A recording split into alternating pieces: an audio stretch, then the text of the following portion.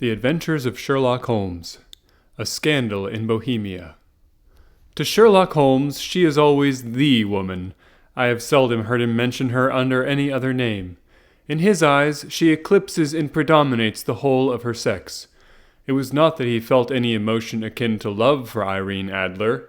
All emotions, and that one particularly, were abhorrent to his cold, precise, but admirably balanced mind. He was, I take it, the most perfect reasoning and observing machine that the world has ever seen, but as a lover he would have placed himself in a false position. He never spoke of the softer passions, save with a jibe and a sneer. They were admirable things for the observer, excellent for drawing the veil from men's motives and actions. But for the trained reasoner to admit such intrusions into his own delicate and finely adjusted temperament was to introduce a distracting factor which might throw a doubt upon all his mental results. Grit in a sensitive instrument or a crack in one of his own high-power lenses would not be more disturbing than a strong emotion in a nature such as his. And yet there was but one woman to him, and that woman was the late Irene Adler, of dubious and questionable memory. I had seen little of Holmes lately. My marriage had drifted us away from each other. My own complete happiness and the home-centered interests which rise up around a man who first finds himself master of his own establishment were sufficient to absorb all my attention, while Holmes, who loathed every form of society with his whole Bohemian soul, remained in our lodgings in Baker Street, buried among his old books and alternating from week to week between cocaine and ambition, the drowsiness of the drug and the fierce energy of his own keen nature. He was still, as ever, deeply attracted by the study of crime, and occupied his immense faculties and extraordinary powers of observation in following out those clues, and clearing up those mysteries which had been abandoned as hopeless by the official police. From time to time I heard some vague account of his doings, of his summons to Odessa in the case of the Trepoff murder, of his clearing up of the singular tragedy of the Atkinson brothers at Trincomalee, and finally of the mission which he had accomplished so delicately and successfully for the reigning family of Holland. Beyond these signs of his activity, however, which I merely shared with all the readers of the daily press, I knew little of my former friend and companion. One night, it was on the 20th of March, 1888, I was returning from a journey to a patient, for I had now returned to civil practice, when my way led me through Baker Street. As I passed the well-remembered door, which must always be associated in my mind with my wooing and with the dark incidents of the study in scarlet, I was seized with a keen desire to see Holmes again and to know how he was employing his extraordinary powers. His rooms were brilliantly lit, and even as I looked up I saw his tall, spare figure pass twice in a dark silhouette against the blind. He was pacing the room swiftly, eagerly, with his head sunk upon his chest and his hands clasped behind him. To me, who knew his every mood and habit, his attitude and manner told their own story. He was at work again. He had risen out of his drug-created dreams and was hot upon the scent of some new problem. I rang the bell and was shown up to the chamber which had formerly been in part my own. His manner was not effusive, it seldom was, but he was glad, I think, to see me. With hardly a word spoken, but with a kindly eye, he waved me to an armchair, threw across his case of cigars, and indicated a spirit case and a gazogene in the corner. Then he stood before the fire and looked me over in his singular introspective fashion. "Wedlock suits you," he remarked. "I think, Watson, that you have put on 7.5 pounds since I saw you." "7," I answered. "Indeed, I should have thought a little more, just a trifle more, I fancy, Watson. And in practice again, I observe. You did not tell me that you intended to go into harness." "Then how do you know?" "I see it, I deduce it. How do I know that you have been getting yourself very wet lately, and that you have a most clumsy and careless servant girl?" "My dear Holmes," said I, "this is too much. You would certainly have been burned had you lived a few centuries ago. It is true that I had a country walk on Thursday and came home in a dreadful mess. But as I have changed my clothes, I can't imagine how you deduce it. As to Mary Jane, she is incorrigible, and my wife has given her notice, but there again I fail to see how you work it out." He chuckled to himself and rubbed his long, nervous hands together. "It is simplicity itself," said he. "My eyes tell me that on the inside of your left shoe, just where the firelight strikes it, the leather is scored by 6 almost parallel cuts. Obviously they have been caused by someone who has very carelessly scraped round the edges of the sole in order to remove crusted mud from it. Hence, you see, my double deduction that you had been out in vile weather, and that you had a particularly malignant boot-slitting specimen of the London slavey. As to your practice, if a gentleman walks into my room smelling of iodoform, with a black mark of nitrate of silver upon his right forefinger, and a bulge on the right side of his top hat to show where he has secreted his stethoscope, I must be dull indeed if I do not pronounce him to be an active member of the medical profession. I could not help laughing at the ease with which he explained his process of deduction. When I hear you give your reasons, I remarked, the things always appear to me so ridiculously simple that I could easily do it myself, though at each successive instance of your reasoning I am baffled until you explain your process, and yet I believe that my eyes are as good as yours. Quite so, he answered, lighting a cigarette and throwing himself down into an armchair. You see, but you do not observe. The distinction is clear. For example, you have frequently seen the steps which lead up from the hall to this room. Frequently. How often? Well, some hundreds of times. Then how many are there? How many? I don't know. Quite so, you have not observed, and yet you have seen. That is just my point. Now I know that there are 17 steps because I have both seen and observed. By the way, since you are interested in these little problems, and since you are good enough to chronicle one or two of my trifling experiences, you may be interested in this. He threw over a sheet of thick, pink-tinted notepaper which had been lying open upon the table. It came by the last post, said he. Read it aloud. The note was undated and without either signature or address. There will call upon you tonight, at 7:45, a gentleman who desires to consult you upon a matter of the very deepest moment. Your recent services to one of the royal houses of Europe have shown that you are one who may safely be trusted with matters which are of an importance which can hardly be exaggerated. This account of you we have from all quarters received. Be in your chamber, then, at that hour, and do not take it amiss if your visitor wear a mask. This is indeed a mystery, I remarked. What do you imagine that it means? I have no data yet. It is a capital mistake to theorize before one has data. Insensibly one begins to twist facts to suit theories, instead of theories to suit facts. But the note itself, what do you deduce from it? I carefully examined the writing and the paper upon which it was written. The man who wrote it was presumably well-to-do, I remarked, endeavoring to imitate my companion's processes. Such paper could not be bought under half a crown a packet. It is peculiarly strong and stiff. Peculiar, that is the very word, said Holmes. It is not an English paper at all. Hold it up to the light. I did so, and saw a large E with a small g, a P, and a large G with a small t woven into the texture of the paper. What do you make of that? Asked Holmes. The name of the maker, no doubt, or his monogram, rather. Not at all. The G with the small t stands for Gesellschaft, which is the German for company. It is a customary contraction like our CO. P, of course, stands for Papier. Now for the EG, let us glance at our Continental Gazetteer. He took down a heavy brown volume from his shelves. Iglo, Iglonitz, here we are, Igria.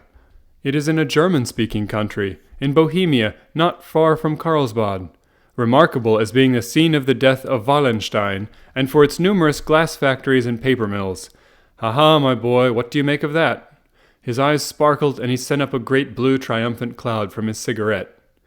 The paper was made in Bohemia, I said. Precisely, and the man who wrote the note is a German. Do you note the peculiar construction of the sentence? This account of you he have from all quarters received.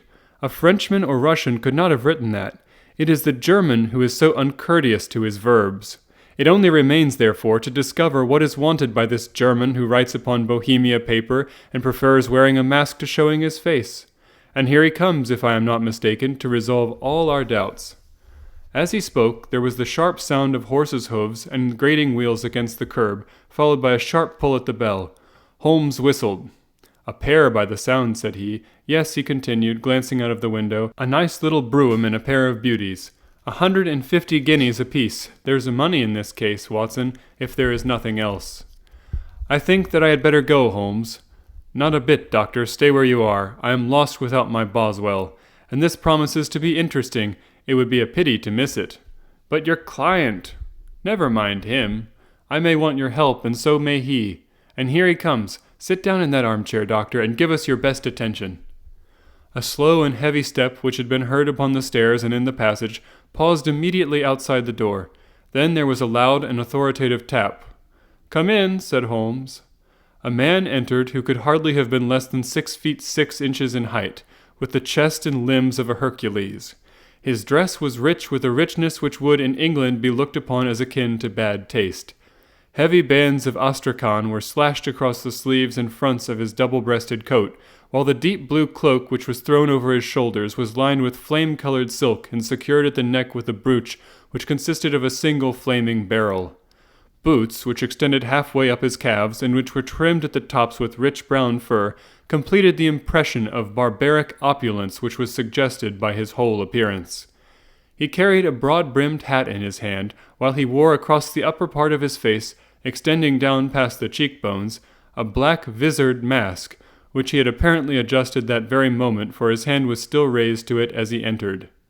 From the lower part of the face he appeared to be a man of strong character, with a thick, hanging lip, and a long, straight chin suggestive of resolution pushed to the length of obstinacy.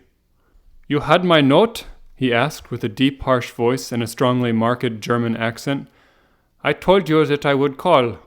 He looked from one to the other of us, as if uncertain which to address.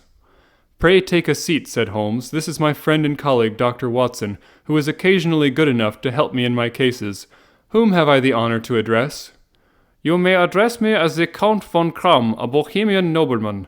I understand that this gentleman, your friend, is a man of honor and discretion, whom I may trust with a matter of the most extreme importance. If not, I should much prefer to communicate with you alone." I rose to go, but Holmes caught me by the wrist and pushed me back into my chair. "It is both or none," said he. "You may say before this gentleman anything which you may say to me." The Count shrugged his broad shoulders. "Then I must begin," said he, "by binding you both to absolute secrecy for 2 years. At the end of that time the matter will be of no importance. At present it is not too much to say that it is of such weight that it may have an influence upon European history." "I promise," said Holmes. "And I." "You will excuse this mask," continued our strange visitor. "The august person who employs me wishes his agent to be unknown to you, and I may confess at once that the title by which I have just called myself is not exactly my own." "I was aware of it," said Holmes dryly. "The circumstances are of great delicacy, and every precaution has to be taken to quench what might grow to be an immense scandal and seriously compromise one of the reigning families of Europe. To speak plainly, the matter implicates the great house of Ormstein, hereditary kings of Bohemia." "I was also aware of that," murmured Holmes, settling himself down in his armchair and closing his eyes. Our visitor glanced with some apparent surprise at the languid, lounging figure of the man who had been no doubt depicted to him as the most incisive reasoner and most energetic agent in Europe. Holmes slowly reopened his eyes and looked impatiently at his gigantic client. "If your Majesty would condescend to state your case," he remarked, "I should be better able to advise you." The man sprang from his chair and paced up and down the room in uncontrollable agitation. Then, with a gesture of desperation, he tore the mask from his face and hurled it upon the ground. "You are right," he cried. "I am the king. Why should I attempt to conceal it?" "Why indeed?" murmured Holmes. "Your Majesty had not spoken before I was aware that I was addressing Wilhelm Gottsreich Sigismund von Ormstein, Grand Duke of Kassel-Felstein and hereditary King of Bohemia."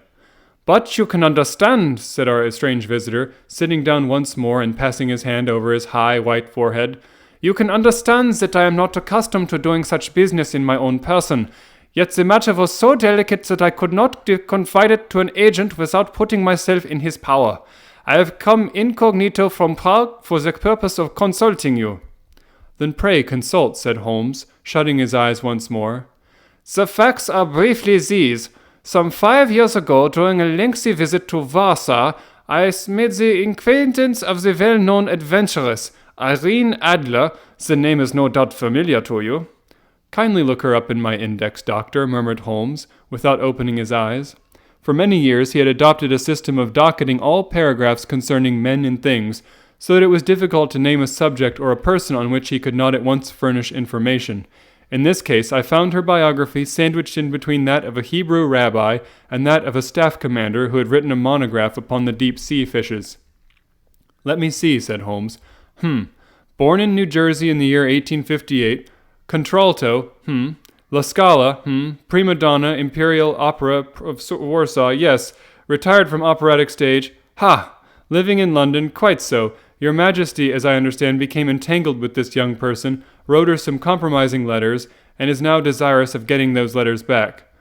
"Precisely so, but how—" "Was there a secret marriage?" "None." "No legal papers or certificates?" "None." "Then I fail to follow, Your Majesty. If this young person should produce her letters for blackmailing or other purposes, how is she to prove their authenticity?" "There is the writing." "Pooh, forgery." "My private note paper." "Stolen." "My own seal." "Imitated." "My photograph." "Bought." "We were both in the photograph." "Oh dear, that is very bad. Your Majesty has indeed committed an indiscretion." "I was mad, insane." "You have compromised yourself seriously." "I was only the crown prince then. I was young. I am but 30 now." "It must be recovered." "We have tried and failed." "Your Majesty must pay. It must be bought." "She will not sell." "Stolen, then." 5 attempts have been made. Twice burglars in my pay ransacked her house. Once we diverted her luggage when she traveled. Twice she has been waylaid. There has been no result." "No sign of it?" "Absolutely none." Holmes laughed. "It is quite a pretty little problem," said he. "But a very serious one to me," returned the king reproachfully. "Very, indeed. And what does she propose to do with the photograph?" "To ruin me." "But how?" "I am about to be married." "So I have heard." "To Clotilde Lotman von Saxe-Meiningen, second daughter of the King of Scandinavia. You may know the strict principles of her family. She is herself the very soul of delicacy. A shadow of doubt as to my conduct would bring the matter to an end." "And Irene Adler?" "Threatens to send them the photograph, and she will do it. I know that she will do it. You do not know her, but she has a soul of steel. She has the face of the most beautiful of women, and the mind of the most resolute of men. Rather than I should marry another woman, there are no lengths to which she would not go. None." "You are sure that she has not sent it yet?" "I am sure." "And why?" "Because she said that she would send it on the day when the betrothal was publicly proclaimed. That will be next Monday." "Ah, then we have 3 days yet," said Holmes with a yawn. "That is very fortunate, as I have 1 or 2 matters of importance to look into just at present. Your Majesty will, of course, stay in London for the present?" "Certainly. You will find me at the Langham under the name of Count von Kram." "Then I shall drop you a line to let you know how we progress." "Pray do so. I shall be all anxiety." "Then as to money?" "You have carte blanche." "Absolutely?" "I tell you that I would give one of the provinces of my kingdom to have that photograph." "And for present expenses?" The king took a heavy chamois leather bag from under his cloak and laid it on the table. "There are 300 pounds in gold and 700 in notes," he said. Holmes scribbled a receipt upon a sheet of his notebook and handed it to him. "And mademoiselle's address?" he asked. "Is Briony Lodge, Serpentine Avenue, St. John's Wood." Holmes took a note of it. "One other question," said he. "Was the photograph a cabinet?" "It was." "Then good night, Your Majesty, and I trust that we shall soon have some good news for you. And good night, Watson," he added, as the wheels of the royal brougham rolled down the street. "If you will be good enough to call tomorrow afternoon at 3 o'clock, I should like to chat this little matter over with you." At 3 o'clock precisely I was at Baker Street, but Holmes had not yet returned. The landlady informed me that he had left the house shortly after 8 o'clock in the morning. I sat down beside the fire, however, with the intention of awaiting him, however long he might be. I was already deeply interested in this inquiry, for, though it was surrounded by none of the grim and strange features which were associated with the 2 crimes which I have already recorded, still the nature of the case and the exalted station of his client gave it a character of its own. Indeed, apart from the nature of the investigation which my friend had on hand, there was something in his masterly grasp of a situation, and his keen, incisive reasoning which made it a pleasure to me to study his system of work, and to follow the quick, subtle methods by which he disentangled the most inextricable mysteries. So accustomed was I to his invariable success that the very possibility of his failing had ceased to enter into my head. It was close upon 4 before the door opened, and a drunken-looking groom, ill-kempt and side-whiskered, with an inflamed face and disreputable clothes, walked into the room. Accustomed as I was to my friend's amazing powers in the use of disguises, I had to look 3 times before I was certain that it was indeed he. With a nod, he vanished into the bedroom, whence he emerged in 5 minutes, tweed-suited and respectable, as of old. Putting his hands into his pockets, he stretched out his legs in front of the fire and laughed heartily for some minutes. "Well, really," he cried, and then he choked and laughed again until he was obliged to lie back, limp and helpless, in the chair. "What is it? It's quite too funny. I'm sure you could never guess how I employed my morning, or what I ended by doing. I can't imagine. I suppose that you have been watching the habits and perhaps the house of Miss Irene Adler?" "Quite so, but the sequel was rather unusual. I will tell you, however. I left the house a little after 8 o'clock this morning in the character of a groom out of work.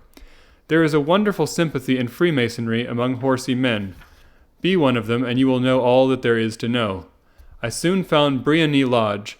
It is a bijou villa with a garden at the back, but built out in front right up to the road, 2 stories. Chubb locked to the door. Large sitting room on the right side, well furnished, with long windows almost to the floor, and those preposterous English window fasteners which a child could open. Behind there was nothing remarkable, save that the passage window could be reached from the top of the coach-house. I walked round it and examined it closely from every point of view, but without noting anything else of interest. I then lounged down the street and found, as I expected, that there was a mews in a lane which runs down by one wall of the garden. I lent the ostlers a hand in rubbing down their horses, and received in exchange 2 pence, a glass of half and half, 2 fills of shag tobacco, and as much information as I could desire about Miss Adler, to say nothing of 6 other people in the neighborhood, in whom I was not in the least interested, but whose biographies I was compelled to listen to. "And what of Irene Adler?" I asked. "Oh, she has turned all the men's heads down in that part. She is the daintiest thing under a bonnet on this planet. So say the Serpentine Mews to a man. She lives quietly, sings at concerts, drives out at 5 every day, and returns at 7 sharp for dinner. Seldom goes out at other times, except when she sings. Has only 1 male visitor, but a good deal of him. He is dark, handsome, and dashing, never calls less than once a day, and often twice. He is a Mr. Godfrey Norton of the Inner Temple. See the advantages of a cabman as a confidant? They had driven him home 12 times from the Serpentine Mews, and knew all about him. When I had listened to all they had to tell, I began to walk up and down near Briony Lodge once more, and to think over my plan of campaign. This Godfrey Norton was evidently an important factor in the matter. He was a lawyer. That sounded ominous. What was the relation between them, and what the object of his repeated visits? Was she his client, his friend, or his mistress? If the former, she had probably transferred the photograph to his keeping. If the latter, it was less likely. On the issue of this question depended whether I should continue my work at Briony Lodge, or turn my attention to the gentlemen's chambers in the Temple. It was a delicate point, and it widened the field of my inquiry. I fear that I bore you with these details, but I have to let you see my little difficulties if you are to understand the situation. "I am following you closely," I answered. I was still balancing the matter in my mind when a hansom cab drove up to Briony Lodge, and a gentleman sprang out. He was a remarkably handsome man, dark, aquiline, and mustached, evidently the man of whom I had heard. He appeared to be in a great hurry, shouted to the cabman to wait, and brushed past the maid who opened the door with the air of a man who was thoroughly at home. He was in the house about half an hour, and I could catch glimpses of him in the windows of the sitting-room, pacing up and down, talking excitedly, and waving his arms. Of her I could see nothing. Presently he emerged, looking even more flurried than before. As he stepped up to the cab, he pulled a gold watch from his pocket and looked at it earnestly. "Drive like the devil," he shouted, "first to Gross and Hankey's in Regent Street, and then to the Church of St. Monica in the Edgware Road. 1/2 guinea if you do it in 20 minutes. Away they went, and I was just wondering whether I should not do well to follow them, when up the lane came a neat little landau, the coachman with his coat only half buttoned, and his tie under his ear, while all the tags of his harness were sticking out of the buckles. It hadn't pulled up before she shot out of the hall door and into it. I only caught a glimpse of her at the moment, but she was a lovely woman with a face that a man might die for. "The Church of St. Monica, John," she cried, "and 1/2 sovereign if you reach it in 20 minutes. This was quite too good to lose, Watson. I was just balancing whether I should run for it, or whether I should perch behind her landau when a cab came through the street. The driver looked twice at such a shabby fare, but I jumped in before he could object. "The Church of St. Monica," said I, "and half a sovereign if you reach it in 20 minutes. It was 25 minutes to 12, and of course it was clear enough what was in the wind. My cabby drove fast. I don't think I ever drove faster, but the others were there before us. The cab and the landau with their steaming horses were in front of the door when I arrived. I paid the man and hurried into the church. There was not a soul there save the two whom I had followed and a surpliced clergyman who seemed to be expostulating with them. They were all three standing in a knot in front of the altar. I lounged up the side aisle like any other idler who has dropped into a church. Suddenly, to my surprise, the three at the altar faced round to me, and Godfrey Norton came running as hard as he could towards me. "Thank God," he cried. "You'll do. Come, come." "What then?" I asked. "Come, man, come. Only 3 minutes or it won't be legal." I was half dragged up to the altar, and before I knew where I was, I found myself mumbling responses which were whispered in my ear, and vouching for things of which I knew nothing, and generally assisting in the secure tying up of Irene Adler, spinster, to Godfrey Norton, bachelor. It was all done in an instant, and there was the gentleman thanking me on the one side and the lady on the other, while the clergyman beamed on me in front. It was the most preposterous position in which I had ever found myself in my life, and it was the thought of it that started me laughing just now. It seems that there had been some informality about their license, that the clergyman absolutely refused to marry them without a witness of some sort, and that my lucky appearance saved the bridegroom from having to sally out into the streets in search of a best man. The bride gave me a sovereign, and I mean to wear it on my watch chain in memory of the occasion. "This is a very unexpected turn of affairs," said I. "And what then?" "Well, I found my plans very seriously menaced. It looked as if the pair might take an immediate departure, and so necessitate very prompt and energetic measures on my part. At the church door, however, they separated, he driving back to the temple, and she to her own house. "I shall drive out in the park at 5 as usual," she said as she left him. I heard no more.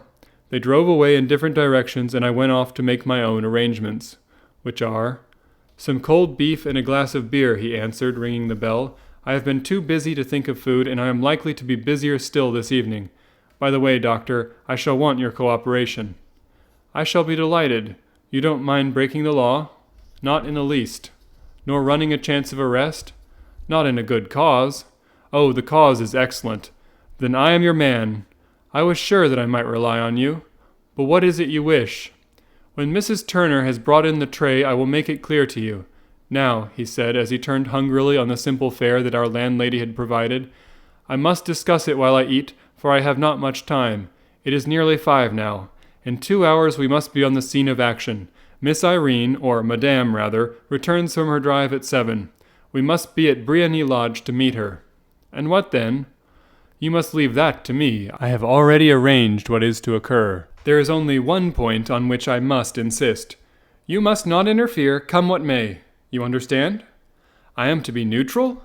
"To do nothing whatever. There will probably be some small unpleasantness. Do not join in it. It will end in my being conveyed into the house. 4 or 5 minutes afterwards the sitting-room window will open. You are to station yourself close to that open window." "Yes." "You are to watch me, for I will be visible to you." "Yes.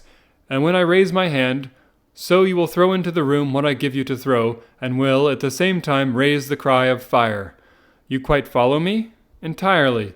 "It is nothing very formidable," he said, taking a long, cigar-shaped roll from his pocket. "It is an ordinary plumber's smoke rocket, fitted with a cap at either end to make it self-lighting. Your task is confined to that. When you raise your cry of fire, it will be taken up by quite a number of people. You may then walk to the end of the street, and I will rejoin you in 10 minutes. I hope that I have made myself clear? I am to remain neutral, to get near the window, to watch you, and at the signal to throw in this object, then to raise the cry of fire, and to wait you at the corner of the street." "Precisely. Then you may entirely rely on me. That is excellent. I think perhaps it is almost time that I prepare for the new role I have to play." He disappeared into his bedroom and returned in a few minutes in the character of an amiable and simple-minded nonconformist clergyman. His broad black hat, his baggy trousers, his white tie, his sympathetic smile, and a general look of peering and benevolent curiosity were such as Mr. John Hare alone could have equalled. It was not merely that Holmes changed his costume. His expression, his manner, his very soul seemed to vary with every fresh part that he assumed. The stage lost a fine actor, even as science lost an acute reasoner when he became a specialist in crime. It was 6:15 when we left Baker Street, and it still wanted 10 minutes to the hour when we found ourselves in the Serpentine Avenue. It was already dusk, and the lamps were just being lighted as we paced up and down in front of Briony Lodge, waiting for the coming of its occupant.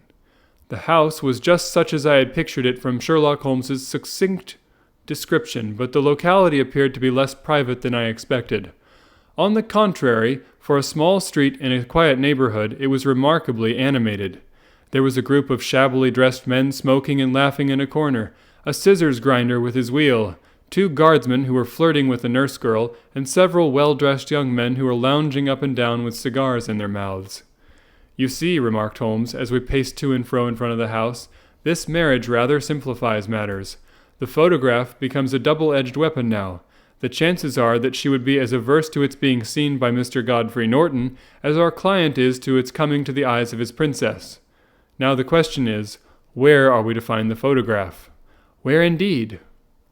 It is most unlikely that she carries it about with her. It is cabinet size, too large for easy concealment about a woman's dress. She knows that the king is capable of having her waylaid and searched. 2 attempts of the sort have already been made. We may take it, then, that she does not carry it about with her. Where, then? Her banker or her lawyer? There is that double possibility, but I am inclined to think neither. Women are naturally secretive, and they like to do their own secreting. Why should she hand it over to anyone else? She could trust her own guardianship, but she could not tell what indirect or political influence might be brought to bear upon a businessman. Besides, remember that she had resolved to use it within a few days. It must be where she can lay her hands upon it. It must be in her own house. But it has been twice burgled. Pshaw! They did not know how to look. But how will you look? I will not look. What then? I will get her to show me. But she will refuse. She will not be able to. But I hear the rumble of wheels. It is her carriage. Now carry out my orders to the letter." As he spoke, the gleam of the side lights of a carriage came round the curve of the avenue. It was a smart little landau which rattled up to the door of Briony Lodge. As it pulled up, one of the loafing men at the corner dashed forward to open the door in the hope of earning a copper, but was elbowed away by another loafer who had rushed up with the same intention. A fierce quarrel broke out, which was increased by the 2 guardsmen, who took sides with one of the loungers, and by the scissors grinder, who was equally hot upon the other side. A blow was struck, and in an instant the lady, who had stepped from her carriage, was the center of a little knot of flushed and struggling men, who struck savagely at each other with their fists and sticks. Holmes dashed into the crowd to protect the lady, but just as he reached her, he gave a cry and dropped to the ground, with the blood running freely down his face. At his fall, the guardsmen took to their heels in one direction and the loungers in the other, while a number of better-dressed people, who had watched the scuffle without taking part in it, crowded in to help the lady and to attend to the injured man. Irene Adler, as I will still call her, had hurried up the steps, but she stood at the top with her superb figure outlined against the lights of the hall, looking back into the street. "Is the poor gentleman much hurt?" she asked. "He is dead," cried several voices. No, there's life in him," shouted another, "but he'll be gone before you can get him to the hospital." "He's a brave fellow," said a woman. "They would have had the lady's purse and watch if it hadn't been for him. They were a gang, and a rough one, too. Ah, he's breathing now. He can't lie in the street. May we bring him in, ma'am?" "Sure. Bring him into the sitting room. There is a comfortable sofa. This way, please." Slowly and solemnly he was borne into Briony Lodge and laid out in the principal room, while I still observed the proceedings from my post by the window. The lamps had been lit, but the blinds had not been drawn, so that I could see Holmes as he lay upon the couch. I do not know whether he was seized with compunction at that moment for the part he was playing, but I know that I never felt more heartily ashamed of myself in my life than when I saw the beautiful creature against whom I was conspiring, or the grace and kindliness with which she waited upon the injured man. And yet it would be the blackest treachery to Holmes to draw back now from the part which he had entrusted to me. I hardened my heart and took the smoke rocket from under my ulster. After all, I thought, we are not injuring her, we are but preventing her from injuring another. Holmes had sat up upon the couch, and I saw him motion like a man who is in need of air. A maid rushed across and threw open the window. At the same instant I saw him raise his hand, and at the signal I tossed my rocket into the room with a cry of "Fire!" The word was no sooner out of my mouth than the whole crowd of spectators, well dressed and ill, gentlemen, ostlers, and servant-maids, joined in a general shriek of "Fire!" Thick clouds of smoke curled through the room and out of the open window. I caught a glimpse of rushing figures, and a moment later the voice of Holmes from within assuring them that it was a false alarm. Slipping through the shouting crowd, I made my way to the corner of the street, and in 10 minutes was rejoiced to find my friend's arm in mine, and to get away from the scene of uproar. He walked swiftly and in silence for some few minutes until we had turned down one of the quiet streets which lead towards the Edgware Road. "You did it very nicely, Doctor," he remarked. "Nothing could have been better. It is all right." "You have the photograph?" "I know where it is." "And how did you find out?" "She showed me, as I told you she would." "I am still in the dark." "I do not wish to make a mystery," said he, laughing. "The matter was perfectly simple. You, of course, saw that everyone in the street was an accomplice. They were all engaged for the evening." I guessed as much. Then, when the row broke out, I had a little moist red paint in the palm of my hands. I rushed forward, fell down, clapped my hand to my face, and became a piteous spectacle. It is an old trick. That also I could fathom. Then they carried me in. She was bound to have me in. What else could she do? And into her sitting room, which was the very room which I suspected. It lay between that and her bedroom, and I was determined to see which. They laid me on a couch. I motioned for air. They were compelled to open the window, and you had your chance. How did that help you? It was all important. When a woman thinks that her house is on fire, her instinct is at once to rush to the thing which she values most. It is a perfectly overpowering impulse, and I have more than once taken advantage of it. In the case of the Darlington substitution scandal, it was of use to me, and also in the Arnsworth Castle business. A married woman grabs at her baby. An unmarried one reaches for her jewel box. Now it was clear to me that Our Lady of today had nothing in the house more precious to her than that we are in quest of. She would rush to secure it. The alarm of fire was admirably done. The smoke and shouting were enough to shake nerves of steel. She responded beautifully. The photograph is in a recess behind a sliding panel just above the right bell pull. She was there in an instant, and I caught a glimpse of it as she half drew it out. When I cried out that it was a false alarm, she replaced it, glanced at the rocket, rushed from the room, and I have not seen her since. I rose, and making my excuses, escaped from the house. I hesitated whether to attempt to secure the photograph at once, but the coachman had come in, and as he was watching me narrowly, it seemed safer to wait. A little over-precipitance may ruin all. "And now?" I asked. "Our quest is practically finished. I shall call with the king tomorrow, and with you, if you care to come with us. We will be shown into the sitting room to wait for the lady, but it is probable that when she comes she may find neither us nor the photograph. It might be a satisfaction to His Majesty to regain it with his own hands. And when will you call?" "At 8 in the morning. She will not be up, so that we shall have a clear field. Besides, we must be prompt, for this marriage may mean a complete change in her life and habits. I must wire to the king without delay." We had reached Baker Street and had stopped at the door. He was searching his pockets for the key when someone passing said, "Good night, Mr. Sherlock Holmes." There were several people on the pavement at the time, but the greeting appeared to come from a slim youth in an ulster who had hurried by. "I've heard that voice before," said Holmes, staring down the dimly lit street. "Now I wonder who the deuce that could have been." I slept at Baker Street that night, and we were engaged upon our toast and coffee in the morning when the King of Bohemia rushed into the room. "You have really got it?" he cried, grasping Sherlock Holmes by either shoulder and looking eagerly into his face. "Not yet." "But you have hopes?" "I have hopes." "Then come, I am all impatience to be gone." "We must have a cab." "No, my brougham is waiting." "Then that will simplify matters." We descended and started off once more for Briony Lodge. "Irene Adler is married," remarked Holmes. "Married? When?" "Yesterday." "But to whom?" "To an English lawyer named Norton." "But she could not love him." "I am in hopes that she does." "And why in hopes?" "Because it would spare your Majesty all fear of future annoyance. If the lady loves her husband, she does not love your Majesty. If she does not love your Majesty, there is no reason why she should interfere with your Majesty's plan." "It is true, and yet... Well, I wish she had been of my own station. What a queen she would have made." He relapsed into a moody silence, which was not broken until we drew up in Serpentine Avenue. The door of Briony Lodge was open, and an elderly woman stood upon the steps. She watched us with sardonic eyes as we stepped from the brougham. "Mr. Sherlock Holmes, I believe," said she. "I am Mr. Holmes," answered my companion, looking at her with a questioning and rather startled gaze. "Indeed, my mistress told me that you were likely to call. She left this morning with her husband by the 5:15 train from Charing Cross for the Continent." "What?" Sherlock Holmes staggered back, white with chagrin and surprise. "Do you mean that she has left England?" "Never to return." "And the papers?" asked the king hoarsely. "All is lost." "We shall see." He pushed past the servant and rushed into the drawing-room, followed by the king and myself. The furniture was scattered about in every direction, with dismantled shelves and open drawers, as if the lady had hurriedly ransacked them before her flight. Holmes rushed at the bell-pull, tore back a small sliding shutter, and plunging in his hand, pulled out a photograph and a letter. The photograph was of Irene Adler herself in evening dress.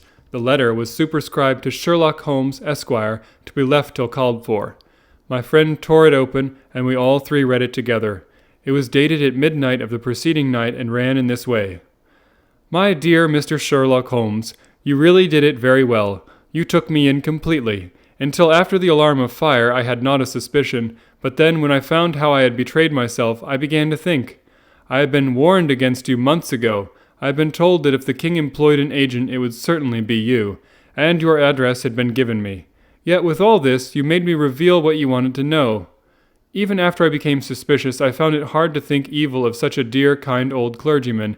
But you know, I have been trained as an actress myself. Male costume is nothing new to me. I often take advantage of the freedom which it gives. I sent John the coachman to watch you, ran upstairs, got into my walking clothes, as I call them, and came down just as you departed. Well, I followed you to your door, and so made sure that I was really an object of interest to the celebrated Mr. Sherlock Holmes. Then I, rather imprudently, wished you good night, and started for the Temple to see my husband. We both thought the best resource was flight, when pursued by so formidable an antagonist. So you will find the nest empty when you call tomorrow. As to the photograph, your client may rest in peace. I love and am loved by a better man than he. The king may do what he will without hindrance from one whom he has cruelly wronged. I keep it only to safeguard myself, and to preserve a weapon which will always secure me from any steps which he might take in the future. I leave a photograph which he might care to possess, and I remain, dear Sherlock Holmes, very truly yours, Irene Norton, née Adler. "What a woman! Oh, what a woman!" cried the King of Bohemia, when we had all three read this epistle. "Did I not tell you how quick and resolute she was? Would she not have made an admirable queen? Is it not a pity that she was not on my level?" "From what I have seen of the lady, she seems indeed to be on a very different level to your Majesty," said Holmes coldly. "I am sorry that I have not been able to bring your Majesty's business to a more successful conclusion." "On the contrary, my dear sir," cried the king, "nothing could be more successful. I know that her word is inviolate. The photograph is now as safe as if it were in the fire." "I am glad to hear your Majesty say so." "I am immensely indebted to you. Pray tell me in what way I can reward you. This ring?" He slipped an emerald snake ring from the finger and held it out upon the palm of his hand. "Your Majesty has something which I should value even more highly," said Holmes. "You have but to name it." "This photograph!" The king stared at him in amazement. "Irene's photograph?" he cried. "Certainly, if you wish it." "I thank your Majesty. Then there is no more to be done in the matter. I have the honor to wish you a very good morning." He bowed, and turning away without observing the hand which the king had stretched out to him, he set off in my company for his chambers. And that was how a great scandal threatened to affect the kingdom of Bohemia, and how the best plans of Mr. Sherlock Holmes were beaten by a woman's wit. He used to make merry over the cleverness of women, but I have not heard him do it of late. And when he speaks of Irene Adler, or when he refers to her photograph, it is always under the honorable title of the woman.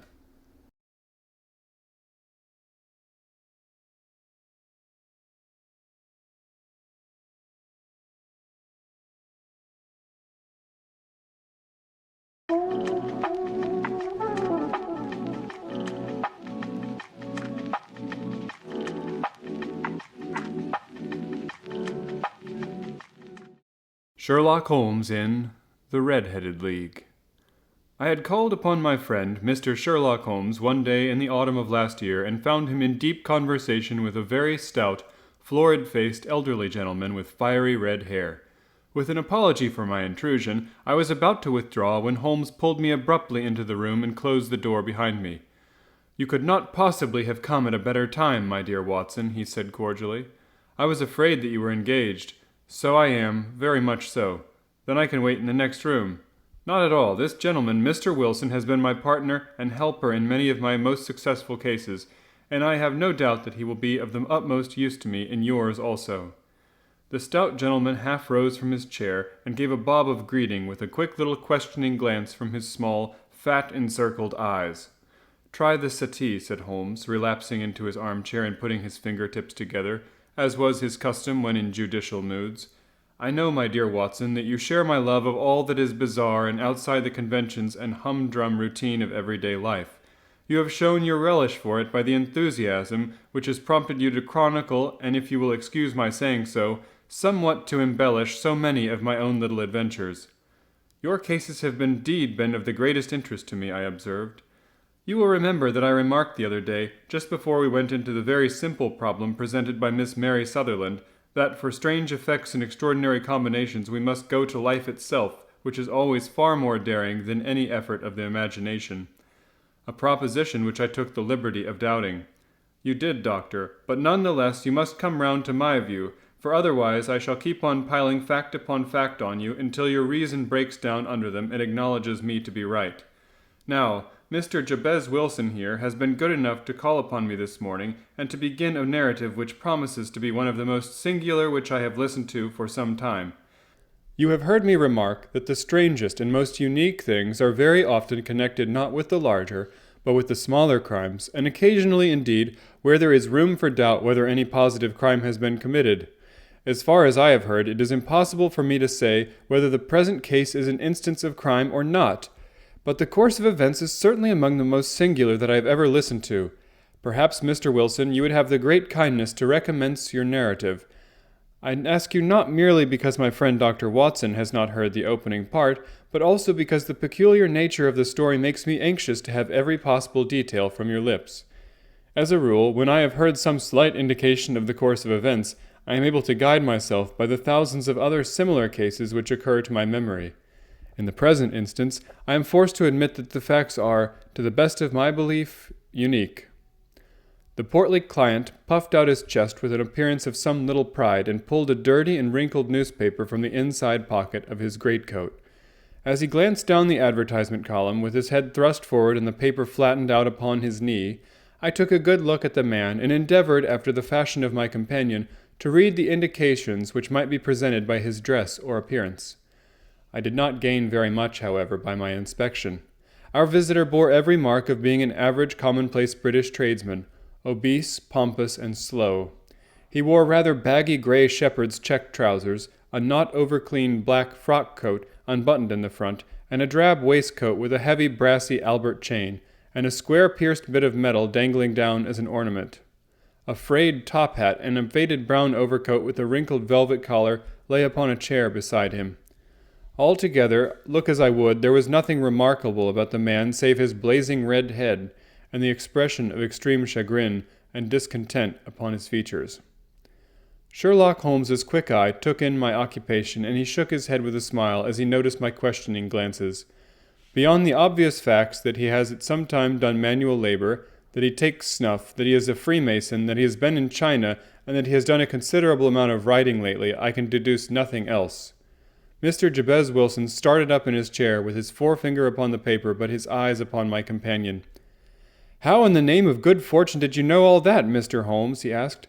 "How did you know, for example, that I did manual labor? It's as true as gospel, for I began as a ship's carpenter." "Your hands, my dear sir. Your right hand is quite a size larger than your left. You have worked with it, and the muscles are more developed." "Well, the snuff, then, and the Freemasonry.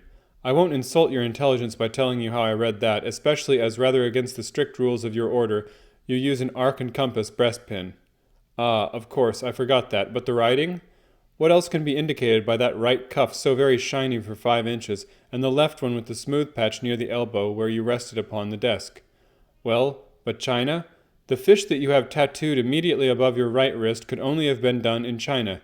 I have made a small study of tattoo marks, and have even contributed to the literature of the subject. That trick of staining the fish's scales of a delicate pink is quite peculiar to China. When, in addition, I see a Chinese coin hanging from your watch chain, the matter becomes even more simple." Mr. Jabez Wilson laughed heavily. "Well, I never," said he. "I thought at first that you had done something clever, but I see that there was nothing in it after all." "I begin to think, Watson," said Holmes, "that I make a mistake in explaining. Omne ignotum pro magnifico, you know, and my poor little reputation, such as it is, will suffer shipwreck if I am so candid. Can you not find the advertisement, Mr. Wilson?" "Yes, I've got it now," he answered, with his thick red finger planted halfway down the column. "Here it is. This is what began it all. You just read it for yourself, sir." I took the paper from him and read as follows. "To the Red-Headed League.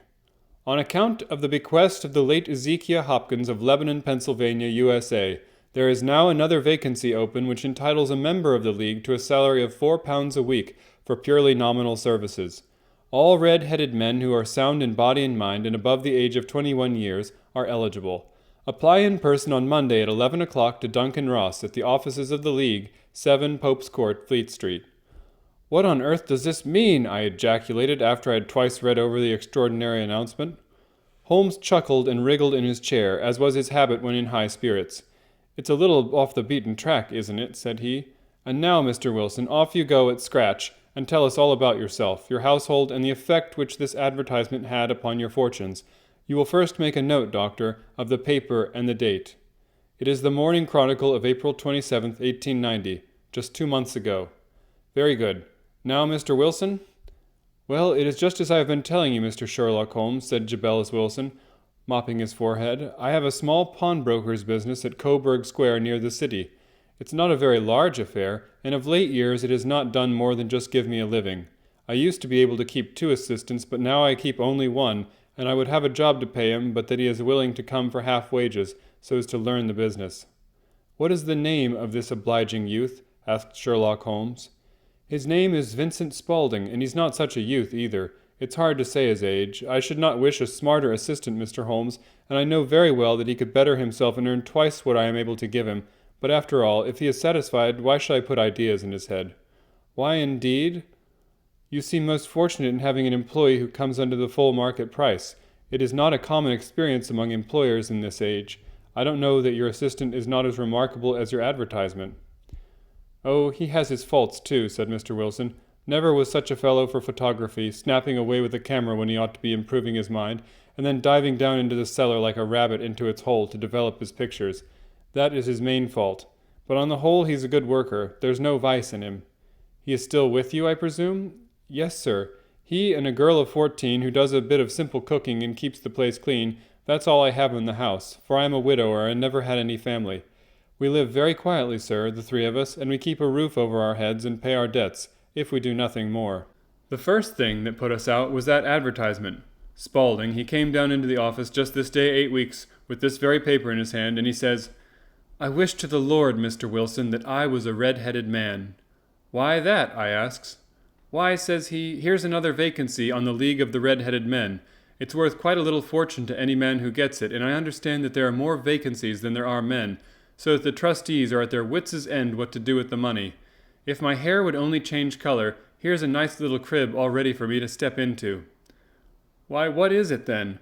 I asked. "You see, Mr. Holmes, I am a very stay-at-home man, and as my business came to me instead of my having to go to it, I was often weeks on end without putting my foot over the doormat. In that way, I didn't know much of what was going on outside, and I was always glad of a bit of news." "Have you never heard of the League of the Red-Headed Men?" he asked with his eyes open. "Never. Why, I wonder at that, for you are eligible yourself for one of the vacancies." "And what are they worth?" I asked. "Oh, merely a couple hundred a year, but the work is slight and it need not interfere very much with one's other occupations." Well, you can easily think that that made me prick up my ears, for the business has not been over good for some years, and an extra couple of hundred would have been very handy. "Tell me all about it," said I. "Well," said he, showing me the advertisement, "you can see for yourself that the League has a vacancy, and there is the address where you should apply for particulars. As far as I can make out, the League was founded by an American millionaire, Ezekiah Hopkins, who was very peculiar in his ways. He was himself red-headed, and he had a great sympathy for all red-headed men. So when he died, it was found that he had left his enormous fortune in the hands of trustees, with instructions to apply the interest to the providing of easy berths to men whose hair is of that color. From all I hear, it is splendid pay and very little to do. But, said I, there would be millions of red-headed men who would apply. Not so many as you might think, he answered. You see, it is really confined to Londoners and to grown men. This American had started from London when he was young, and he wanted to do the old town a good turn. Then again, I have heard it is no use your applying if your hair is light red or dark red or anything but real, bright, blazing, fiery red. Now, if you cared to apply, Mr. Wilson, you could just walk in, but perhaps it would hardly be worth your while to put yourself out of the way for the sake of a few £100. Now it is a fact, gentlemen, as you may see for yourselves, that my hair is of a very full and rich tint, so that it seemed to me that if there was to be any competition in the matter, I stood as good a chance as any man that I had ever met. Vincent Spaulding seemed to know so much about it that I thought he might prove useful, so I just ordered him to put up the shutters for one day, and to come right away with me. He was very willing to have a holiday, so we shut the business up and started off for the address that was given us in the advertisement. I never hope to see such a sight as that again, Mr. Holmes. From north, south, east, and west, every man who had a shade of red in his hair had tramped into the city to answer the advertisement. Fleet Street was choked with red-headed folk, and Pope's Court looked like a coster's orange barrow. I should not have thought that there were so many in the whole country as were brought together by that single advertisement. Every shade of color they were, straw, lemon, orange, brick, Irish setter, liver, clay. But as Spaulding said, there were not many who had the real vivid flame-colored tint. When I saw how many were waiting, I would have given it up in despair, but Spaulding would not hear of it.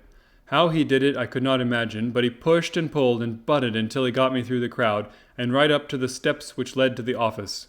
There was a double stream upon the stair, some going up in hope, and some coming back dejected, but we wedged in as well as we could and soon found ourselves in the office. Your experience has been a most entertaining one, remarked Holmes, as his client paused and refreshed his memory with a huge pinch of snuff. Pray continue your very interesting statement. There was nothing in the office but a couple of wooden chairs and a deal table, behind which sat a small man with a head that was even redder than mine. He said a few words to each candidate as he came up, and then he always managed to find some fault in them which would disqualify them. Getting a vacancy did not seem to be such a very easy matter after all. However, when our turn came, the little man was much more favorable to me than to any of the others, and he closed the door as we entered so that he might have a private word with us. This is Mr. Jabez Wilson, said my assistant, and he is willing to fill a vacancy in the League. And he is admirably suited for it, the other answered. He has every requirement. I cannot recall when I have seen anything so fine. He took a step backward, cocked his head on one side, and gazed at my hair until I felt quite bashful. Then suddenly he plunged forward, wrung my hand, and congratulated me warmly on my success. It would be injustice to hesitate, said he. You will, however, I am sure, excuse me for taking an obvious precaution. With that he seized my hair in both his hands and tugged until I yelled with pain. There is water in your eyes, said he as he released me. I perceive that all as it should be. But we have to be careful, for we have twice been deceived by wigs and once by paint. I could tell you tales of cobbler's wax which would disgust you with human nature. He stepped over to the window and shouted through it at the top of his voice that the vacancy was filled. A groan of disappointment came up from below, and the folk all trooped away in different directions until there was not a red head to be seen except my own and that of the manager. My name, said he, is Mr. Duncan Ross, and I am myself one of the pensioners upon the fund left by our noble benefactor. Are you a married man, Mr. Wilson? Have you a family? I answered that I had not. His face fell immediately. Dear me, he said gravely, that is very serious indeed. I am very sorry to hear you say that. The fund was, of course, for the propagation and spread of the redheads, as well as for their maintenance. It is exceedingly unfortunate that you should be a bachelor. My face lengthened at this, Mr. Holmes, for I thought that I was not to have the vacancy after all. But after thinking it over for a few minutes, he said that it would be all right. In the case of another, said he, the objection might be fatal, but we must stretch a favor in point of a man with such a head of hair as yours. When shall you be able to enter upon your new duties? Well, it is a little awkward, for I have a business already, said I. Oh, never mind about that, Mr. Wilson, said Vincent Spaulding. I should be able to look after that for you. What would be the hours, I asked. 10 to 2. Now, a pawnbroker's business is mostly done of an evening, Mr. Holmes, especially Thursday and Friday evening, which is just before payday, so it would suit me very well to earn a little in the mornings. Besides, I knew that my assistant was a very good man, and that he would see to anything that turned up. "That would suit me very well," said I. "And the pay?" "Is £4 a week. And the work?" "Is purely nominal." "What do you call purely nominal?" "Well, you have to be in the office, or at least in the building, the whole time. If you leave, you forfeit your whole position forever. The will is very clear upon that point. You don't comply with the conditions if you budge from the office during that time." "It's only 4 hours a day, and I should not think of leaving," said I. "No excuse will avail," said Mr. Duncan Ross. "Neither sickness nor business nor anything else. There you must stay, or you lose your billet." "And the work?" "Is to copy out the Encyclopedia Britannica. There is the first volume of it in that press. You must find your own ink, pens, and blotting paper, but we provide the table and chair. Will you be ready tomorrow?" "Certainly," I answered. "Then goodbye, Mr. Jabez Wilson, and let me congratulate you once more on the important position which you have been fortunate enough to gain." He bowed me out of the room, and I went home with my assistant, hardly knowing what to say or do. I was so pleased at my own good fortune. Well, I thought over the matter all day, and by evening I was in low spirits again, for I had quite persuaded myself that the whole affair must be some great hoax or fraud, though what its object might be I could not imagine. It seemed altogether past belief that anyone could make such a will, or that they would pay such a sum for doing anything so simple as copying out the Encyclopedia Britannica.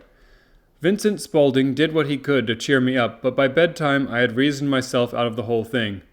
However, in the morning I determined to have a look at it anyhow, so I bought a penny bottle of ink, and with a quill pen and 7 sheets of foolscap paper, I started off for Pope's Court. Well, to my surprise and delight, everything was as right as possible. The table was set out ready for me, and Mr. Duncan Ross was there to see that I got fairly to work. He started me off upon the letter A, and then he left me, but he would drop in from time to time to see that all was right with me. At 2 o'clock, he bade me good day, complimented me upon the amount that I had written, and locked the door of the office after me. This went on day after day, Mr. Holmes, and on Saturday the manager came in and planked down 4 golden sovereigns for my week's work. It was the same next week, and the same the week after. Every morning I was there at 10, and every afternoon I left at 2. By degrees, Mr. Duncan Ross took to coming in only once of a morning, and then after a time he did not come in at all. Still, of course, I never dared to leave the room for an instant, for I was not sure when he might come, and the billet was such a good one and suited me so well that I would not risk the loss of it. 8 weeks passed away like this, and I had written about abbots and archery and armory and architecture in Attica, and hoped with diligence that I might get on to the bees before very long. It cost me something in foolscap, and I had pretty nearly filled a shelf with my writings. And then suddenly the whole business came to an end. To an end? Yes, sir, and no later than this morning. I went to my work as usual at 10 o'clock, but the door was shut and locked, with a little square of cardboard hammered onto the middle of the panel with a tack. Here it is, and you can read for yourself. He held up a piece of white cardboard about the size of a sheet of notepaper. It read in this fashion: "The Red-Headed League is dissolved. October 9th, 1890. Sherlock Holmes and I surveyed this curt announcement and the rueful face behind it, until the comical side of the affair so completely overtopped every other consideration that we both burst out into a roar of laughter. "I cannot see that there is anything very funny," cried our client, flushing up to the roots of his flaming head. "If you can do nothing better than laugh at me, I can go elsewhere." "No, no," cried Holmes, shoving him back into the chair from which he had half risen. "I really wouldn't miss your case for the world. It is so refreshingly unusual. But there is, if you will excuse my saying so, something just a little funny about it. Pray, what step did you take when you found the card upon the door?" "I was staggered, sir. I did not know what to do. Then I called at the officers round, but none of them seemed to know anything about it. Finally I went to the landlord, who is an accountant living on the ground floor, and I asked him if he could tell me what had become of the Red-Headed League. He said that he had never heard of any such body. Then I asked him who Duncan Ross was. He answered that the name was new to him. "Well," said I, "the gentleman at number 4. "What, the red-headed man?" "Yes." "Oh," said he, "his name was William Morris. He was a solicitor and was using my room as a temporary convenience until his new premises were ready. He moved out yesterday." "Where could I find him?" "Oh, at his new offices. He did tell me the address. Yes, 17 King Edward Street, near St. Paul's." I started off, Mr. Holmes, but when I got to that address, it was a manufactory of artificial kneecaps, and no one in it had ever heard of either Mr. William Morris or Mr. Duncan Ross. "And what did you do then?" asked Holmes. I went home to Saxe Coburg Square, and I took the advice of my assistant, but he could not help me in any way. He could only say that if I waited I should hear by post. But that was not quite good enough, Mr. Holmes. I did not wish to lose such a place without a struggle, so, as I had heard that you were good enough to give advice to poor folk who were in need of it, I came right away to you." "And you did very wisely," said Holmes. "Your case is an exceedingly remarkable one, and I shall be happy to look into it. From what you have told me, I think that it is possible that graver issues hang from it than might at first sight appear." "Grave enough," said Mr. Jabez Wilson. "Why, I have lost £4 a week." "As far as you are personally concerned," remarked Holmes, "I do not see that you have any grievance against this extraordinary league. On the contrary, you are, as I understand, richer by some £30, to say nothing of the minute knowledge which you have gained on every subject which comes under the letter A. You have lost nothing by them." "No, sir, but I want to find out about them and who they are and what their object was in playing this prank, if it was a prank, upon me. It was a pretty expensive joke for them, for it cost them £32. "We shall endeavor to clear up these points for you, and first, 1 or 2 questions, Mr. Wilson. This assistant of yours, who first called your attention to the advertisement, how long had he been with you?" "About a month then." "How did he come?" "In answer to an advertisement." "Was he the only applicant?" "No, I had a dozen." "Why did you pick him?" "Because he was handy and would come cheap." "At half wages, in fact?" "Yes." "What is he like, this Vincent Spaulding?" "Small, stout-built, very quick in his ways, no hair on his face, though he's not short of 30. Has a white splash of acid upon his forehead." Holmes sat up in his chair in considerable excitement. "I thought as much," said he. "Have you ever observed that his ears are pierced for earrings?" "Yes, sir. He told me that a gypsy had done it for him when he was a lad." Said Holmes, sinking back in deep thought. "He is still with you?" "Oh, yes, sir. I have only just left him." "And has your business been attended to in your absence?" "Nothing to complain of, sir. There is never very much to do of a morning." "That will do, Mr. Wilson. I shall be happy to give you an opinion upon the subject in the course of a day or two. Today is Saturday, and I hope that by Monday we may come to a conclusion." "Well, Watson," said Holmes when our visitor had left us, "what do you make of it all?" "I make nothing of it," I answered frankly. "It is a most mysterious business." "As a rule," said Holmes, "the more bizarre a thing is, the less mysterious it proves to be. It is your commonplace, featureless crimes which are really puzzling, just as a commonplace face is the most difficult to identify. But I must be prompt over this matter." "What are you going to do, then?" I asked. "To smoke," he answered. "It is quite a 3-pipe problem, and I beg that you won't speak to me for 50 minutes." He curled himself up in his chair, with his thin knees drawn up to his hawk-like nose, and there he sat with his eyes closed, and his black clay pipe thrusting out like the bill of some strange bird.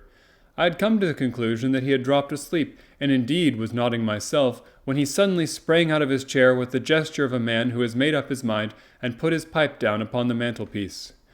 "Sarasate plays at the St. James's Hall this afternoon," he remarked. "What do you think, Watson? Could your patients spare you for a few hours?" "I have nothing to do today. My practice is never very absorbing." "Then put on your hat and come. I'm going through the city first, and we can have some lunch on the way. I observe that there is a good deal of German music on the program, which is rather more to my taste than Italian or French. It is introspective, and I want to introspect. Come along." We travelled by the Underground as far as Aldersgate, and a short walk took us to Saxe Coburg Square, the scene of the singular story which we had listened to in the morning. It was a poky, little, shabby, genteel place, where 4 lines of dingy 2-storied brick houses looked out into a small railed-in enclosure, where a lawn of weedy grass and a few clumps of faded laurel bushes made a hard fight against a smoke-laden and uncongenial atmosphere. 3 gilt balls and a brown board with Jabez Wilson in white letters upon a corner house announced the place where our red-headed client carried on his business. Sherlock Holmes stopped in front of it with his head on one side and looked it all over, with his eyes shining brightly between puckered lids. Then he walked slowly up the street, and then down again to the corner, still looking keenly at the houses. Finally, he returned to the pawnbroker's, and having thumped vigorously upon the pavement with his stick 2 or 3 times, he went up to the door and knocked. It was instantly opened by a bright-looking, clean-shaven young fellow who asked him to step in. "Thank you," said Holmes. "I only wished to ask how you would go from here to the Strand." "3rd right, 4th left," answered the assistant promptly, closing the door. "Smart fellow, that," observed Holmes as we walked away.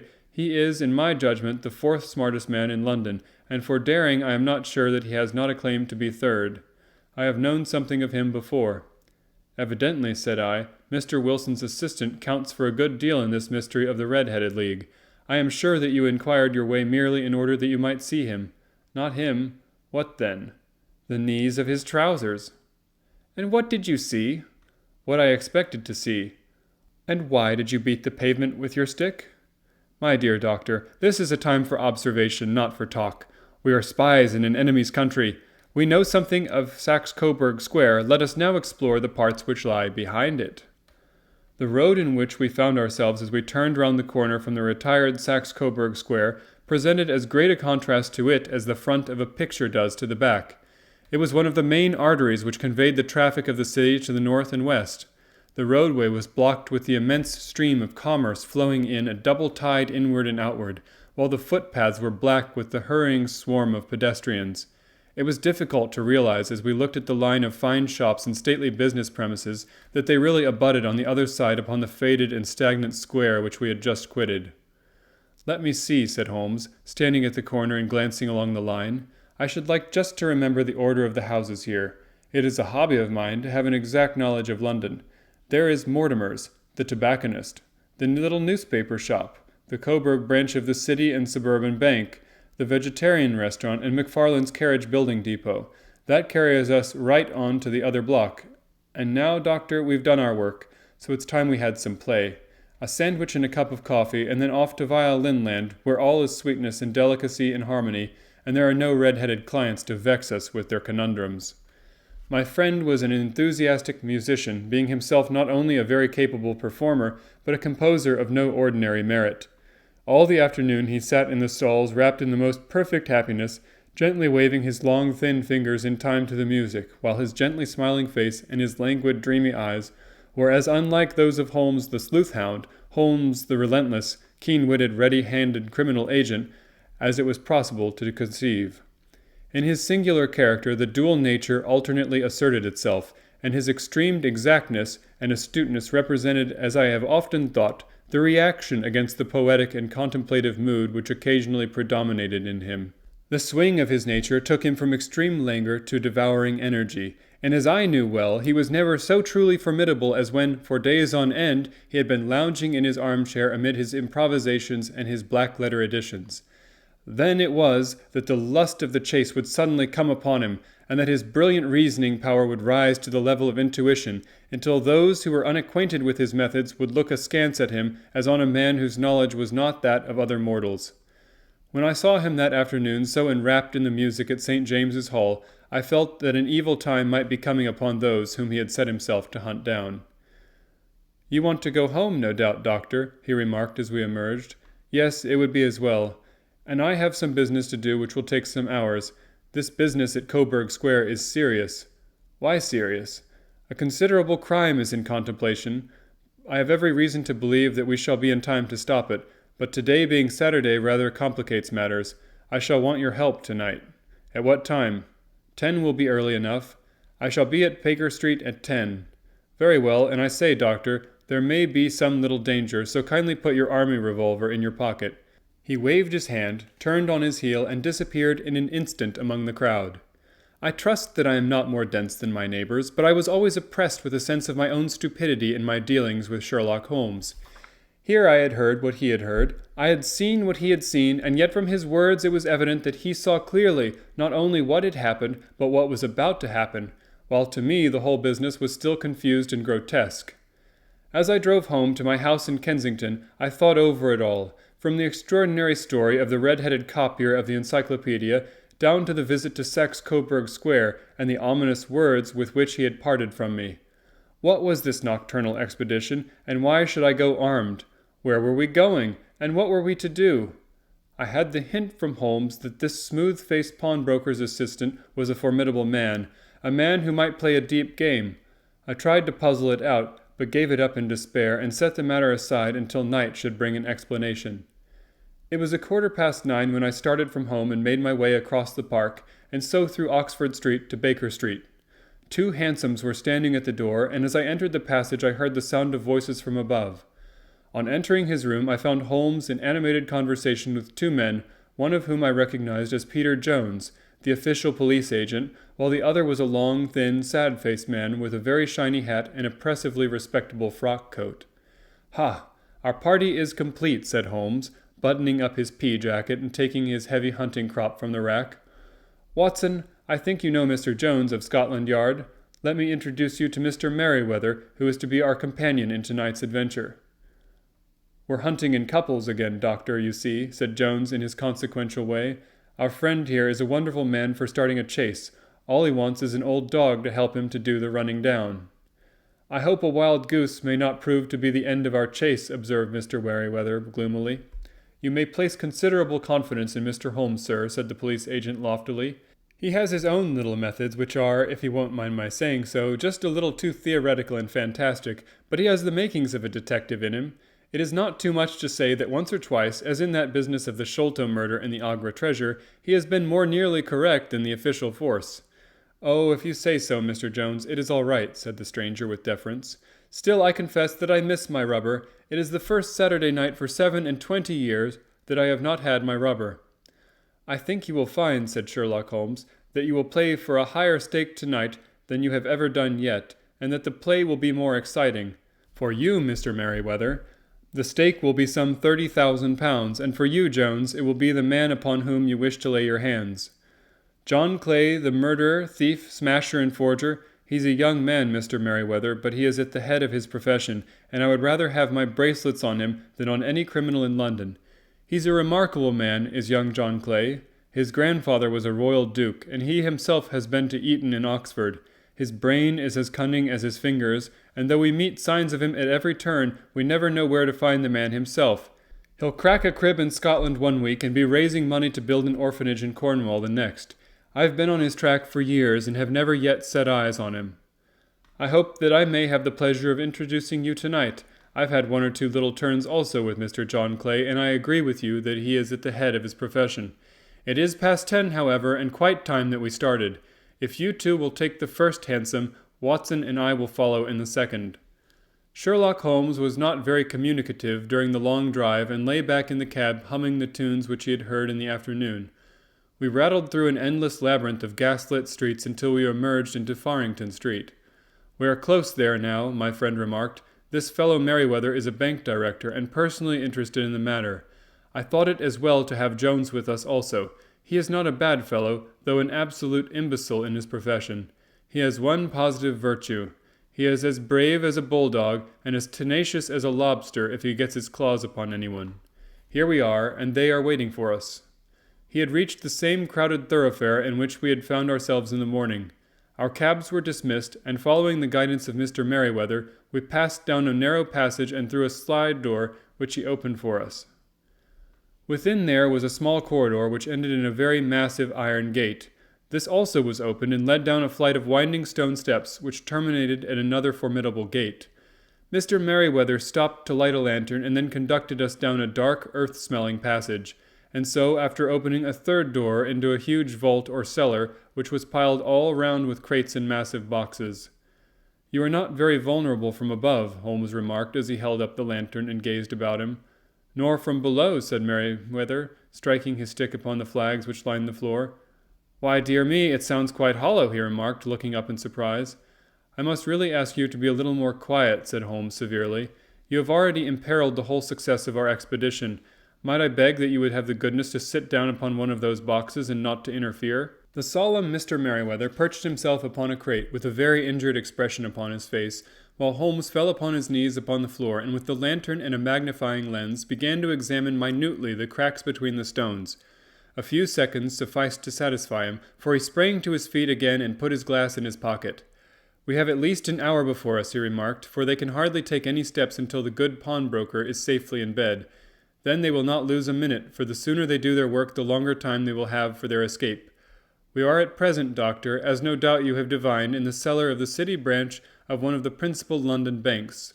Mr. Merryweather is the chairman of directors, and he will explain to you that there are reasons why the more daring criminals of London should take a considerable interest in this cellar at present." "It is our French gold," whispered the director. "We have had several warnings that an attempt might be made upon it." Your French gold?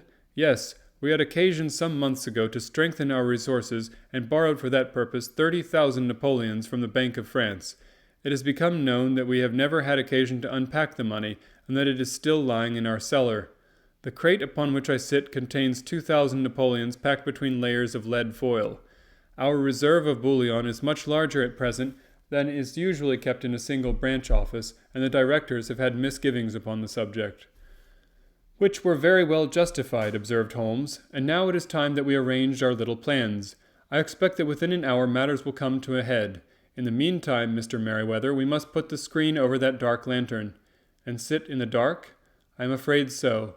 I had brought a pack of cards in my pocket, and I thought that, as we were a partie carrée, you might have your rubber after all. But I see that the enemy's preparations have gone so far that we cannot risk the presence of a light. And first of all, we must choose our positions. These are daring men, and though we shall take them at a disadvantage, they may do us some harm unless we are careful.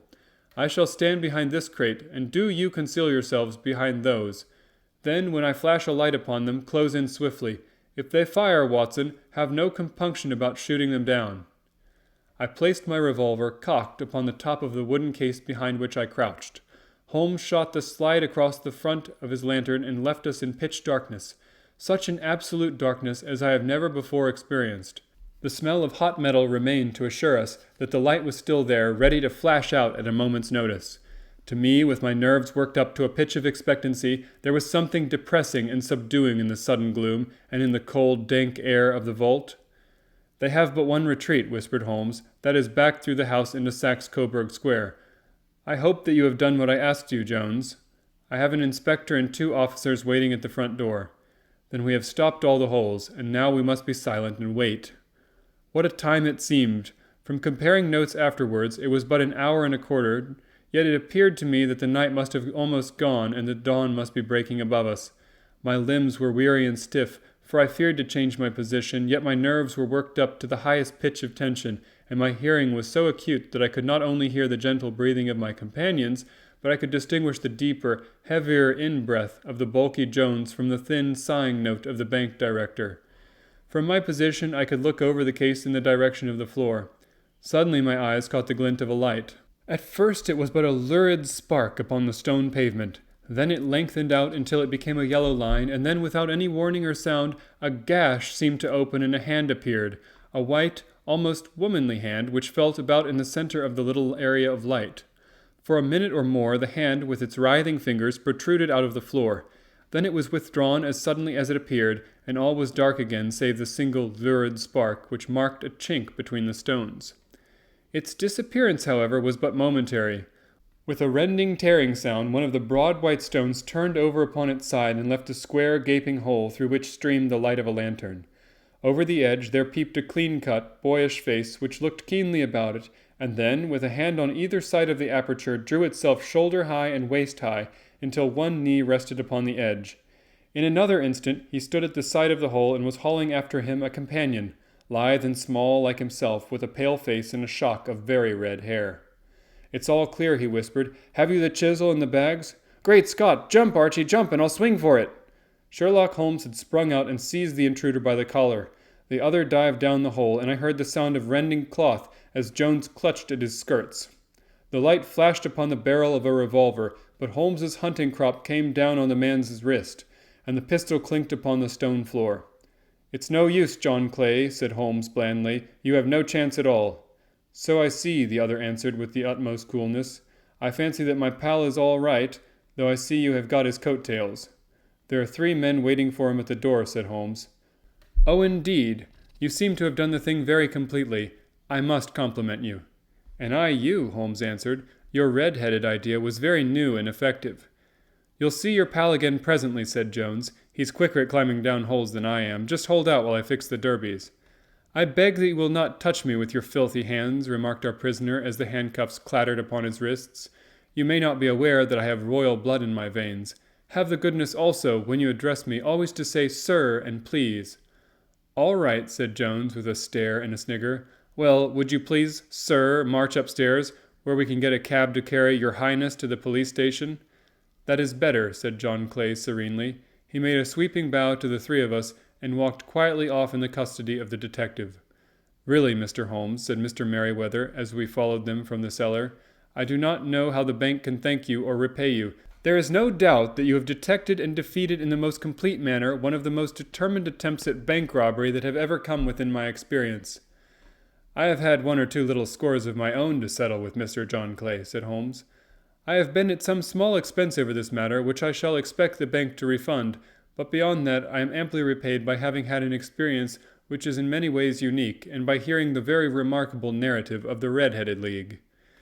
You see, Watson," he explained in the early hours of the morning as we sat over a glass of whiskey and soda in Baker Street, "it was perfectly obvious from the first that the only possible object of this rather fantastic business of the advertisement of the League and the copying of the encyclopedia must be to get this not over-bright pawnbroker out of the way for a number of hours every day. It was a curious way of managing it, but really it would be difficult to suggest a better. The method was no doubt suggested to Clay's ingenious mind by the color of his accomplice's hair. The £4 a week was a lure which must draw him. And what was it to them who were playing for thousands? They put in the advertisement, one rogue has the temporary office, the other rogue incites the man to apply for it, and together they managed to secure his absence every morning in the week. From the time that I heard of the assistant having come for half wages, it was obvious to me that he had some strong motive for securing the situation." "But how could you guess what the motive was?" "Had there been women in the house, I should have suspected a mere vulgar intrigue. That, however, was out of the question. The man's business was a small one, and there was nothing in his house which could account for such elaborate preparations, and such an expenditure as they were at. It must, then, be something out of the house. What could it be? I thought of the assistant's fondness for photography, and his trick of vanishing into the cellar. The cellar! There was the end of this tangled clue. Then I made inquiries as to this mysterious assistant, and found that I had to deal with one of the coolest and most daring criminals in London. He was doing something in the cellar, something which took many hours a day for months on end. What could it be, once more? I could think of nothing save that he was running a tunnel to some other building. So far I had got when we went to visit the scene of action. I surprised you by beating upon the pavement with my stick. I was ascertaining whether the cellar stretched out in front or behind. It was not in front. Then I rang the bell, and as I hoped, the assistant answered it. We have had some skirmishes, but we had never set eyes upon each other before. I hardly looked at his face. His knees were what I wished to see. You must yourself have remarked how worn, wrinkled, and stained they were. They spoke of those long hours of burrowing. The only remaining point was what they were burrowing for. I walked round the corner, saw the City and Suburban Bank abutted on our friend's premises, and felt that I had solved my problem. When you drove home after the concert, I called upon Scotland Yard and upon the chairman of the bank directors, with the result that you have seen." "And how could you tell that they would make their attempt tonight?" I asked. "Well, when they closed their League offices, that was a sign that they cared no longer about Mr. Jabez Wilson's presence. In other words, that they had completed their tunnel. But it was essential that they should use it soon, as it might be discovered or the bullion might be removed. Saturday would suit them better than any other day, as it would give them 2 days for their escape. For all these reasons, I expected them to come tonight." "You reasoned it out beautifully," I exclaimed in unfeigned admiration. "It is so long a chain, and yet every link rings true." "It saved me from ennui," he answered, yawning. "Alas, I already feel it closing in upon me. My life is spent in one long effort to escape from the commonplaces of existence. These little problems help me to do so." "And you are a benefactor of the race," said I. He shrugged his shoulders. "Well, perhaps after all it is of some little use," he remarked. "L'homme c'est rien, l'œuvre c'est tout. Man is nothing, work is everything, as Gustave Flaubert wrote to George Sand.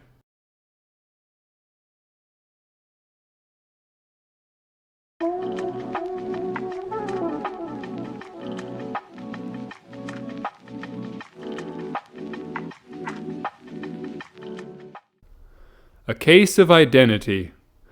"My dear fellow," said Sherlock Holmes as we sat on either side of the fire in his lodgings at Baker Street, "life is infinitely stranger than anything which the mind of man could invent. We would not dare to conceive the things which are really mere commonplaces of existence. If we could fly out of that window, hand in hand, hover over this great city, gently remove the roofs, and peep in at the queer things which are going on, the strange coincidences, the plannings, the cross-purposes, the wonderful chains of events, working through generations and leading to the most outré results, it would make all fiction, with its conventionalities and foreseen conclusions, most stale and unprofitable. And yet I am not convinced of it, I answered. The cases which come to light in the papers are, as a rule, bald enough and vulgar enough. We have in our police reports realism pushed to its extreme limits, and yet the result is, it must be confessed, neither fascinating nor artistic. A certain selection and discretion must be used in producing a realistic effect, remarked Holmes. This is wanting in the police report, where more stress is laid, perhaps, upon the platitudes of the magistrate than upon the details, which to an observer contain the vital essence of the whole matter. Depend upon it, there is nothing so unnatural as the commonplace. I smiled and shook my head. I can quite understand your thinking so, I said. Of course, in your position of unofficial adviser and helper to everybody who is absolutely puzzled, throughout 3 continents, you are brought in contact with all that is strange and bizarre. But here, I picked up the morning paper from the ground. Let us put it to a practical test. Here is the first heading upon which I come. A husband's cruelty to his wife. There is half a column of print, but I know without reading it that it is all perfectly familiar to me. There is, of course, the other woman, the drink, the push, the blow, the bruise, the sympathetic sister or landlady. The crudest of writers could invent nothing more crude. Indeed, your example is an unfortunate one for your argument, said Holmes, taking the paper and glancing his eye down it. This is the Dundas separation case, and as it happens, I was engaged in clearing up some small points in connection with it. The husband was a teetotaler. There was no other woman, and the conduct complained of was that he had drifted into the habit of winding up every meal by taking out his false teeth and hurling them at his wife, which, you will allow, is not an action likely to occur to the imagination of the average storyteller. Take a pinch of snuff, doctor, and acknowledge that I have scored over you in your example. He held out his snuff-box of old gold, with the great amethyst in the center of the lid. Its splendor was in such contrast to his homely ways and simple life that I could not help commenting upon it. Ah, said he, I forgot that I had not seen you for some weeks. It is a little souvenir from the King of Bohemia in return for my existence in the case of the Irene Adler papers. And the ring? I asked, glancing at a remarkable brilliant which sparkled upon his finger. It was from the reigning family of Holland, though the matter in which I served them was of such delicacy that I could not confide it even to you, who have been good enough to chronicle 1 or 2 of my little problems. And have you any on hand just now? I asked with interest. Some 10 or 12, but none which present any feature of interest. They are important, you understand, without being interesting. Indeed, I have found that it is usually in unimportant matters that there is a field for the observation, and for the quick analysis of cause and effect which gives the charm to an investigation. The larger crimes are apt to be the simpler, for the bigger the crime, the more obvious, as a rule, is the motive. In these cases, save for one rather intricate matter which has been referred to me from Marseille, there is nothing which presents any features of interest. It is possible, however, that I may have something better before very many minutes are over, for this is one of my clients, or I am much mistaken. He had risen from his chair and was standing between the parted blinds, gazing down into the dull, neutral-tinted London street. Looking over his shoulder, I saw that on the pavement opposite there stood a large woman with a heavy fur boa around her neck, and a large curling red feather in a broad-brimmed hat, which was tilted in a coquettish Duchess of Devonshire fashion over her ear. From under this great panoply she peeped up in a nervous, hesitating fashion at our windows, while her body oscillated backward and forward, and her fingers fidgeted with her glove buttons. Suddenly, with a plunge, as of the swimmer who leaves the bank, she hurried across the road, and we heard the sharp clang of the bell. I have seen those symptoms before, said Holmes, throwing his cigarette into the fire. Oscillation upon the pavement always means an affaire de coeur. She would like advice, but is not sure that the matter is not too delicate for communication. And yet even here we may discriminate. When a woman has been seriously wronged by a man, she no longer oscillates, and the usual symptom is a broken bell wire. Here we may take it that there is a love matter, but that the maiden is not so much angry as perplexed or grieved. But here she comes in person to resolve our doubts. As he spoke, there was a tap at the door, and the boy in buttons entered to announce Miss Mary Sutherland, while the lady herself loomed behind his small black figure like a full-sailed merchantman behind a tiny pilot-boat. Sherlock Holmes welcomed her with the easy courtesy for which he was remarkable, and having closed the door and bowed her into an armchair, he looked her over in the minute and yet abstracted fashion which was peculiar to him. "Do you not find," he said, "that with your short sight it is a little trying to do so much typewriting?" "I did at first," she answered, "but now I know where the letters are without looking." Then, suddenly realizing the full purport of his words, she gave a violent start and looked up, with fear and astonishment upon her broad, good-humored face. "You've heard about me, Mr. Holmes," she cried, "else how could you know all that?" "Never mind," said Holmes, laughing. "It is my business to know things. Perhaps I have trained myself to see what others overlook. If not, why should you come to consult me?" "I came to you, sir, because I heard of you from Mrs. Ethergy, whose husband you found so easy when the police and everyone had given him up for dead. Oh, Mr. Holmes, I wish you would do as much for me. I'm not rich, but still I have 100 a year in my own right, besides the little that I make by the machine, and I would give it all to know what has become of Mr. Hosmer Angel." "Why did you come away to consult me in such a hurry?" asked Sherlock Holmes, with his fingertips together and his eyes to the ceiling. Again a startled look came over the somewhat vacuous face of Miss Mary Sutherland. "Yes, I did bang out of the house," she said, "for it made me angry to see the easy way in which Mr. Windibank, that is, my father, took it all. He would not go to the police, and he would not go to you, and so at last, as he would do nothing and kept on saying that there was no harm done, it made me mad, and I just on with my things, and came right away to you." "Your father," said Holmes. "Your stepfather, surely, since the name is different." "Yes, my stepfather. I call him father, though it sounds funny, too, for he is only 5 years and 2 months older than myself." "And your mother is alive?" "Oh, yes, mother is alive and well. I wasn't best pleased, Mr. Holmes, when she married again so soon after father's death, and a man who was nearly 15 years younger than herself. Father was a plumber in the Tottenham Court Road, and he left a tidy business behind him which mother carried on with Mr. Hardy, the foreman. But when Mr. Windibank came, he made her sell the business, for he was very superior, being a traveller in wines.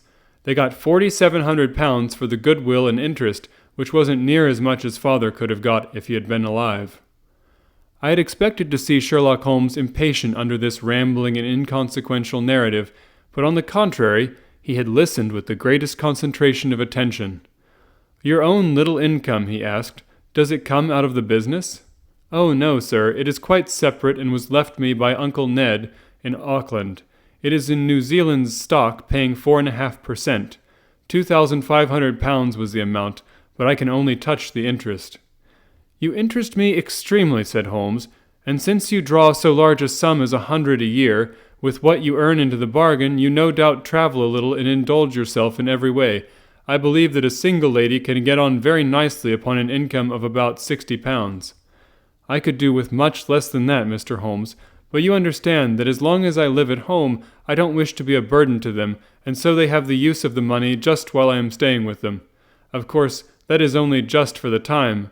Mr. Windibank draws my interest every quarter and pays it over to mother, and I find that I can do pretty well with what I earn at typewriting. It brings me 2 pence a sheet, and I can often do from 15 to 20 sheets in a day." "You have made your position very clear to me," said Holmes. "This is my friend, Dr. Watson, before whom you can speak as freely as before myself. Kindly tell us now all about your connection with Mr. Hosmer Angel." A flush stole over Miss Sutherland's face, and she picked nervously at the fringe of her jacket. "I met him first at the gas-fitters' ball," she said. "They used to send father tickets when he was alive, and then afterwards they remembered us and sent them to mother. Mr. Windibank did not wish us to go. He never did wish us to go anywhere. He would get quite mad if I wanted so much as to join a Sunday school treat. But this time I was set on going, and I would go, for what right had he to prevent? He said the folk were not fit for us to know, when all father's friends were to be there. And he said that I had nothing fit to wear, when I had my purple plush that I never had so much as taken out of the drawer. At last, when nothing else would do, he went off to France upon the business of the firm. But we went, mother and I, with Mr. Hardy, who used to be our foreman, and it was there that I met Mr. Hosmer Angel." "I suppose," said Holmes, "that when Mr. Windibank came back from France, he was very annoyed at your having gone to the ball?" "Oh, well, he was very good about it. He laughed, I remember, and shrugged his shoulders, and said there was no use denying anything to a woman, for she would have her way." "I see. Then at the gas-fitters' ball you met, as I understand, a gentleman called Mr. Hosmer Angel." "Yes, sir, I met him that night, and he called next day to ask if we had got home all safe. And after that we met him, that is to say, Mr. Holmes, I met him twice for walks, but after that father came back again, and Mr. Hosmer Angel could not come to the house any more." "No?" "Well, you know, father didn't like anything of the sort. He wouldn't have any visitors if he could help it, and he used to say that a woman should be happy in her own family circle. But then, as I used to say to mother, a woman wants her own circle to begin with, and I had not mine yet." "But how about Mr. Hosmer Angel? Did he make no attempt to see you?" "Well, father was going off to France again in a week, and Hosmer wrote and said that it would be safer and better not to see each other until he had gone. We could write in the meantime, and he used to write every day. I took the letters in the morning, so that there was no need for father to know." "Were you engaged to the gentleman at this time?" "Oh, yes, Mr. Holmes. We were engaged after the first walk that we took. Hosmer, Mr. Angel, was a cashier in an office in Leadenhall Street, and—" "What office?" "That's the worst of it, Mr. Holmes. I don't know." "Where did he live, then?" "He slept on the premises." "And you don't know his address?" "No, except that it was on Leadenhall Street." "Where did you address your letters, then?" "To the Leadenhall Street post office, to be left till called for. He said that if they were sent to the office he would be chaffed by all the other clerks about having letters from a lady, so I offered to typewrite them, like he did his, but he wouldn't have that, for he said that when I wrote them they seemed to come from me, but when they were typewritten he always felt that the machine had come between us.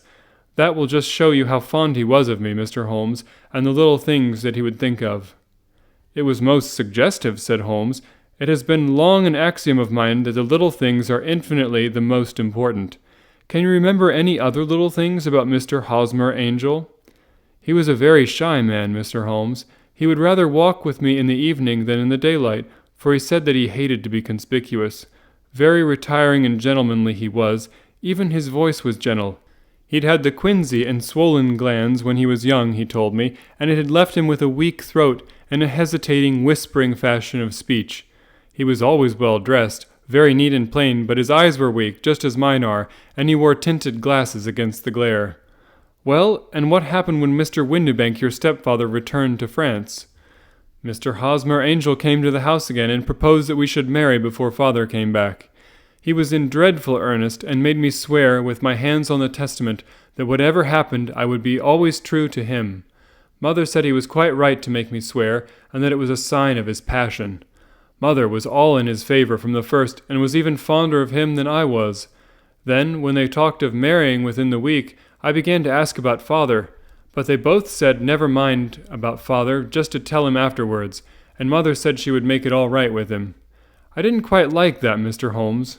It seemed funny that I should ask his leave, as he was only a few years older than me, but I didn't want to do anything on the sly, so I wrote to father at Bordeaux, where the company has its French offices, but the letter came back to me on the very morning of the wedding." "It missed him, then?" "Yes, sir, for he had started to England just before it arrived." "Ha! That was unfortunate. Your wedding was arranged, then, for the Friday. Was it to be in church?" "Yes, sir, but very quietly. It was to be at St. Saviour's, near King's Cross, and we were to have breakfast afterwards at the St. Pancras Hotel. Hosmer came for us in a hansom, but as there were two of us, he put us both into it and stepped himself into a four-wheeler, which happened to be the only other cab in the street.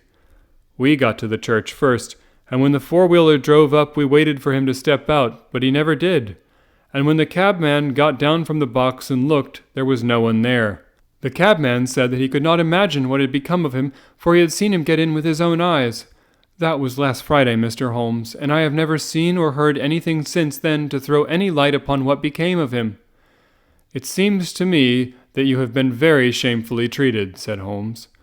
"Oh, no, sir. He was too good and kind to leave me so. Why, all the morning he was saying to me that, whatever happened, I was to be true, and that even if something quite unforeseen occurred to separate us, I was always to remember that I was pledged to him, and that he would claim his pledge sooner or later.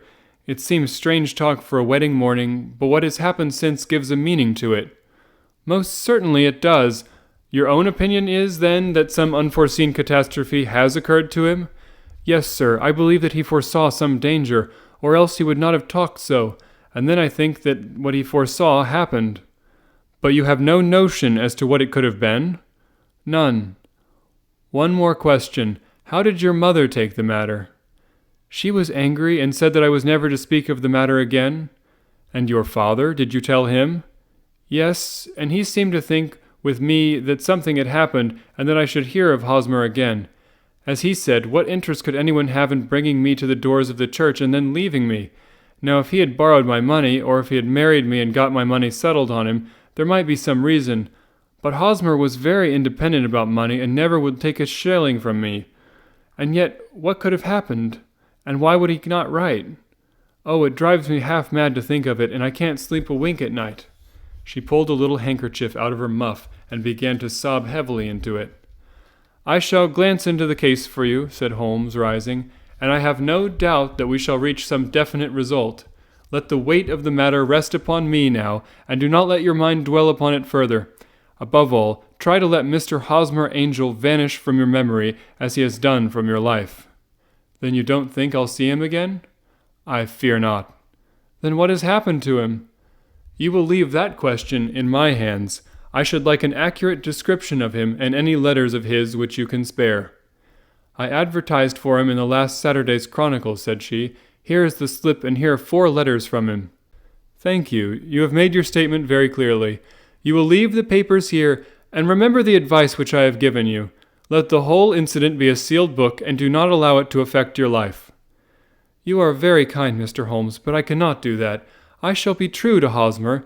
He shall find me ready when he comes back. For all the preposterous hat and the vacuous face, there was something noble in the simple faith of our visitor which compelled our respect. She laid her little bundle of papers upon the table and went her way, with a promise to come again whenever she might be summoned.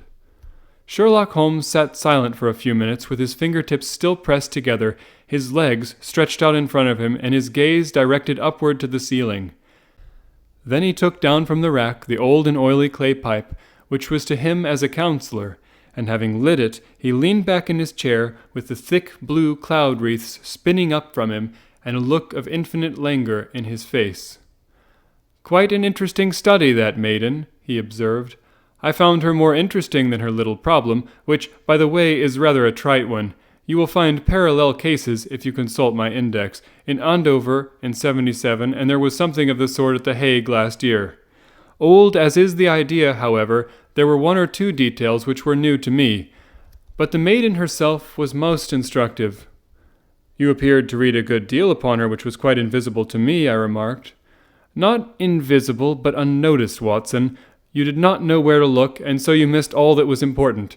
I can never bring you to realize the importance of sleeves, the suggestiveness of thumbnails, or the great issues that may hang from a bootlace. Now, what did you gather from that woman's appearance? Describe it." "Well, she had a slate-colored, broad-brimmed straw hat with a feather of brickish red. Her jacket was black, with black beads sewn upon it, and a fringe of little black jet ornaments. Her dress was brown, rather darker than coffee color, with a little purple plush at the neck and sleeves. Her gloves were grayish and were worn through at the right forefinger. Her boots I didn't observe. She had small, round, hanging gold earrings, and a general air of being fairly well-to-do in a vulgar, comfortable, easy-going way." Sherlock Holmes clapped his hands softly together and chuckled. "'Pon my word, Watson, you are coming along wonderfully. You have really done very well indeed. It is true that you have missed everything of importance, but you have hit upon the method, and you have a quick eye for color. Never trust to general impressions, my boy, but concentrate yourself upon details. My first glance is always at a woman's sleeve. In a man it is perhaps better first to take the knee of the trouser. As you observe, this woman had plush upon her sleeves, which is a most useful material for showing traces. The double line a little above the wrist, where the typewritist presses against the table, was beautifully defined.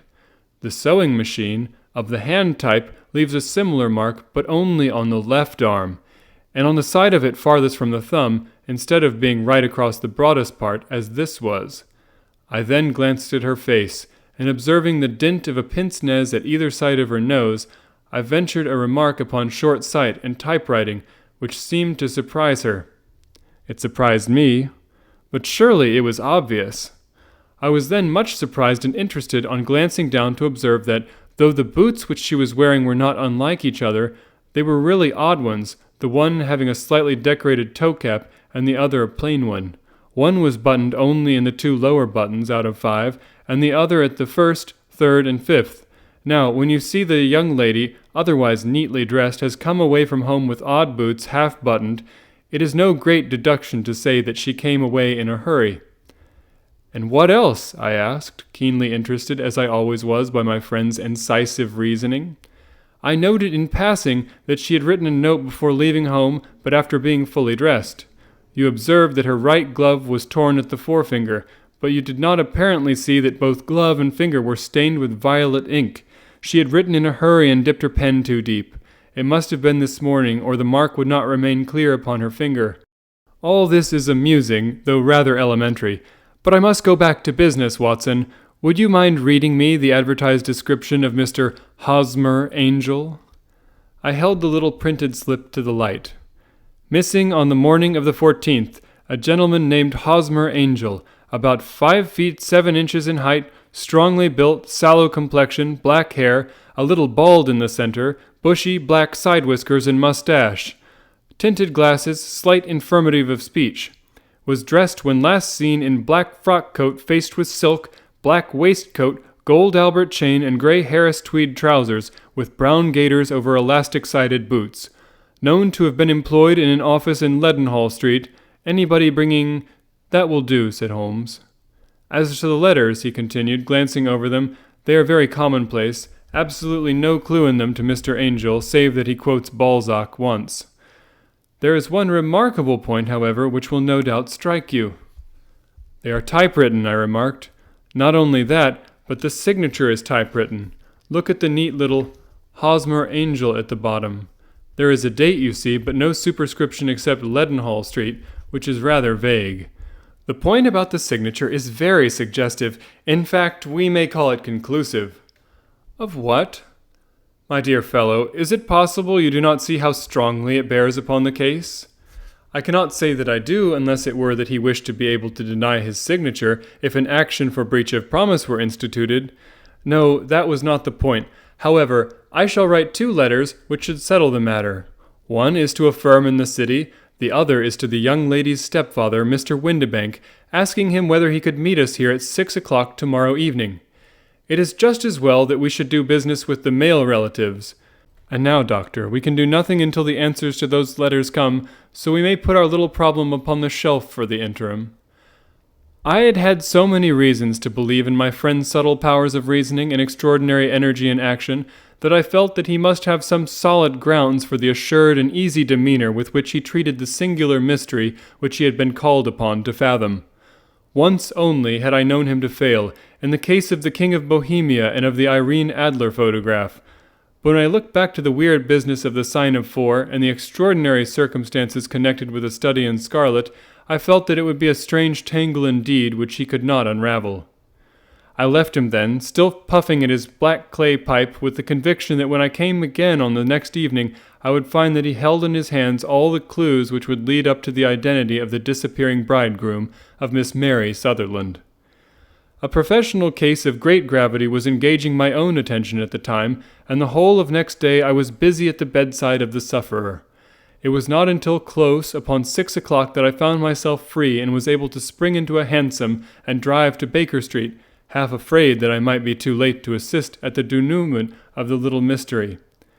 I found Sherlock Holmes alone, however, half asleep, with his long, thin form curled up in the recesses of his armchair. A formidable array of bottles and test tubes, with the pungent, cleanly smell of hydrochloric acid, told me that he had spent his day in the chemical work which was so dear to him. "Well, have you solved it?" I asked as I entered. "Yes, it was the bisulfate of baryta." No, the mystery," I cried. "Oh, that. I thought of the salt that I had been working upon. There was never any mystery in the matter, though. As I said yesterday, some of the details are of interest. The only drawback is that there is no law, I fear, that can touch the scoundrel." "Who was he, then, and what was his object in deserting Miss Sutherland?"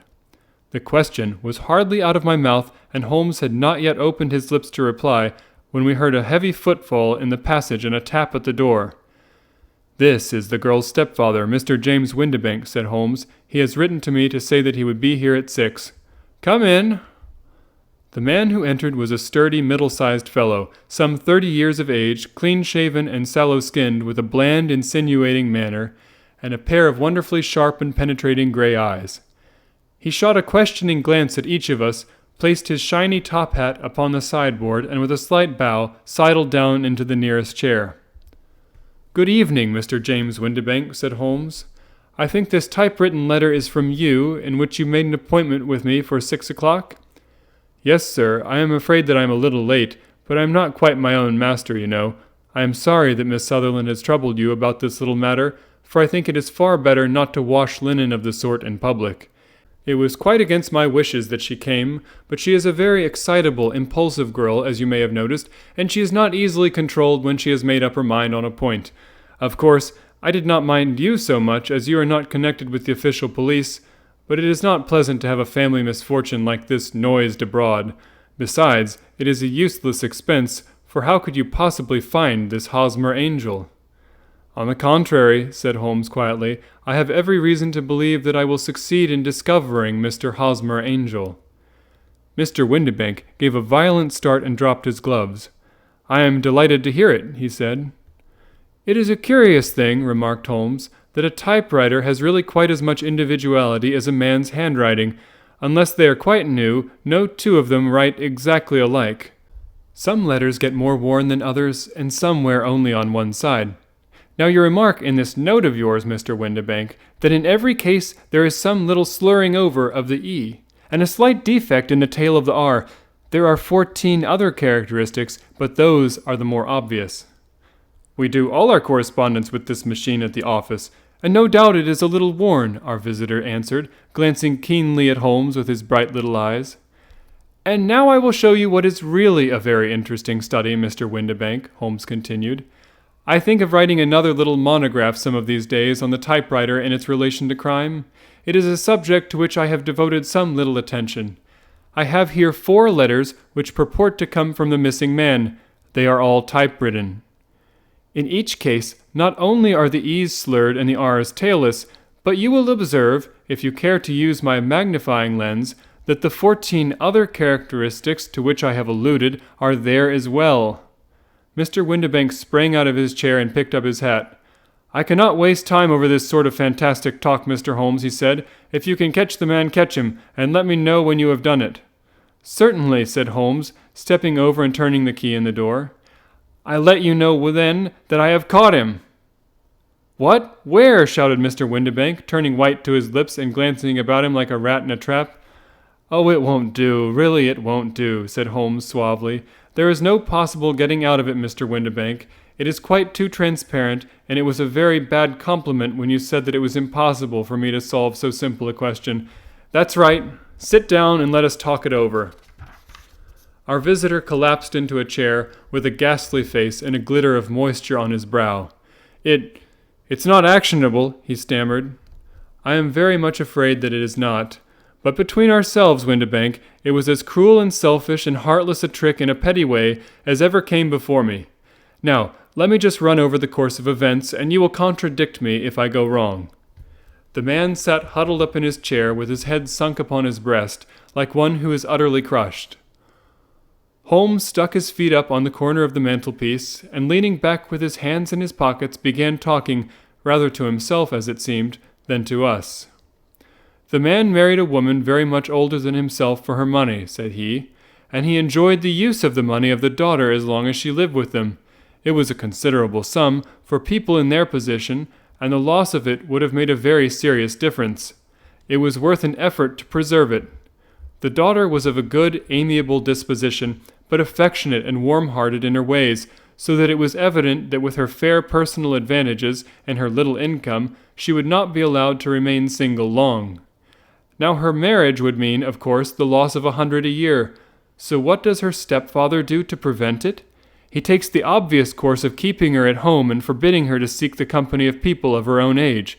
But soon he found that that would not answer forever. She became restive, insisted upon her rights, and finally announced her positive intention of going to a certain ball. What does her clever stepfather do then? He He conceives an idea more creditable to his head than to his heart. With the connivance and assistance of his wife, he disguised himself, covered those keen eyes with tinted glasses, masked the face with a mustache and a pair of bushy whiskers, sunk that clear voice into an insinuating whisper, and doubly secure on account of the girl's short sight, he appears as Mr. Hosmer Angel, and keeps off other lovers by making love himself. It was only a joke at first, groaned our visitor. We never thought that she would have been so carried away. Very likely not.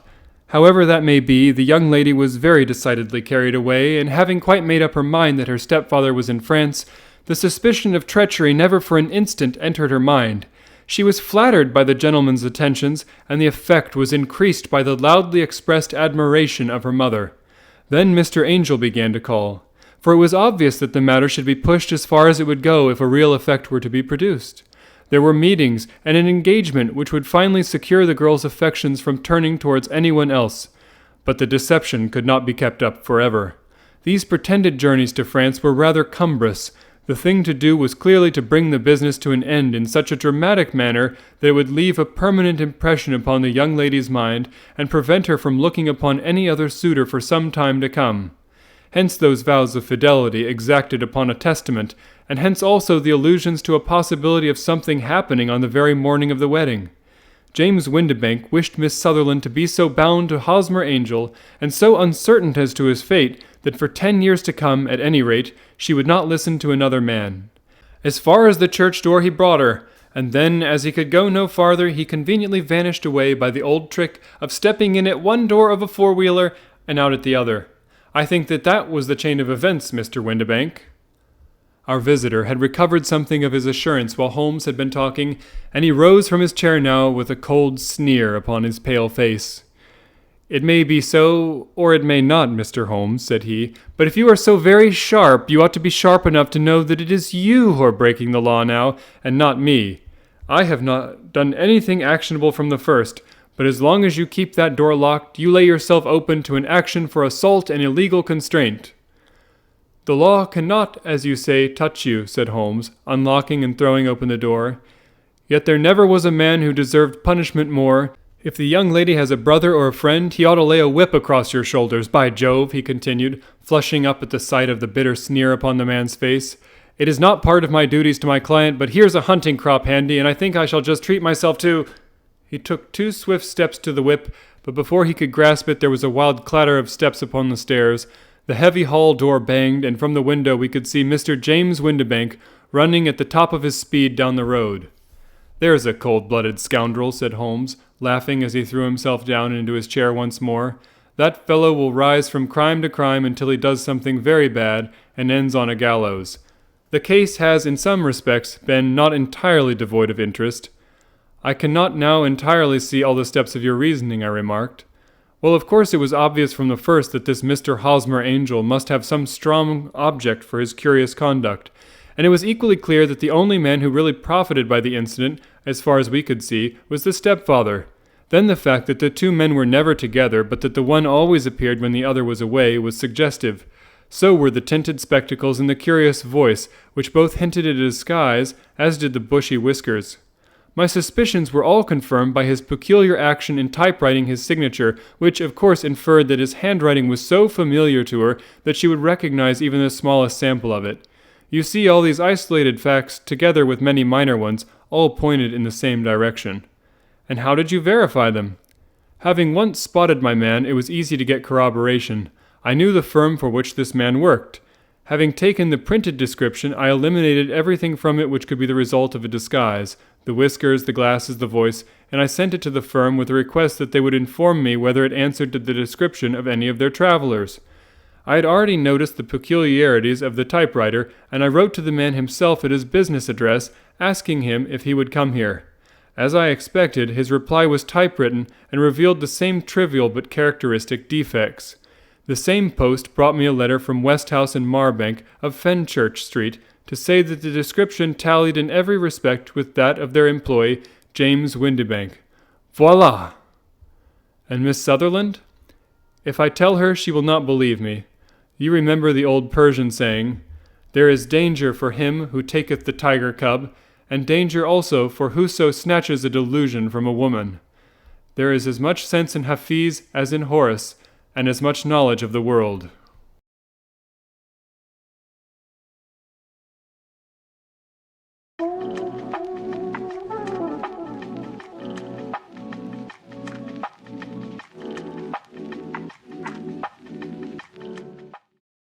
The Boscombe Valley Mystery. We were seated at breakfast one morning, my wife and I, when the maid brought in a telegram. It was from Sherlock Holmes and ran in this way. Have you a couple of days to spare? Have just been wired for from the west of England in connection with Boscombe Valley tragedy. Shall be glad if you will come with me. Air and scenery perfect. Leave Paddington by the 11:15. What do you say, dear? Said my wife, looking across at me. Will you go? I really don't know what to say. I have a fairly long list at present. Oh, Anne Struther would do your work for you. You have been looking a little pale lately. I think that the change would do you good, and you are always so interested in Mr. Sherlock Holmes's cases.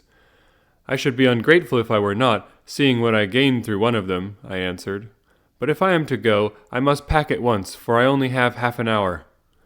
My experience of camp life in Afghanistan had at least had the effect of making me a prompt and ready traveler. My wants were few and simple, so that in less than the time stated I was in a cab with my valise, rattling away to Paddington Station. Sherlock Holmes was pacing up and down the platform, his tall, gaunt figure made even gaunter and taller by his long grey travelling coat and close-fitting cloth cap. "It is really very good of you to come, Watson," said he. "It makes a considerable difference to me, having someone with me on whom I can thoroughly rely. Local aid is always either worthless or else biased. If you will keep the 2 corner seats, I shall get the tickets." We had the carriage to ourselves, save for an immense litter of papers which Holmes had brought with him. Among these he rummaged and read, with intervals of note-taking and of meditation, until we were past reading. Then he suddenly rolled them all into a gigantic ball and tossed them up onto the rack. "Have you heard anything of the case?" he asked. "Not a word. I have not seen a paper for some days. The London press has not had very full accounts. I have just been looking through all the recent papers in order to master the particulars. It seems, from what I gather, to be one of those simple cases which are so extremely difficult." That sounds a little paradoxical.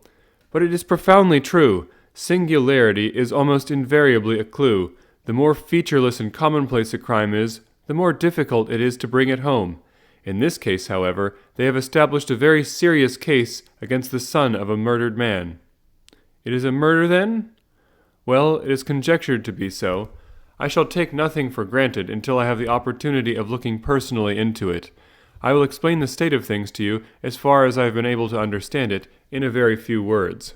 Boscombe Valley is a country district not very far from Ross, in Herefordshire. The largest landed proprietor in that part is a Mr. John Turner, who made his money in Australia and returned some years ago to the old country. One of the farms which he held, that of Hatherley, was let to Mr. Charles McCarthy, who was also an ex-Australian. The men had known each other in the colonies, so that it was not unnatural that when they came to settle down they should do so as near each other as possible. Turner was apparently the richer man, so McCarthy became his tenant, but still remained, it seems, upon terms of perfect equality, as they were frequently together. McCarthy had one son, a lad of 18, and Turner had an only daughter of the same age, but neither of them had wives living. They appear to have avoided the society of the neighboring English families, and to have led retired lives, though both the McCarthys were fond of sport and were frequently seen at the race meetings of the neighborhood. McCarthy kept 2 servants, a man and a girl. Turner had a considerable household, some half-dozen at the least. That is as much as I have been able to gather about the families. Now for the facts. On June 3rd, that is, on Monday last, McCarthy left his house at Hatherley about 3 in the afternoon and walked down to the Boscombe Pool, which is a small lake formed by the spreading out of the stream which runs down the Boscombe Valley. He had been out with his serving man in the morning at Ross, and he had told the man that he must hurry, as he had an appointment of importance to keep at 3. From that appointment he never came back alive. From Hatherley farmhouse to the Boscombe Pool is a quarter of a mile, and 2 people saw him as he passed over this ground. One was an old woman, whose name is not mentioned, and the other was William Crowder, a gamekeeper in the employ of Mr. Turner. Both these witnesses depose that Mr. Carthy was walking alone. The gamekeeper adds that within a few minutes of his seeing Mr. McCarthy pass, he had seen his son, Mr. James McCarthy, going the same way with a gun under his arm. To the best of his belief, the father was actually in sight at the time, and the son was following him. He thought no more of the matter until he heard in the evening of the tragedy that had occurred. The two McCarthys were seen after the time when William Crowder, the gamekeeper, lost sight of them. The Boscombe pool is thickly wooded round, with just a fringe of grass and of reeds round the edge.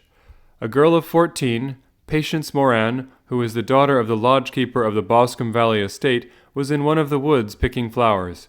She states that while she was there she saw, at the border of the wood and close by the lake, Mr. McCarthy and his son, and that they appeared to be having a violent quarrel. She heard Mr. McCarthy, the elder, using very strong language to his son, and she saw the latter raise up his hand as if to strike his father. She was so frightened by their violence that she ran away and told her mother when she reached home that she had left the two McCarthys quarrelling near Boscombe Pool, and that she was afraid that they were going to fight. She had hardly said the words when young Mr. McCarthy came running up to the lodge to say that he had found his father dead in the wood, and to ask for the help of the lodge-keeper. He was much excited, without either his gun or his hat, and his right hand and sleeve were observed to be stained with fresh blood. On following him, they found the dead body stretched out upon the grass beside the pool. The head had been beaten in by repeated blows of some heavy and blunt weapon. The injuries were such as might very well have been inflicted by the butt end of his son's gun, which was found lying on the grass within a few paces of the body. Under these circumstances, the young man was instantly arrested, and a verdict of wilful murder having been returned at the inquest on Tuesday, he was on Wednesday brought before the magistrate at Ross, who referred the case to the next assizes. Those are the main facts of the case as they came out before the coroner and the police court.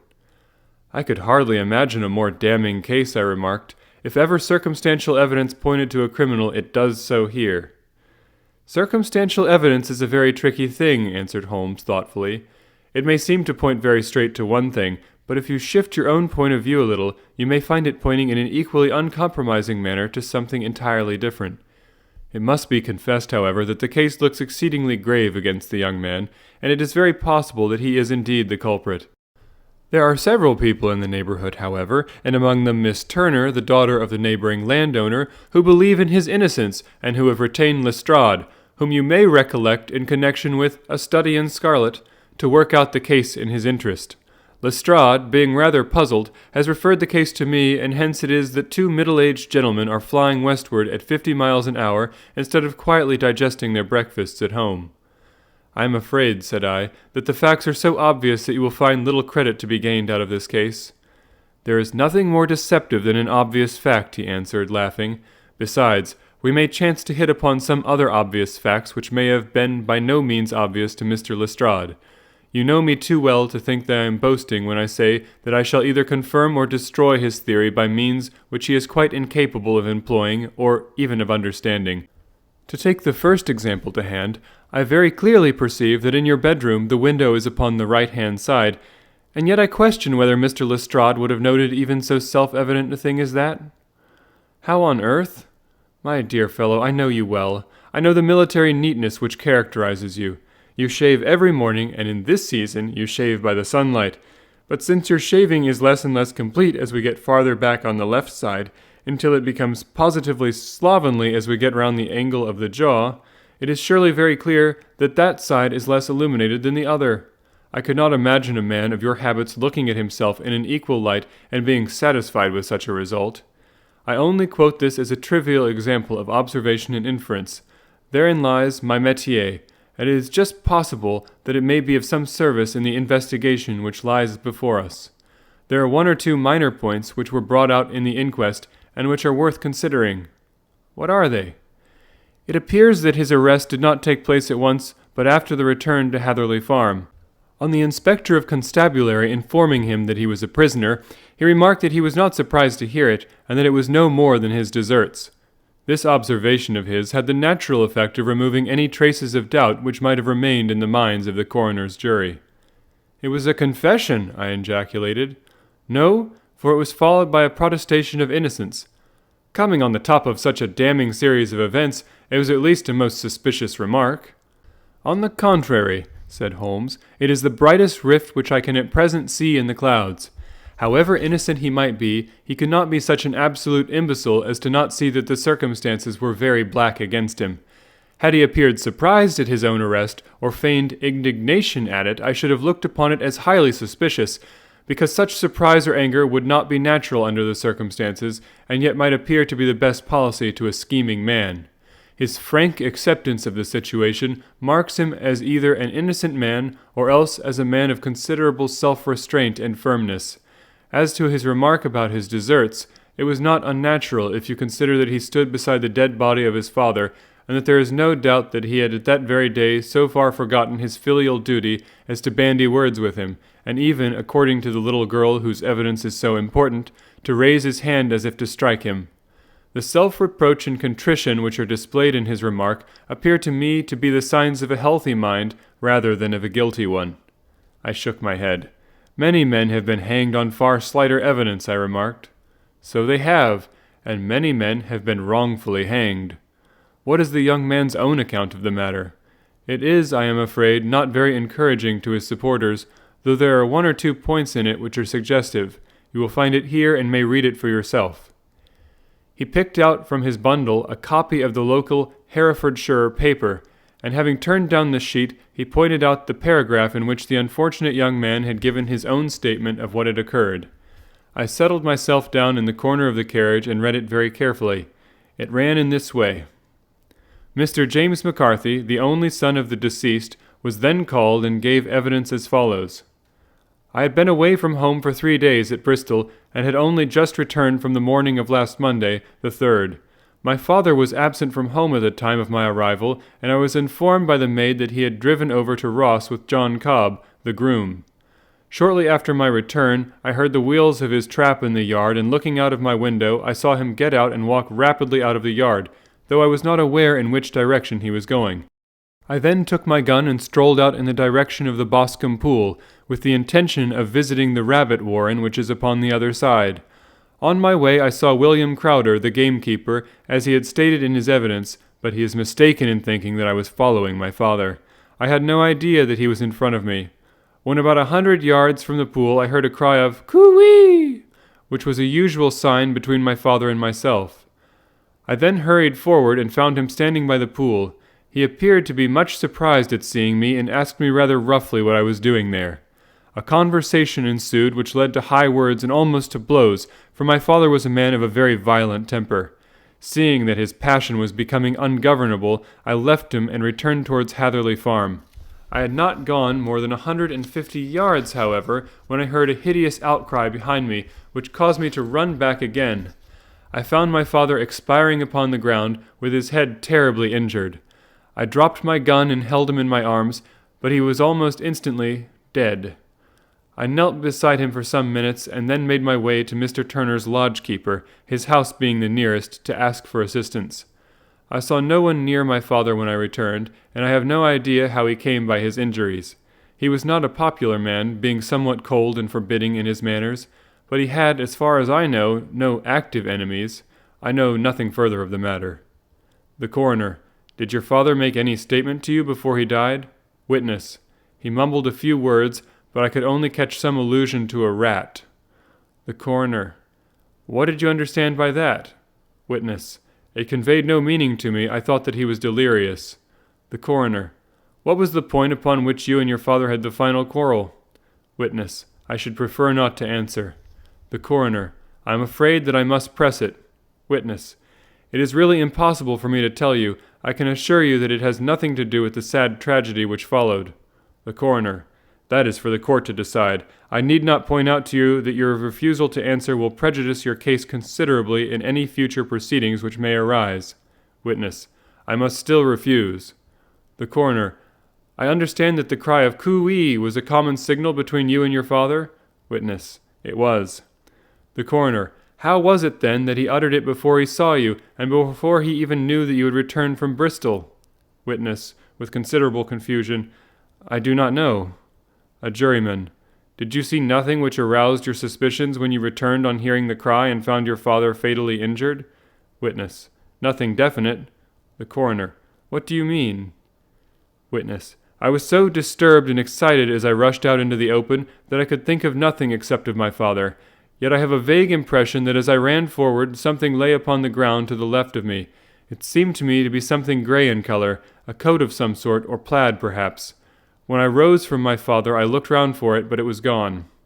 "Do you mean that it disappeared before you went for help?" "Yes, it was gone." "You cannot say what it was?" "No, I had a feeling something was there." "How far from the body?" "A dozen yards or so." "And how far from the edge of the wood?" "About the same." "Then if it was removed, it was while you were within a dozen yards of it." "Yes, but with my back towards it." This concluded the examination of the witness. "I see," said I, as I glanced down the column, "that the coroner in his concluding remarks was rather severe upon young McCarthy. He calls attention, and with reason, to the discrepancy about his father having signaled to him before seeing him, also to his refusal to give details of his conversation with his father, and his singular account of his father's dying words. They are all, as he remarks, very much against the son." Holmes laughed softly to himself, and stretched himself out upon the cushioned seat. "Both you and the coroner have been at some pains," said he, "to single out the very strongest points in the young man's favor. Don't you see that you alternately give him credit for having too much imagination and too little? Too little if he could not invent a cause of quarrel which would give him the sympathy of the jury. Too much if he evolved from his own inner consciousness anything so outré as a dying reference to a rat, and the incident of the vanishing cloth. No, sir, I shall approach this case from the point of view that what this young man says is true, and we shall see whither that hypothesis leads us. And now, here is my pocket Petrarch, and not another word shall I say of this case until we are on the scene of action. We lunch at Swindon, and I see that we shall be there in 20 minutes. It was nearly 4 o'clock when we at last, after passing through the beautiful Stroud Valley and over the broad gleaming Severn, found ourselves at the pretty little country town of Ross. A lean, ferret-like man, furtive and sly-looking, was waiting for us upon the platform. In spite of the light brown dust coat and leather leggings which he wore in deference to his rustic surroundings, I had no difficulty in recognizing Lestrade of Scotland Yard. With him we drove to Hereford Arms, where a room had already been engaged for us. "I have ordered a carriage," said Lestrade as we sat over a cup of tea. "I knew your energetic nature, and that you would not be happy until you had been on the scene of the crime." "It was very nice and complimentary of you," Holmes answered. "It is entirely a question of barometric pressure." Lestrade looked startled. "I do not quite follow," he said. "How is the glass? 29, I see. No wind and not a cloud in the sky. I have a case full of cigarettes here which need smoking, and the sofa is very much superior to the usual country hotel abomination. I do not think that it is probable that I shall use the carriage tonight." Lestrade laughed indulgently. "You have, no doubt, already formed your conclusions from the newspapers," he said. "The case is as plain as a pikestaff, and the more one goes into it, the plainer it becomes. Still, of course, one can't refuse a lady, and such a very positive one, too. She had heard of you, and would have your opinion, though I repeatedly told her that there was nothing which you could do which I had not already done. Why, bless my soul, here is her carriage at the door." He had hardly spoken before there rushed into the room one of the most lovely young women that I have ever seen in my life. Her violet eyes shining, her lips parted, a pink flush upon her cheeks. All thought of her natural reserve lost in her overpowering excitement and concern. "Oh, Mr. Sherlock Holmes," she cried, glancing from one to the other of us, and finally, with a woman's quick intuition, fastening upon my companion, "I am so glad that you have come. I have driven down to tell you so. I know that James didn't do it. I know it, and I want you to start upon your work knowing it, too. Never let yourself doubt upon that point. We have known each other since we were little children, and I know his faults as no one else does. But he is too tender-hearted to hurt a fly. Such a charge is absurd to anyone who really knows him." "I hope we may clear him, Miss Turner," said Sherlock Holmes. "You may rely upon my doing all that I can." "But you have read the evidence, you have formed some conclusions. Do you not see some loophole, some flaw? Do you not yourself think that he is innocent?" "I think that that is very probable." "There now," she cried, throwing back her head and looking defiantly at Lestrade. "You hear? He gives me hopes." Lestrade shrugged his shoulders. "I am afraid that my colleague has been a little quick in forming his conclusions," he said. But he is right. Oh, I know that he is right. James never did it, and about his quarrel with his father, I am sure that the reason why he would not speak about it to the coroner was because I was concerned in it." "In what way?" asked Holmes. "It is no time for me to hide anything. James and his father had many disagreements about me. Mr. McCarthy was very anxious that there should be a marriage between us. James and I have always loved each other as brother and sister, but of course he is young and has seen very little of life yet, and well, he naturally did not wish to do anything like that yet. So there were quarrels, and this, I am sure, was one of them." "And your father?" asked Holmes. "Was he in favor of such a union?" "No, he was averse to it also. No one but Mr. McCarthy was in favor of it." A quick blush passed over her fresh young face as Holmes shot one of his keen, questioning glances at her. "Thank you for this information," said he. "May I see your father if I call tomorrow?" "I'm afraid the doctor won't allow it." "The doctor?" "Yes, have you not heard? Poor father has never been strong for years back, but this has broken him down completely. He is taken to his bed, and Dr. Willows says that he is a wreck and that his nervous system is shattered. Mr. McCarthy was the only man alive who had known Dad in the old days in Victoria." "Ha! In Victoria? That is important." "Yes, at the mines." "Quite so, at the gold mines, where, as I understand, Mr. Turner made his money?" "Yes, certainly." "Thank you, Miss Turner. You have been of material assistance to me." "You will tell me if you have any news tomorrow? No doubt you will go to the prison to see James. Oh, if you do, Mr. Holmes, do tell him that I know him to be innocent." "I will, Miss Turner." "I must go home now, for Dad is very ill, and he misses me so if I leave him. Goodbye, and God help you in your undertaking." She hurried from the room as impulsively as she had entered, and we heard the wheels of her carriage rattle off down the street. "I am ashamed of you, Holmes," said Lestrade with dignity, after a few minutes' silence. "Why should you raise up hopes which you are bound to disappoint? I am not over-tender of heart, but I call it cruel." "I think that I see my way to clearing James McCarthy," said Holmes. "Have you an order to see him in prison?" "Yes, but only for you and me." "Then I shall reconsider my resolution about going out. We have still time to take a train to Hereford and see him tonight?" "Ample." "Then let us do so. Watson, I fear that you will find it very slow, but I shall only be away a couple of hours."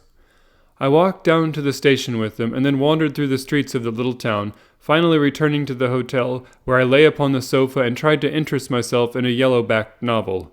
The puny plot of the story was so thin, however, when compared to the deep mystery through which we were groping, and I found my attention wander so continually from the fiction to the fact, that I at last flung it across the room and gave myself up entirely to a consideration of the events of the day. Supposing that this unhappy young man's story were absolutely true, then what hellish thing, what absolutely unforeseen and extraordinary calamity could have occurred between the time when he parted from his father and the moment when, drawn back by his screams, he rushed into the glade? It was something terrible and deadly. What could it be? Might not the nature of the injuries reveal something to my medical instincts? I rang the bell and called for the weekly county paper, which contained a verbatim account of the inquest. In the surgeon's deposition, it was stated that the posterior third of the left parietal bone and the left half of the occipital bone had been shattered by a heavy blow from a blunt weapon. I marked the spot upon my own head. Clearly, such a blow must have been struck from behind. That was, to some extent, in favor of the accused, as when seen quarreling he was face to face with his father. Still, it did not go for very much, for the older man might have turned his back before the blow fell. Still, it might be worthwhile to call Holmes's attention to it. Then there was the peculiar dying reference to a rat. What could that mean? It could not be delirium. A man dying from a sudden blow does not commonly become delirious. No, it was more likely to be an attempt to explain how he met his fate. But what could it indicate? I cudgelled my brains to find some possible explanation. And then the incident of the grey cloth seen by young McCarthy. If that were true, the murderer must have dropped some part of his dress, presumably his overcoat, in his flight, and must have had the hardihood to return and to carry it away at the instant when the son was kneeling with his back turned, not a dozen paces off. What a tissue of mysteries and improbabilities the whole thing was! I did not wonder at Lestrade's opinion, and yet I had so much faith in Sherlock Holmes's insight that I could not lose hope as long as every fresh fact seemed to strengthen his conviction of young McCarthy's innocence. It was late before Sherlock Holmes returned. He came back alone, for Lestrade was staying in lodgings in the town. "The glass still keeps very high," he remarked as he sat down. "It is of importance that it should not rain before we are able to go over the ground. On the other hand, a man should be at his very best and keenest for such nice work as that, and I did not wish to do it when fagged by a long journey. I have seen young McCarthy." "And what did you learn from him?" "Nothing." "Could he throw no light?" "None at all. I was inclined to think at one time that he knew who had done it and was screening him or her, but I am convinced now that he is as puzzled as everyone else. He is not a very quick-witted youth, though comely to look at, and I should think sound at heart." "I cannot admire his taste," I remarked, "if it is indeed a fact that he was averse to a marriage with so charming a young lady as this Miss Turner. Ah, thereby hangs a rather painful tale. This fellow is madly, insanely in love with her, but some 2 years ago, when he was only a lad and before he really knew her, for she had been away 5 years at a boarding school, what does the idiot do but get into the clutches of a barmaid in Bristol and marry her at a registry office? No one knows a word of the matter, but you can imagine how maddening it must be to him to be upbraided for not doing what he would give his very eyes to do, but what he knows to be absolutely impossible. It was sheer frenzy of this sort which made him throw his hands up into the air when his father, at their last interview, was goading him on to propose to Miss Turner. On the other hand, he had no means of supporting himself, and his father, who was by all accounts a very hard man, would have thrown him over utterly had he known the truth.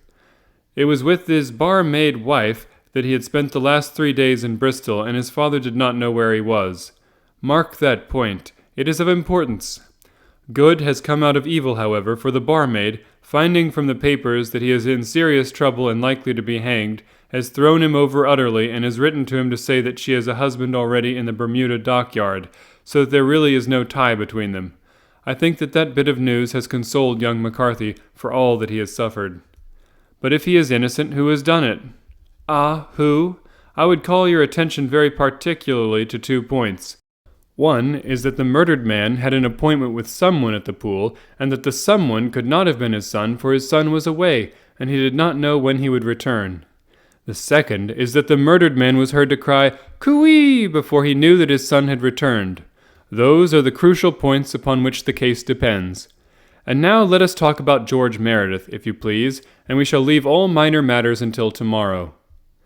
There was no rain, as Holmes had foretold, and the morning broke bright and cloudless. At 9 o'clock, Lestrade called for us with the carriage, and we set off for Hatherley Farm and the Boscombe pool. "There is serious news this morning," Lestrade observed. "It is said that Mr. Turner of the Hall is so ill that his life is despaired of." "An elderly man, I presume?" said Holmes. "About 60, but his constitution has been shattered by his life abroad, and he has been in failing health for some time. This business has had a very bad effect upon him. He was an old friend of McCarthy's, and, I may add, a great benefactor to him, for I have learned that he gave him Hatherley Farm rent-free." "Indeed? That is interesting," said Holmes. "Oh, yes, in 100 other ways he has helped him. Everybody about here speaks of his kindness to him." "Really? Does it not strike you as a little singular that this McCarthy, who appears to have had little of his own, and to have been under such obligations to Turner, should still talk of marrying his son to Turner's daughter, who is, presumably, heiress to the estate, and that in such a very cocksure manner, as if it were merely a case of a proposal and all else would follow? It is the more strange, since we know that Turner himself was averse to the idea. The daughter told us as much. Do you not deduce something from that?" "We have got to the deductions and the inferences," said Lestrade, winking at me. "I find it hard enough to tackle facts, Holmes, without flying away after theories and fancies." "You are right," said Holmes demurely. "You do find it very hard to tackle the facts." "Anyhow, I have grasped one fact which you seem to find it difficult to get hold of," replied Lestrade with some warmth. "And that is, that McCarthy Sr. met his death from McCarthy Jr., and that all theories to the contrary are the merest moonshine." "Well, moonshine is a brighter thing than fog," said Holmes, laughing, "but I am very much mistaken if this is not Hatherley Farm upon the left." "Yes, that is it." It was a widespread, comfortable-looking building, 2-storied, slate-roofed, with great yellow blotches of lichen upon the grey walls. The drawn blinds and the smokeless chimneys, however, gave it a stricken look, as though the weight of this horror still lay heavy upon it. We called at the door, when the maid, at Holmes's request, showed us the boots which her master wore at the time of his death, and also a pair of the son's, though not the pair which he had then had. Having measured these very carefully from 7 or 8 different points, Holmes desired to be led to the courtyard, from which we all followed the winding track which led to Boscombe Pool. Sherlock Holmes was transformed when he was hot upon such a scent as this. Men who had only known the quiet thinker and logician of Baker Street would have failed to recognize him. His face flushed and darkened. His brows were drawn into 2 hard black lines, while his eyes shone out from beneath them with a steely glitter. His face was bent downward, his shoulders bowed, his lips compressed, and the veins stood out like whipcord in his long sinewy neck. His nostrils seemed to dilate with a purely animal lust for the chase, and his mind was so absolutely concentrated upon the matter before him that a question or remark fell unheeded upon his ears, or, at the most, only provoked a quick, impatient snarl in reply. Swiftly and silently he made his way along the track which ran through the meadows, and so by way of the woods to the Boscombe Pool. It was damp, marshy ground, as is all that district, and there were marks of many feet, both upon the path and amid the short grass which bounded it on either side. Sometimes Holmes would hurry on, sometimes stop dead, and once he made quite a little detour into the meadow. Lestrade and I walked behind him, the detective indifferent and contemptuous, while I watched my friend with the interest which sprang from the conviction that every one of his actions was directed towards a definite end. The Boscombe Pool, which is a little reed-girt sheet of water some 50 yards across, is situated at the boundary between the Hatherley farm and the private park of the wealthy Mr. Turner. Above the woods which lined it upon the farther side we could see the red, jutting pinnacles which marked the site of the rich landowner's dwelling. On the Hatherley side of the pool the woods grew very thick, and there was a narrow belt of sodden grass 20 paces across between the edge of the trees and the reeds which lined the lake. Lestrade showed us the exact spot at which the body had been found, and indeed so moist was the ground that I could plainly see the traces which had been left by the fall of the stricken man.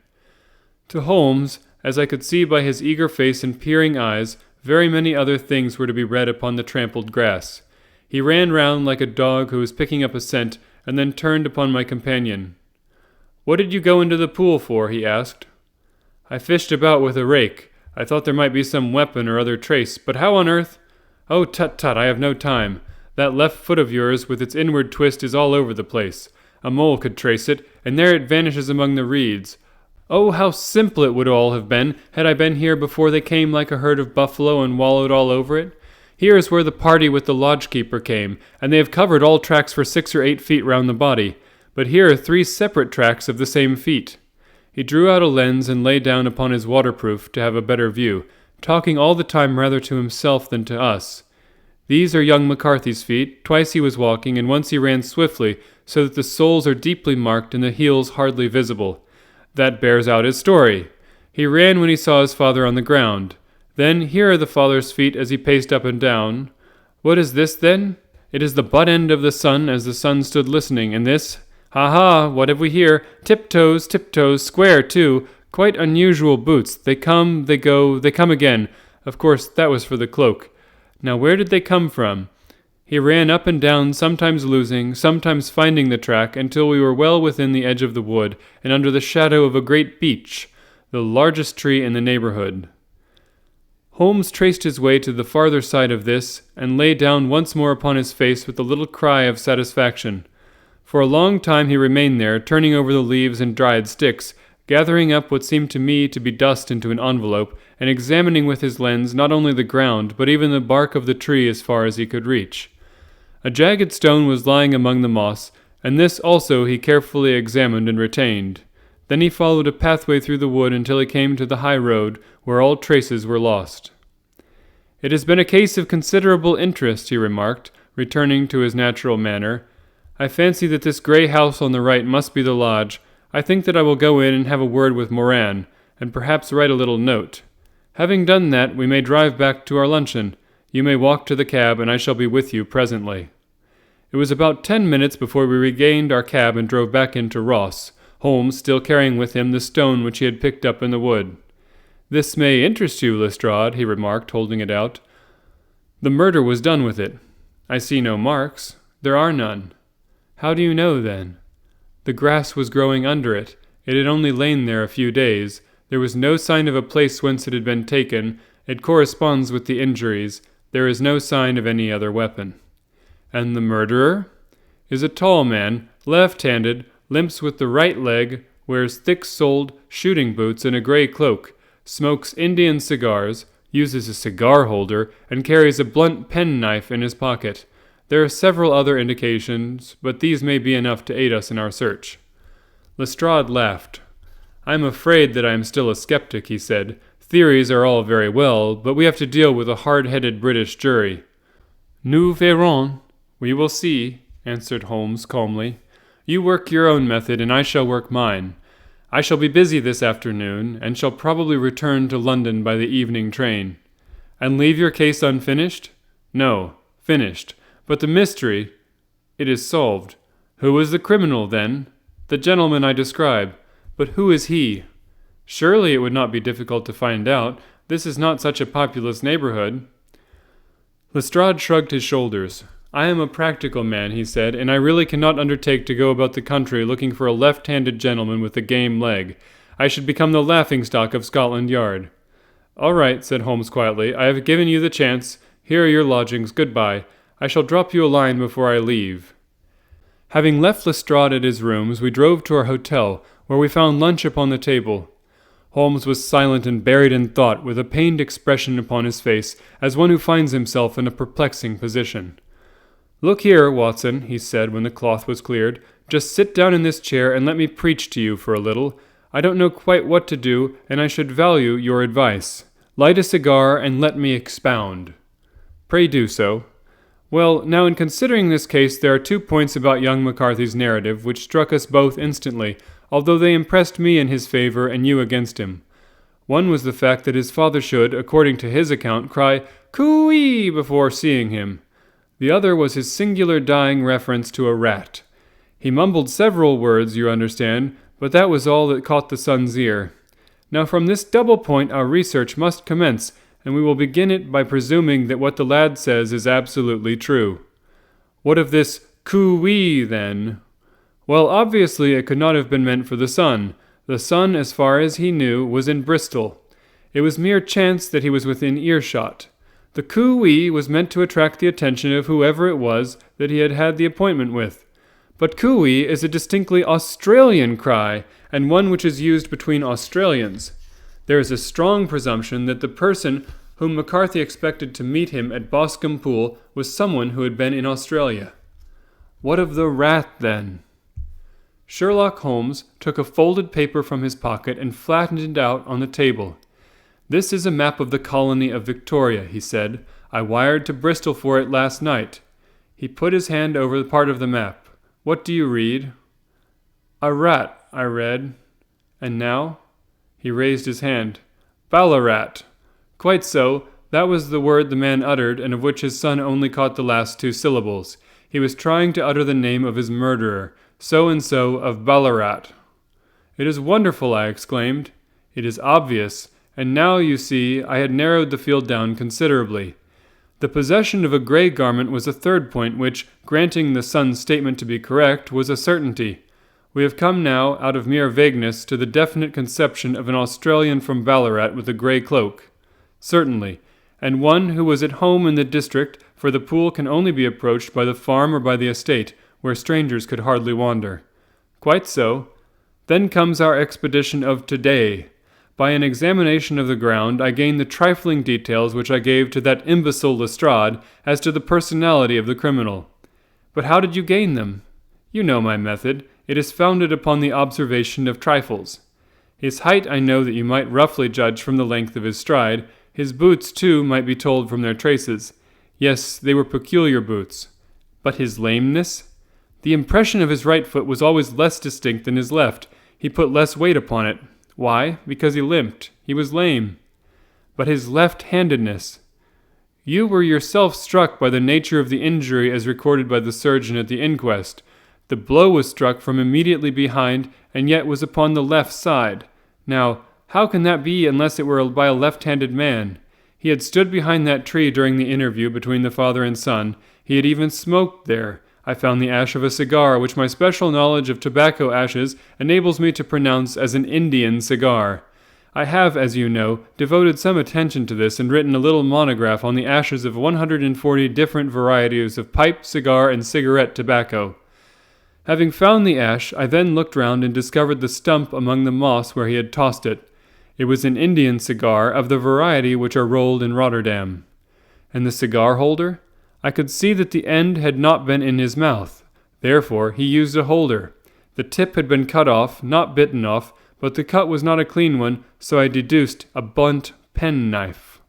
Holmes, I said, you have drawn a net around this man from which he cannot escape, and you have saved an innocent human life as truly as if you had cut the cord which was hanging him. I see the direction in which all this points.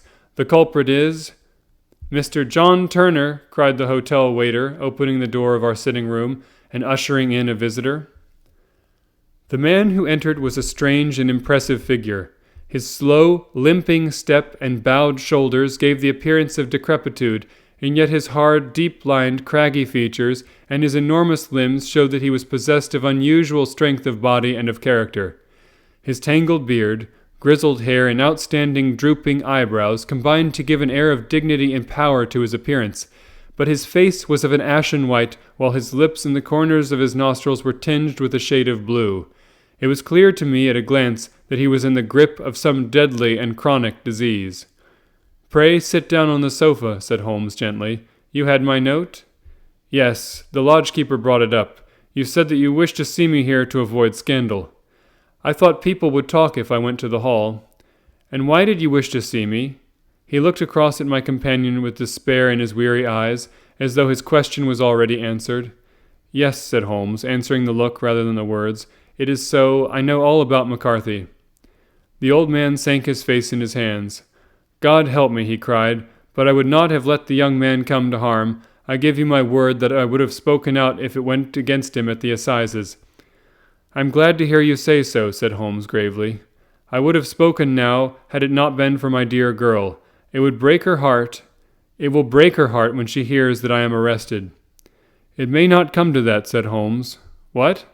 "I am no official agent. I understand that it was your daughter who required my presence here, and I am acting in her interests. Young McCarthy must be got off, however." "I am a dying man," said old Turner. "I have had diabetes for years. My doctor says it is a question whether I shall live in a month. Yet I would rather die under my own roof than in a jail." Holmes rose and sat down at the table with his pen in his hand and a bundle of paper before him. "Just tell us the truth," he said. "I shall jot down the facts. You will sign it, and Watson here can witness it. Then I could produce your confession at the last extremity to save young McCarthy. I promise you that I shall not use it unless it is absolutely needed." "It's as well," said the old man. "It's a question whether I shall live to the assizes, so it matters little to me. But I should wish to spare Alice the shock. And now I will make the thing clear to you. It has been a long time in the acting, but will not take me long to tell. You didn't know this dead man, McCarthy. He was a devil incarnate. I tell you that. God keep you out of the clutches of a man such as he. His grip had been upon me these 20 years, and he has blasted my life. I'll tell you first how I came to be in his power. It was in the early 60s at the diggings. I was a young chap then, hot-blooded and reckless, ready to turn my hand at anything. I got among bad companions, took to drink, had no luck with my claim, took to the bush, and in a word became what you would call over here a highway robber. There were 6 of us, and we had a wild, free life of it, sticking up a station from time to time, or stopping the wagons on the road to the diggings. Black Jack of Ballarat was the name I went under, and our party is still remembered in the colony as the Ballarat Gang. One day a gold convoy came down from Ballarat to Melbourne, and we lay in wait for it and attacked it. There were 6 troopers and 6 of us, so it was a close thing, but we emptied 4 of their saddles at the first volley. 3 of our boys were killed, however, before we got the swag. I put my pistol to the head of the wagon driver, who was this very man McCarthy. I wished to the Lord that I had shot him then, but I spared him, though I saw his wicked little eyes fixed on my face as though to remember every feature. We got away with the gold, became wealthy men, and made our way over to England without being suspected. There I parted from my old pals and determined to settle down to a quiet and respectable life. I bought this estate which chanced to be in the market, and I set myself to do a little good with my money to make up for the way in which I had earned it. I married, too, and though my wife died young, she left me my dear little Alice. Even when she was just a baby, her wee hand seemed to lead me down the right path as nothing else had ever done. In a word, I turned over a new leaf and did my best to make up for the past. All was going well when McCarthy laid his grip upon me. I had gone up to town about an investment, and I met him in Regent Street with hardly a coat to his back or a boot to his foot. "Here we are, Jack," says he, touching me on the arm. "We'll be as good as a family to you. There's 2 of us, me and my son, and you can have the keeping of us. If you don't, it's a fine law-abiding country as England, and there's always a policeman within hail." Well, down they came to the West Country. There was no shaking them off, and there they have lived rent-free on my best land ever since. There was no rest for me, no peace, no forgetfulness. Turn where I would, there was his cunning, grinning face at my elbow. It grew worse as Alice grew up, for he soon saw I was more afraid of her knowing my past than of the police. Whatever he wanted he must have, and whatever it was I gave him without question. Land, money, houses, until at last he asked a thing which I could not give. He asked for Alice. His son, you see, had grown up, and so had my girl, and I was known to be in weak health. It seemed a fine stroke to him that his lad should step into the whole property. But there I was firm. I would not have his cursed stock mixed with mine, not that I had any dislike to the lad, but his blood was in him, and that was enough. I stood firm. McCarthy threatened. I braved him to do his worst. We were to meet at the pool midway between our houses to talk it over.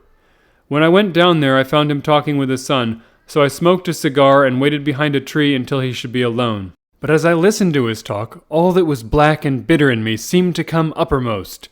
He was urging his son to marry my daughter with as little regard for what she might think as if she were a slut from off the streets. It drove me mad to think that I and all that I held most dear should be in the power of such a man as this. Could I not snap the bond? I was already a dying and desperate man. Though clear of mind and fairly strong of limb, I knew that my own fate was sealed. But my memory and my girl... But both could be saved if I could but silence that foul tongue. I did it, Mr. Holmes. I would do it again. Deeply as I have sinned, I have led a life of martyrdom to atone for it. But that my girl should be entangled in the same meshes which held me was more than I could suffer. I struck him down with no more compunction than if he had been some foul and venomous beast. His cry brought back his son, but I had gained the cover of the wood, though I was forced to go back to fetch the cloak which I had dropped in my flight. That is the true story, gentlemen, of all that occurred. "Well, it is not for me to judge you," said Holmes, as the old man signed the statement which had been drawn out. "I pray that we never be exposed to such a temptation." "I pray not, sir. And what do you intend to do?" "In view of your health, nothing. You are yourself aware that you will soon have to answer for your deed at a higher court than the assizes. I will keep your confession, and if McCarthy is condemned, I shall be forced to use it. If not, it shall never be seen by mortal eye, and your secret, whether you be alive or dead, shall be safe with us." "Farewell, then," said the old man solemnly. "Your own deathbeds, when they come, will be the easier for the thought of the peace which you have given to mine." Tottering and shaking in all his giant frame, he stumbled slowly from the room. "God help us," said Holmes, after a long silence. "Why does fate play such tricks with poor helpless worms? I never hear of such a case as this that I do not think of Baxter's words and say, 'There, but for the grace of God, goes Sherlock Holmes.'" James McCarthy was acquitted at the assizes on the strength of a number of objections which had been drawn out by Holmes and submitted to the defending counsel. Old Turner lived for 7 months after our interview, but he is now dead, and there is every prospect that the son and daughter may come to live happily together in ignorance of the black cloud which rests upon their past.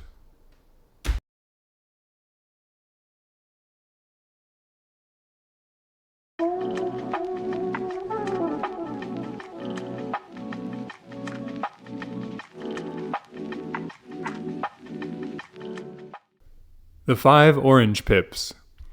When I glance over my notes and records of the Sherlock Holmes cases between the years 1882 and 1890, I am faced by so many which present strange and interesting features that it is no easy matter to know which to choose and which to leave.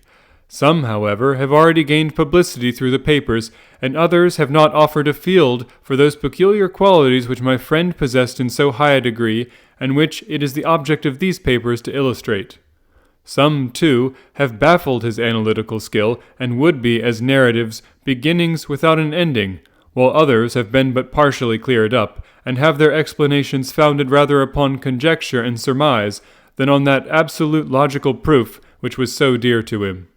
There is, however, one of these last which was so remarkable in its details and so startling in its results that I am tempted to give some account of it in spite of the fact that there are points in connection with it which have never been, and probably never will be, entirely cleared up. The year 1887 furnished us with a long series of cases of greater or less interest, of which I retain the records.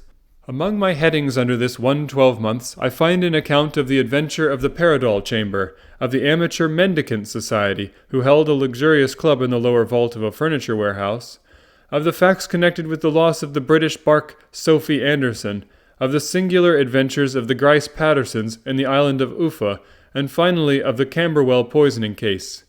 In the latter, as may be remembered, Sherlock Holmes was able, by winding up the dead man's watch, to prove that it had been wound up 2 hours before, and that therefore the deceased had gone to bed within that time, a deduction which was of the greatest importance in clearing up the case. All of these I may sketch out at some future date, but none of them present such singular features as the strange train of circumstances which I have now taken up my pen to describe. It was in the latter days of September, and the equinoctial gales had set in with exceptional violence. All day the wind had screamed and the rain had beaten against the windows, so that even here in the heart of great handmade London we were forced to raise our minds for the instant from the routine of life, and to recognize the presence of those great elemental forces which shriek at mankind through the bars of his civilization, like untamed beasts in a cage. As evening drew in, the storm grew higher and louder, and the wind cried and sobbed like a child in the chimney. Sherlock Holmes sat moodily at one side of the fireplace, cross-indexing his records of crime, while I at the other was deep in one of Clark Russell's fine sea stories, until the howl of the gale from without seemed to blend with the text, and the splash of the rain to lengthen out into the long swash of the sea waves. My wife was on a visit to her mother's, and for a few days I was a dweller once more in my old quarters at Baker Street. "Why," said I, glancing up at my companion, "that surely was the bell. Who would come tonight? Some friend of yours, perhaps?" "Except yourself, I have none," he answered. "I do not encourage visitors." "A client, then?"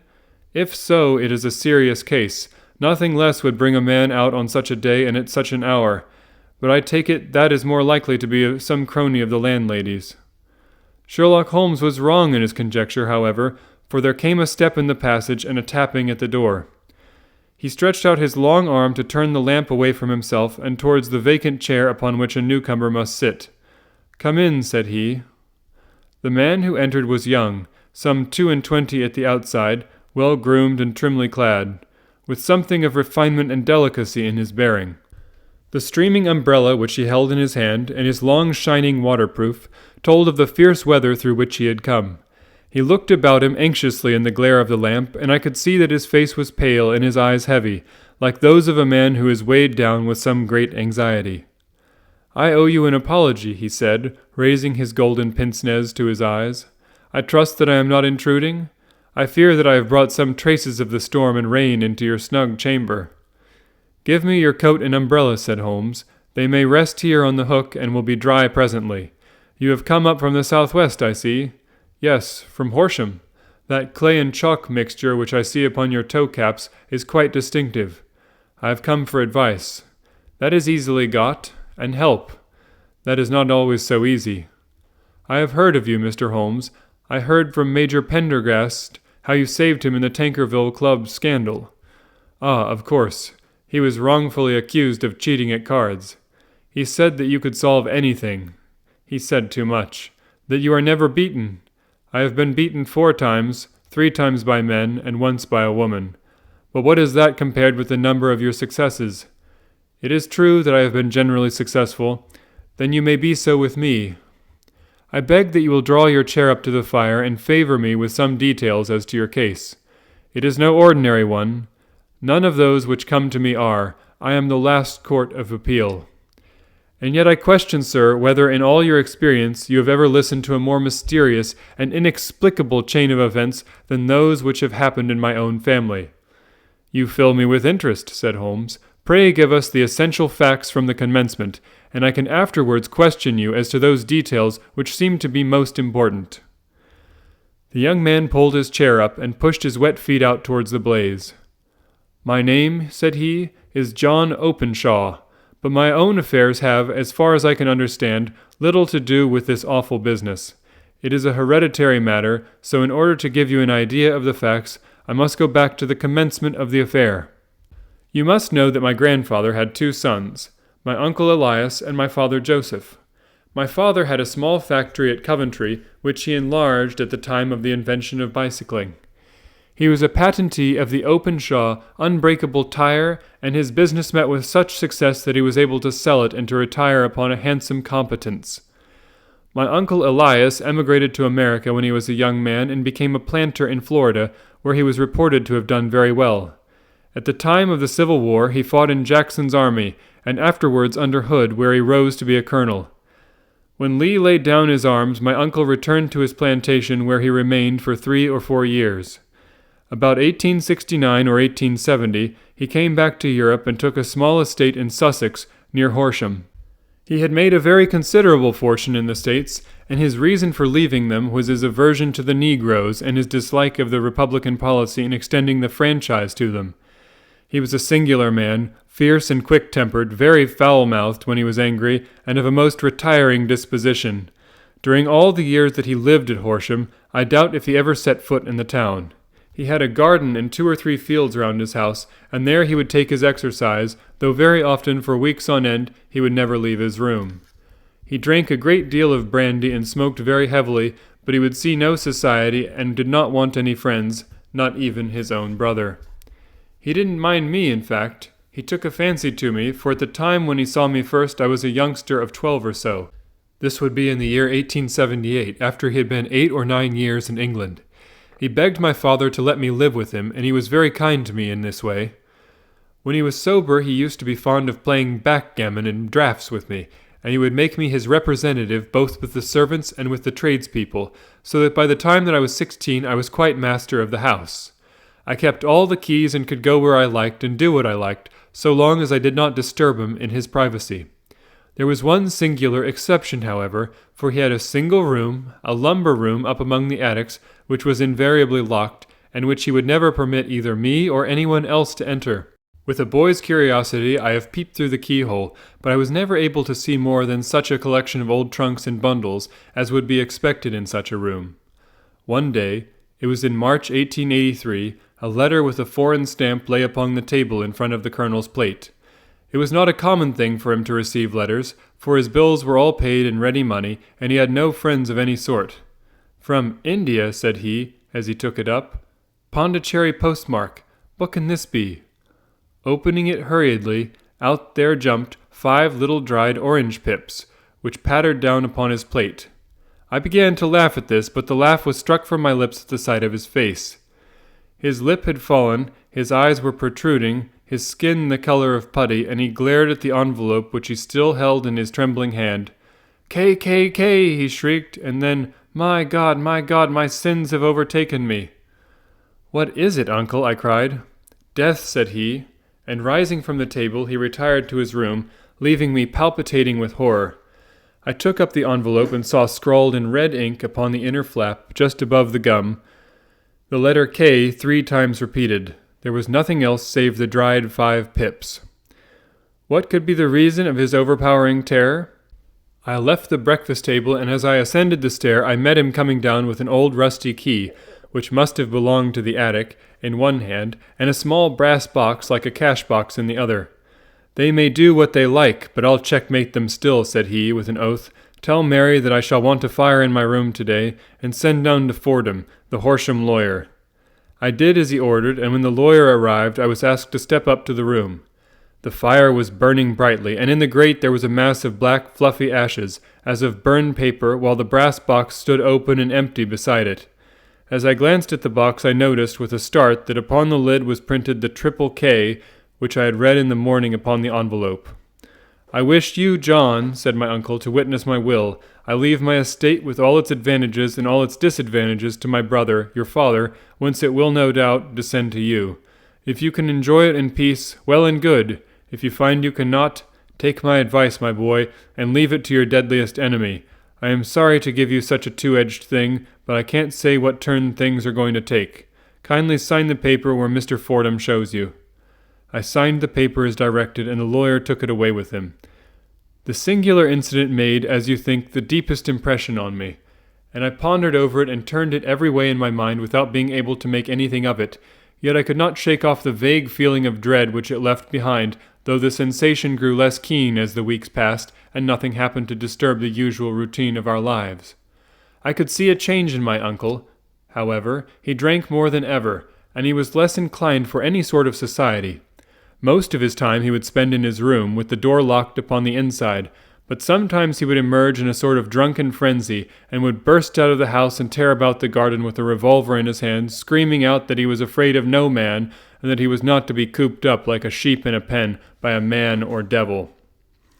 When these hot fits were over, however, he would rush tumultuously in at the door and lock and bar it behind him, like a man who can brazen it out no longer against the terror which lies at the roots of his soul. At such times I have seen his face, even on a cold day, glisten with moisture, as though it were new raised from a basin. Well, to come to an end of the matter, Mr. Holmes, and not to abuse your patience, there came a night when he made one of those drunken sallies from which he never came back.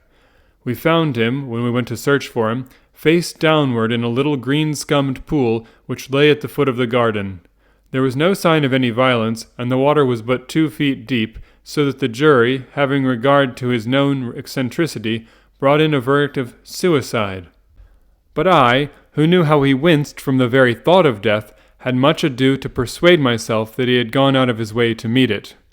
The matter passed, however, and my father entered into possession of the estate in some £14,000, which lay to his credit at the bank. "One moment," Holmes interposed. "Your statement is, I foresee, one of the most remarkable to which I have ever listened. Let me have the date of the reception by your uncle of the letter, and the date of his supposed suicide." "The letter arrived on March 10th, 1883. His death was 7 weeks later, upon the night of May 2nd. "Thank you. Pray proceed." "When my father took over the Horsham property, he, at my request, made a careful examination of the attic, which had always been locked up. We found the brass box there, although its contents had been destroyed.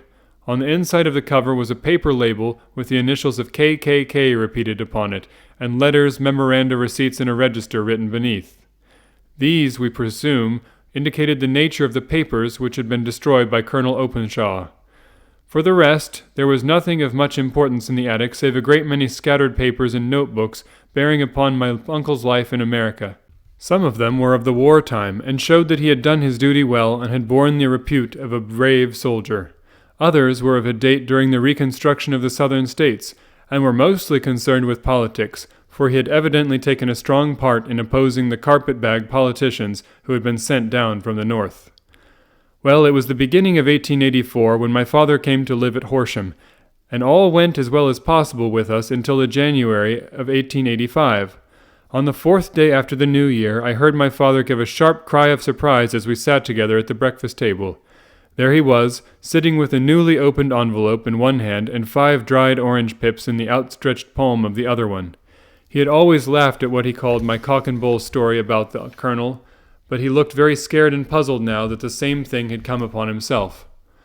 "Why, what on earth does this mean, John?" he stammered. My heart had turned to lead. "It is KKK," said I. He looked inside the envelope. "So it is," he cried. "Here are the very letters. But what is this written above them?" "Put the papers on the sundial," I read, peeping over his shoulder. "What papers? What sundial?" he asked. "The sundial in the garden. There is no other," said I, "but the papers must be those that are destroyed." "Pooh," said he, gripping hard at his courage. "We are in a civilized land here, and we can't have a tomfoolery of this kind. Where does the thing come from?" "From Dundee," I answered, glancing at the postmark. "Some preposterous practical joke," said he. "What have I to do with sundials and papers? I shall take no notice of such nonsense." "I should certainly speak to the police," I said. "And be laughed at for my pains? Nothing of the sort." "Then let me do so?" "No, I forbid you. I won't have a fuss made about such nonsense." It was in vain to argue with him, for he was a very obstinate man. I went about, however, with a heart which was full of forebodings. On the third day after the coming of the letter, my father went from home to visit an old friend of his, Major Freebody, who was in command of one of the forts upon Portsdown Hill. I was glad that he should go, for it seemed to me that he was farther from danger when he was away from home. In that, however, I was in error. Upon the second day of his absence I received a telegram from the Major, imploring me to come at once. My father had fallen over one of the deep chalk pits which abound in the neighborhood, and was lying senseless with a shattered skull. I hurried to him, but he passed away without ever having recovered his consciousness. He had, as it appears, been returning from Fareham in the twilight, and as the country was unknown to him and the chalk pit unfenced, the jury had no hesitation in bringing in a verdict of death from accidental causes. Carefully as I examined every fact connected with his death, I was unable to find anything which could suggest the idea of murder.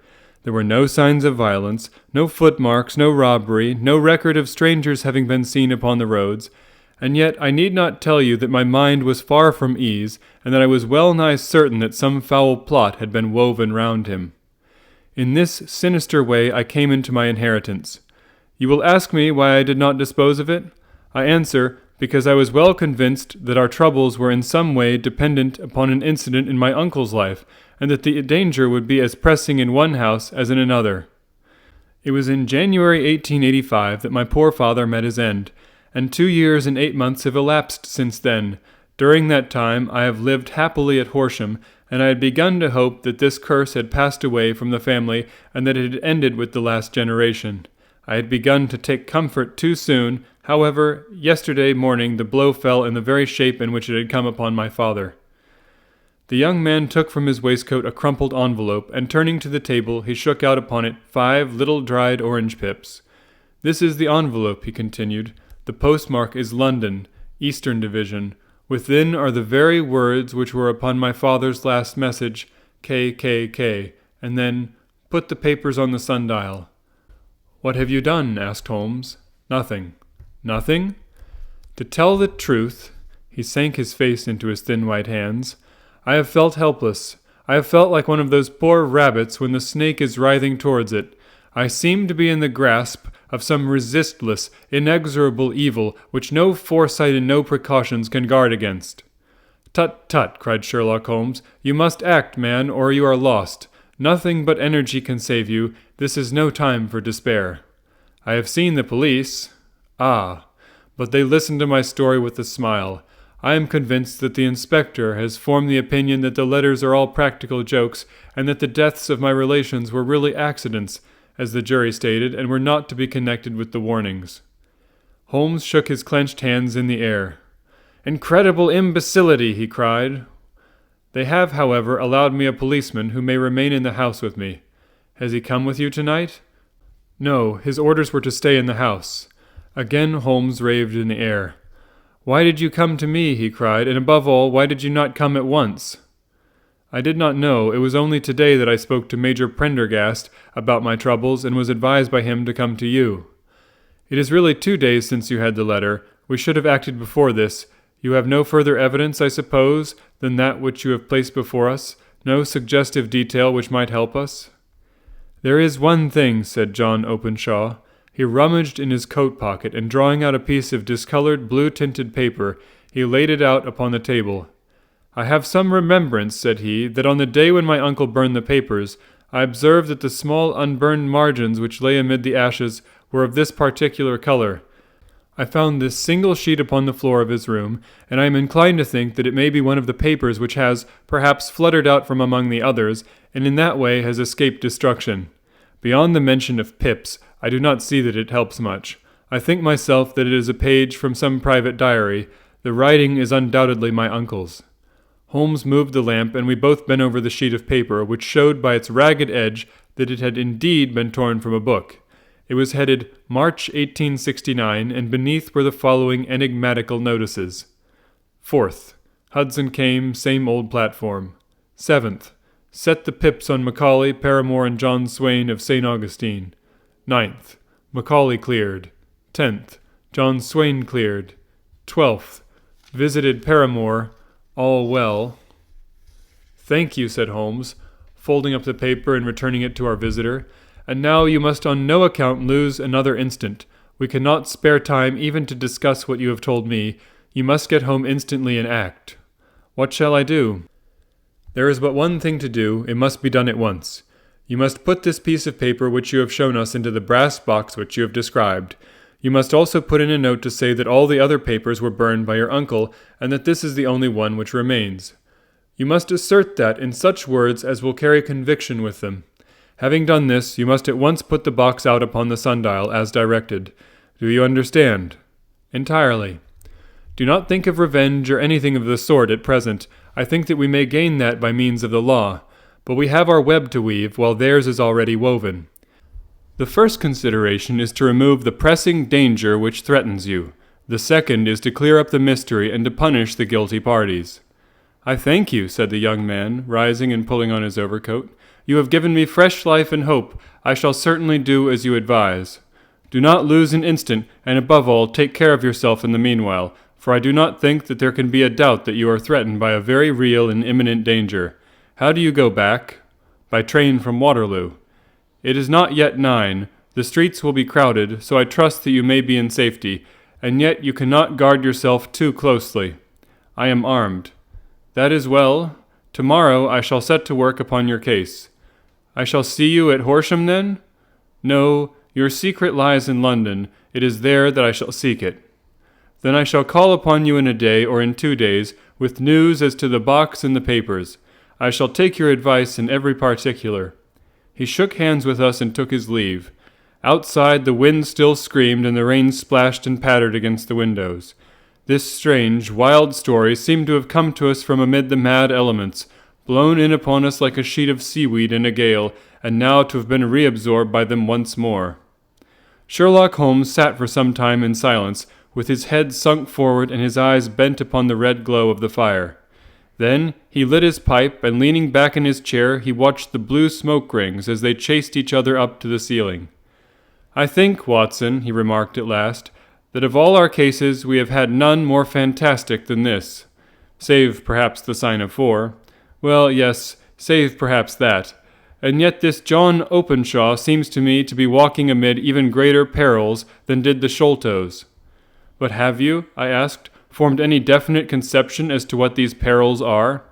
There can be no question as to their nature, he answered. Then what are they? Who is this KKK, and why does he pursue this unhappy family? Sherlock Holmes closed his eyes and placed his elbows upon the arms of his chair, with his fingertips together. The ideal reasoner, he remarked, would, when he had once been shown a single fact in all its bearings, deduce from it not only all the chain of events which led up to it, but also all the results which would follow from it. As Cuvier could correctly describe a whole animal by the contemplation of a single bone, so the observer who has thoroughly understood one link in a series of incidents should be able to accurately state all the other ones, both before and after. We have not yet grasped the results which the reason alone can attain to. Problems may be solved in the study which have baffled all those who have sought a solution by the aid of their senses. To carry the art, however, to its highest pitch, it is necessary that the reasoner should be able to utilize all the facts which have come to his knowledge, and this in itself implies, as you will readily see, a possession of all knowledge, which, even in these days of free education and encyclopedias, is a somewhat rare accomplishment. It is not so impossible, however, that a man should possess all knowledge which is likely to be useful to him in his work, and this I have endeavored in my case to do. If I remember rightly, you on one occasion, in the early days of our friendship, defined my limits in a very precise fashion. Yes, I answered, laughing. It was a singular document. Philosophy, astronomy, and politics were marked at 0, I remember. Botany, variable. Geology, profound as regards the mudstains from any region within 50 miles of town. Chemistry, eccentric. Anatomy, unsystematic. Sensational literature and crime records unique. violin player, boxer, swordsman, lawyer, and self-poisoner by cocaine and tobacco. Those, I think, were the main points of my analysis. Holmes grinned at the last item. Well, he said, I say now, as I said then, that a man should keep his little brain attic stocked with all the furniture that he is likely to use, and the rest he can put away in the lumber room of his library, where he can get it if he wants it. Now, for such a case as the one which has been submitted to us tonight, we need certainly to muster all our resources. Kindly hand me down the letter K of the American Encyclopedia, which stands upon the shelf beside you. Thank you. Now let us consider the situation and see what may be deduced from it. In the first place, we may start with a strong presumption that Colonel Openshaw had some very strong reason for leaving America. Men at his time of life do not change all their habits and exchange willingly the charming climate of Florida for the lonely life of an English provincial town. His extreme love of solitude in England suggests the idea that he was in fear of someone or something. So we may assume as a working hypothesis that it was fear of someone or something which drove him from America. As to what it was he feared, we can only deduce that by considering the formidable letters which were received by himself and his successors. Did you remark the postmarks of those letters? The first was from Pondicherry, the second from Dundee, and the third from London. From East London. What do you deduce from that? They are all seaports, that the writer was on board of a ship. Excellent! We already have a clue. There can be no doubt that the strong probability is that the writer was on board of a ship. And now let us consider another point. In the case of Pondicherry, 7 weeks elapsed between the threat and its fulfillment. In Dundee, it was only some 3 or 4 days. Does that suggest anything? A greater distance to travel.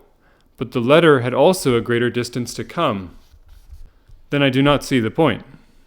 There is at least a presumption that the vessel in which the man or men are is a sailing ship.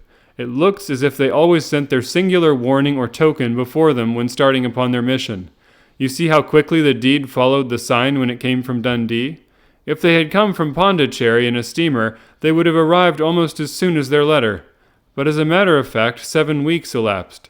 I think that those 7 weeks represented the difference between the mail boat which brought the letter and the sailing vessel which brought the writer. It is possible. More than that, it is probable. And now you see the deadly urgency of this new case and why I urged young Openshaw to caution. The blow has always fallen at the end of the time which it would take the senders to travel the distance. But this one comes from London, and therefore we cannot count upon delay. Good God, I cried. What can it mean, this relentless persecution? The papers which Openshaw carried are obviously of vital importance to the person or persons in the sailing ship. I think that it is quite clear that there must be more than one of them. A single man could not have carried out 2 deaths in such a way as to deceive a coroner's jury. There must have been several in it, and they must have been men of resource and determination. Their papers they mean to have, be the holder of them who it may. In this way you see KKK ceases to be the initials of an individual and becomes the badge of a society. But of what society? Have you never, said Sherlock Holmes, bending forward and sinking his voice, have you never heard of the Ku Klux Klan? I never have. Holmes turned over the leaves of the book upon his knee. Here it is, said he presently. Ku Klux Klan, a name derived from the fanciful resemblance to the sound produced by cocking a rifle. This terrible secret society was formed by some ex-Confederate soldiers in the southern states after the Civil War, and it rapidly formed local branches in different parts of the country, notably in Tennessee, Louisiana, the Carolinas, Georgia, and Florida. Its power was used for political purposes, principally for the terrorizing of the Negro voters and the murdering and driving from the country of those who were opposed to its views. Its outrages were usually preceded by a warning sent to the marked man in some fantastic but generally recognized shape, a sprig of oak leaves in some parts, melon seeds or orange pips in others. On receiving this, the victim might either openly abjure his former ways or might fly from the country. If he braved the matter out, death would unfailingly come upon him, and usually in some strange and unforeseen manner. So perfect was the organization of the society, and so systematic its methods, that there is hardly a case upon record where any man succeeded in braving it with impunity, or in which any of its outrages were traced home to the perpetrators. For some years, the organization flourished in spite of the efforts of the United States government and of the better classes of the community in the South. Eventually, in the year 1869, the movement rather suddenly collapsed, although there have been sporadic outbreaks of the same sort since that date. "You will observe," said Holmes, laying down the volume, "that the sudden breaking up of the society was coincident with the disappearance of Openshaw from America with their papers. It may well have been cause and effect. It is no wonder that he and his family have some of the more implacable spirits upon their track. You can understand that this register and diary may implicate some of the first men in the South, and that there may be many who will not sleep easy at night until it is recovered. Then the page we have seen is such as we might expect. It ran, if I remember right, sent the pips to A, B, and C, that is, sent the society's warning to them. Then there are successive entries that A and B cleared, or left the country, and finally that C was visited, with, I fear, a sinister result for C. Well, I think, Doctor, that we may let some light into this dark place, and I believe that the only chance young Openshaw has in the meantime is to do what I have told him. There is nothing more to be said or to be done tonight, so hand me over my violin and let us try to forget for half an hour the miserable weather and the still more miserable ways of our fellow men." It had cleared in the morning, and the sun was shining with a subdued brightness through the dim veil which hangs over the great city. Sherlock Holmes was already at breakfast when I came down. "You will excuse me for not waiting for you," said he. "I have, I foresee, a very busy day before me in looking into this case of young Openshaw's." "What steps will you take?" I asked.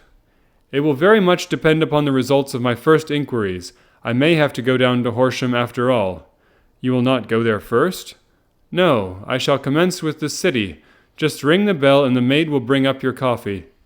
As I waited, I lifted the unopened newspaper from the table and glanced my eye over it. It rested upon a heading which sent a chill to my heart. "Holmes," I cried, "you are too late." "Ah," said he, laying down his cup, "I feared as much. How was it done?" He spoke calmly, but I could see that he was deeply moved. My eye caught the name of Openshaw and the heading, "Tragedy near Waterloo Bridge." Here is the account. "Between 9 and 10 last night, Police Constable Cook of the H Division on duty near Waterloo Bridge heard a cry for help and a splash in the water. The night, however, was extremely dark and stormy, so that in spite of the help of several passers-by, it was quite impossible to effect a rescue. The alarm, however, was given, and by the aid of the water police, the body was eventually recovered. It proved to be that of a young gentleman whose name, as it appears from an envelope which was found in his pocket, was John Openshaw, and whose residence is near Horsham. It is conjectured that he may have been hurrying down to catch the last train from Waterloo Station, and that in his haste in the extreme darkness he missed his path and walked over the edge of one of the small landing places for river steamboats. The body exhibited no traces of violence, and there can be no doubt that the deceased had been the victim of an unfortunate accident, which should have the effect of calling the attention of the authorities to the condition of the riverside landing stages. We sat in silence for some minutes, Holmes more depressed and shaken than I had ever seen him. "That hurts my pride, Watson," he said at last. "It is a petty feeling, no doubt, but it hurts my pride. It becomes a personal matter with me now, and if God sends me health, I shall set my hand upon this gang. That he should come to me for help, and that I should send him away to his death." He sprang from his chair and paced about the room in uncontrollable agitation, with a flush upon his sallow cheeks and a nervous clasping and unclasping of his long, thin hands. "They must be cunning devils," he exclaimed at last. "How could they have decoyed him down there? The embankment is not on the direct line to the station. The bridge, no doubt, was too crowded even on such a night for their purpose. Well, Watson, we shall see who will win in the long run. I am going out now." "To the police?" "No, I shall be my own police. When I have spun the web, they may take the flies, but not before." All day I was engaged in my professional work, and it was late in the evening before I returned to Baker Street. Sherlock Holmes had not come back yet. It was nearly 10 o'clock before he entered, looking pale and worn. He walked up to the sideboard, and tearing a piece from the loaf, he devoured it voraciously, washing it down with a long draught of water. "You are hungry," I remarked. "Starving. It had escaped my memory. I have had nothing since breakfast." "Nothing?" "Not a bite. I had no time to think of it." "And how have you succeeded?" "Well. You have a clue?" "I have them in the hollow of my hand. Young Openshaw shall not long remain unavenged. Why, Watson, let us put their own devilish trademark upon them. It is well thought of." "What do you mean?" He took an orange from the cupboard, and tearing it to pieces, he squeezed out the pips upon the table. Of these he took 5 and thrust them into an envelope. On the inside of the flap he wrote S.H. for J.O. Then he sealed it and addressed it to Captain James Calhoun, Bark Lone Star, Savannah, Georgia. "That will await him when he enters port," said he, chuckling. "It may give him a sleepless night. He will find it as sure as a precursor of his fate as Openshaw did before him." "And who is this Captain Calhoun?" "The leader of the gang. I shall have the others, but he first." "How did you trace it, then?" He took a large sheet of paper from his pocket, all covered with dates and names. "I have spent the whole day," said he, "over Lloyd's registers and files of the old papers, following the future career of every vessel which touched at Pondicherry in January and February in 1883. There were 36 ships of fair tonnage which were reported there during those months. Of these, one, the Lone Star, instantly attracted my attention, since although it was reported as having cleared from London, the name is that which is given to one of the states of the Union. Texas, I think. I was not and am not sure which, but I knew that the ship must have an American origin. What then? I searched the Dundee records, and when I found that the bark Lone Star was there in January 1885, my suspicion became a certainty. I then inquired as to the vessels which lay at present in the port of London.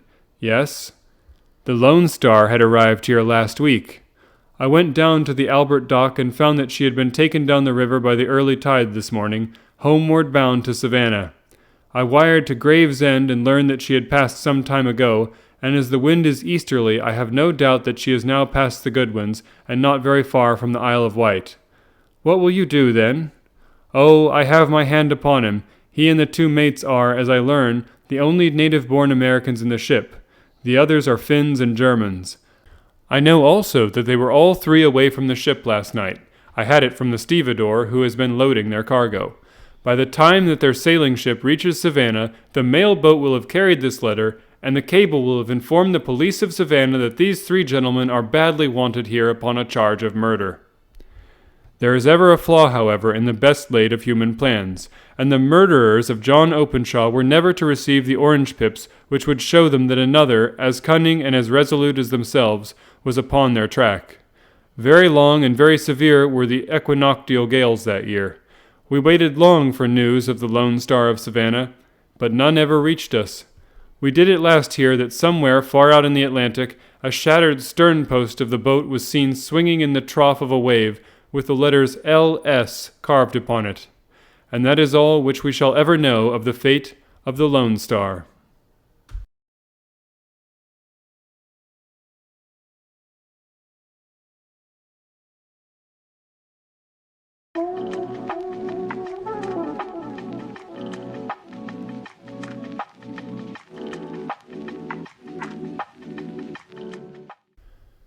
The Man with the Twisted Lip. Isa Whitney, brother of the late Elias Whitney, Doctor of Divinity, Principal of the Theological College of St. George's, was much addicted to opium. The habit grew upon him, as I understand, from some foolish freak when he was at college, for having read De Quincey's description of his dreams and sensations, he had drenched his tobacco with laudanum in an attempt to produce the same effects. He found, as so many more have done, that the practice is easier to attain than to get rid of, and for many years he continued to be a slave to the drug, an object of mingled horror and pity to his friends and relatives. I can see him now, with yellow, pasty face, drooping lids, and pinpoint pupils, all huddled in a chair, the wreck and ruin of a noble man. One night, it was June 1889, there came a ring to my bell about the hour when a man gives his first yawn and glances at the clock. I sat up in my chair, and my wife laid her needlework down in her lap and made a little face of disappointment. "A patient," said she. "You'll have to go out." I groaned, for I was newly come back from a weary day. We heard the door open, a few hurried words, and then quick steps upon the linoleum. Our own door flew open, and a lady, clad in some dark-colored stuff with a black veil, entered the room. "You will excuse my calling so late," she began, and then suddenly losing her self-control, she ran forward, threw her arms about my wife's neck, and sobbed upon her shoulder. "Oh, I'm in such trouble," she cried. "I do so want a little help." "Why," said my wife, pulling up her veil, "it is Kate Whitney. How you startled me, Kate. I had not an idea who you were when you came in. I didn't know what to do, so I came straight to you." That was always the way. Folk who were in grief came to my wife like birds to a lighthouse. "It was very sweet of you to come. Now you must have some wine and water, and sit here comfortably and tell us all about it. Or should you rather that I sent James off to bed?" "Oh, no. I want the doctor's advice and help, too. It's about Isa. He has not been home for 2 days. I am so frightened about him." It was not the first time that she had spoken to us of her husband's trouble, to me as a doctor, to my wife as an old friend and school companion. We soothed and comforted her by such words as we could find. Did she know where her husband was? Was it possible that we could bring him back to her? It seems that it was. She had the surest information that of late he had, when the fit was on him, made use of an opium den in the farthest east of the city. Hitherto, his orgies had always been confined to one day, and he had come back, twitching and shattered, in the evening. But now the spell had been upon him 48 hours, and he lay there, doubtless among the dregs of the docks, breathing in the poison or sleeping off the effects. There he was to be found, she was sure of it, at the Bar of Gold, in Upper Swandam Lane. But what was she to do? How could she, a young and timid woman, make her way into such a place and pluck her husband out from among the ruffians who surrounded him? There was the case, and of course there was but one way out of it. Might I not escort her to this place? And then, as a second thought, why should she come at all? I was Isa Whitney's medical adviser, and as such I had influence over him. I could manage it better if I were alone. I promised her on my word that I would send him home in a cab within 2 hours if he were indeed at the address which she had given me. And so in 10 minutes I left my armchair and cheery sitting room behind me, and was speeding eastward in a hansom on a strange errand, as it seemed to me at the time, though the future only could show how strange it was to be. But there was no great difficulty in the first stage of my adventure. Upper Swandam Lane is a vile alley lurking behind the high wharves which line the north side of the river to the east of the London Bridge. Between a slop shop and a gin shop, approached by a steep flight of steps leading down to a black gap like the mouth of a cave, I found the den of which I was in search. Ordering my cab to wait, I passed down the steps, worn hollow in the center by the ceaseless tread of drunken feet, and by the light of a flickering oil lamp above the door I found the latch and made my way into a long, low room, thick and heavy with the brown opium smoke, and terraced with wooden berths, like the forecastle of an emigrant ship. Through the gloom one could only dimly catch a glimpse of bodies lying in strange fantastic poses, bowed shoulders, bent knees, heads thrown back and chins pointing upward, with here and there a dark, lackluster eye turned upon the newcomer. Out of the black shadows there glimmered little red circles of light, now bright, now faint, as the burning poison waxed or waned in the bowls of the metal pipes. The most lay silent, but some muttered to themselves, and others talked together in a strange, low, monotonous voice, their conversation coming in gushes, and then suddenly tailing off into silence, each mumbling out his own thoughts and paying little heed to the words of his neighbor. At the farther end was a small brazier of burning charcoal, beside which, on a 3-legged stool, there sat a tall, thin old man, with his jaw resting upon his 2 fists, and his elbows upon his knees, staring into the fire. As I entered, a sallow Malay attendant had hurried up with a pipe for me and a supply of the drug, beckoning me to an empty berth. "Thank you, I have not come to stay," said I. "There is a friend of mine here, Mr. Isa Whitney, and I wish to speak with him." There was a movement and an exclamation from my right, and peering through the gloom, I saw Whitney, pale, haggard, and unkempt, staring out at me. "My God, it's Watson," said he. He was in a pitiable state of reaction, with every nerve in a twitter. "I say, Watson, what o'clock is it?" "Nearly 11. "Of what day?" "Of Friday, June 19th. "Good heavens, I thought it was Wednesday." "It is Wednesday. What do you want to frighten the chap for?" He sank his face onto his arms and began to sob in a high treble key. "I tell you that it is Friday, man. Your wife has been waiting this 2 days for you. You should be ashamed of yourself." "So I am, but you've got mixed, Watson, for I've only been here a few hours. 3 pipes, 4 pipes, I forget how many. But I'll go home with you. I wouldn't frighten Kate, poor little Kate. Give me your hand. Have you a cab?" "Yes, I have one waiting." "Then I shall go in it. But I must owe something. Find what I owe, Watson. I am all off color. I can do nothing for myself." I walked down the narrow passage between the double row of sleepers, holding my breath to keep out the vile, stupefying fumes of the drug, and looking about for the manager. As I passed the tall man who sat by the brazier, I felt a sudden pluck at my skirt, and a low voice whispered, "Walk past me, and then look back at me." The words fell quite distinctly upon my ear. I glanced down. They could only have come from the old man at my side, and yet he sat now as absorbed as ever, very thin, very wrinkled, bent with age, an opium pipe dangling down from between his knees, as though it had dropped in sheer lassitude from his fingers. I took 2 steps forward and looked back. It took all my self-control to prevent me breaking into a cry of astonishment.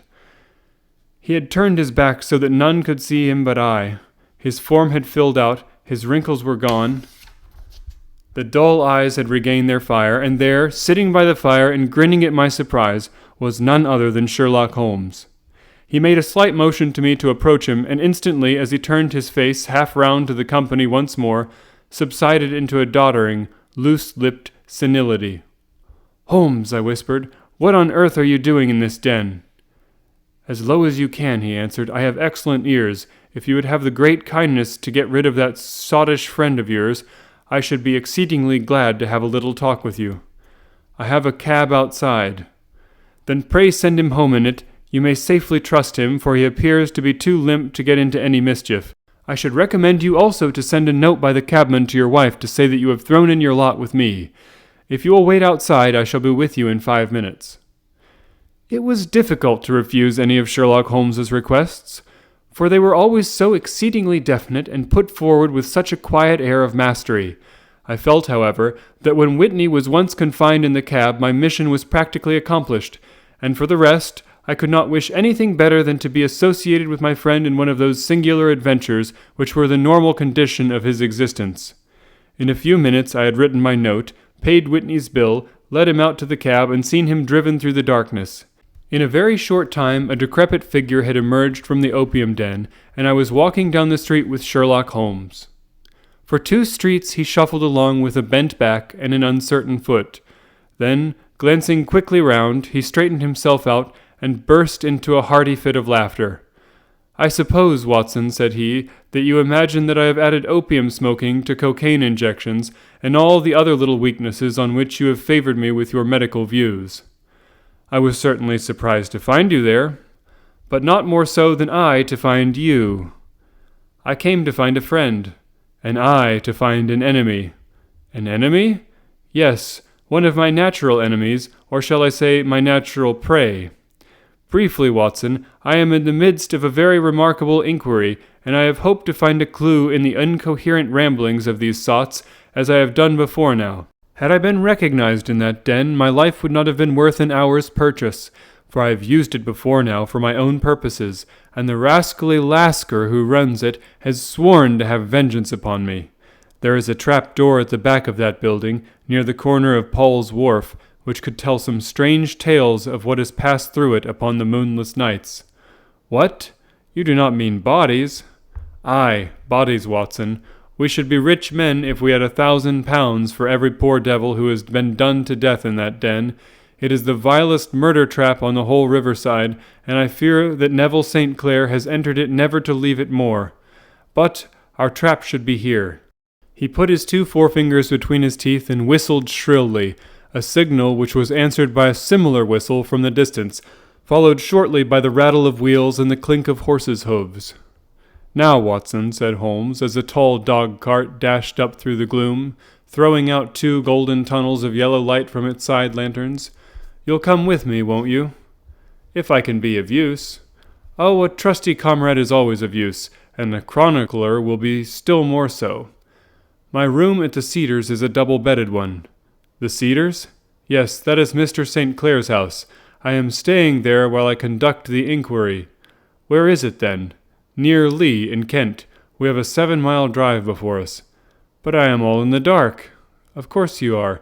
You'll know all about it presently. Jump up here. All right, John. We shall not need you. Here's half a crown. Look out for me tomorrow about 11. Give her her head. So long, then. He flicked the horse with his whip, and we dashed away through the endless succession of somber and deserted streets, which widened gradually until we were flying across a broad balustraded bridge, with the murky river flowing sluggishly beneath us. Beyond lay another dull wilderness of bricks and mortar, its silence broken only by the heavy regular footfall of the policeman, or the songs and shouts of some belated party of revellers. A dull wrack was drifting slowly across the sky, and a star or two twinkled dimly here and there through the rifts of the clouds. Holmes drove in silence, with his head sunk upon his breast and the air of a man who is lost in thought, while I sat beside him, curious to learn what this new quest might be which seemed to tax his powers so sorely, and yet afraid to break in upon the current of his thoughts. We had driven several miles, and were beginning to get on the fringe of the belt of suburban villas, when he shook himself, shrugged his shoulders, and lit up his pipe with the air of a man who has satisfied himself that he is acting for the best. "You have a grand gift of silence, Watson," said he. "It makes you quite invaluable as a companion. Upon my word, it is a great thing for me to have someone to talk to, for my own thoughts are not over-pleasant. I was wondering what I should say to this dear little woman tonight when she meets me at the door. You forget that I know nothing about it. I shall have just enough time to tell you the facts of the case before we get to Lee. It seems absurdly simple, and yet somehow I can get nothing to go upon. There's plenty of thread, no doubt, but I can't get the end of it into my hand. Now I'll state the case clearly and concisely to you, Watson, and maybe you can see a spark where all is dark to me." "Proceed, then." "Some years ago, to be definite, in May 1884, there came to Lee a gentleman, Neville St. Clair by name, who appeared to have plenty of money. He took a large villa, laid out the grounds very nicely, and lived generally in good style. By degrees he made friends in the neighborhood, and in 1887 he married the daughter of a local brewer, by whom he now has 2 children. He had no occupation, but was interested in several companies, and went into town as a rule in the morning, returning by the 5:14 from Cannon Street every night. Mr. St. Clair is now 37 years of age, is a man of temperate habits, a good husband, a very affectionate father, and a man who is popular with all who know him. I may add that his whole debts at the present moment, as far as we have been able to ascertain, amount to £88, 10 shillings, while he has £220 standing to his credit in the Capital and Counties Bank. There is no reason, therefore, to think that money troubles have been weighing upon his mind. Last Monday, Mr. Neville St. Clair went into town rather earlier than usual, remarking before he started that he had 2 important commissions to perform, and that he would bring his little boy home a box of bricks. Now, by the merest chance, his wife received a telegram upon this same Monday, very shortly after his departure, to the effect that a small parcel of considerable value which she had been expecting was waiting for her at the offices of the Aberdeen Shipping Company. Now, if you are well up in your London, you will know that the office of the company is in Fresno Street, which branches out of Upper Swandam Lane, where you found me tonight. Mrs. St. Clair had her lunch, started for the city, did some shopping, proceeded to the company's office, got her packet, and found herself at exactly 4:35 walking through Swandam Lane on her way back to the station. Have you followed me so far? It is very clear. If you remember, Monday was an exceedingly hot day, and Mrs. St. Clair walked slowly, glancing about in the hope of seeing a cab, as she did not like the neighborhood in which she found herself.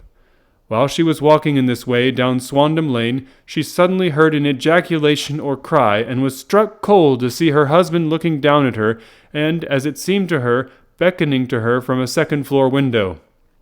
The window was open, and she distinctly saw his face, which she describes as being terribly agitated. He waved his hands frantically to her, and then vanished from the window so suddenly that it seemed to her that he had been plucked back by some irresistible force from behind. One singular point which struck her quick feminine eye was that although he wore some dark coat, such as he had started to town in, he had on neither collar nor necktie. Convinced that something was amiss with him, she rushed down the steps, for the house was none other than the opium den in which you found me tonight, and running through the front room she attempted to ascend the stairs which led to the first floor. At the foot of the stairs, however, she met this Lascar scoundrel of whom I have spoken, who thrust her back and, aided by a Dane, who acts as assistant there, pushed her out into the street. Filled with the most maddening doubts and fears, she rushed down the lane and, by rare good fortune, met in Fresno Street a number of constables with an inspector, all on their way to their beat. The inspector and 2 men accompanied her back, and in spite of the continued resistance of the proprietor, they made their way to the room in which Mr. St. Clair had last been seen. There was no sign of him there. In fact, in the whole of that floor there was no one to be found save a crippled wretch of hideous aspect, who, it seems, made his home there. Both he and the Lascar stoutly swore that no one else had been in the front room during the afternoon. So determined was their denial that the inspector was staggered, and had almost come to believe that Mrs. St. Clair had been deluded when, with a cry, she sprang at a small deal box which lay upon the table and tore the lid from it. Out there fell a cascade of children's bricks. It was the toy which he had promised to bring home. This discovery, and the evident confusion which the cripple showed, made the inspector realize that the matter was serious. The rooms were carefully examined, and results all pointed to an abominable crime. The front room was plainly furnished as a sitting room and led into a small bedroom, which looked out upon the back of one of the wharves. Between the wharf and the bedroom window is a narrow strip, which is dry at low tide, but is covered at high tide with at least 4.5 feet of water. The bedroom window was a broad one and opened from below. On examination, traces of blood were to be seen upon the window-sill, and several scattered drops were visible upon the wooden floor of the bedroom. Thrust away behind a curtain in the front room were all the clothes of Mr. Neville St. Clair, with the exception of his coat. His boots, his socks, his hat, and his watch all were there. There were no signs of violence upon any of these garments, and there were no other traces of Mr. Neville St. Clair. Out of the window he must apparently have gone, for no other exit could be discovered, and the ominous bloodstains upon the sill gave little promise that he could save himself by swimming, for the tide was at its very highest at the moment of the tragedy. And now as to the villains who seemed to be immediately implicated in the matter. The Lascar was known to be a man of the vilest antecedents. But, as by Mrs. St. Clair's story, he was known to have been at the foot of the stair within a very few seconds of her husband's appearance at the window. He could hardly have been more than an accessory to the crime. His defense was one of absolute ignorance, and he protested that he had no knowledge as to the doings of Hugh Boone, his lodger, and that he could not account in any way for the presence of the missing gentleman's clothes. So much for the Lascar manager. Now, for the sinister cripple who lives upon the second floor of the opium den, and who was certainly the last human being whose eyes rested upon Neville St. Clair. His name is Hugh Boone, and his hideous face is one which is familiar to every man who goes much to the city. He is a professional beggar, though in order to avoid the police regulations he pretends to have a small trade in wax vestas. Some little distance down Threadneedle Street, upon the left-hand side, there is, as you may have remarked, a small angle in the wall. Here it is that this creature takes his daily seat, cross-legged, with his tiny stock of matches on his lap, and as he is a piteous spectacle, a small rain of charity descends into the greasy leather cap which lies upon the pavement beside him. I have watched the fellow more than once before ever I thought of making his professional acquaintance, and I have been surprised at the harvest which he has reaped in a short time. His appearance, you see, is so remarkable that no one can pass him without observing him. A shock of orange hair, a pale face disfigured by a horrible scar, which, by its contraction, has turned up the outer edge of his upper lip, a bulldog chin, and a pair of very penetrating dark eyes, which present a singular contrast to the color of his hair, all mark him out from amid the common crowd of mendicants, and so too does his wit, for he is ever ready with a reply to any piece of chaff which may be thrown at him by the passers-by. This is the man whom we now learn to have been the lodger at the opium den, and to have been the last man to see the gentleman of whom we are in quest. But a cripple, said I? What could he have done single-handed against a man in the prime of life? He is a cripple in the sense that he walks with a limp, but in other respects he appears to be a powerful and well-nurtured man. Surely your medical experience would tell you, Watson, that weakness in one limb is often compensated for by exceptional strength in the others? Pray continue your narrative. Mrs. St. Clair had fainted at the sight of the blood upon the window, and she was escorted home in a cab by the police, as her presence could be of no help to them in their investigations.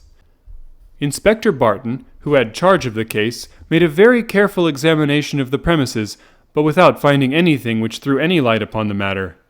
One mistake had been made in not arresting Boone instantly, as he was allowed some few minutes during which he might have communicated with his friend the Lascar, but this fault was soon remedied, and he was seized and searched, without anything being found which could incriminate him.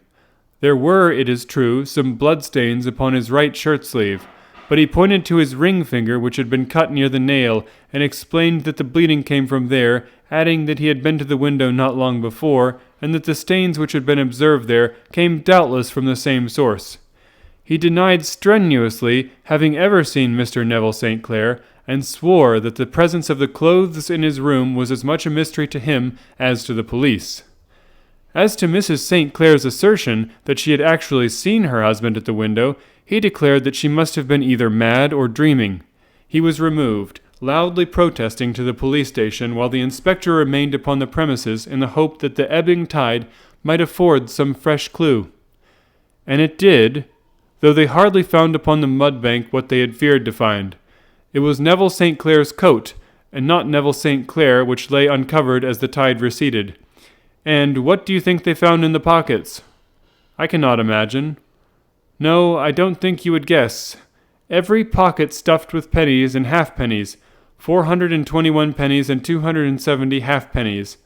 It was no wonder that it had not been swept away by the tide. But a human body is a different matter. There is a fierce eddy between the wharf and the house. It seemed likely enough that the weighted coat had remained when the stripped body had been sucked away into the river. But I understand that all the other clothes were found in the room. Would the body be dressed in a coat alone?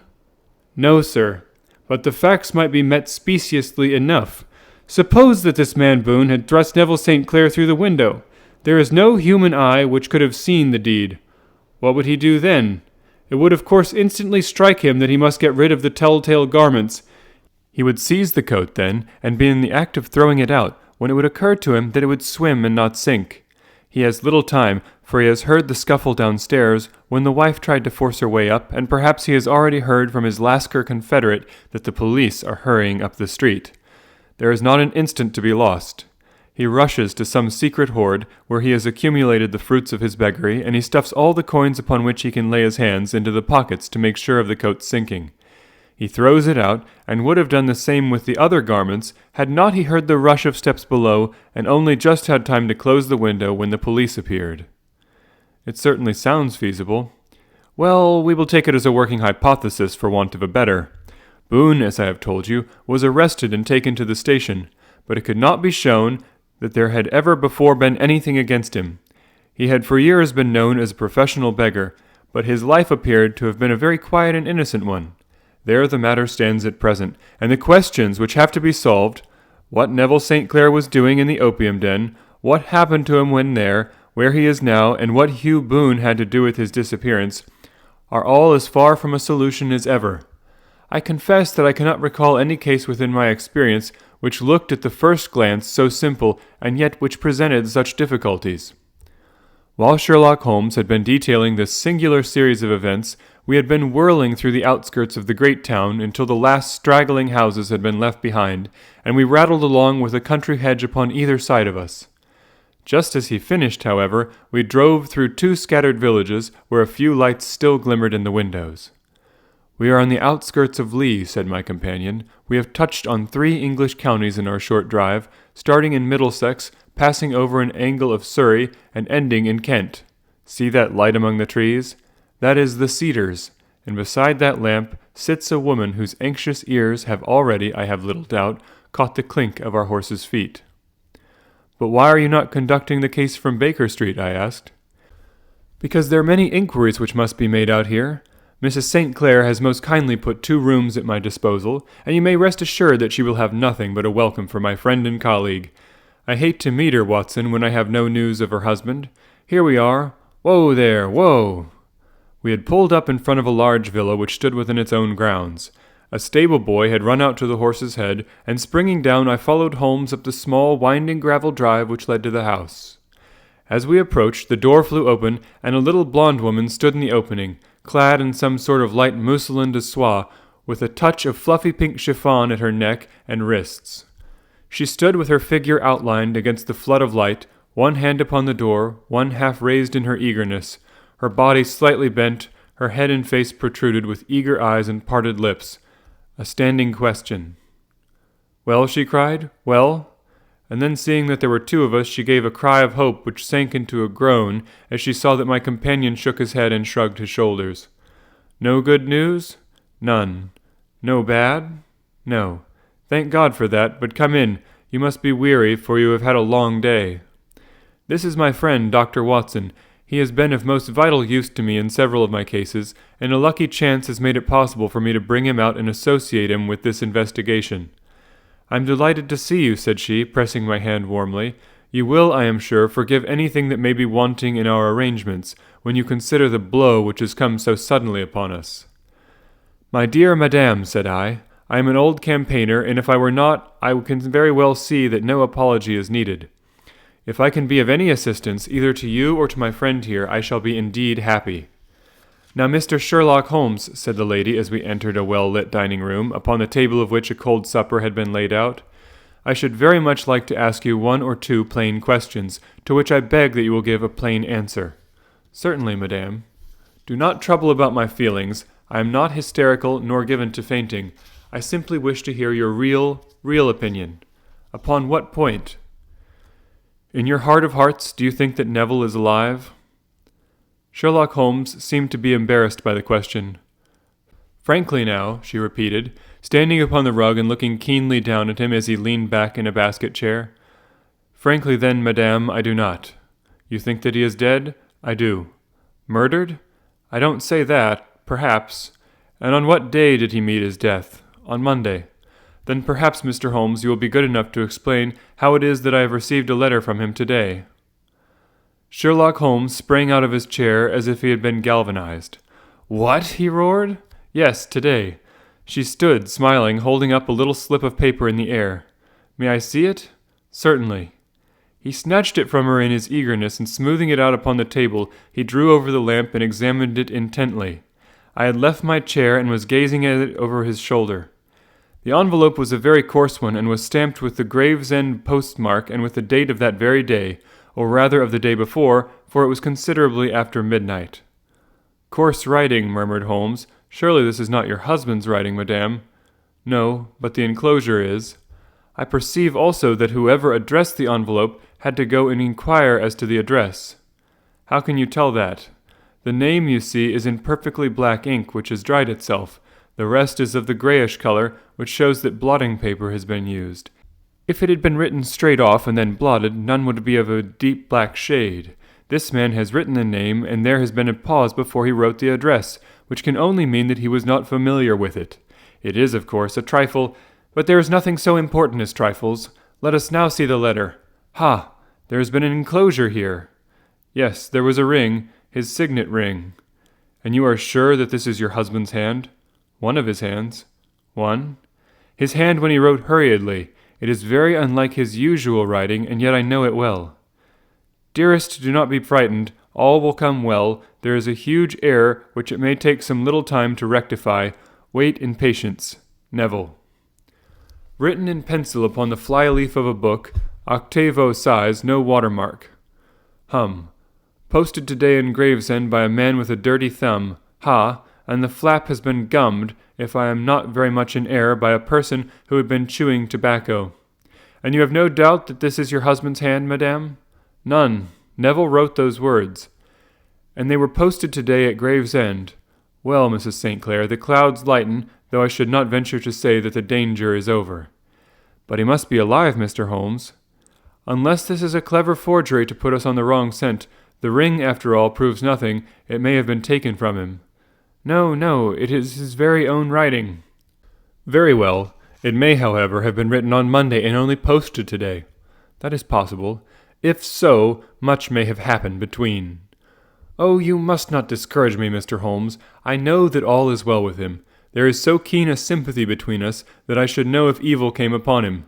On the very day that I saw him last, he cut himself in the bedroom, and yet I in the dining-room rushed upstairs instantly with the utmost certainty that something had happened. Do you think that I would respond to such a trifle, and yet be ignorant of his death?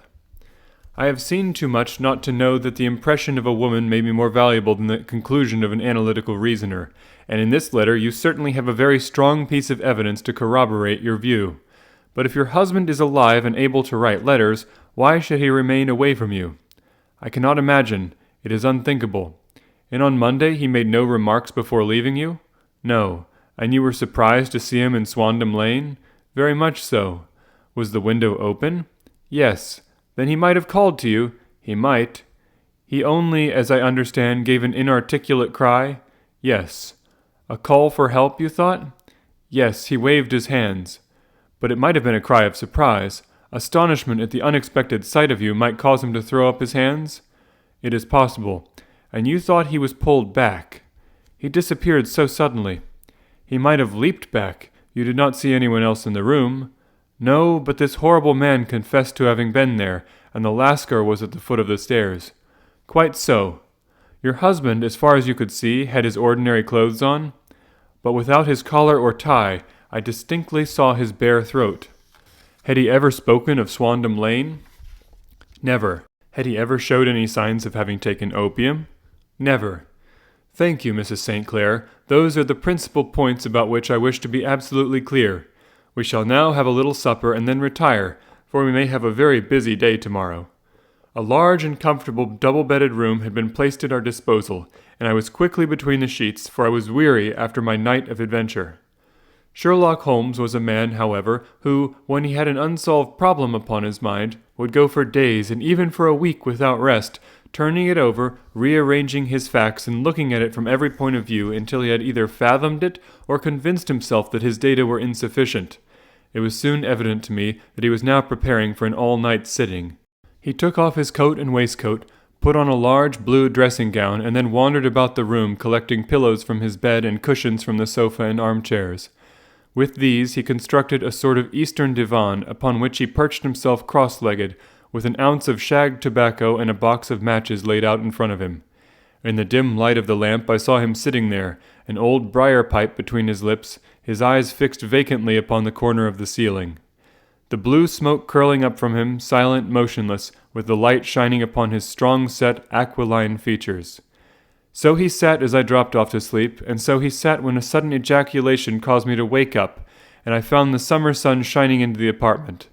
The pipe was still between his lips, the smoke still curled upward, and the room was full of a dense tobacco haze, but nothing remained of the heap of shag which I had seen upon the previous night. "Awake, Watson?" he asked. "Yes." "Game for a morning drive?"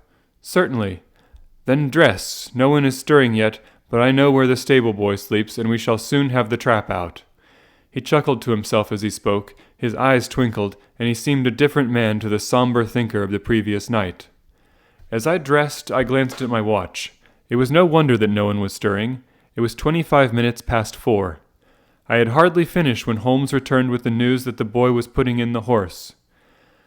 "I want to test a little theory of mine," said he, pulling on his boots. "I think, Watson, that you are now standing in the presence of one of the most absolute fools in Europe. I deserve to be kicked from here to Charing Cross, but I think I have the key of the affair now." "And where is it?" I asked, smiling. "In the bathroom," he answered. "Oh yes, I am not joking," he continued, seeing my look of incredulity. "I have just been there, and I have taken it out, and I have got it in this Gladstone bag. Come on, my boy, and we shall see whether it will not fit the lock." We made our way downstairs as quietly as possible, and out into the bright morning sunshine. In the road stood our horse and trap, with the half-clad stable-boy waiting at the head. We both sprang in, and away we dashed down the London road. A few country carts were stirring, bearing in vegetables to the metropolis, but the lines of villas on either side were as silent and lifeless as some city in a dream. "It has been in some points a singular case," said Holmes, flicking the horse on into a gallop. "I confess that I have been as blind as a mole, but it is better to learn wisdom late than never to learn it at all.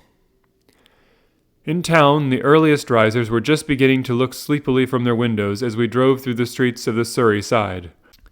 Passing down the Waterloo Bridge Road, we crossed over the river, and dashing up Wellington Street, wheeled sharply to the right and found ourselves in Bow Street. Sherlock Holmes was well known to the force, and the two constables at the door saluted him. One of them held the horse's head, while the other let us in. "Who is on duty?" asked Holmes. "Inspector Bradstreet, sir." "Ah, Bradstreet, how are you?" A tall, stout official had come down the stone-flagged passage in a peaked cap and frogged jacket. "I wish to have a quiet word with you, Bradstreet." "Certainly, Mr. Holmes. Step into my room here." It was a small office-like room with a huge ledger upon the table and a telephone projecting from the wall. The inspector sat down at his desk. "What can I do for you, Mr. Holmes?" "I called about that beggarman, Boone, the one who was charged with being concerned in the disappearance of Mr. Neville St. Clair, of Lee." "Yes, he was brought up and remanded for further inquiries." "So I heard. You have him here?" "In the cells." "Is he quiet?" "Oh, he gives no trouble, but he is a dirty scoundrel." "Dirty?" "Yes, it is all we can do to make him wash his hands, and his face is as black as a tinker's. Well, when once his case has been settled, he will have a regular prison bath, and I think if you saw him, you would agree with me that he needed it." "I should like to see him very much." "Would you? That is easily done. Come this way. You can leave your bag." "No, I think that I'll take it." "Very good. Come this way, if you please." He led us down a passage, opened a barred door, passed down a winding stair, and brought us to a whitewashed corridor with a line of doors on each side. "The third on the right is his," said the inspector. "Here it is." He quietly shot back a panel in the upper part of the door and glanced through. "He is asleep," said he. "You can see him very well." We both put our eyes to the grating. The prisoner lay with his face towards us in a very deep sleep, breathing slowly and heavily.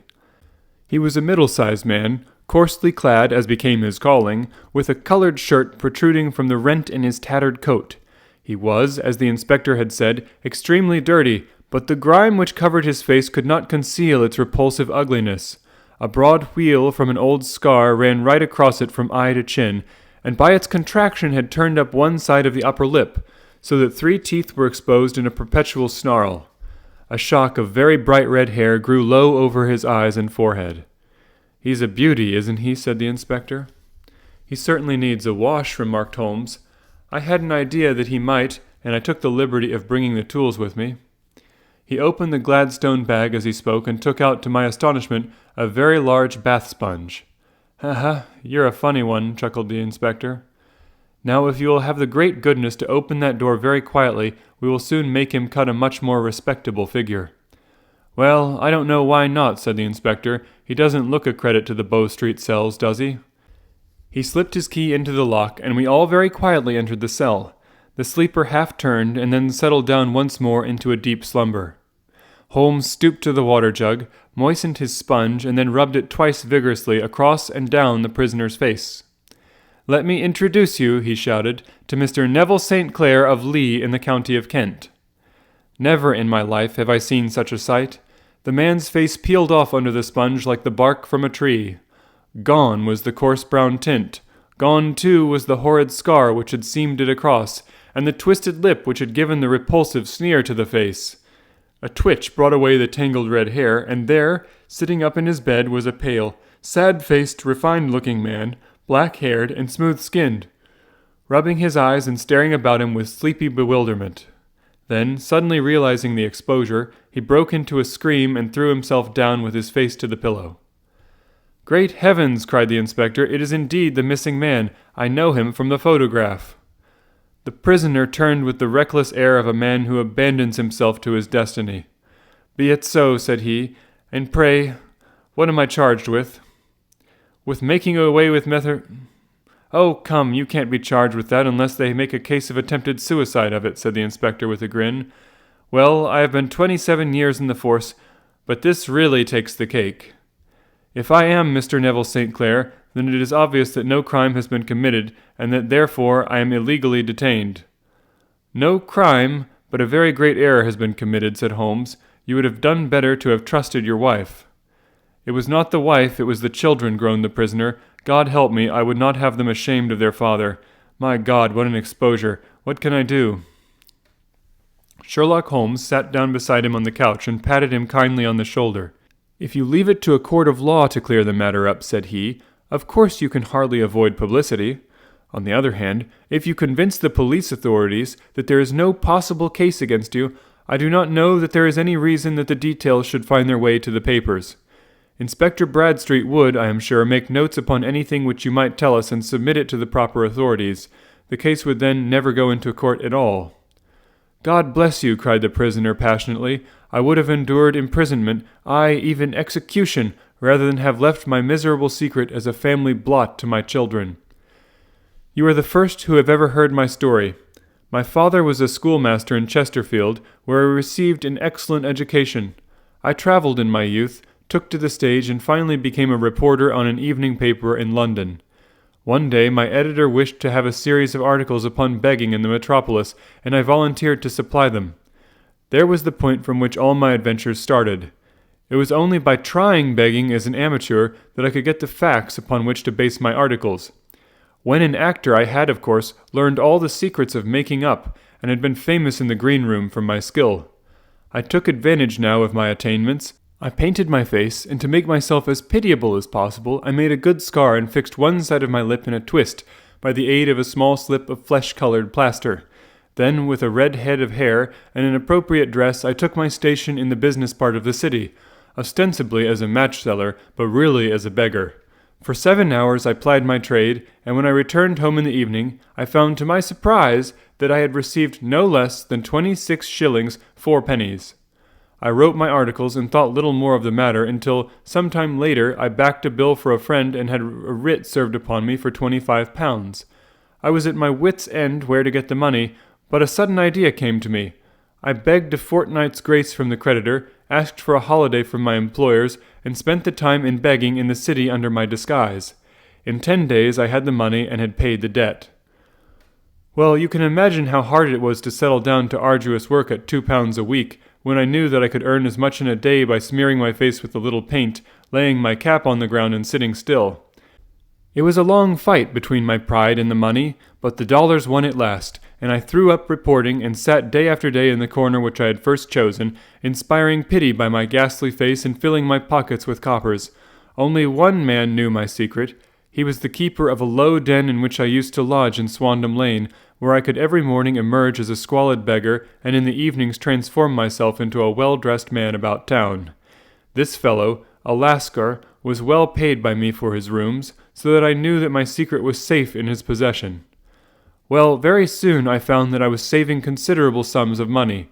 I do not mean that any beggar in the streets of London could earn £700 a year, which is less than my average takings, but I had exceptional advantages in my power of making up, and also in a facility of repartee, which improved my practice and made me quite a recognized character in the city. All day a stream of pennies, varied by silver, poured in upon me, and it was a very bad day in which I failed to take £2. As I grew richer, I grew more ambitious, took a house in the country, and eventually married without anyone having a suspicion as to my real occupation. My dear wife knew that I had business in the city, she little knew what. Last Monday I had finished for the day and was dressing in my room above the opium den, when I looked out of my window and saw, to my horror and astonishment, that my wife was standing in the street, with her eyes fixed full upon me. I gave a cry of surprise, threw up my arms to cover my face, and rushing to my confidant, the Lascar, entreated him to prevent anyone from coming up to me. I heard her voice downstairs, but I knew that she could not ascend. Swiftly I threw off my clothes, pulled on those of a beggar, and put on my pigments and wig. Even a wife's eyes could not pierce so complete a disguise. But then it occurred to me that there might be a search in the room, and that the clothes might betray me. I threw open the window, reopening by my violence a small cut which I had inflicted upon myself in the bedroom that morning. Then I seized my coat, which was weighted down by the coppers which I had just transferred to it from the leather bag in which I carried my takings. I hurled it out of the window, and it disappeared into the Thames. The other clothes would have followed, but at that moment there was a rush of constables up the stair, and a few minutes after I found, rather, I confess, to my relief, that instead of being identified as Mr. Neville St. Clair, I was arrested as his murderer. I do not know that there is anything else for me to explain. I was determined to preserve my disguise as long as possible, and hence my preference for a dirty face. Knowing that my wife would be terribly anxious, I slipped off my ring and confided it to the Lascar at a moment when no constable was watching me, together with a hurried scrawl telling her that she had no cause to fear. "That note only reached her yesterday," said Holmes. "Good God, what a week she must have spent!" "The police have watched this Lascar," said Inspector Bradstreet, "and I can quite understand that he might find it difficult to post a letter unobserved. Probably he handed it to some sailor customer of his who forgot all about it for some days." "That was it," said Holmes, nodding approvingly. "I have no doubt of it. But have you never been prosecuted for begging?" "Many times, but what was a fine to me?" "It must stop here, however," said Bradstreet. "If the police are to hush this thing up, there must be no more of Hugh Boone. I have sworn it by the most solemn oaths which a man can take." "In that case, I think that it is probable that no further steps may be taken, but if you are found again, then all must come out. I am sure, Mr. Holmes, that we are very much indebted to you for having cleared the matter up. I wish I knew how you reach your results." "I reached this one," said my friend, "by sitting upon 5 pillows and consuming an ounce of shag. I think, Watson, that if we drive to Baker Street, we shall just be in time for breakfast."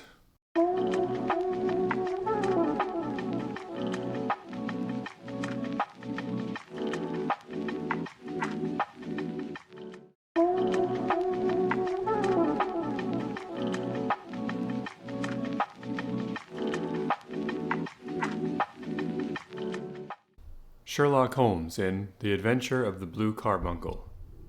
I had called upon my friend Sherlock Holmes upon the second morning after Christmas, with the intention of wishing him the compliments of the season. He was lounging upon the sofa in a purple dressing-gown, a pipe-rack within his reach upon the right, and a pile of crumpled morning papers, evidently newly studied, near at hand. Beside the couch was a wooden chair, and on the angle of the back hung a very seedy and disreputable hard felt hat, much the worse for wear, and cracked in several places. A lens and a forceps lying upon the seat of the chair suggested that the hat had been suspended in this manner for the purpose of examination. "You are engaged," said I. "Perhaps I interrupt you." "Not at all. I am glad to have a friend with whom I can discuss my results. The matter is a perfectly trivial one." He jerked his thumb in the direction of the old hat. "But there are points in connection with it which are not entirely devoid of interest and even of instruction." I seated myself in his armchair and warmed my hands before his crackling fire, for a sharp frost had set in, and the windows were thick with the ice crystals. "I suppose," I remarked, "that homely as it looks, this thing has some deadly story linked on to it, that it is the clue which will guide you in the solution of some mystery and the punishment of some crime." No crime," said Sherlock Holmes, laughing. "Only one of those whimsical little incidents which will happen when you have 4,000,000 human beings all jostling each other within the space of a few square miles. Amid the action and reaction of so dense a swarm of humanity, every possible combination of events may be expected to take place, and many a little problem will be presented which may be striking and bizarre without being criminal. We have already had experience of such." "So much so," I remarked, "that of the last 6 cases which I have added to my notes, 3 have been entirely free of any legal crime." "Precisely. You allude to my attempt to recover the Irene Adler papers, to the singular case of Miss Mary Sutherland, and to the adventure of the man with the twisted lip. Well, I have no doubt that this small matter will fall into the same innocent category. You know Peterson, the commissioner?" "Yes. It is to him that this trophy belongs." "It is his hat." No, he found it. Its owner is unknown. I beg that you will look upon it not as a battered billycock, but as an intellectual problem. And, first, as to how it came here. It arrived upon Christmas morning, in company with a good fat goose, which is, I have no doubt, roasting at this moment in front of Peterson's fire. The facts are these. About 4 o'clock on Christmas morning, Peterson, who as you know is a very honest fellow, was returning from some small jollification and was making his way homeward down Tottenham Court Road. In front of him he saw in the gaslight a tallish man walking with a slight stagger and carrying a white goose slung over his shoulder. As he reached the corner of Goodge Street, a row broke out between this stranger and a little knot of roughs. One of the latter knocked off the man's hat, on which he raised his stick to defend himself, and swinging it over his head, smashed the shop window behind him. Peterson had rushed forward to protect the stranger from his assailants, but the man, shocked at having broken the window and seeing an official-looking person in uniform rushing towards him, dropped his goose, took to his heels, and vanished amid the labyrinth of small streets which lie at the back of Tottenham Court Road. The roughs had also fled at the appearance of Peterson, so that he was left in possession of the field of battle, and also of the spoils of victory, in the shape of this battered hat and a most unimpeachable Christmas goose, which surely he restored to their owner. My dear fellow, there lies the problem. It is true that "For Mrs. Henry Baker" was printed upon a small card which was tied to the bird's left leg, and it is also true that the initials H.B. are legible upon the lining of this hat, but as there are some thousands of Bakers and some hundreds of Henry Bakers in this city of ours, it is not easy to restore lost property to any one of them. What, then, did Peterson do? He brought round both hat and goose to me on Christmas morning, knowing that even the smallest problems are of interest to me. The goose we retained until this morning, when there were signs that, in spite of the slight frost, it would be well that it should be eaten without unnecessary delay. Its finder has carried it off, therefore, to fulfill the ultimate destiny of a goose, while I continue to retain the hat of the unknown gentleman who lost his Christmas dinner. Did he not advertise? No. Then what clue could you have as to his identity? Only as much as we can deduce. From his hat. Precisely. But you are joking. What can you gather from this old battered felt? Here is my lens. You know my methods. What can you gather yourself as to the individuality of the man who has worn this article? I took the tattered object in my hands and turned it over rather ruefully. It was a very ordinary black hat of the usual round shape, hard and much the worse for wear. The lining had been of red silk, but was a good deal discolored. There was no maker's name, but as Holmes had remarked, the initials H.B. were scrawled upon one side. It was pierced in the brim for a hat securer, but the elastic was missing. For the rest, it was cracked, exceedingly dusty, and spotted in several locations, although there seemed to have been some attempt to hide the discolored patches by smearing them with ink. "I can see nothing," said I, handing it back to my friend. "On the contrary, Watson, you can see everything. You fail, however, to reason from what you see. You are too timid in drawing your inferences. Then, pray tell me what it is that you can infer from this hat." He picked it up and gazed at it in the peculiar introspective fashion which was characteristic of him. "It is perhaps less suggestive than it might have been," he remarked, "and yet there are few inferences which are very distinct, and a few others which represent at least a strong balance of probability. That the man was highly intellectual is of course obvious upon the face of it, and also that he was fairly well to do within the last 3 years, although he has now fallen upon evil days. He had foresight, but has less now than formerly, pointing to a moral retrogression, which, when taken with the decline of his fortunes, seems to indicate some evil influence, probably drink, at work upon him. This may account also for the obvious fact that his wife has ceased to love him." "My dear Holmes!" "He has, however, retained some degree of self-respect," he continued, disregarding my remonstrance. "He is a man who leads a sedentary life, goes out little, is out of training entirely, is middle-aged, has grizzled hair which he has had cut within the last few days, and which he anoints with lime cream. These are the more patent facts which are to be deduced from this hat. Also, by the way, that it is extremely improbable that he has gas laid on in his house." "You are certainly joking, Holmes." "Not in the least. It is possible that even now, when I give you these results, you are unable to see how they are attained?" "I have no doubt that I am very stupid, but I must confess that I am unable to follow you. For example, how did you deduce that this man was intellectual?" For answer, Holmes clapped the hat upon his head. It came right over the forehead and settled upon the bridge of his nose. "It is a question of cubic capacity," said he. "A man with so large a brain must have had something in it." "The decline of his fortunes, then?" "This hat is 3 years old. These flat brims, curled at the edge, were in fashion then.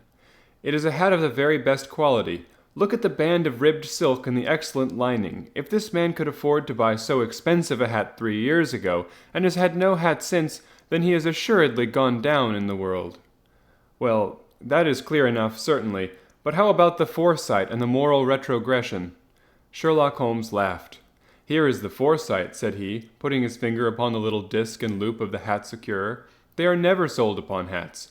If this man ordered one, it is a sign of a certain amount of foresight, since he went out of his way to take this precaution against the wind.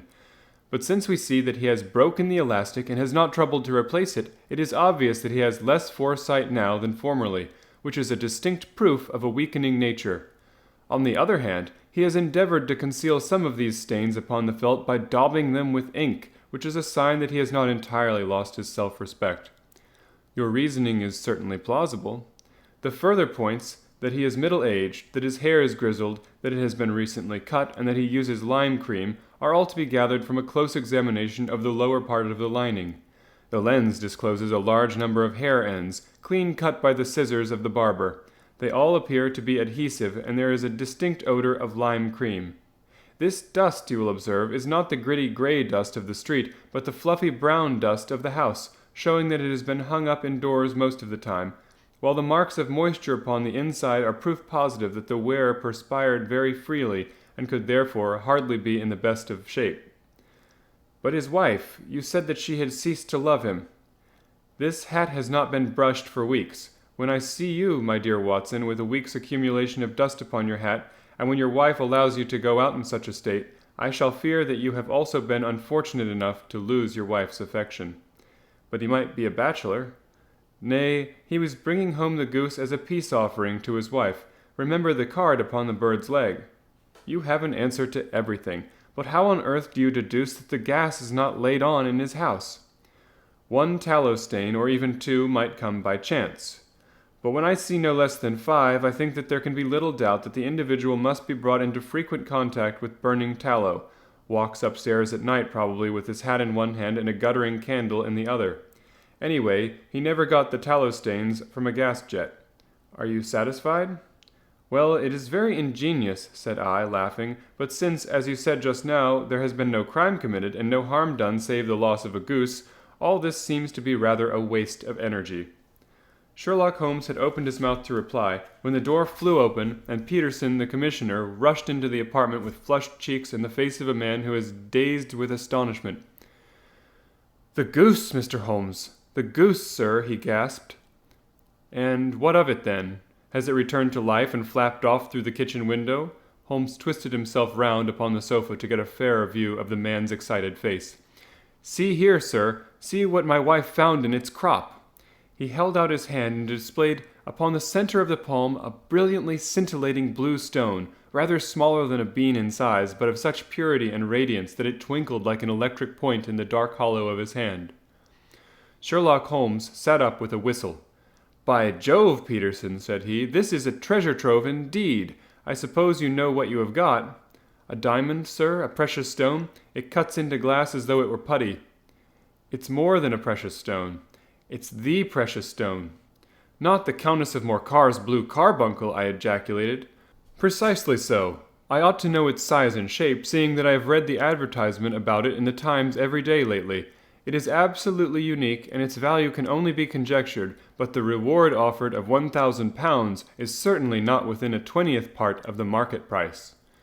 £1,000! Great Lord of mercy! The commissioner plumped down into a chair and stared from one to the other of us.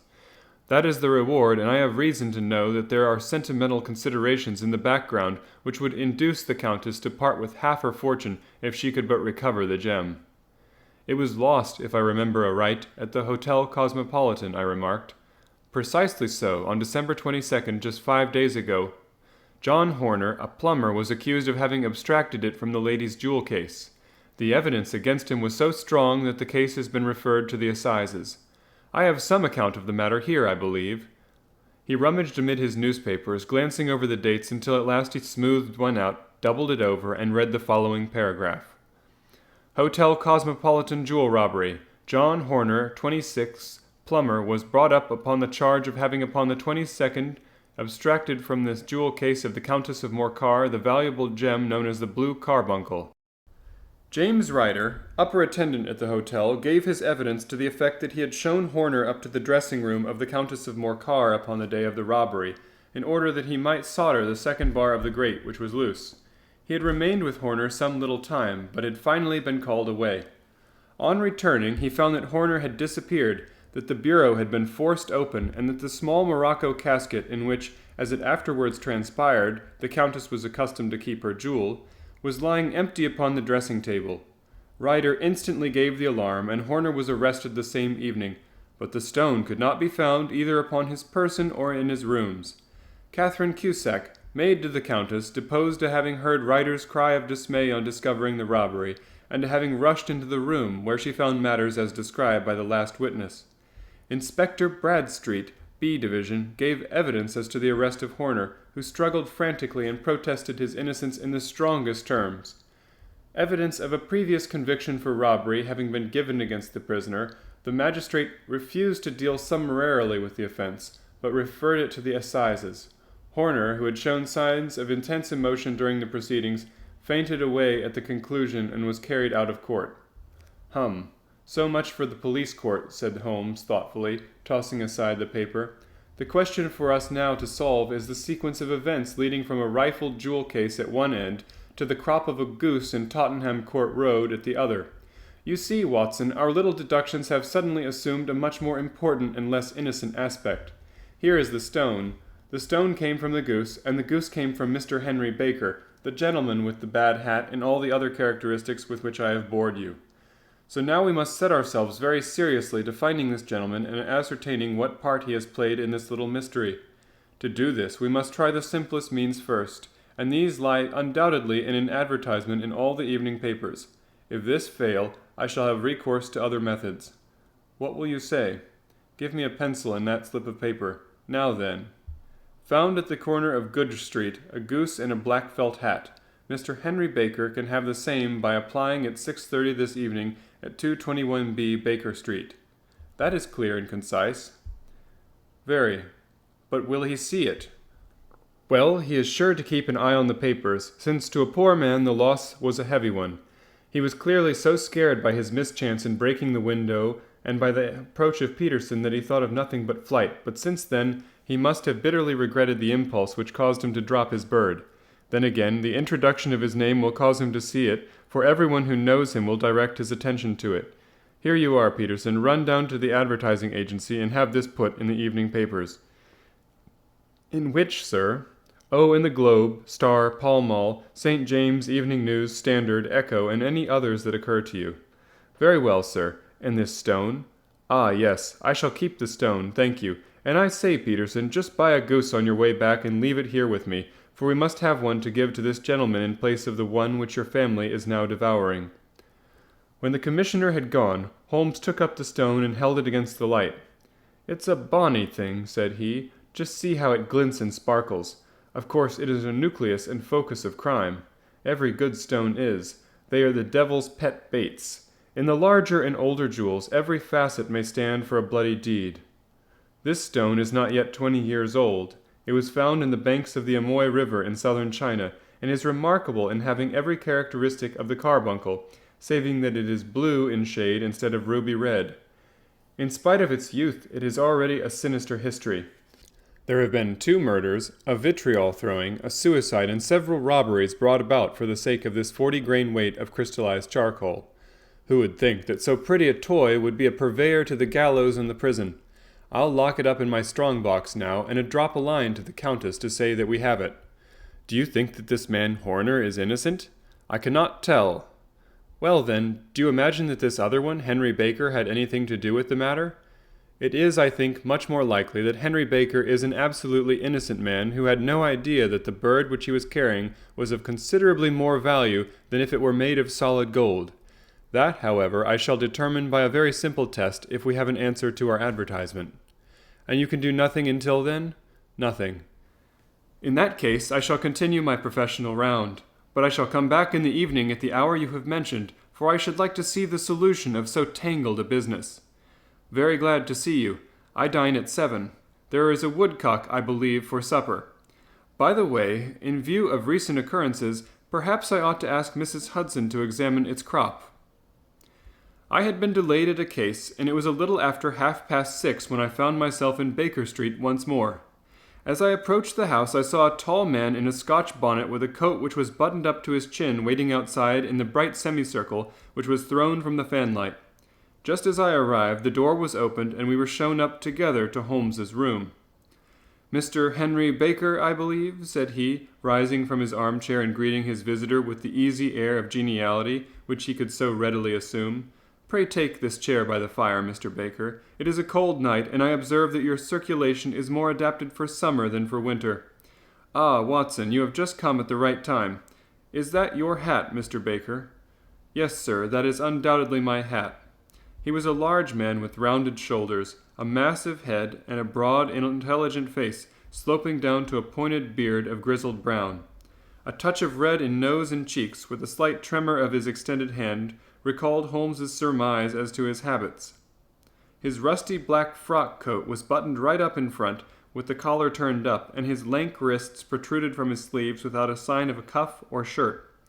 He spoke in a slow staccato fashion, choosing his words with care, and gave the impression generally of a man of learning and letters who had ill usage at the hands of fortune. "We have retained these things for some days," said Holmes, "because we expected to see an advertisement from you giving your address. I am at a loss to know now why you did not advertise." Our visitor gave a rather shamefaced laugh. "Shillings have not been so plentiful with me as they once were," he remarked. "I had no doubt that the gang of roughs who assaulted me had carried off both my hat and the bird. I did not care to spend more money in a hopeless attempt at recovering them." "Very naturally. By the way, about the bird, we were compelled to eat it." "To eat it?" Our visitor half rose from his chair in his excitement. "Yes, it would have been of no use to anyone had we not done so.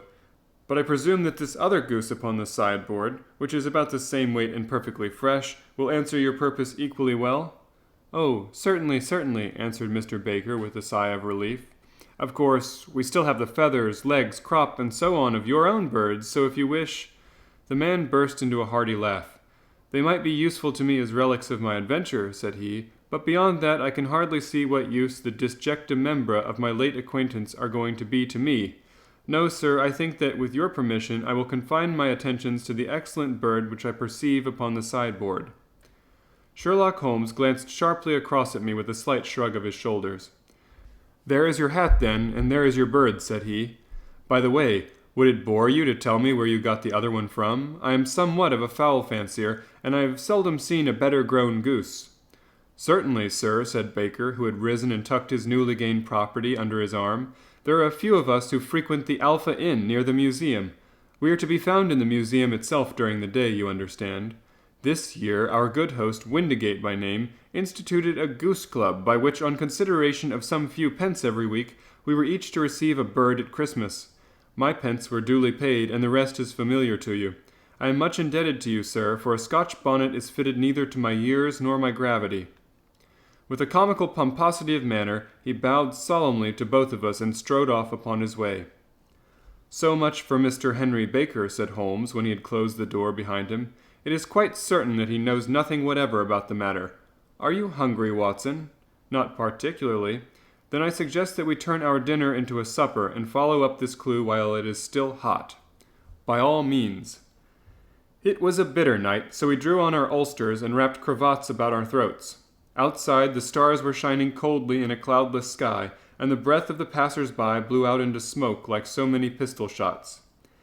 Our footfalls rang out crisply and loudly as we swung through the Doctor's Quarter, Wimpole Street, Harley Street, and so through Wigmore Street into Oxford Street. In a quarter of an hour we were in Bloomsbury at the Alpha Inn, which is a small public house at the corner of one of the streets which runs down into Holborn. Holmes pushed open the door of the private bar and ordered 2 glasses of beer from the ruddy-faced, white-aproned landlord. "Your beer should be excellent, if it is as good as your geese," said he. "My geese?" The man seemed surprised. "Yes, I was speaking only half an hour ago to Mr. Henry Baker, who is a member of your goose club." "Ah, yes, I see. But you see, sir, them's not our geese." "Indeed? Whose then?" "Well, I got the 2 dozen from a salesman in Covent Garden." "Indeed, I know some of them. Which was it?" "Breckenridge is his name." "Ah, I don't know him. Well, here's your good health, landlord, and prosperity to your house. Good night." "Now for Mr. Breckenridge," he continued, buttoning up his coat as we came out into the frosty air.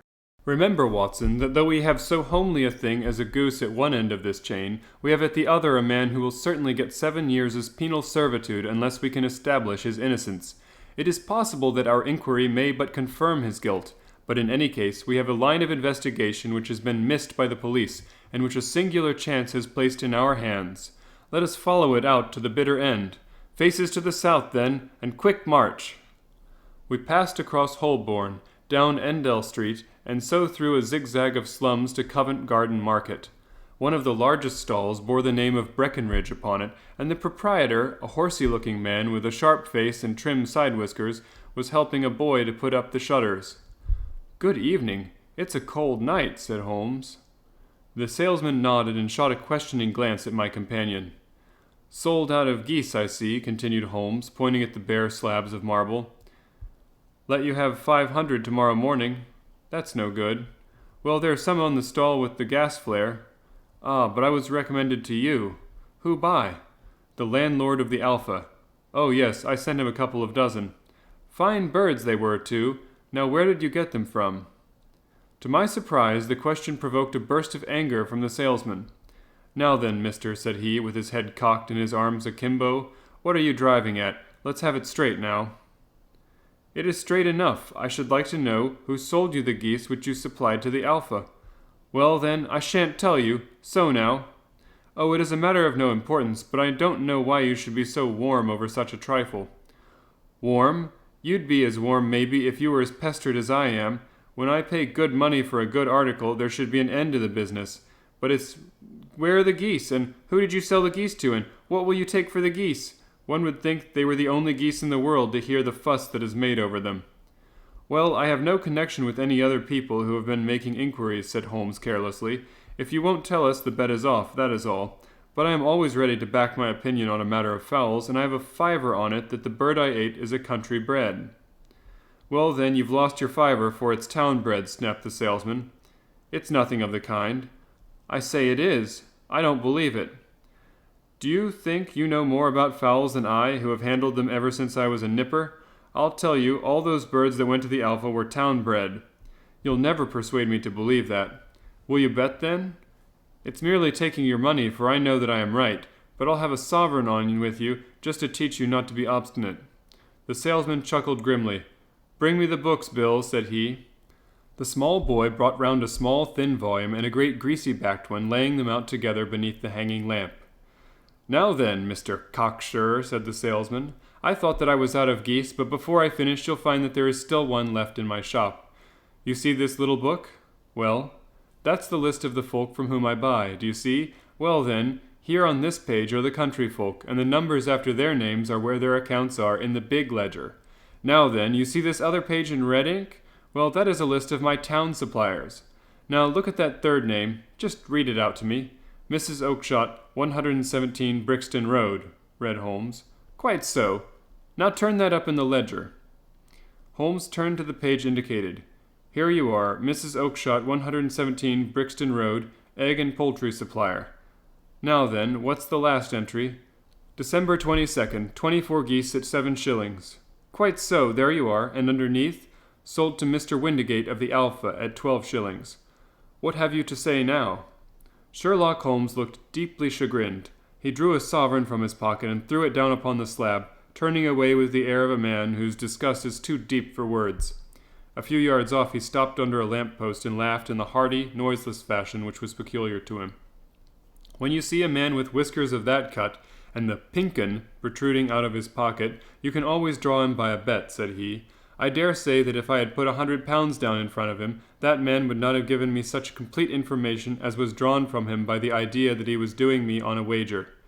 Well, Watson, we are, I fancy, nearing the end of our quest, and the only point which remains to be determined is whether we should go on to this Mrs. Oakshott's tonight, or whether we should reserve it for tomorrow. It is clear from what that surly fellow said there are others besides ourselves who are anxious about the matter, and I should—" His remarks were suddenly cut short by a loud hubbub which broke out from the stall which we had just left. Turning round, we saw a little rat-faced fellow standing in the center of the circle of yellow light which was thrown by the swinging lamp, while Breckenridge, the salesman, framed in the door of his stall, was shaking his fists fiercely at the cringing figure. "I've had enough of you and your geese," he shouted. "I wish you were all at the devil's together. If you come pestering me any more with your silly talk, I'll set the dog at you. You bring Mrs. Oakshott here and I'll answer her, but what have you to do with it? Did I buy the geese off you?" No, but one of them was mine all the same, whined the little man. Well then, ask Mrs. Oakshott for it. She told me to ask you. Well, you can ask the King of Prussia for all I care. I've had enough of it. Get out of this. He rushed fiercely forward, and the inquirer flitted away into the darkness. Ha! This may save us a visit to Brixton Road, whispered Holmes. Come with me, and we will see what is to be made of this fellow. Striding through the scattered knots of people who lounged round the flaring stalls, my companion speedily overtook the little man, and touched him upon the shoulder. He sprang round, and I could see in the gaslight that every vestige of color had been driven from his face. "Who are you, then? What do you want?" he asked in a quavering voice. "You will excuse me," said Holmes blandly, "but I could not help overhearing the questions which you put to the salesman just now. I think that I could be of assistance to you." "You? Who are you? How could you know anything of the matter?" "My name is Sherlock Holmes. It is my business to know what other people don't know." "But you can know nothing of this." "Excuse me, I know everything of it. You are endeavoring to trace some geese which were sold by Mrs. Oakshott of Brixton Road to a salesman named Breckenridge, by him in turn to Mr. Windigate of the Alpha, and by him to his club, of which Mr. Henry Baker is a member." "Oh, sir, you are the very man whom I've longed to meet," cried the little fellow with the outstretched hands and quivering fingers. "I can hardly explain to you how interested I am in this matter." Sherlock Holmes hailed a four-wheeler which was passing. "In that case, we had better discuss it in a cozy room rather than in this wind-swept marketplace," said he. "But pray tell me, before we go farther, who it is that I have the pleasure of assisting." The man hesitated for an instant. "My name is John Robinson," he answered with a sidelong glance. No, the real name," said Holmes sweetly. "It is always awkward doing business with an alias." A flush sprang to the white cheeks of the stranger. "Well then," said he, "my real name is James Ryder." "Precisely so. Head attendant at the Hotel Cosmopolitan. Pray step into the cab, and I shall soon be able to tell you everything which you would wish to know." The little man stood glancing from one to the other of us with half-frightened, half-hopeful eyes, as one who is not sure whether he is on the verge of a windfall or of a catastrophe. Then he stepped into the cab, and in half an hour we were back in the sitting-room at Baker Street. Nothing had been said during our drive, but the high, thin breathing of our new companion and the claspings and unclaspings of his hands spoke of the nervous tension within him. "Here we are," said Holmes cheerily as we filed into the room. "The fire looks very seasonable in this weather. You look cold, Mr. Ryder. Pray take the basket chair. I will just put on my slippers before we settle this little matter of yours. Now then, you want to know what became of those geese?" "Yes, sir. Or rather, I fancy, of that goose. It was one bird, I imagine, in which you were interested, white with a black bar across the tail." Ryder quivered with emotion. "Oh, sir," he cried, "can you tell me where it went to?" "It came here." "Here?" "Yes, and a most remarkable bird it proved. I don't wonder that you should take an interest in it. It laid an egg after it was dead, the bonniest, brightest little blue egg that ever was seen. I have it here in my museum." Our visitor staggered to his feet and clutched the mantelpiece with his right hand. Holmes unlocked his strong-box and held up the blue carbuncle, which shone out like a star with a cold, brilliant, many-pointed radiance. Ryder stood glaring with a drawn face, uncertain whether to claim or to disown it. "The game's up, Ryder," said Holmes quietly. "Hold up, man, or you'll be into the fire. Give him an arm back into his chair, Watson. He's not got blood enough to go in for felony with impunity. Give him a dash of brandy. So, now he looks a little more human. What a shrimp it is, to be sure."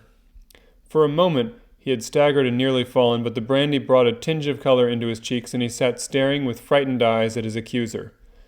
"I have almost every link in my hands and all the proofs which I could possibly need, so there is little which you will need to tell me. Still, that little may as well be cleared up to make the case complete. You had heard, Ryder, of this blue stone of the Countess of Morcar's?" "It was Catherine Cusack who told me of it," said he in a crackling voice. "I see, her ladyship's waiting-maid. Well, the temptation of sudden wealth so easily acquired was too much for you, as it has been for better men before you. But you were not very scrupulous in the means you used. It seems to me, Ryder, that there is the making of a pretty villain in you. You knew that this man, Horner, the plumber, had been concerned in some such matter before, and that suspicion would rest the more readily upon him. What did you do then? You made some small job in my lady's room, you and your confederate Cusack, and you managed that he should be the man sent for. Then when he had left, you rifled the jewel case, raised the alarm, and had this unfortunate man arrested. You then—" Ryder threw himself down suddenly upon the rug and clutched at my companion's knee. "For God's sake, have mercy," he shrieked. "Think of my father, of my mother. It would break their hearts. I never went wrong before. I never will again, I swear it. I swear it on a Bible. Oh, don't bring it into court. For Christ's sake, don't." "Get back into your chair," said Holmes sternly. "It is very well to cringe and crawl now, but you thought little enough of this poor Horner in the dock for a crime of which he knew nothing." "I will fly, Mr. Holmes. I will leave the country, sir. Then the charge against him will break down." "Hum. We will talk about that. And now let us hear a true account of the next act. How came the stone into the goose, and how came the goose into the open market? Tell us the truth, for there lies your only hope of safety." Ryder passed his tongue over his parched lips. "I will tell you it just as it happened, sir," said he. "When Horner had been arrested, it seemed to me that it would be best for me to get away with the stone at once, for I did not know at what moment the police might not take it into their heads to search me and my room. There was no place about the hotel where it would be safe. I went out, as if on some commission, and I made for my sister's house. She had married a man named Oakshott and lived in Brixton Road, where she fattened fowls for the market. All the way there every man I met seemed to be a policeman or a detective, and for all that it was a cold night, the sweat was pouring down my face before I came to the Brixton Road. My sister asked me what was the matter and why I was so pale, but I told her that I had been upset by the jewel robbery at the hotel. Then I went into the backyard and smoked a pipe and wondered what it would be best to do. I had a friend once called Maudsley who went to the bad and has just been serving his time in Pentonville. One day he had met me and fell into talk about the ways of thieves and how they could get rid of what they stole. I knew that he would be true to me, for I knew one or two things about him, so I made up my mind to go right on to Kilburn, where he lived, and take him into my confidence. He would show me how to turn the stone into money, but how to get to him in safety.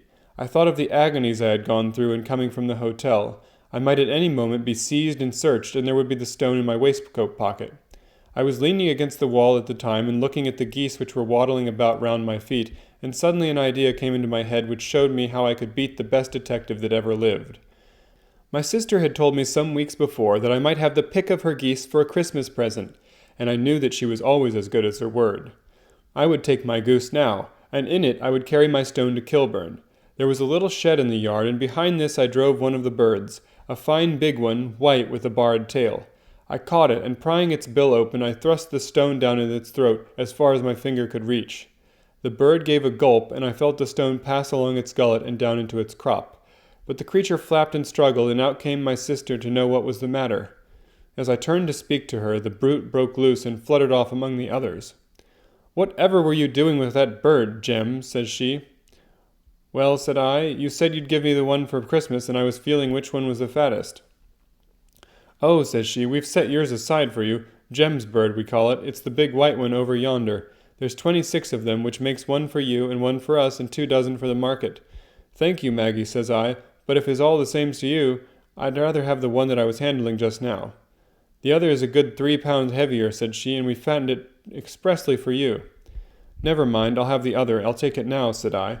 "Oh, just as you like," said she, a little huffed. "Which is it you want, then?" "That white one with the barred tail, right in the middle of the flock." "Oh, very well. Kill it and take it with you." Well, I did what she said, Mr. Holmes, and I carried the bird all the way to Kilburn. I told my pal what I had done, for he was a man that it was easy to tell a thing like that to. He laughed until he choked, and we got a knife and opened the goose. My heart turned to water, for there was no sign of the stone, and I knew that some terrible mistake had occurred. I left the bird, rushed back to my sister's, and hurried into the backyard. There was not a bird to be seen there. "Where are they all, Maggie?" I cried. "Gone to the dealers, Jem." "Which dealers?" "Breckenridge, of Covent Garden." "But was there another with a barred tail?" I asked. "The same as the one I chose?" "Yes, Jem, there were 2 barred tail ones, and I could never tell them apart." "Well then, of course I saw it all, and I ran off as hard as my feet would carry me to this man Breckenridge. But he had sold the lot at once, and not one word would he tell me as to where they had gone. You heard him yourselves tonight. Well, he has always answered me like that. My sister thinks that I am going mad. Sometimes I think that I am myself. And now I am myself a branded thief, without ever having touched the wealth for which I sold my character. God help me, God help me." He burst into convulsive sobbing, with his face buried in his hands. There was a long silence, broken only by his heavy breathing and by the measured tapping of Sherlock Holmes's fingertips upon the edge of the table. Then my friend rose and threw open the door. "Get out," said he. "What, sir? Oh, heaven bless you! No more words. Get out. And no more words were needed. There was a rush, a clatter upon the stairs, the bang of a door, and the crisp rattle of running footfalls from the street. "After all, Watson," said Holmes, reaching up his hand for his clay pipe, "I am not retained by the police to supply their deficiencies. If Horner were in danger, it would be another thing, but this fellow will not appear against him, and the case must collapse. I suppose that I am commuting a felony, but it is just possible that I am saving a soul. This fellow will not go wrong again. He is too terribly frightened. Send him to jail now, and you will make him a jailbird for life. Besides, it is the season of forgiveness. Chance has put in our way a most singular and whimsical problem, and its solution is its own reward. If you will have the goodness to touch the bell, Doctor, we will begin another investigation in which also a bird will be the chief feature."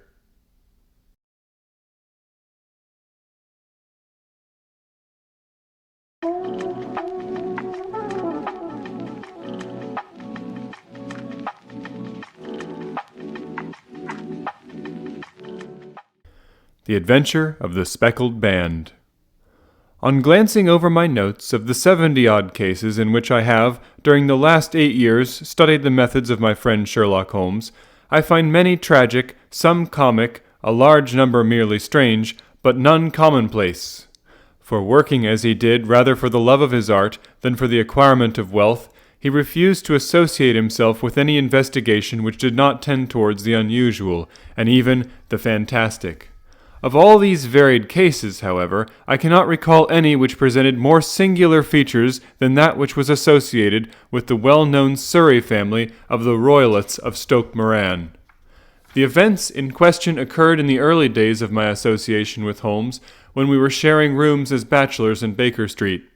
It is possible that I might have placed them upon record before, but a promise of secrecy was made at the time, from which I have only been freed during the last month by the untimely death of the lady to whom the pledge was given. It is perhaps as well that the facts should now come to light, for I have reasons to know that there are widespread rumors as to the death of Dr. Grimesby Roylott, which tend to make the matter even more terrible than the truth. It was early in April in the year 1883 that I woke one morning to find Sherlock Holmes standing, fully dressed, by the side of my bed.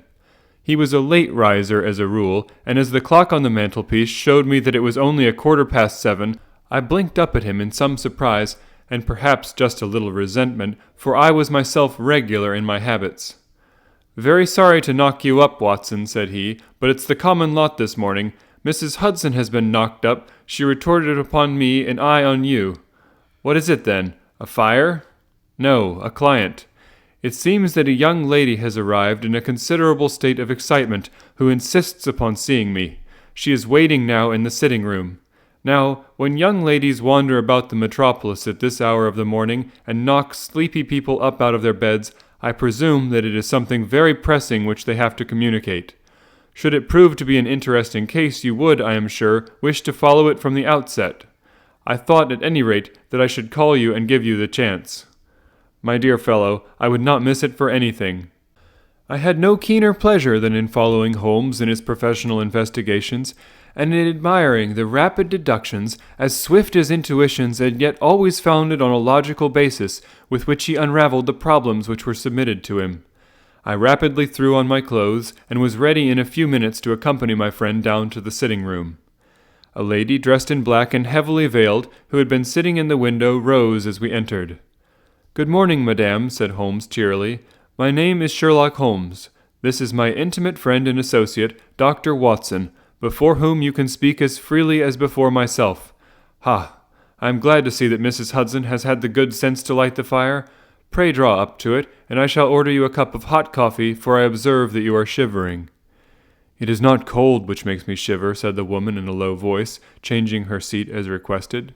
"What then?" "It is fear, Mr. Holmes. It is terror." She raised her veil as she spoke, and we could see that she was indeed in a pitiable state of agitation, her face all drawn and grey, with restless, frightened eyes, like those of some hunted animal. Her features and figure were those of a woman of 30, but her hair was shot with premature grey, and her expression was weary and haggard. Sherlock Holmes ran her over with one of his quick, all-comprehensive glances. "You must not fear," said he soothingly, bending forward and patting her forearm. "We shall soon set matters right, I have no doubt. You have come in by the train this morning, I see? You know me, then? No, but I observed the second half of a return ticket in the palm of your left glove. You must have started early, and yet you had a good drive in a dog-cart along heavy roads before you reached the station." The lady gave a violent start and stared in bewilderment at my companion. "There's no mystery, my dear madame," said he, smiling. "The left arm of your jacket is spattered with mud in no less than 7 places. The marks are perfectly fresh. There is no vehicle save a dog-cart which throws up mud in that way, and then only when you sit on the left-hand side of the driver." "Whatever your reasons may be, you are perfectly correct," said she. "I started from home before 6, reached Leatherhead at 20 past, and came in by the first train to Waterloo. Sir, I can stand this strain no longer. I shall go mad if it continues. I have no one to turn to, none save only one, who cares for me, and he, poor fellow, can be of little aid. I have heard of you, Mr. Holmes. I have heard of you from Mrs. Farintosh, whom you helped in the hour of her sore need. It was from her that I had your address. Oh, sir, do you not think that you could help me, too, and at least throw a little light through the dense darkness which surrounds me? At present, it is out of my power to reward you for your services, but in a month or 6 weeks I shall be married, with the control of my own income, and then at least you shall not find me ungrateful." Holmes turned to his desk, and unlocking it, drew out a small case-book, which he consulted. "Farintosh," said he. "Ah, yes, I recall the case. It was concerned with an opal tiara. I think it was before your time, Watson. I can only say, madame, that I shall be happy to devote the same care to your case as I did to that of your friend. As to reward, my profession is its own reward, but you are at liberty to defray whatever expenses I may be put to, at the time which suits you best. And now I beg that you will lay before us everything that may help us in forming an opinion upon the matter." "Alas," replied our visitor, "the very horror of my situation lies in the fact that my fears are so vague, and my suspicions depend so entirely upon small points, which might seem trivial to another, that even he to whom of all others I have a right to look for help and advice looks upon all that I tell him about it as the fancies of a nervous woman. He does not say so, but I can read it from his soothing answers and averted eyes. But I have heard, Mr. Holmes, that you can see deeply into the manifold wickedness of the human heart. You may advise me how to walk amid the dangers which encompass me." "I am all attention, madame." "My name is Helen Stoner, and I am living with my stepfather, who is the last survivor of one of the oldest Saxon families in England, the Roylotts of Stoke Moran on the western border of Surrey." Holmes nodded his head. "The name is familiar to me," said he. "The family was at one time among the richest in England, and the estates extended over the borders into Berkshire in the north and Hampshire in the west. In the last century, however, 4 successive heirs were of a dissolute and wasteful disposition, and the family ruin was eventually completed by a gambler in the days of the Regency. Nothing was left save a few acres of ground and the 200-year-old house, which is itself crushed under a heavy mortgage. The last squire dragged out his existence there, living the horrible life of an aristocratic pauper. But his only son, my stepfather, seeing that he must adapt himself to the new conditions, obtained an advance from a relative, which enabled him to take a medical degree and went out to Calcutta, where, by his professional skill and his force of character, he established a large practice. In a fit of anger, however, caused by some robberies which had been perpetrated in the house, he beat his native butler to death and narrowly escaped a capital sentence. As it was, he suffered a long term of imprisonment and afterwards returned to England a morose and disappointed man. When Dr. Roylott was in India, he married my mother, Mrs. Stoner, the young widow of Major General Stoner of the Bengal Artillery. My sister Julia and I were twins, and we were only 2 years old at the time of my mother's remarriage. She had a considerable sum of money, not less than £1,000 a year, and this she bequeathed to Dr. Roylott entirely while we resided with him, with the provision that a certain annual sum should be allowed to each of us in the event of our marriage. Shortly after our return to England, my mother died. She was killed 8 years ago in a railway accident near Crewe. Dr. Roylott then abandoned his attempts to establish himself in practice in London, and took us to live with him in the old ancestral house at Stoke Moran. The money which my mother had left was enough for all our wants, and there seemed to be no obstacle to our happiness. But a terrible change came over our stepfather about this time. Instead of making friends and exchanging visits with our neighbors, who had at first been overjoyed to see a roylet of Stoke Moran back in the old family seat, he shut himself up in his house and seldom came out save to indulge in ferocious quarrels with whoever might cross his path. Violence of temper, approaching to mania, has been hereditary in the men of the family, and in my stepfather's case it had, I believe, been intensified by his long residence in the tropics. A series of disgraceful brawls took place, 2 of which ended in the police court, until at last he became the terror of the village, and the folks would fly at his approach, for he is a man of immense strength and absolutely uncontrollable in his anger. Last week he hurled the local blacksmith over a parapet into a stream, and it was only by paying over all the money which I could gather together that I was able to avert another public exposure.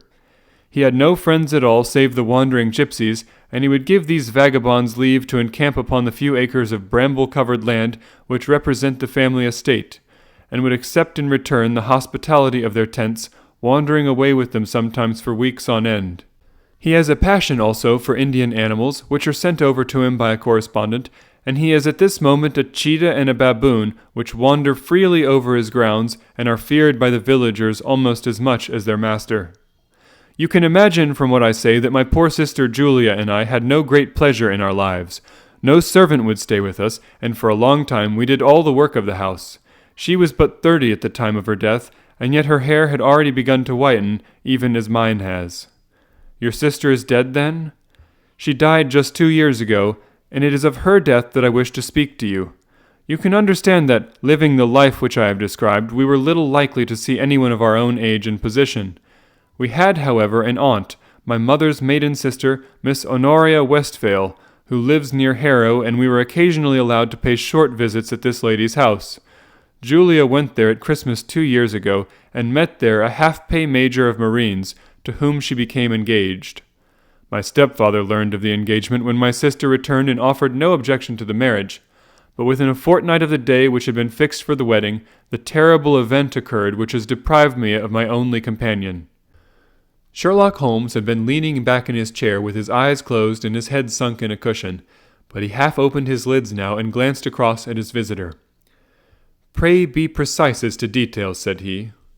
"It is easy for me to be so, for every event of that dreadful time is seared into my memory.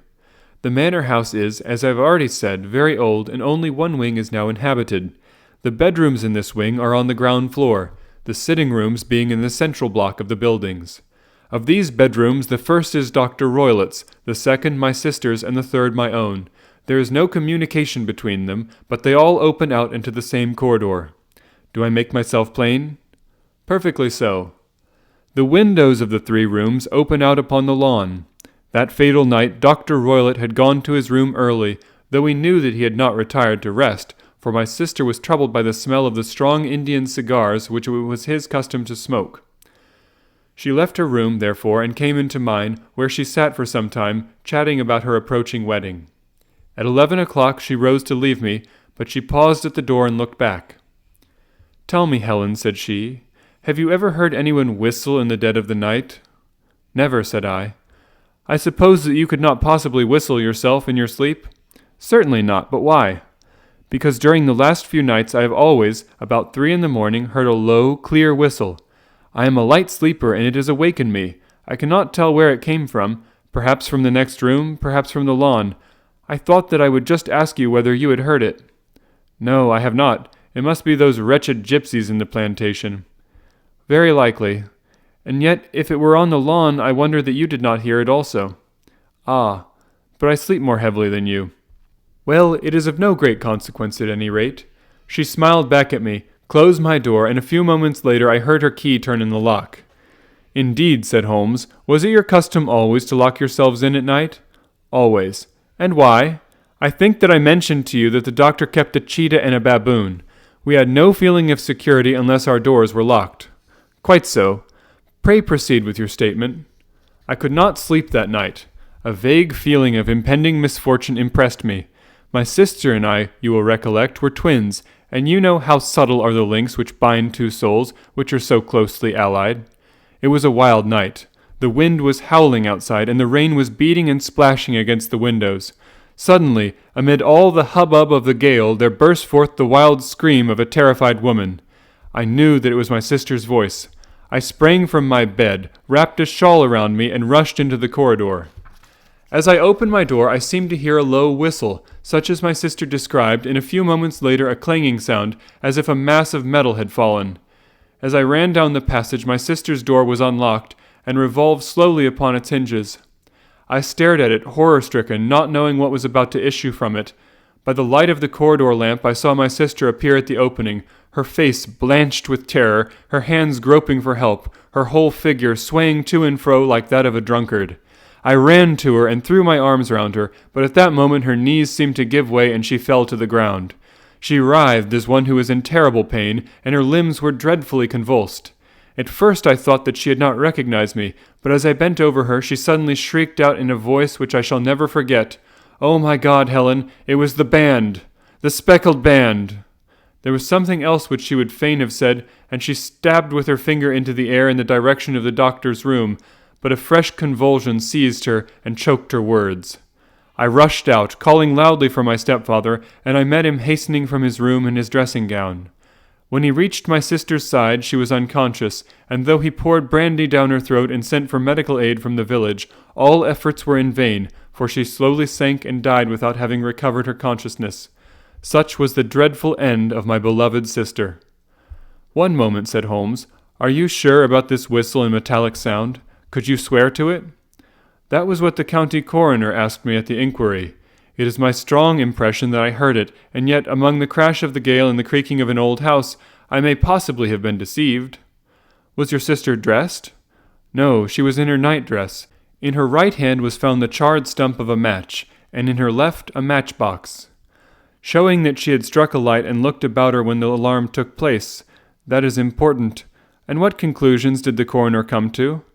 "He investigated the case with great care, for Dr. Roylott's conduct had long been notorious in the county, but he was unable to find any satisfactory cause of death. My evidence showed that the door had been fastened upon the inner side, and the windows were blocked by old-fashioned shutters with broad iron bars, which were secured every night. The walls were carefully sounded, and were shown to be quite solid all around, and the flooring was also thoroughly examined, with the same result. The chimney is wide, but it is barred up by 4 large staples. It is certain, therefore, that my sister was quite alone when she met her end. Besides, there were no marks of any violence upon her." "How about poison?" "The doctors examined her for it, but without success." "What do you think that this unfortunate lady died of, then?" "It is my belief that she died of pure fear and nervous shock, though what it was that frightened her I cannot imagine."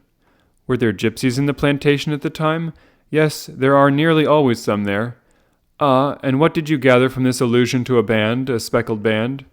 "Sometimes I have thought that it was merely the wild talk of delirium, sometimes that it may have referred to some band of people, perhaps to these very gypsies in the plantation. I do not know whether the spotted handkerchiefs which so many of them wear over their heads might have suggested the strange adjective which she used." Holmes shook his head like a man who is far from being satisfied. "These are very deep waters," said he. "Pray go on with your narrative." 2 years have passed since then, and my life has been until lately lonelier than ever. A month ago, however, a dear friend, whom I have known for many years, has done me the honor to ask my hand in marriage. His name is Armitage, Percy Armitage, the second son of Mr. Armitage of Cranewater, near Reading. My stepfather has offered no opposition to the match, and we are to be married in the course of the spring. 2 days ago some repairs were started in the west wing of the building, and my bedroom wall has been pierced, so that I have had to move into the chamber in which my sister died, and to sleep in the very bed in which she slept. Imagine, then, my thrill of terror when last night, as I lay awake thinking over her terrible fate, I suddenly heard in the silence of the night the low whistle which had been the herald of her own death. I sprang up and lit the lamp, but nothing was to be seen in the room. I was too shaken to go to bed again, however, so I dressed, and as soon as it was daylight, I slipped down, got a dog-cart at the Crown Inn, which is opposite, and drove to Leatherhead, from whence I have come on this morning, with the one object of seeing you and asking your advice." "You have done wisely," said my friend. "But have you told me all?" "Yes, all." "Miss Roylott, you have not. You are screening your stepfather." "Why, what do you mean?" For answer, Holmes pushed back the frill of black lace which fringed the hand that lay upon our visitor's knee.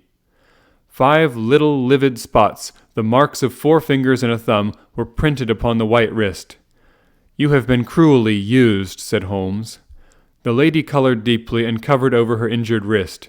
"He is a hard man," she said, "and perhaps he hardly knows his own strength." There was a long silence during which Holmes leaned his chin upon his hands and stared into the crackling fire.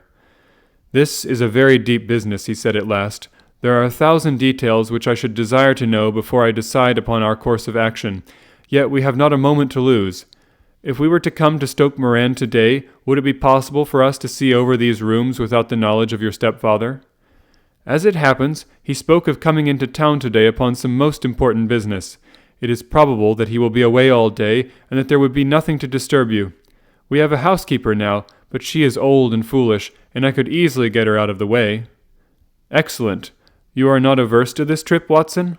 "By no means. Then we shall both come. What are you going to do yourself?" "I have 1 or 2 things which I would wish to do now that I'm in town, but I shall return by the 12 o'clock train so as to be there in time for your coming. And you may expect us early in the afternoon. I have myself some small business matters to attend to. Will you not wait and breakfast?" "No, I must go.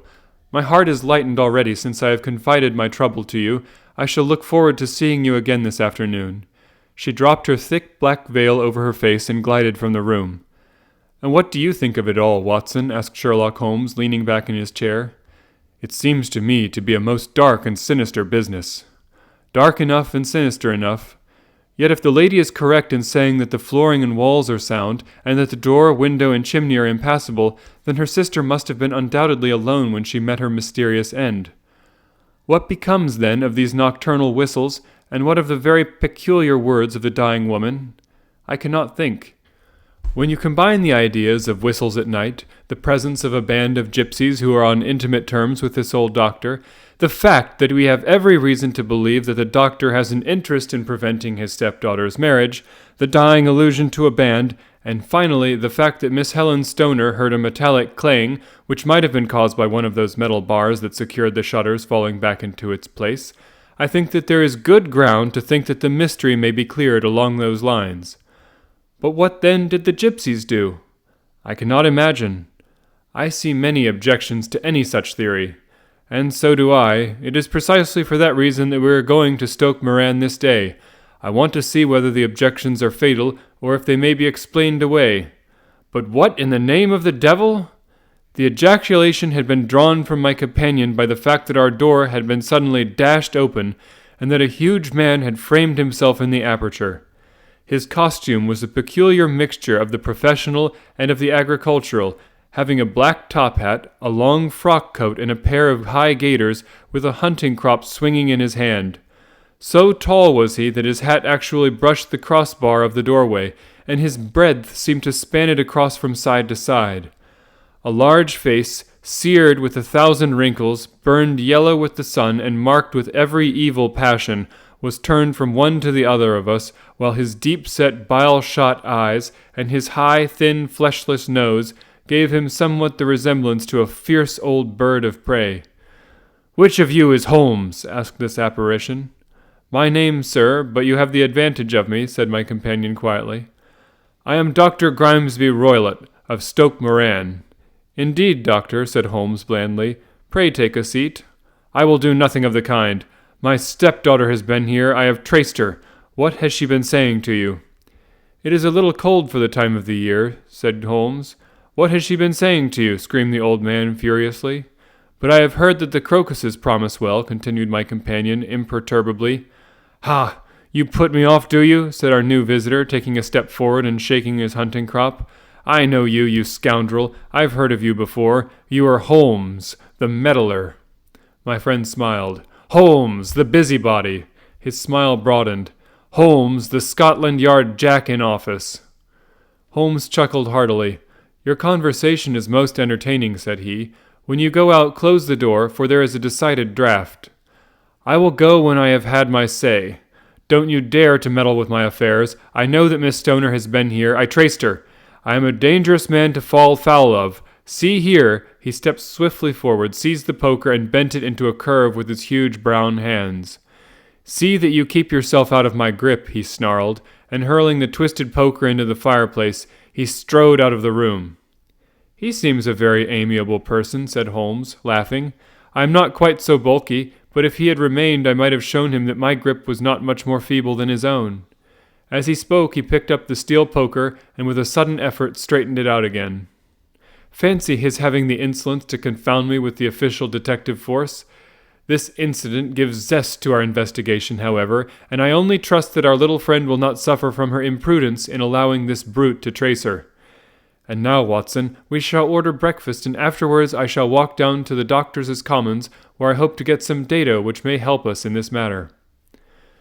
It was nearly 1 o'clock when Sherlock Holmes returned from his excursion. He held in his hand a sheet of blue paper scrawled over with notes and figures. "I have seen the will of the deceased wife," said he.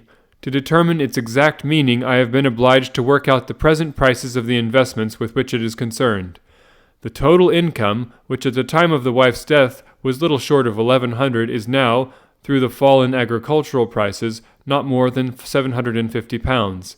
Each daughter can claim an income of £250 in case of marriage. It is evident, therefore, that if both girls had married, this beauty would have had a mere pittance, while even one of them would cripple him to a very serious extent. My morning's work has not yet been wasted, since it is proved that he has the very strongest motives for standing in the way of anything of the sort. And now, Watson, this is too serious for dawdling, especially as the old man is aware that we are interesting ourselves in his affairs. So if you are ready, we shall call a cab and drive to Waterloo. I should be very much obliged if you would slip your revolver into your pocket." An Ely's No. 2 is an excellent argument with gentlemen who can twist steel pokers into knots. That and a toothbrush are, I think, all that we need. At Waterloo we were fortunate in catching a train for Leatherhead, where we hired a trap at the station inn and drove for 4 or 5 miles through the lovely Surrey lanes. It was a perfect day, with a bright sun and a few fleecy clouds in the heavens. The trees and wayside hedges were just throwing out their first green shoots, and the air was full of the pleasant smell of the moist earth. To me, at least, there was a strange contrast between the sweet promise of the spring and this sinister quest upon which we were engaged. My companion sat in the front of the trap, his arms folded, his hat pulled down over his eyes, and his chin sunk upon his breast, buried in the deepest thought. Suddenly, however, he started, tapped me on the shoulder, and pointed over the meadows. "Look there," said he. A heavily timbered park stretched up in a gentle slope, thickening into a grove at the highest point. From amid the branches there jutted out the grey gables and high roof-tree of a very old mansion. "Stoke Moran?" said he. "Yes, sir, that be the house of Dr. Grimesby Roylott," remarked the driver. "There is some building going on there," said Holmes. "That is where we were going." "There's the village," said the driver, pointing to a cluster of roofs some distance to the left. "But if you want to get to the house, you'll find it shorter to get over this stile, and so by the footpath over the fields. There it is, where the lady is walking." "And the lady, I fancy, is Miss Stoner," observed Holmes, shading his eyes. "Yes, I think we had better do as you suggest." We got off, paid our fare, and the trap rattled back on its way to Leatherhead. "I thought it as well," said Holmes as we climbed the stile, "that this fellow should think we had come here as architects, or on some definite business. It may stop his gossip. Good afternoon, Miss Stoner. You see that we have been as good as our word." Our client of the morning had hurried forward to meet us with a face which spoke her joy. "I have been waiting so eagerly for you," she cried, shaking hands with us warmly. "All has turned out splendidly. Dr. Roylott has gone to town, and it is unlikely that he will be back before evening." "We have had the pleasure of making the doctor's acquaintance," said Holmes, and in a few words he sketched out what had occurred. Miss Stoner turned white to the lips as she listened. "Good heavens," she cried, "he has followed me, then?" "So it appears. He is so cunning that I never know when I am safe from him. What will he say when he returns?" "He must guard himself, for he may find that there is someone more cunning than himself upon his track. You must lock yourself up from him tonight. If he is violent, we shall take you away to your aunt's at Harrow. Now, we must make the best use of our time, so kindly take us at once to the rooms which we are to examine." The building was of grey, lichen-blotched stone, with a high central portion and 2 curving wings, like the claws of a crab, thrown out on each side. In one of these wings, the windows were broken and blocked with wooden boards, while the roof was partly caved in. A picture of ruin. The central portion was in little better repair, but the right-hand block was comparatively modern, and the blinds in the windows, with the blue smoke curling up from the chimneys, showed that this was where the family resided. Some scaffolding had been erected against the end wall, and the stonework had been broken into, but there were no signs of any workmen at the moment of our visit. Holmes walked slowly up and down the ill-trimmed lawn, and examined with deep attention the outside of the windows. "This, I take it, belongs to the room in which you used to sleep, the center one to your sisters, and the one next to the main building to Dr. Roylott's chamber." "Exactly so, but now I am sleeping in the middle one. Pending the alterations, as I understand. By the way, there does not seem to be any very pressing need for repairs at that end wall." "There were none. I believe that it was an excuse to move me from my room." "Ah, that is suggestive. Now, on the other side of this narrow wing runs the corridor from which these 3 rooms open. There are windows in it, of course?" "Yes, but very small ones, too narrow for anyone to pass through. As you both locked your doors at night, your rooms were unapproachable from that side. Now, will you have the kindness to go into your room and bar your shutters?" Miss Stoner did so, and Holmes, after a careful examination through the open window, endeavored in every way to force the shutter open, but without success. There was no slit through which a knife could be passed to raise the bar. Then with his lens he tested the hinges, but they were of solid iron, built firmly into the massive masonry. Said he, scratching his chin in some perplexity. "My theory certainly presents some difficulties. No one could pass these shutters if they were bolted. Well, we shall see if the inside throws any light upon the matter." A small side door led into the whitewashed corridor from which the 3 bedrooms opened. Holmes refused to examine the 3rd chamber, so he passed at once to the 2nd, that in which Miss Stoner was now sleeping, and which her sister had met with her fate. It was a homely little room, with a low ceiling and a gaping fireplace after the fashion of old country houses. A brown chest of drawers stood in one corner, a narrow white counterpaned bed in another, and a dressing table on the left-hand side of the window. These articles, with 2 small wickerwork chairs, made up all the furniture in the room, save for a square of Wilton carpet in the center. The boards round and the paneling of the walls were of brown, worm-eaten oak, so old and discolored that it may have dated from the original building of the house. Holmes drew one of the chairs into a corner, and sat silent while his eyes travelled round and up and down, taking in every detail of the apartment.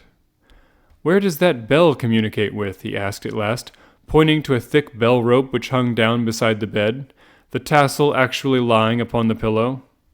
"It goes to the housekeeper's room." "It looks newer than the other things." "Yes, it was only put there a couple of years ago." "Your sister asked for it, I suppose?"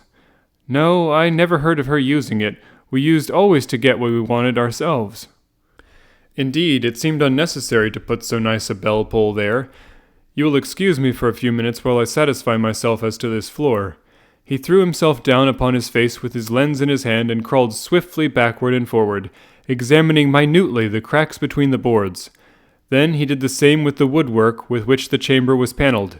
Finally he walked over to the bed and spent some time in staring at it and in running his eye up and down the wall. Finally he took the bell rope in his hand and gave it a brisk tug. "Why, it's a dummy," said he. "Won't it ring?" "No, it is not even attached to a wire. This is very interesting. You can see now that it is fastened to a hook just above where the little opening for the ventilator is." "How very absurd! I never noticed that before." "Very strange," muttered Holmes, pulling at the rope. "There are 1 or 2 very singular points about this room. For example, what a fool a builder must be to open a ventilator into another room when, with the same trouble, he might have communicated with the outside air." "That is also quite modern," said the lady. "Done about the same time as the bell rope?" remarked Holmes. "Yes, there were several little changes carried out about that time. They seem to have been of a most interesting character. Dummy bell ropes and ventilators which do not ventilate. With your permission, Miss Stoner, we shall now carry our researches into the inner apartment." Dr. Grimesby Roylott's chamber was larger than that of his stepdaughter, but was as plainly furnished. A camp bed, a small wooden shelf full of books, mostly of a technical character, An armchair beside the bed, a plain wooden chair against the wall, a round table, and a large iron safe were the principal things which met the eye. Holmes walked slowly round and examined each and all of them with the keenest interest. "What's in here?" he asked, tapping the safe.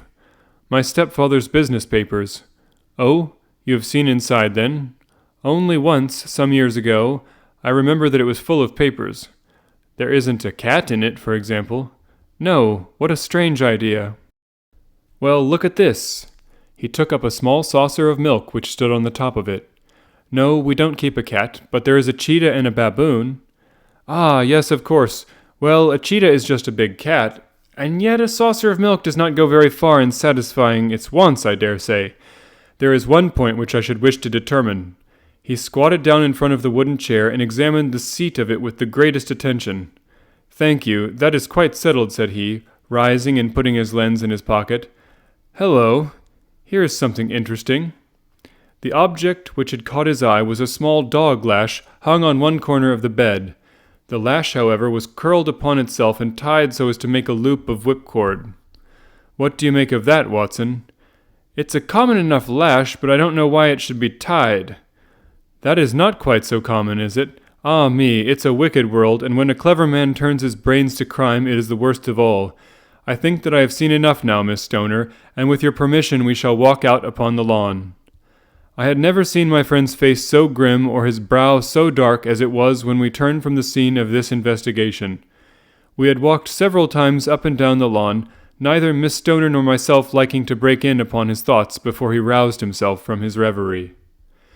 "It is very essential, Miss Stoner," said he, "that you should absolutely follow my advice in every respect." "I shall most certainly do so. The matter is too serious for any hesitation. Your life may depend upon your compliance. I assure you that I am in your hands. In the first place, both my friend and I must spend the night in your room." Both Miss Stoner and I gazed at him in astonishment. "Yes, it must be so. Let me explain. I believe that this is the village inn over there?" "Yes, that is the Crown. Very good. Your windows would be visible from there?" "Certainly." "You must confine yourself to your room, on pretense of a headache, when your stepfather comes back. Then, when you hear him retire for the night, you must open the shutters of your window, undo the hasp, put your lamp there as a signal to us, and then withdraw quietly with everything which you are likely to want into the room which you used to occupy. I have no doubt, in spite of the repairs, you could manage there for one night." "Oh, yes, easily." "The rest you will leave in our hands." "But what will you do?" "We shall spend the night in your room, and we shall investigate the cause of this noise which has disturbed you." "I believe, Mr. Holmes, that you have already made up your mind," said Miss Stoner, laying her hand upon my companion's sleeve. "Perhaps I have." "Then for pity's sake, tell me what was the cause of my sister's death." "I should prefer to have clearer proofs before I speak." "You can at least tell me whether my own thought is correct, and if she died from some sudden fright." "No, I do not think so. I think that there was probably some more tangible cause. And now, Miss Stoner, we must leave you, for if Dr. Roylott returned and saw us, our journey would be in vain. Good-bye, and be brave, for if you will do what I have told you, you may rest assured that we shall soon drive away the dangers that threaten you." Sherlock Holmes and I had no difficulty in engaging a bedroom and sitting-room at the Crown Inn. They were on the upper floor, and from our window we could command a view of the avenue gate and of the inhabited wing of Stoke Moran Manor House. At dusk we saw Dr. Grimesby Roylott drive past, his huge form looming up beside the little figure of the lad who drove him. The boy had some slight difficulty in undoing the heavy iron gates, and we heard the hoarse roar of the doctor's voice and saw the fury with which he shook his clenched fists at him. The trap drove on, and a few minutes later we saw a sudden light spring up among the trees as the lamp was lit in one of the sitting-rooms. "Do you know, Watson," said Holmes as we sat together in the gathering darkness, "I have really some scruples as to taking you tonight. There is a distinct element of danger." "Can I be of assistance?" "Your presence might be invaluable." "Then I shall certainly come." "It is very kind of you." "You speak of danger. You have evidently seen more in these rooms than was visible to me." "No, but I fancy that I may have deduced a little more. I imagine that you saw all that I did." "I saw nothing remarkable save the bell-rope, and what purpose that could answer, I confess, is more than I can imagine." You saw the ventilator, too? Yes, but I do not think that is such a very unusual thing to have a small opening between two rooms. It was so small that a rat could hardly pass through.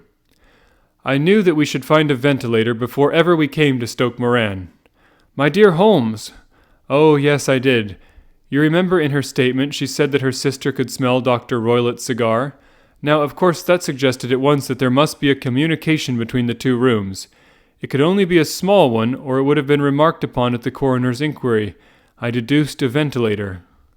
But what harm can there be in that?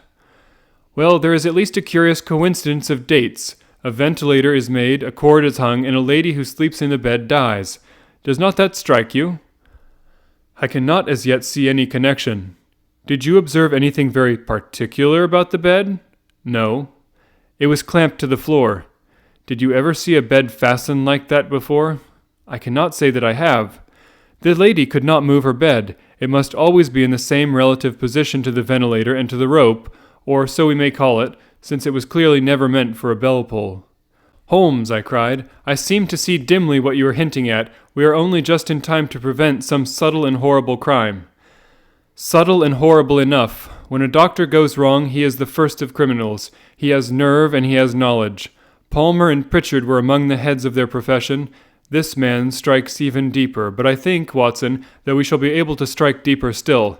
But we shall have horrors enough before the night is over. For goodness' sake, let us have a quiet pipe and turn our minds for a few hours to something more cheerful. About 9 o'clock the light among the trees was extinguished, and all was dark in the direction of the manor house.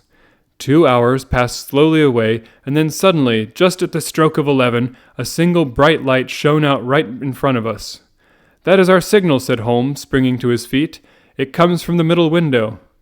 As we passed out, he exchanged a few words with the landlord, explaining that we were going on a late visit to an acquaintance and that it was possible that we might spend the night there.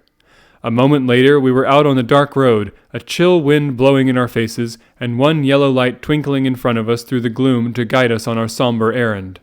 There was little difficulty in entering the grounds, for unrepaired breaches gaped in the old park wall.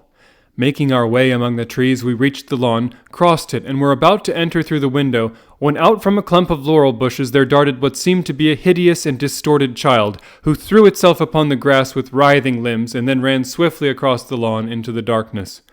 "My God!" I whispered. "Did you see it?" Holmes was for the moment as startled as I. His hand closed like a vice upon my wrist in his agitation. Then he broke into a low laugh and put his lips to my ear. "It is a nice household," he murmured. "That is the baboon." I had forgotten the strange pets which the doctor affected. There was a cheetah, too. Perhaps we might find it upon our shoulders at any moment. I confess that I felt easier in my mind when, after following Holmes's example and slipping off my shoes, I found myself inside the bedroom. My companion noiselessly closed the shutters, moved the lamp onto the table, and cast his eyes around the room. All was as we had seen it in the daytime. Then, creeping up to me and making a trumpet of his hand, he whispered into my ear again so gently that it was all that I could do to distinguish the words. "The least sound would be fatal to our plans." I nodded to show that I had heard. "We must sit without light. He would see it through the ventilator." I nodded again. "Do not go to sleep. Your very life may depend upon it. Have your pistol ready in case we should need it. I will sit on the side of the bed and you in that chair." I took out my revolver and laid it on the corner of the table. Holmes had brought up a long thin cane, and this he placed upon the bed beside him. By it he laid the box of matches and the stump of a candle. Then he turned down the lamp, and we were left in darkness. How shall I ever forget that dreadful vigil? I could not hear a sound, not even the drawing of a breath, and yet I knew that my companion sat open-eyed, within a few feet of me, in the same state of nervous tension in which I was myself. The shutters cut off the least ray of light, and we waited in absolute darkness. From outside came the occasional cry of a night bird, and once at our very window a long-drawn cat-like whine, which told us that the cheetah was indeed at liberty. Far away we could hear the deep tones of the parish clock, which boomed out every quarter of an hour. How long they seemed, those quarters! 12 struck, and 1 and 2 and 3, and still we sat waiting silently for whatever might befall. Suddenly there was the momentary gleam of a light up in the direction of the ventilator, which vanished immediately, but was succeeded by a strong smell of burning oil and heated metal. Someone in the next room had lit a dark lantern. I heard a gentle sound of movement, and then all was silent once more, though the smell grew stronger. For half an hour I sat with straining ears. Then suddenly another sound became audible, a very gentle soothing sound, like that of a small jet of steam escaping continually from a kettle. The instant that we heard it, Holmes sprang from the bed, struck a match, and lashed furiously with his cane at the bell-pull. "You see it, Watson?" he yelled. "You see it?" But I saw nothing. At the moment when Holmes struck the light, I heard a low, clear whistle, but the sudden glare flashing into my weary eyes made it impossible for me to tell what it was at which my friend lashed so savagely. I could, however, see that his face was deadly pale and filled with horror and loathing. He had ceased to strike and was gazing up at the ventilator when suddenly there broke from the silence of the night the most horrible cry to which I have ever listened. It swelled up louder and louder, a hoarse yell of pain and fear and anger all mingled in the one dreadful shriek. They say that away down in the village and even in the distant parsonage, that cry raised the sleepers from their beds. It struck cold to our hearts, and I stood gazing at Holmes, and he at me, until the last echoes of it had died away into the silence from which it rose. "What can it mean?" I gasped. "It means that it is all over," Holmes answered, "and perhaps after all it is for the best. Take your pistol, and we will enter Dr. Roylott's room." With a grave face he lit the lamp and led the way down the corridor. Twice he struck at the chamber door without any reply from within. Then he turned the handle and entered, I at his heels with the cocked pistol in my hand. It was a singular sight which met our eyes. On the table stood a dark lantern with the shutter half open, throwing a brilliant beam of light upon the iron safe, the door of which was ajar. Beside this table, on the wooden chair, sat Dr. Grimesby Roylott, clad in a long grey dressing gown, his bare ankles protruding beneath, and his feet thrust into red, heelless Turkish slippers. Across his lap lay the short stock with the long lash which we had noticed during the day. His chin was cocked upward, and his eyes were fixed in a dreadful, rigid stare at the corner of the ceiling. Round his brow he had a peculiar yellow band with brownish speckles, which seemed to be bound tightly round his head. As we entered, he made neither sound nor motion. "The band! The speckled band!" whispered Holmes. I took a step forward. In an instant his strange headgear began to move, and there reared itself from among his hair the squat, diamond-shaped head and puffed neck of a loathsome serpent. "It is a swamp adder," cried Holmes, "the deadliest snake in India. He has died within 10 seconds of being bitten. Violence does, in truth, recoil upon the violent, and the schemer falls into the pit which he digs for another. Let us thrust this creature back into its den, and we can then remove Miss Stoner to some place of shelter, and let the county police know what has happened." As he spoke, he drew the dog whip swiftly from the dead man's lap, and throwing the noose round the reptile's neck, he drew it from its horrid perch, and carrying it at arm's length, threw it into the iron safe, which he closed upon it. Such are the true facts of the death of Dr. Grimesby Roylott of Stoke Moran. It is not necessary that I should prolong a narrative which is already run to too great a length by telling how we broke the sad news to the terrified girl, how we conveyed her by the morning train to the care of her good aunt at Harrow, of how the slow process of official inquiry came to the conclusion that the doctor met his fate while indiscreetly playing with a dangerous pet. The little which I had yet to learn of the case was told me by Sherlock Holmes as we travelled back next day. "I had," said he, "come to an entirely erroneous conclusion, which shows, my dear Watson, how dangerous it always is to reason from insufficient data. The presence of the gypsies, and the use of the word band, which was used by the poor girl, no doubt to explain the appearance which she had caught a hurried glimpse of by the light of her match, were sufficient to put me upon an entirely wrong scent. I can only claim the merit that I instantly reconsidered my position when, however, it became clear to me that whatever danger threatened an occupant of the room could not come either from the window or the door. My attention was speedily drawn, as I have already remarked to you, to this ventilator and to the bell rope which hung down to the bed. The discovery that this was a dummy and that the bed was clamped to the floor instantly gave rise to the suspicion that the rope was there as a bridge for something passing through the hole and coming to the bed. The idea of a snake instantly occurred to me, and when I coupled it with my knowledge that the doctor was furnished with a supply of creatures from India, I felt that I was probably on the right track. The idea of using a form of poison which could not possibly be discovered by any chemical test was just such a one as would occur to a clever and ruthless man who had an Eastern training. The rapidity with which such a poison would take effect would also, from his point of view, be an advantage. It would be a sharp-eyed coroner, indeed, who could distinguish the two little dark punctures which would show where the poisoned fangs had done their work. Then I thought of the whistle. Of course he must recall the snake before the morning light revealed it to the victim. He had trained it, probably by the use of the milk which he saw, to return to him when summoned. He would put it through this ventilator at the hour that he thought best, with the certainty that it would crawl down the rope and land on the bed. It might or might not bite the occupant. Perhaps she might escape every night for a week, but sooner or later she must fall a victim. I had come to these conclusions before ever I had entered his room. An inspection of his chair showed me that he had been in the habit of standing on it, which of course would be necessary in order that he should reach the ventilator. The sight of the safe, the saucer of milk, and the loop of whipcord were enough to finally dispel any doubts which may have remained. The metallic clang heard by Miss Stoner was obviously caused by her stepfather hastily closing the door of his safe upon its terrible occupant. Having once made up my mind, you know the steps which I took in order to put the matter to proof. I heard the creature hiss, as I have no doubt that you did also, and I instantly lit the light and attacked it, with the result of driving it through the ventilator, and also with the result of causing it to turn upon its master at the other side. Some of the blows of my cane came home and roused its snakish temper, so that it flew upon the first person it saw. In this way I am no doubt indirectly responsible for Dr. Grimesby Roylett's death, and I cannot say that it is likely to weigh very heavily upon my conscience.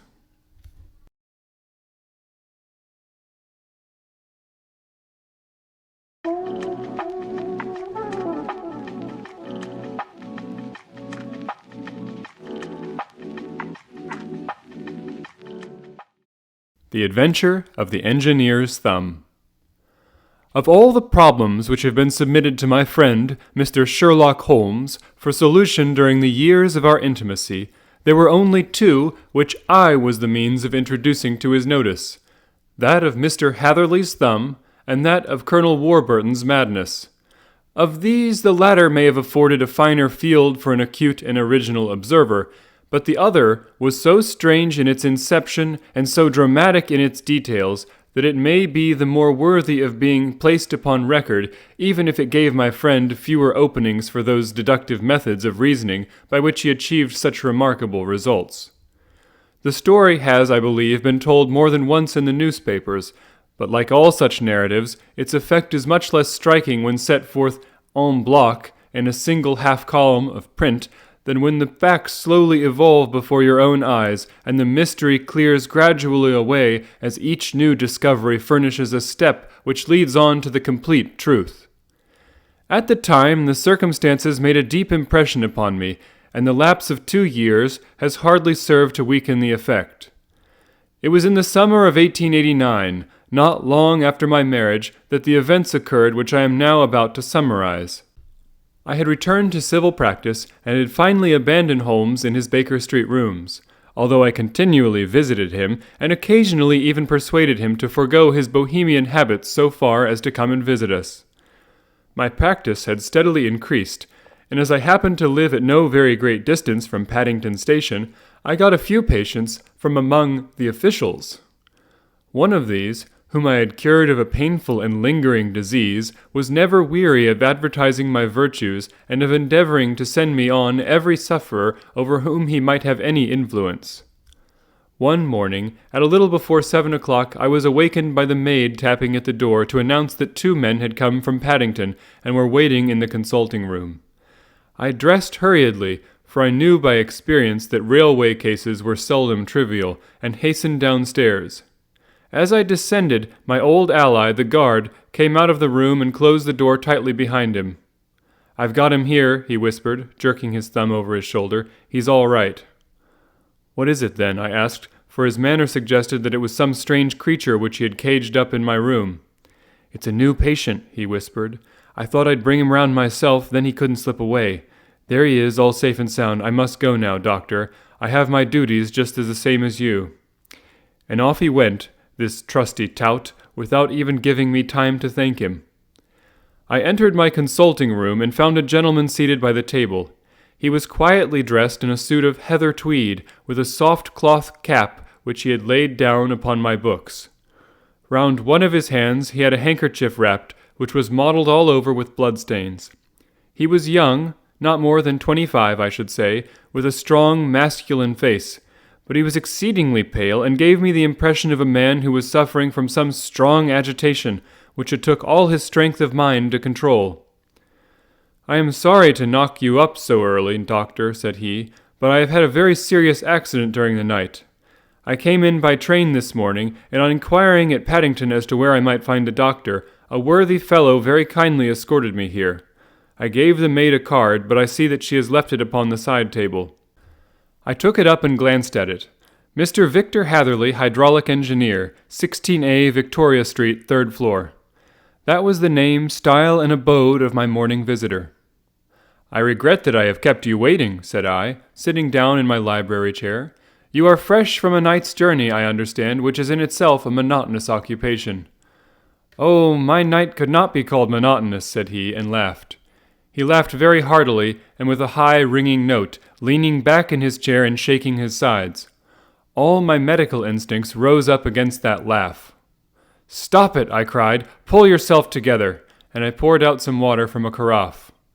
It was useless, however. He was often one of those hysterical outbursts which come upon a strong nature when some great crisis is over and gone. Presently he came to himself once more, very weary and pale-looking. "I have been making a fool of myself," he gasped. "Not at all. Drink this."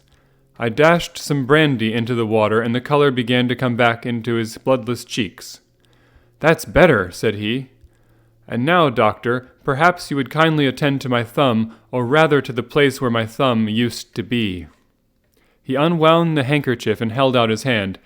It gave even my hardened nerves a shudder to look at it. There were 4 protruding fingers in a horrid red spongy surface where the thumb should have been. It had been hacked or torn right out from the roots. "Good heavens!" I cried. "This is a terrible injury. It must have bled considerably." "Yes, it did. I fainted when it was done, and I think that I must have been senseless for a long time. When I came to, I found that it was still bleeding, so I tied one end of my handkerchief very tightly round the wrist and braced it up with a twig." "Excellent! You should have been a surgeon." "It is a question of hydraulics, you see, and came within my own province." "This has been done," said I, examining the wound, "by a very heavy and sharp instrument." "A thing like a cleaver," said he. "An accident, I presume?" "By no means." "What? A murderous attack?" "Very murderous indeed." "You horrify me." I sponged the wound, cleaned it, dressed it, and finally covered it over with cotton wadding and carbolized bandages. He lay back without wincing, though he bit his lip from time to time. "How is that?" I asked when I had finished. "Capital! Between your brandy and your bandage, I feel a new man. I was very weak, but I have had a good deal to go through." "Perhaps you had better not speak of the matter. It is evidently trying to your nerves." "Oh no, not now. I shall have to tell my tale to the police. But between ourselves, if it were not for the convincing evidence of this wound of mine, I should be surprised if they believed my statement, for it is a very extraordinary one, and I have not much in the way of proof with which to back it up. And even if they believe me, the clues which I can give them are so vague that it is a question whether justice will be done." "Ha!" cried I. "If it is anything in the nature of a problem which you desire to see solved, I should strongly recommend you to come to my friend, Mr. Sherlock Holmes, before you go to the official police." "Oh, I have heard of that fellow," answered my visitor, "and I should be very glad if he would take the matter up, though, of course, I must use the official police as well. Would you give me an introduction to him?" "I'll do better. I'll take you round to him myself." "I should be immensely obliged to you." "We'll call a cab and go together. We shall just be in time to have a little breakfast with him. Do you feel equal to it?" "Yes. I shall feel not easy until I have told my story." "Then my servant will call a cab, and I shall be with you in an instant." I rushed upstairs, explained the matter shortly to my wife, and in 5 minutes was inside a hansom, driving with my new acquaintance to Baker Street. Sherlock Holmes was, as I expected, lounging about his sitting room in his dressing gown, reading the agony column of the Times and smoking his before-breakfast pipe, which was composed of all the plugs and dawdles left from his smokes of the day before, all carefully dried and collected on the corner of the mantelpiece. He received us in his quietly genial fashion, ordered fresh rashers and eggs, and joined us in a hearty meal. When it was concluded, he settled our new acquaintance upon the sofa, placed a pillow beneath his head, and laid a glass of brandy and water within his reach. "It is easy to see that your experience has been no common one, Mr. Hatherley," said he. "Pray, lie down there, and make yourself absolutely at home. Tell us what you can, but stop when you are tired, and keep up your strength with a little stimulant." "Thank you," said my patient, "but I have felt another man since the doctor bandaged me, and I think that your breakfast has completed the cure. I shall take up as little of your valuable time as possible, so I shall start at once upon my peculiar experiences." Holmes sat in his big armchair with the weary, heavy-lidded expression which veiled his keen and eager nature, while I sat opposite to him, and we listened in silence to the strange story which our visitor detailed to us. "You must know," said he, "that I am an orphan and a bachelor, residing alone in lodgings in London. By profession I am a hydraulic engineer, and I have had considerable experience of my work during the 7 years that I was apprenticed to Venner and Matheson, the well-known firm of Greenwich. 2 years ago, having served my time, and having also come into a fair sum of money through my poor father's death, I determined to start in business for myself, and took professional chambers in Victoria Street.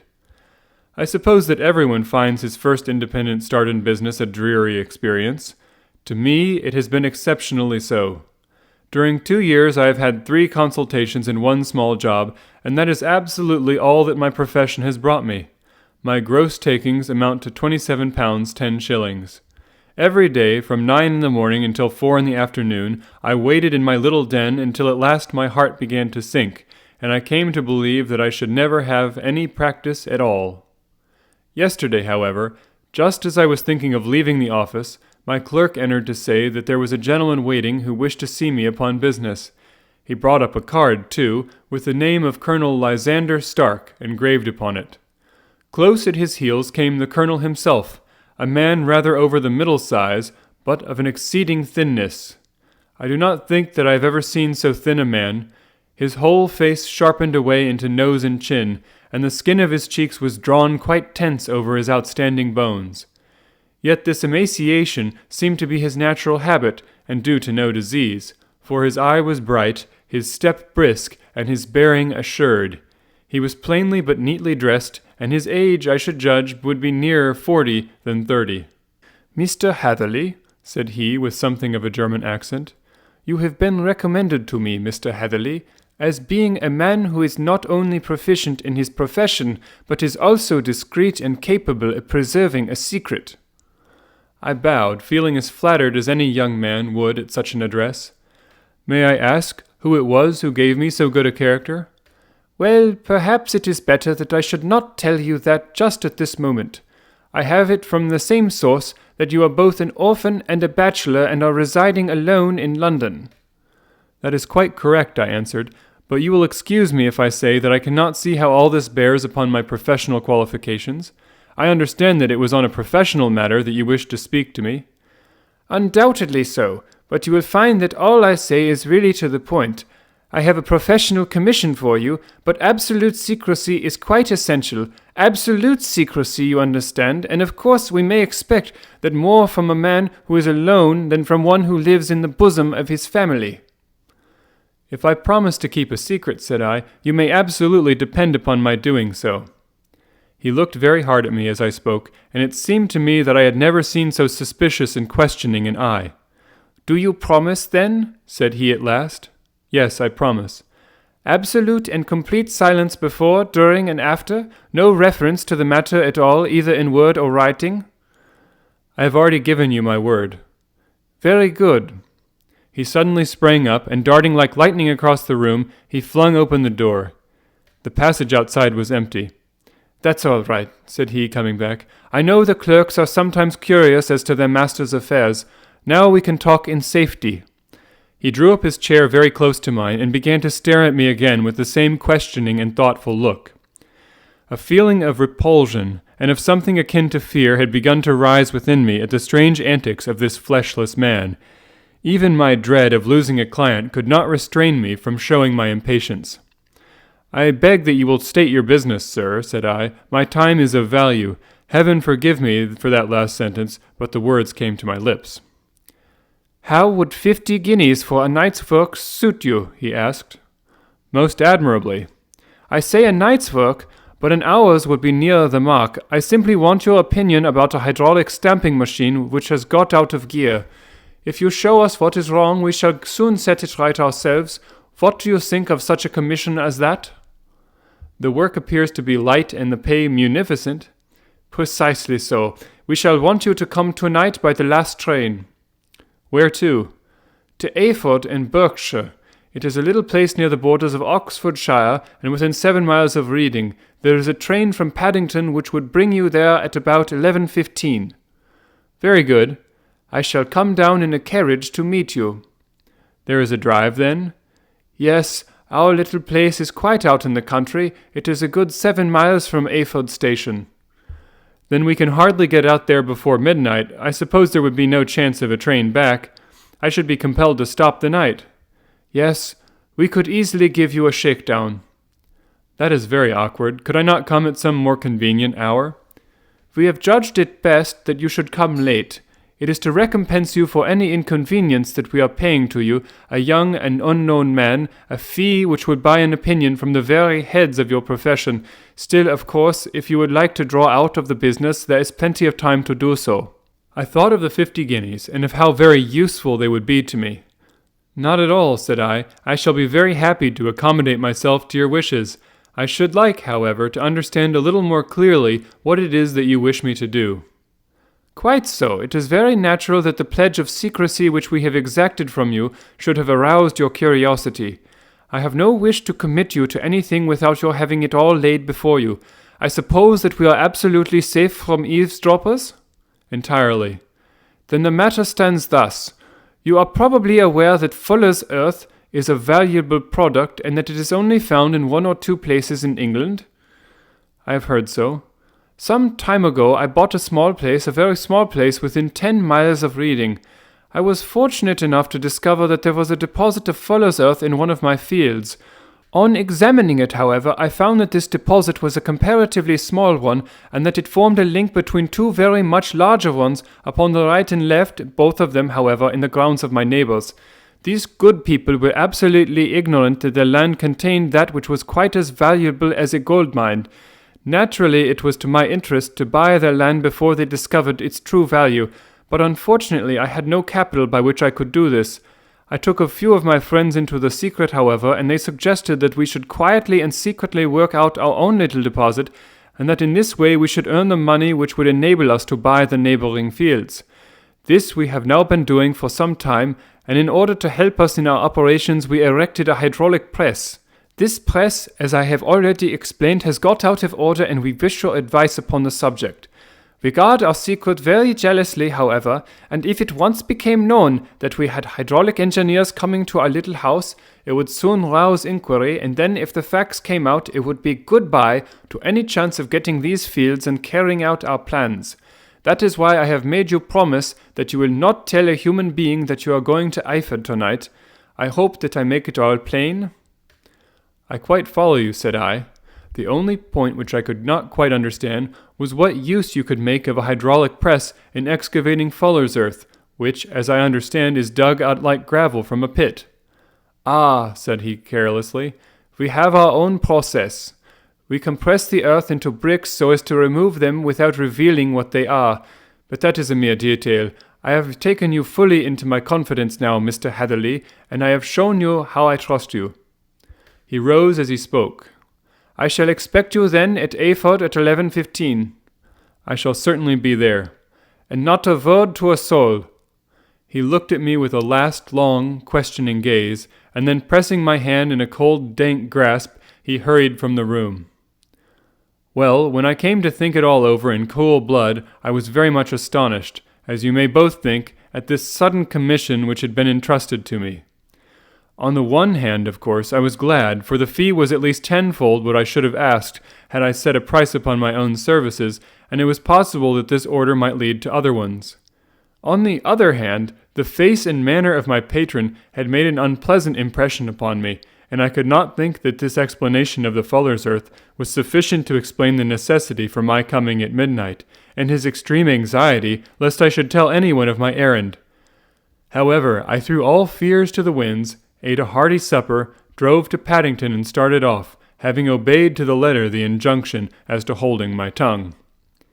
At Reading I had to change not only my carriage, but my station.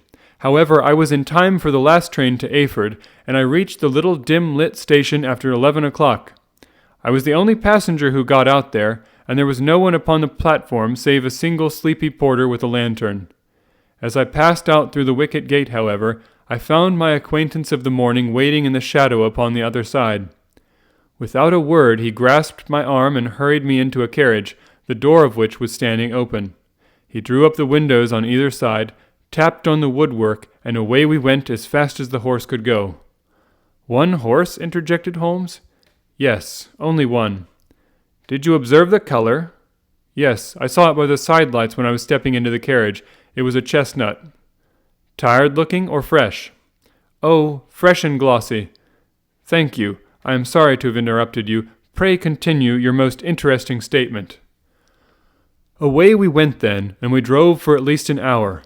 Colonel Lysander Stark had said that it was only 7 miles, but I should think, from the rate that we seemed to go, and from the time that we took, that it must have been near 12. He sat at my side in silence all the time, and I was aware, more than once when I glanced in his direction, that he was looking at me with great intensity. The country roads seemed to be not very good in that part of the world, for we lurched and jolted terribly. I tried to look out of the windows to see something of where we were, but they were made of frosted glass, and I could make out nothing save the occasional bright blur of a passing light.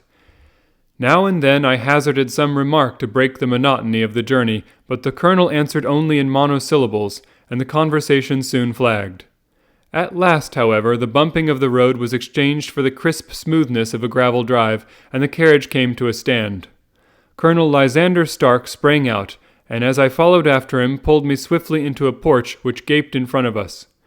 We stepped, as it were, right out of the carriage and into the hall, so that I failed to catch the most fleeting glance of the front of the house. The instant that I had crossed the threshold, the door slammed heavily behind us, and I heard faintly the rattle of the wheels as the carriage drove away. It was pitch dark inside the house, and the colonel fumbled about looking for matches and muttering under his breath. Suddenly, a door opened at the other end of the passage, and a long golden bar of light shot out in our direction. It grew broader, and a woman appeared with a lamp in her hand, which she held above her head, pushing her face forward and peering at us. I could see that she was pretty, and from the gloss with which the light shone upon her dark dress I knew that it was a rich material. She spoke a few words in a foreign tongue in a tone as though asking a question, and when my companion answered in a gruff monosyllable, she gave such a start that the lamp nearly fell from her hand. Colonel Stark went up to her, whispered something in her ear, and then, pushing her back into the room from whence she had come, he walked towards me again with the lamp in his hand. "Perhaps you will have the kindness to wait in this room for a few minutes," said he, throwing open another door. It was a quiet, little, plainly furnished room, with a round table in the center, on which several German books were scattered. Colonel Stark laid down the lamp on the top of a harmonium beside the door. "I shall not keep you waiting an instant," said he, and vanished into the darkness. I glanced at the books upon the table, and in spite of my ignorance of German, I could see that 2 of them were treatises on science, the others being volumes of poetry. Then I walked across to the window, hoping that I might catch some glimpse of the countryside, but an oak shutter, heavily barred, was folded across it. It was a wonderfully silent house. There was an odd clock ticking loudly somewhere in the passage, but otherwise everything was deadly still. A vague feeling of uneasiness began to steal over me. Who were these German people, and what were they doing living in this strange, out-of-the-way place? And where was the place? I was 10 miles or so from Ayford, that was all I knew, but whether north, south, east, or west I had no idea. For that matter, Reading, and possibly other large towns, were within that radius, so the place might not be so secluded after all, Yet it was quite certain from the absolute stillness that we were in the country. I paced up and down the room, humming a tune under my breath to keep up my spirits, and feeling that I was thoroughly earning my 50-guinea fee. Suddenly, without any preliminary sound in the midst of the utter stillness, the door of my room swung slowly open. The woman was standing in the aperture, the darkness of the hall behind her, the yellow light from my lamp beating upon her eager and beautiful face. I could see at a glance that she was sick with fear, and the sight sent a chill to my own heart. She held up one shaking finger to warn me to be silent, and she shot a few whispered words of broken English at me, her eyes glancing back like those of a frightened horse into the gloom behind her. "I would go," said she, trying hard, as it seemed to me, to speak calmly. "I would go. I should not stay here. There is no good for you to do." "But, madame," said I have not yet done what I came for. I cannot possibly leave until I have seen the machine." "It is not worth your while to wait," she went on. "You can pass through the door. No one hinders." And then, seeing that I smiled and shook my head, she suddenly threw aside her constraint and made a step forward with her hands wrung together. "For the love of heaven," she whispered, "get away from here before it is too late." But I am somewhat headstrong by nature, and the more ready to engage in an affair when there is some obstacle in the way. I thought of my 50-guinea fee, of my wearisome journey, and of the unpleasant night which seemed to be before me. Was it all to go for nothing? Why should I slink away without having carried out my commission, and without the payment which was my due? This woman, for all I knew, might be a monomaniac.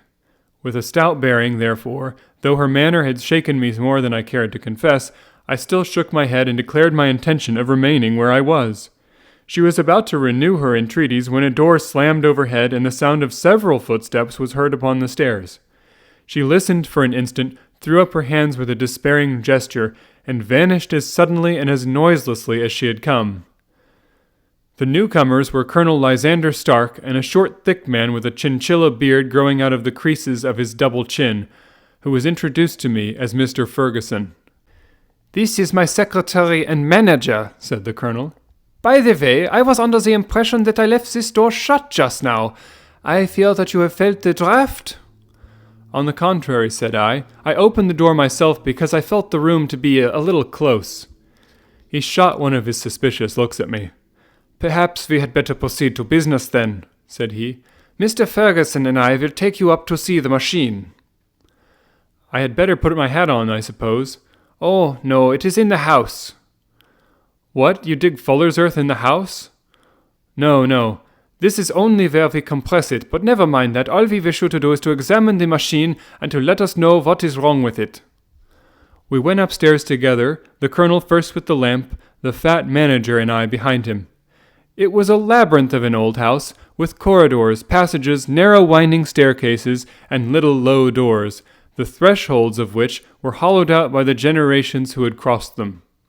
There were no carpets and no signs of any furniture above the ground floor, while the plaster was peeling off the walls and the damp was breaking through in green, unhealthy blotches.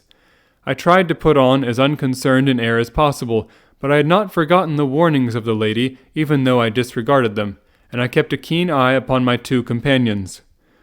Ferguson appeared to be a morose and silent man, but I could see from the little that he said that he was at least a fellow countryman. Colonel Lysander Stark stopped at last before a low door, which he unlocked. Within was a small square room in which the three of us could hardly get at one time. Ferguson remained outside, and the colonel ushered me in. "We are now," said he, "actually within the hydraulic press, and it would be a particularly unpleasant thing for us if anyone were to turn it on. The ceiling of this small chamber is really the end of the descending piston, and it comes down with the force of many tons upon this metal floor. There are small lateral columns of water outside which receive the force and which transmit and multiply it in the manner which is familiar to you. The machine goes readily enough, but there is some stiffness in the working of it, and it has lost a little of its force. Perhaps you will have the goodness to look it over and to show us how we can set it right." I took the lamp from him, and I examined the machine very thoroughly. It was indeed a gigantic one, and capable of exercising enormous pressure. When I passed outside, however, and pressed down the levers which controlled it, I knew at once by the whishing sound that there was a slight leakage, which allowed a regurgitation of water through one of the side cylinders.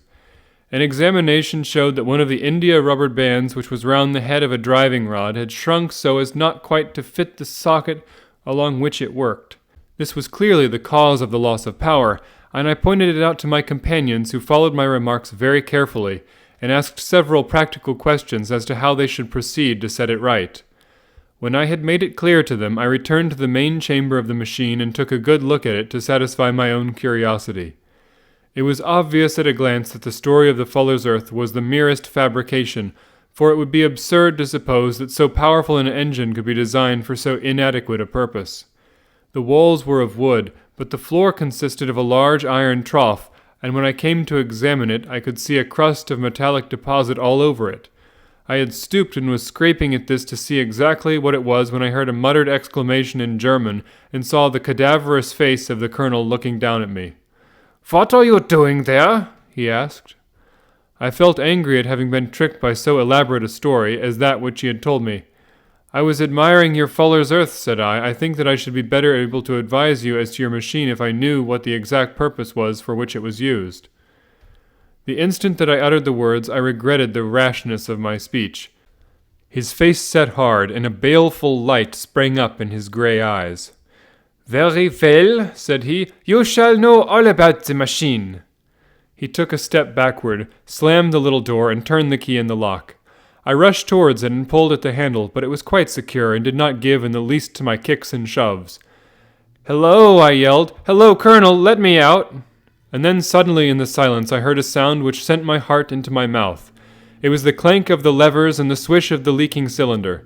He had set the engine at work. The lamp still stood upon the floor where I had placed it when examining the trough. By its light I saw the black ceiling was coming down upon me, slowly, jerkily, but as none knew better than myself, with a force which must within a minute grind me to a shapeless pulp. I threw myself screaming against the door and dragged with my nails at the lock. I implored the colonel to let me out, but the remorseless clanking of the levers drowned my cries. The ceiling was only a foot or two above my head, and with my hand upraised I could feel its hard, rough surface. Then it flashed through my mind that the pain of my death would depend very much upon the position in which I met it. If I lay on my face, the weight would come down upon my spine, and I shuddered to think of that dreadful snap. Easier the other way, perhaps, and yet had I the nerve to lie and look up at that deadly black shadow wavering down upon me? Already I was unable to stand erect, when my eye caught something which brought a gush of hope back to my heart. I have said that though the floor and ceiling were of iron, the walls were of wood. As I gave a last hurried glance around, I saw a thin line of yellow light between two of the boards, which broadened and broadened as a small panel was pushed backward. For an instant I could hardly believe that there was indeed a door which led away from death. The next instant I threw myself through and lay half fainting upon the other side. The panel had closed again behind me, but the crash of the lamp and a few moments afterwards the clang of the two slabs of metal told me how narrow my escape had been. I was recalled to myself by a frantic plucking at my wrist, and I found myself lying upon the stone floor of a narrow corridor, while a woman bent over me and tugged at me with her left hand, while she held a candle in her right. It was the same good friend whose warning I had so foolishly rejected. "Come, come," she cried breathlessly. "They will be here in a moment. They will see that you are not there. Oh, do not waste this so precious time, but come." This time, at least, I did not scorn her advice. I staggered to my feet and ran with her along the corridor and down a winding stair. The ladder led to another broad passage, and just as we reached it we heard the sound of running feet and the shouting of two voices, one answering the other from the floor on which we were and from the one beneath. My guide stopped and looked about her like one who was at her wit's end. Then she threw open a door which led into a bedroom, through the window of which the moon was shining brightly. "It is your only chance," said she. "It is high, but it may be that you can jump it." As she spoke, a light sprang into view at the further end of the passage, and I saw the lean figure of Colonel Lysander Stark rushing forward with a lantern in one hand and a weapon like a butcher's cleaver in the other. I rushed across the bedroom, flung open the window, and looked out. How quiet and sweet and wholesome the garden looked in the moonlight, and it could not be more than 30 feet down. I clambered out upon the sill, but I hesitated to jump until I should have heard what passed between my saviour and the ruffian who pursued me. If she were ill-used, then at any risks I was determined to go back to her assistance. The thought had hardly flashed through my mind before he was at the door, pushing his way past her, but she threw her arms around him and tried to hold him back. "Fritz, Fritz," she cried in English, "remember your promise after the last time. You said it should not be again. He will be silent. Oh, he will be silent."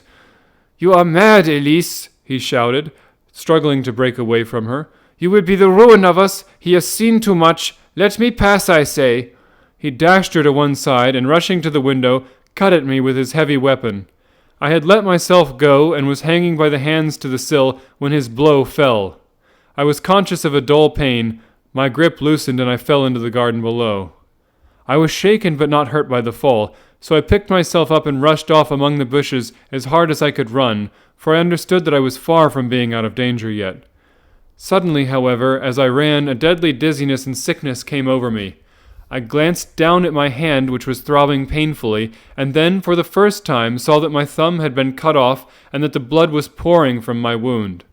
I endeavored to tie my handkerchief round it, but there came a sudden buzzing in my ears, and next moment I fell in a dead faint among the rose bushes.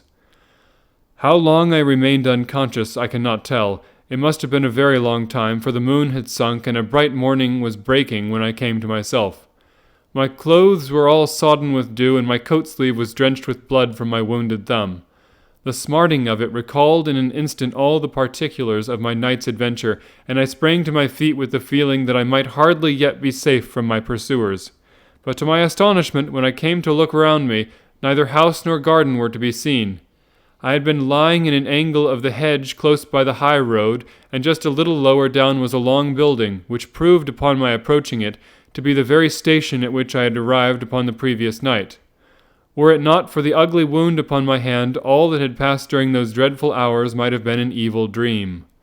Half dazed, I went into the station and asked about the morning train.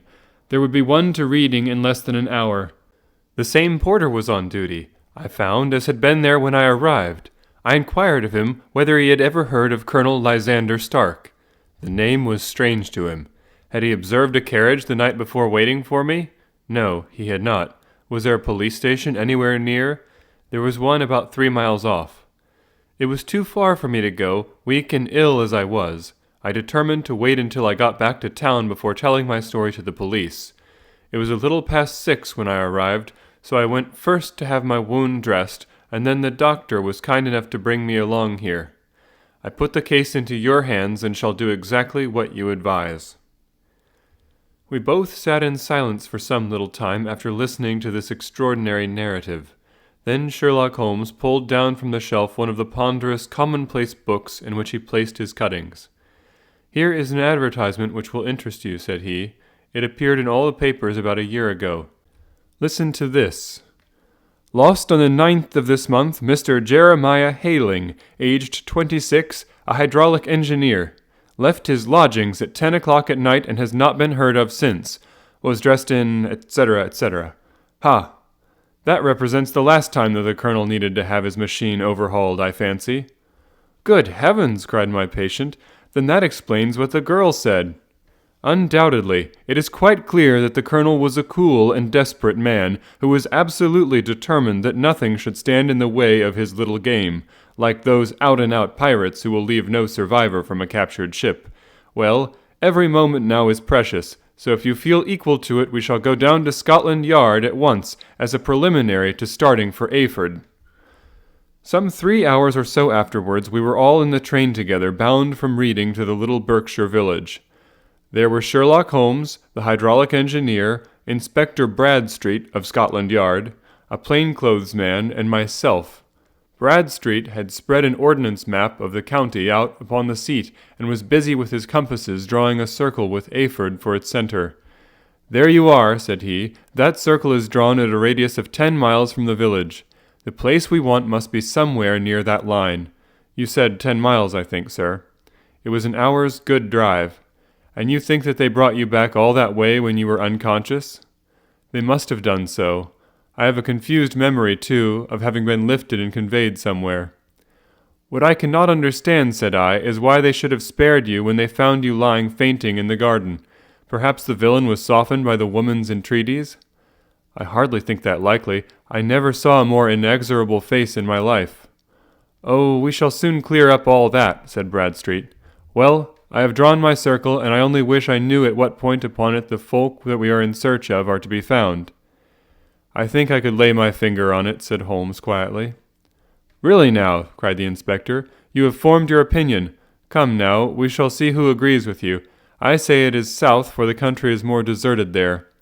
"And I say east," said my patient. "I am for west," remarked the plainclothes man. "There are several quiet little villages up there." "And I am for north," said I, "because there are no hills there, and our friend says that he did not notice the carriage go up any." "Come," cried the inspector, laughing, "it's a very pretty diversity of opinion. We have boxed the compass among us. Who do you give your casting vote to?" "You are all wrong." "But we can't all be." "Oh, yes you can. This is my point." He placed his finger in the center of the circle. "This is where we shall find them." "But the 12-mile drive," gasped Hatherley. 6 out and 6 back. Nothing simpler. You say yourself that the horse was fresh and glossy when you got in. How could it be that if it had gone 12 miles over heavy roads? "Indeed, it is a likely ruse enough," observed Bradstreet thoughtfully. "Of course, there can be no doubt as to the nature of this gang." "None at all," said Holmes. "They are coiners on a large scale and have used the machine to form the amalgam which has taken the place of silver."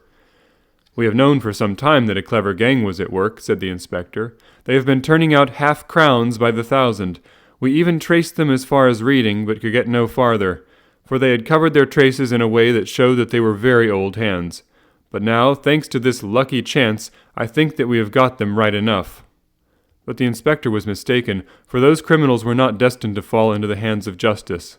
As we rolled into Ayford Station, we saw a gigantic column of smoke, which streamed up from behind a small clump of trees in the neighborhood and hung like an immense ostrich feather over the landscape. "A house on fire?" asked Bradstreet, as the train steamed off again on its way. "Yes, sir," said the station master. "When did it break out?" "I hear that it was during the night, sir, but it has got worse, and the whole place is ablaze." "Whose house is it?" "Dr. Becher's." "Tell me," broke in the engineer, "is Dr. Becher a German, very thin with a long, sharp nose?" The station-master laughed heartily. "No, sir, Dr. Becher is an Englishman, and there isn't a man in the parish who has a better lined waistcoat. But he has a gentleman staying with him, a patient, as I understand, who is a foreigner, and he looks as if a little good Berkshire beef would do him no harm." The station-master had not finished his speech before we were all hastening in the direction of the fire. The road topped a low hill, and there was a great widespread whitewashed building in front of us, spouting fire at every chink and window, while in the garden in front 3 fire engines were vainly striving to keep the flames under. "That's it!" cried Hatherley, in intense excitement. "There is the gravel drive, and there are the rose bushes where I lay. That second window is the one that I jumped from."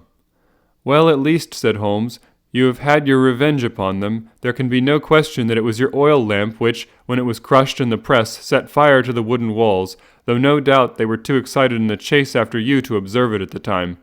Now keep your eyes open in this crowd for your friends of last night, though I very much fear that they are a good 100 miles off by now." And Holmes's fears came to be realized, for from that day to this no word has ever been heard either of the beautiful woman, the sinister German, or the morose Englishman. Early that morning a peasant had met a cart containing several people in some very bulky boxes, driving rapidly in the direction of Reading, but there all traces of the fugitives disappeared, and even Holmes's ingenuity failed ever to discover the least clue as to their whereabouts. The firemen had been much perturbed at the strange arrangements which they had found within, and still more so by discovering a newly severed human thumb upon a window-sill of the second floor. About sunset, however, their efforts were at last successful, and they subdued the flames, but not before the roof had fallen in, and the whole place had been reduced to such absolute ruin that, save some twisted cylinders and iron piping, not a trace remained of the machinery which had cost our unfortunate acquaintance so dearly. Large masses of nickel and of tin were discovered stored in an outhouse, but no coins were to be found, which may have explained the presence of those bulky boxes which have been already referred to. How our hydraulic engineer had been conveyed from the garden to the spot where he recovered his senses might have remained forever a mystery were it not for the soft mold which told us a very plain tale. He had evidently been carried down by two persons, one of whom had remarkably small feet, and the other unusually large ones. On the whole, it was most probable that the silent Englishman, being less bold or less murderous than his companion, had assisted the woman to bear the unconscious man out of the way of danger. "Well," said our engineer ruefully as we took our seats to return once more to London, "it has been a pretty business for me. I have lost my thumb, and I have lost a 50-guinea fee. And what have I gained?" "Experience," said Holmes, laughing. "Indirectly it may be of value, you know. You have only to put it into words to gain the reputation of being excellent company for the remainder of your existence."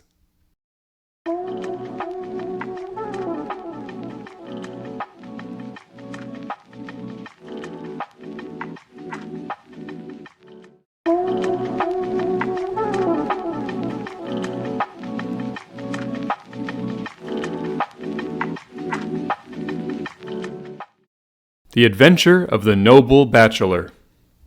The Lord St. Simon marriage, and its curious termination, have long ceased to be a subject of interest in those exalted circles in which the unfortunate bridegroom moves. Fresh scandals have eclipsed it, and their more piquant details have drawn the gossips away from this 4-year-old drama. As I have reason to believe, however, that the full facts have never been revealed to the general public, and as my friend Sherlock Holmes had a considerable share in clearing the matter up, I feel that no memoir of him would be complete without some little sketch of this remarkable episode. It was a few weeks before my own marriage, during the days when I was still sharing rooms with Holmes in Baker Street, that he came home from an afternoon stroll to find a letter on the table waiting for him. I had remained indoors all day, for the weather had taken a sudden turn to rain, with high autumnal winds, and the Jezail bullet, which I had brought back in one of my limbs as a relic of my Afghan campaign, throbbed with dull persistence.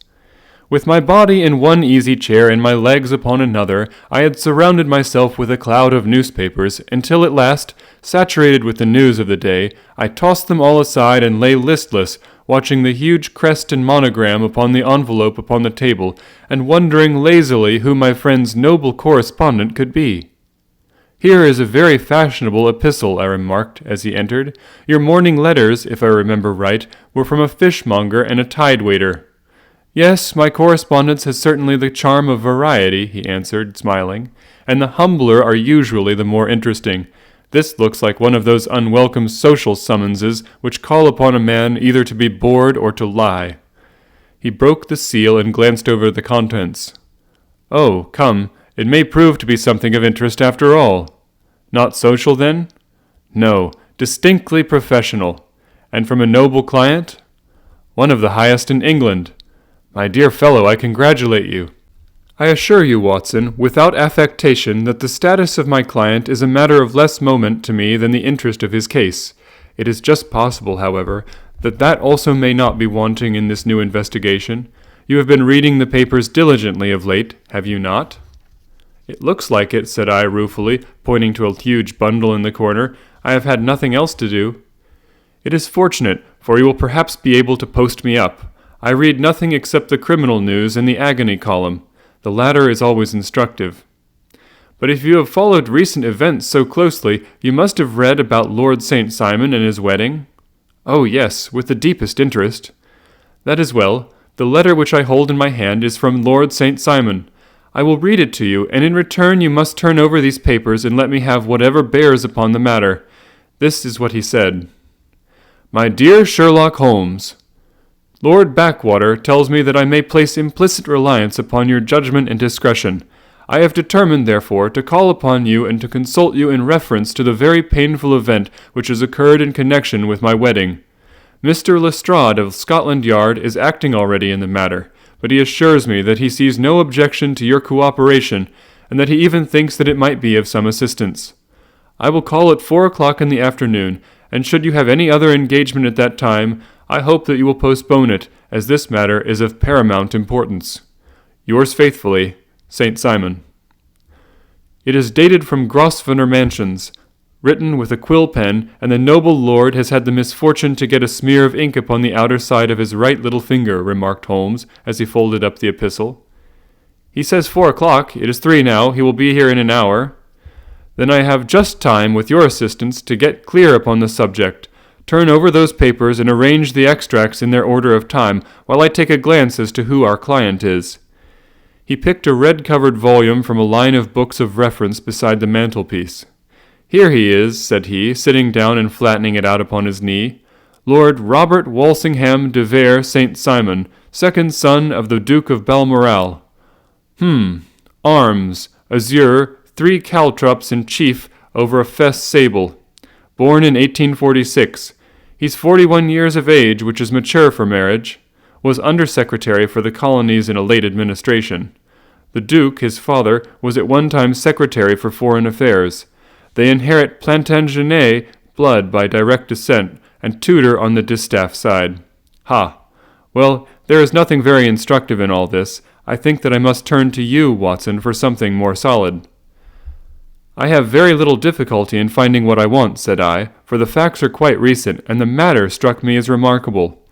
I feared to refer them to you, however, as I knew that you had an inquiry on hand, and that you disliked the intrusion of other matters." "Ah, you mean the little problem of the Grosvenor Square furniture van? That is quite cleared up now, though indeed it was obvious from the first. Pray give me the results of your newspaper selection." "Here is the first notice which I can find. It is in the personal column of the Morning Post and dates, as you see, some weeks back. A marriage has been arranged, and will, if rumor is correct, very shortly take place between Lord Robert St. Simon, second son of the Duke of Balmoral, and Miss Hattie Doran, the only daughter of Aloysius Doran, Esquire, of San Francisco, California, USA. That is all." "Terse and to the point," remarked Holmes, stretching his long, thin legs towards the fire. "There was a paragraph amplifying this in one of the society papers of the same week. Ah, here it is. There will soon be a call for protection in the marriage market, for the present free trade principle appears to tell heavily against our home product. One by one, the management of the noble houses of Great Britain is passing into the hands of our fair cousins from across the Atlantic. An important addition has been made during the last week to the list of the prizes which have been borne away by these charming invaders. Lord St. Simon, who has shown himself for over 20 years proof against the little god's arrows, has now definitely announced his approaching marriage with Miss Hattie Doran, the fascinating daughter of a California millionaire. Miss Doran, whose graceful figure and striking face attracted much attention at the Westbury House festivities, is an only child, and it is currently reported that her dowry will run to considerably over the 6 figures, with expectancies for the future. As it is an open secret that the Duke of Balmoral has been compelled to sell his pictures within the last few years, and as Lord St. Simon has no property of his own save the small estate of Birchmoor, it is obvious that the Californian heiress is not the only gainer by an alliance which will enable her to make the easy and common transition from a Republican lady to a British peeress." "Anything else?" asked Holmes, yawning. "Oh, yes, plenty. Then there is another note in the Morning Post to say that the marriage would be an absolutely quiet one, that it would be at St. George's, Hanover Square, that only half a dozen intimate friends would be invited, and that the party would return to the furnished house at Lancaster Gate, which has been taken by Mr. Aloysius Doran. 2 days later, that is, on Wednesday last, there is a curt announcement that the wedding had taken place, and that the honeymoon would be passed at Lord Backwater's place, near Petersfield. Those are all the notices which appeared before the disappearance of the bride." "Before the what?" asked Holmes with a start. "The vanishing of the lady." "When did she vanish, then?" "At the wedding breakfast." "Indeed, this is more interesting than it promised to be. Quite dramatic, in fact." "Yes, it struck me as being a little out of the common. They often vanish before the ceremony, and occasionally during the honeymoon, but I cannot call to mind anything quite so prompt as this. Pray let me have the details. I warn you that they are very incomplete. Perhaps we may make them less so. Such as they are set forth in a single article of a morning paper of yesterday, which I will read to you. It is headed, "Singular Occurrence at a Fashionable Wedding." "The family of Lord Robert St. Simon has been thrown into the greatest consternation by the strange and painful episodes which have taken place in connection with his wedding. The ceremony, as shortly announced in the papers of yesterday, occurred on the previous morning, but it is only now that it has been possible to confirm the strange rumors which have been so persistently floating about. In spite of the attempts of the friends to hush the matter up, so much public attention has now been drawn to it that no good purpose can be served by affecting to disregard what is a common subject for conversation. The ceremony, which was performed at St. George's, Hanover Square, was a very quiet one, no one being present save the father of the bride, Mr. Aloysius Doran, the Duchess of Balmoral, Lord Backwater, Lord Eustace, and Lady Clara St. Simon, the younger brother and sister of the bridegroom, and Lady Alicia Whittington. The whole party proceeded afterwards to the house of Mr. Aloysius Doran at Lancaster Gate, where breakfast had been prepared. It appears that some little trouble was caused by a woman, whose name has not been ascertained, who endeavored to force her way into the house after the bridal party, alleging that she had some claim upon Lord St. Simon. It was only after a painful and prolonged scene that she was ejected by the butler and the footman. The bride, who had fortunately entered the house before this unpleasant interruption, had sat down to breakfast with the rest, when she complained of a sudden indisposition and retired to her room. Her prolonged absence having caused some comment, her father followed her, but learned from her maid that she had only come up to her chamber for an instant, caught up an ulster and bonnet, and hurried down to the passage. One of the footmen declared that he had seen a lady leave the house thus apparelled, but had refused to credit that it was his mistress, believing her to be with the company. On ascertaining that his daughter had disappeared, Mr. Aloysius Doran, in conjunction with the bridegroom, instantly put themselves in communication with the police, and very energetic inquiries are being made, which will probably result in a speedy clearing up of this very singular business. Up to a late hour last night, however, nothing had transpired as to the whereabouts of the missing lady. There are rumors of foul play in the matter, and it is said that the police have caused the arrest of the woman who had caused the original disturbance, in the belief that, from jealousy or some other motive, she may have been concerned in the strange disappearance of the bride. And is that all? Only one little item in another of the morning papers, but it is a suggestive one, and it is that Miss Flora Millar, the lady who had caused the disturbance, has actually been arrested. It appears that she was formerly a dancer at the Allegro, and that she has known the bridegroom for some years. There are no further particulars, and the whole case is in your hands now, so far as it has been set forth in the public press. And an exceedingly interesting case it appears to be. I would not have missed it for worlds. But there is a ring at the bell, Watson, and as the clock makes it a few minutes after 4, I have no doubt that this will prove to be our noble client. Do not dream of going, Watson, for I very much prefer having a witness, if only as a check to my own memory. Lord Robert St. Simon, announced our page boy, throwing open the door. A gentleman entered with a pleasant, cultured face, high-nosed and pale, with something perhaps of petulance about the mouth, and with the steady, well-opened eye of a man whose pleasant lot it had ever been to command and to be obeyed. His manner was brisk, and yet his general appearance gave an undue impression of age, for he had a slight forward stoop and a little bend of the knees as he walked. His hair, too, as he swept off his very curly-brimmed hat, was grizzled round the edges and thin upon the top. As to his dress, it was careful to the verge of foppishness, with high collar, black frock coat, white waistcoat, yellow gloves, patent leather shoes, and light-colored gaiters. He advanced slowly into the room, turning his head from left to right, and swinging in his right hand the cord which held his golden eyeglasses. "Good day, Lord St. Simon," said Holmes, rising and bowing. "Pray, take the basket chair. This is my friend and colleague, Dr. Watson. Draw up a little to the fire, and we will talk this matter over." "A most painful matter to me, as you can most readily imagine, Mr. Holmes. I have been cut to the quick. I understand that you have already managed several delicate cases of this sort, sir, though I presume that they were hardly from the same class of society." "No, I am descending." "I beg pardon?" "My last client of the sort was a king." "Oh, really? I had no idea. And which king?" "The King of Scandinavia." "What? Had he lost his wife?" "You can understand," said Holmes suavely, "that I extend to the affairs of my other clients the same secrecy which I promised to you and yours." "Of course. Very right, very right. I'm sure I beg pardon. As to my own case, I am ready to give you any information which may assist you in forming an opinion." Thank you. I have already learned all that is in the public prints, nothing more. I presume that I may take it as correct, this article, for example, as to the disappearance of the bride?" Lord St. Simon glanced over it. "Yes, it is correct as far as it goes. But it needs a great deal of supplementing before anyone could offer an opinion. I think that I may arrive at my facts most directly by questioning you. Pray do so. When did you first meet Miss Hattie Doran?" "In San Francisco a year ago." "You were traveling in the States?" "Yes." "Did you become engaged then?" "No." "But you were on a friendly footing." "I was amused by her society, and she could see that I was amused."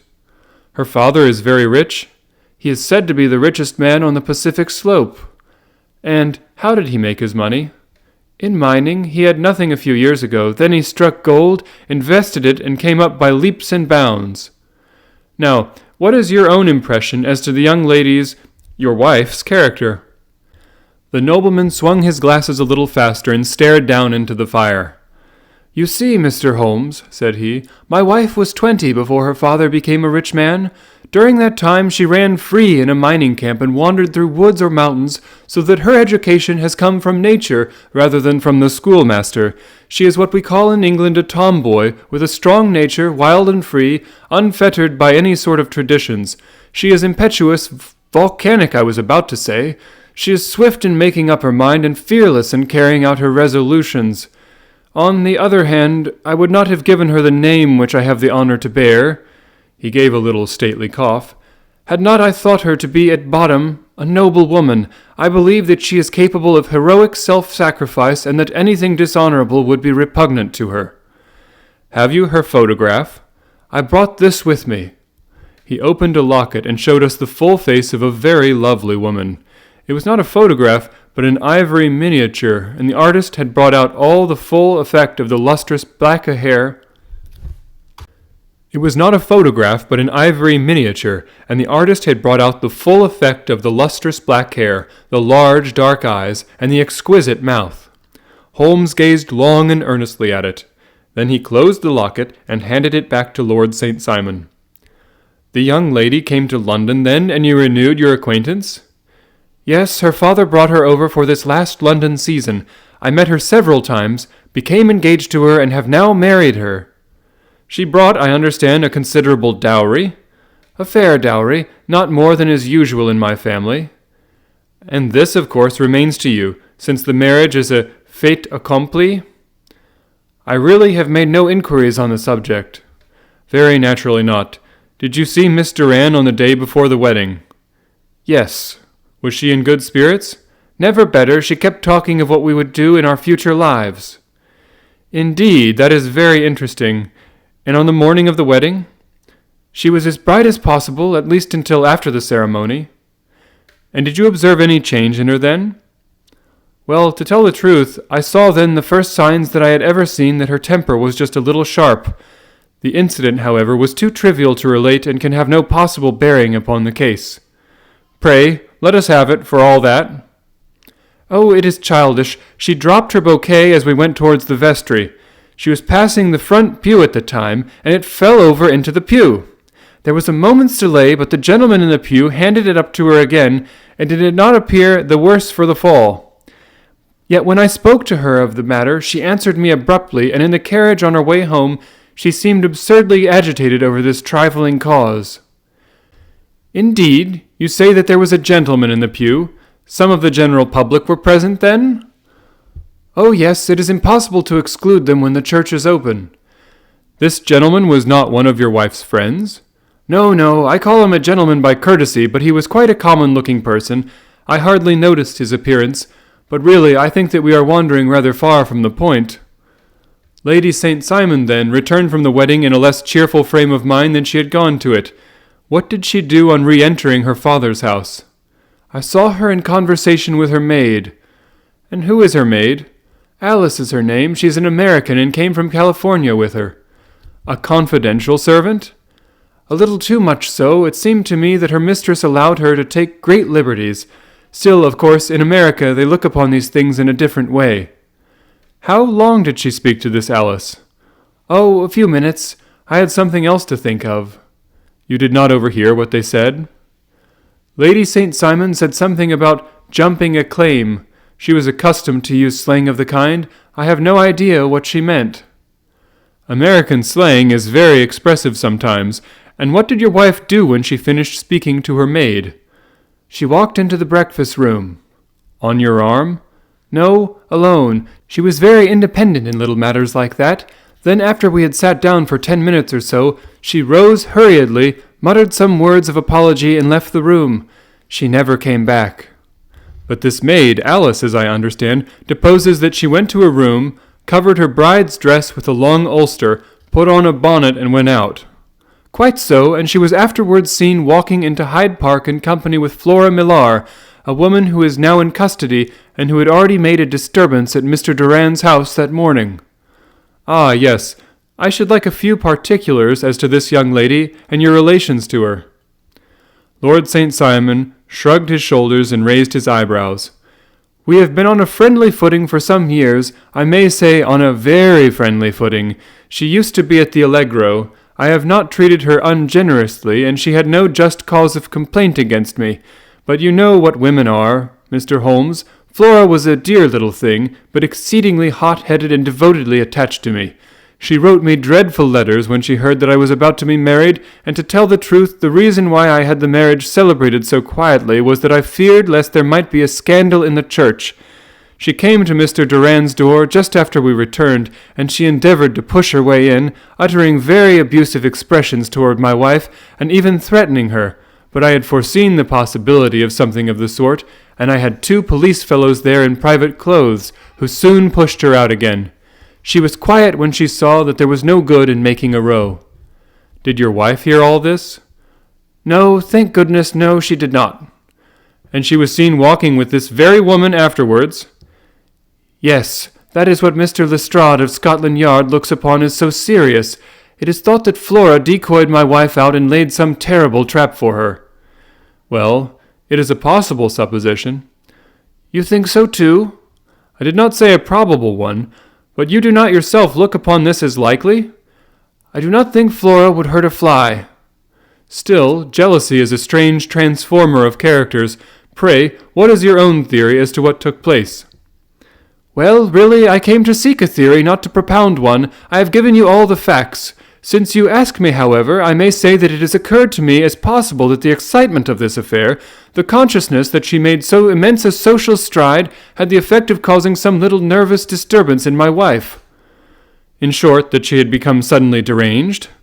Well, really, when I consider that she has turned her back, I will not say upon me, but upon so much that many have aspired to without success, I can hardly explain it in any other fashion. Well, certainly that is also a conceivable hypothesis, said Holmes, smiling. And now, Lord St. Simon, I think that I have nearly all my data. May I ask whether you were seated at the breakfast table so that you could see out of the window? We could see the other side of the road and the park. Quite so. Then I do not think that I need to detain you longer. I shall communicate with you. Should you be fortunate enough to solve this problem, said our client, rising. I have solved it. What was that? I say that I have solved it. Where, then, is my wife? That is a detail which I shall speedily supply. Lord St. Simon shook his head. I am afraid that it will take wiser heads than yours or mine, he remarked, and bowing in a stately old-fashioned manner, he departed. It is very good of Lord St. Simon to honor my head by putting it on a level with his own, said Sherlock Holmes, laughing. I think that I shall have a whiskey and soda and a cigar after all this cross-questioning. I had formed my conclusions as to the case before our client came into the room. My dear Holmes! I have notes of several similar cases, though none, as I remarked before, which were quite as prompt. My whole examination served to turn my conjecture into a certainty. Circumstantial evidence is occasionally very convincing, as when you find a trout in the milk, to quote Thoreau's example. But I have heard all that you have heard. Without, however, the knowledge of pre-existing cases which serves me so well. There was a parallel instance in Aberdeen some years back, and something on very much the same lines at Munich the year after the Franco-Prussian War. It is one of these cases. But hello, here is Lestrade. Good afternoon, Lestrade. You will find an extra tumbler upon the sideboard, and there are cigars in the box. The official detective was attired in a pea jacket and cravat, which gave him a decidedly nautical appearance, and he carried a black canvas bag in his hand. With a short greeting, he seated himself and lit the cigar which had been offered to him. "What's up, then?" asked Holmes, with a twinkle in his eye. "You look dissatisfied." "And I feel dissatisfied. It is this infernal St. Simon marriage case. I can make neither head nor tail of the business." "Really? You surprise me." "Who ever heard of such a mixed affair? Every clue seems to slip through my fingers. I have been at work upon it all day." "And very wet it seems to have made you," said Holmes, laying his hand upon the arm of the pea-jacket. "Yes, I have been dragging the Serpentine." "In heaven's name, what for?" "In search of the body of Lady St. Simon." Sherlock Holmes leaned back in his chair and laughed heartily. "Have you dragged the basin of Trafalgar Square fountain?" he asked. "Why? What do you mean?" "Because you have just as good a chance of finding this lady in the one as in the other." Lestrade shot an angry glance at my companion. "I suppose you know all about it," he snarled. "Well, I have only just heard the facts, but my mind is made up." "Oh, indeed? Then you think that the Serpentine plays no part in the matter?" "I think it very unlikely." "Then perhaps you will kindly explain how it is that we found this in it?" He opened his bag as he spoke and tumbled onto the floor a wedding dress of watered silk, a pair of white satin shoes, and a bride's wreath and veil, all discolored and soaked in water. "There," said he, putting a new wedding ring upon the top of the pile, "there is a little nut for you to crack, Master Holmes." "Oh, indeed," said my friend, blowing blue rings into the air. "You dragged them from the Serpentine?"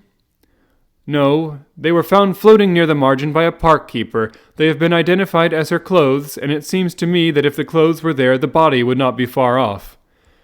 "By the same brilliant reasoning, every man's body is to be found in the neighborhood of his wardrobe. And pray, what did you hope to arrive at through this?" "At some evidence implicating Flora Millar in the disappearance." "I am afraid that you will find it difficult." "Are you indeed now?" cried Lestrade with some bitterness. "I'm afraid, Holmes, that you are not very practical with your deductions and your inferences. You have made 2 blunders in as many minutes." "This dress does implicate Miss Flora Millar." "And how?" "In the dress is a pocket, in the pocket is a card case, in the card case is a note, and here is the very note." He slapped it down upon the table in front of him. "Listen to this. You will see me when all is ready. Come at once. F.H.M." Now my theory all along has been that Lady St. Simon was decoyed away by Flora Millar, and that she, with confederates no doubt, was responsible for her disappearance. Here, signed with her initials, is the very note which was no doubt quietly slipped into her hand at the door, and which lured her within their reach. "Very good, Lestrade," said Holmes, laughing. "You really are very fine indeed. Let me see it." He took up the paper in a listless way, but his attention instantly became riveted, and he gave a little cry of satisfaction. "This is indeed important," said he. "Ha! You find it so?" "Extremely so. I congratulate you warmly." Lestrade rose in triumph and bent his head to look. "Why," he shrieked, "you're looking at the wrong side." "On the contrary, this is the right side." "The right side? You're mad! Here is the note written in pencil over here." "And over here is what appears to be the fragment of a hotel bill, which interests me deeply." "There's nothing in it. I looked at it before," said Lestrade. "October 4th, rooms, 8 shillings. Breakfast, 2 shillings 6 pence. Cocktail, 1 shilling. Lunch, 2 shillings 6 pence. Glass of sherry, 8 pence. I see nothing in that."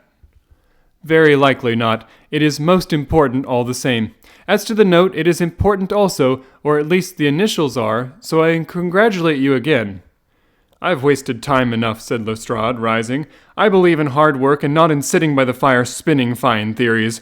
Good day, Mr. Holmes, and we shall see which gets to the bottom of the matter first." He gathered up the garments, thrust them into the bag, and made for the door. "Just one hint to you, Lestrade," drawled Holmes before his rival vanished. "I will tell you the true solution of the matter. Lady St. Simon is a myth. There is not, and there has never been any such person." Lestrade looked sadly at my companion. Then he turned to me, tapped his forehead 3 times, shook his head solemnly, and hurried away. He had hardly shut the door behind him when Holmes rose to put on his overcoat. "There is something in what that fellow says about outdoor work," he remarked. "So I think, Watson, that I must leave you to your papers for a little." It was after 5 o'clock when Sherlock Holmes left me, but I had no time to be lonely, for within an hour there arrived a confectioner's man with a very large flat box.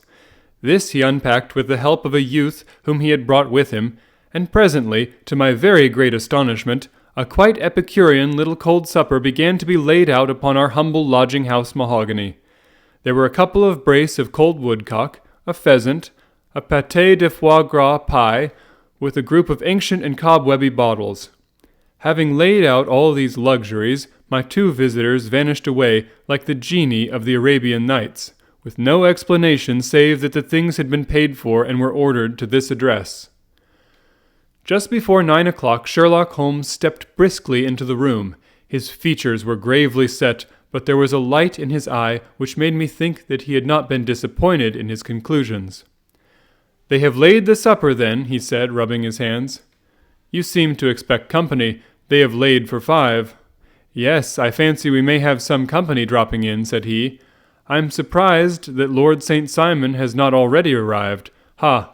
I fancy that I hear his step now upon the stairs." It was indeed our visitor of the afternoon who came bustling in, dangling his glasses more vigorously than ever, and with a very perturbed expression upon his aristocratic features. "My messenger reached you, then?" asked Holmes. "Yes, and I confess that the contents startled me beyond measure. Have you good authority for what you say?" "The best possible." Lord St. Simon sank into a chair and passed his hand over his forehead. "What will the Duke say," he murmured, "when he hears that one of the family has been subjected to such humiliation?" "It is the purest accident. I cannot allow that there is any humiliation." "Ah, you look on these things from another standpoint." "I fail to see that anyone is to blame. I can hardly see how the lady could have acted otherwise, though her abrupt method of doing it was undoubtedly to be regretted. Having no mother, she had no one to advise her at such a crisis." "It was a slight, sir, a public slight," said Lord St. Simon, tapping his fingers upon the table. "You must make allowance for this poor girl, placed in so unprecedented a position." "I will make no allowance. I am very angry indeed, and I have been shamefully used." "I think that I heard a ring," said Holmes. "Yes, there are steps on the landing. If I cannot persuade you to take a lenient view of the matter, Lord St. Simon, I have brought an advocate here who may be more successful." He opened the door and ushered in a lady and gentleman. "Lord St. Simon," said he, "allow me to introduce you to Mr. and Mrs. Francis Hay Moulton. The lady I think you have already met." At the sight of these newcomers, our client had sprung from his seat and stood very erect, with his eyes cast down and his hand thrust into the breast of his frock-coat, a picture of offended dignity. The lady had taken a quick step forward and had held out her hand to him, but he still refused to raise his eyes. It was as well for his resolution, perhaps, for her pleading face was one which it was hard to resist. "You're angry, Robert," said she. "Well, I guess you have every cause to be." "Pray make no apology to me," said Lord St. Simon bitterly. "Oh, yes, I know that I've treated you real bad and that I should have spoken to you before I went, but I was kind of rattled, and from the time when I saw Frank here again, I just didn't know what I was doing or saying. I only wonder I didn't fall down and do a faint right there before the altar." "Perhaps, Mrs. Moulton, you would like my friend and me to leave the room while you explain this matter?"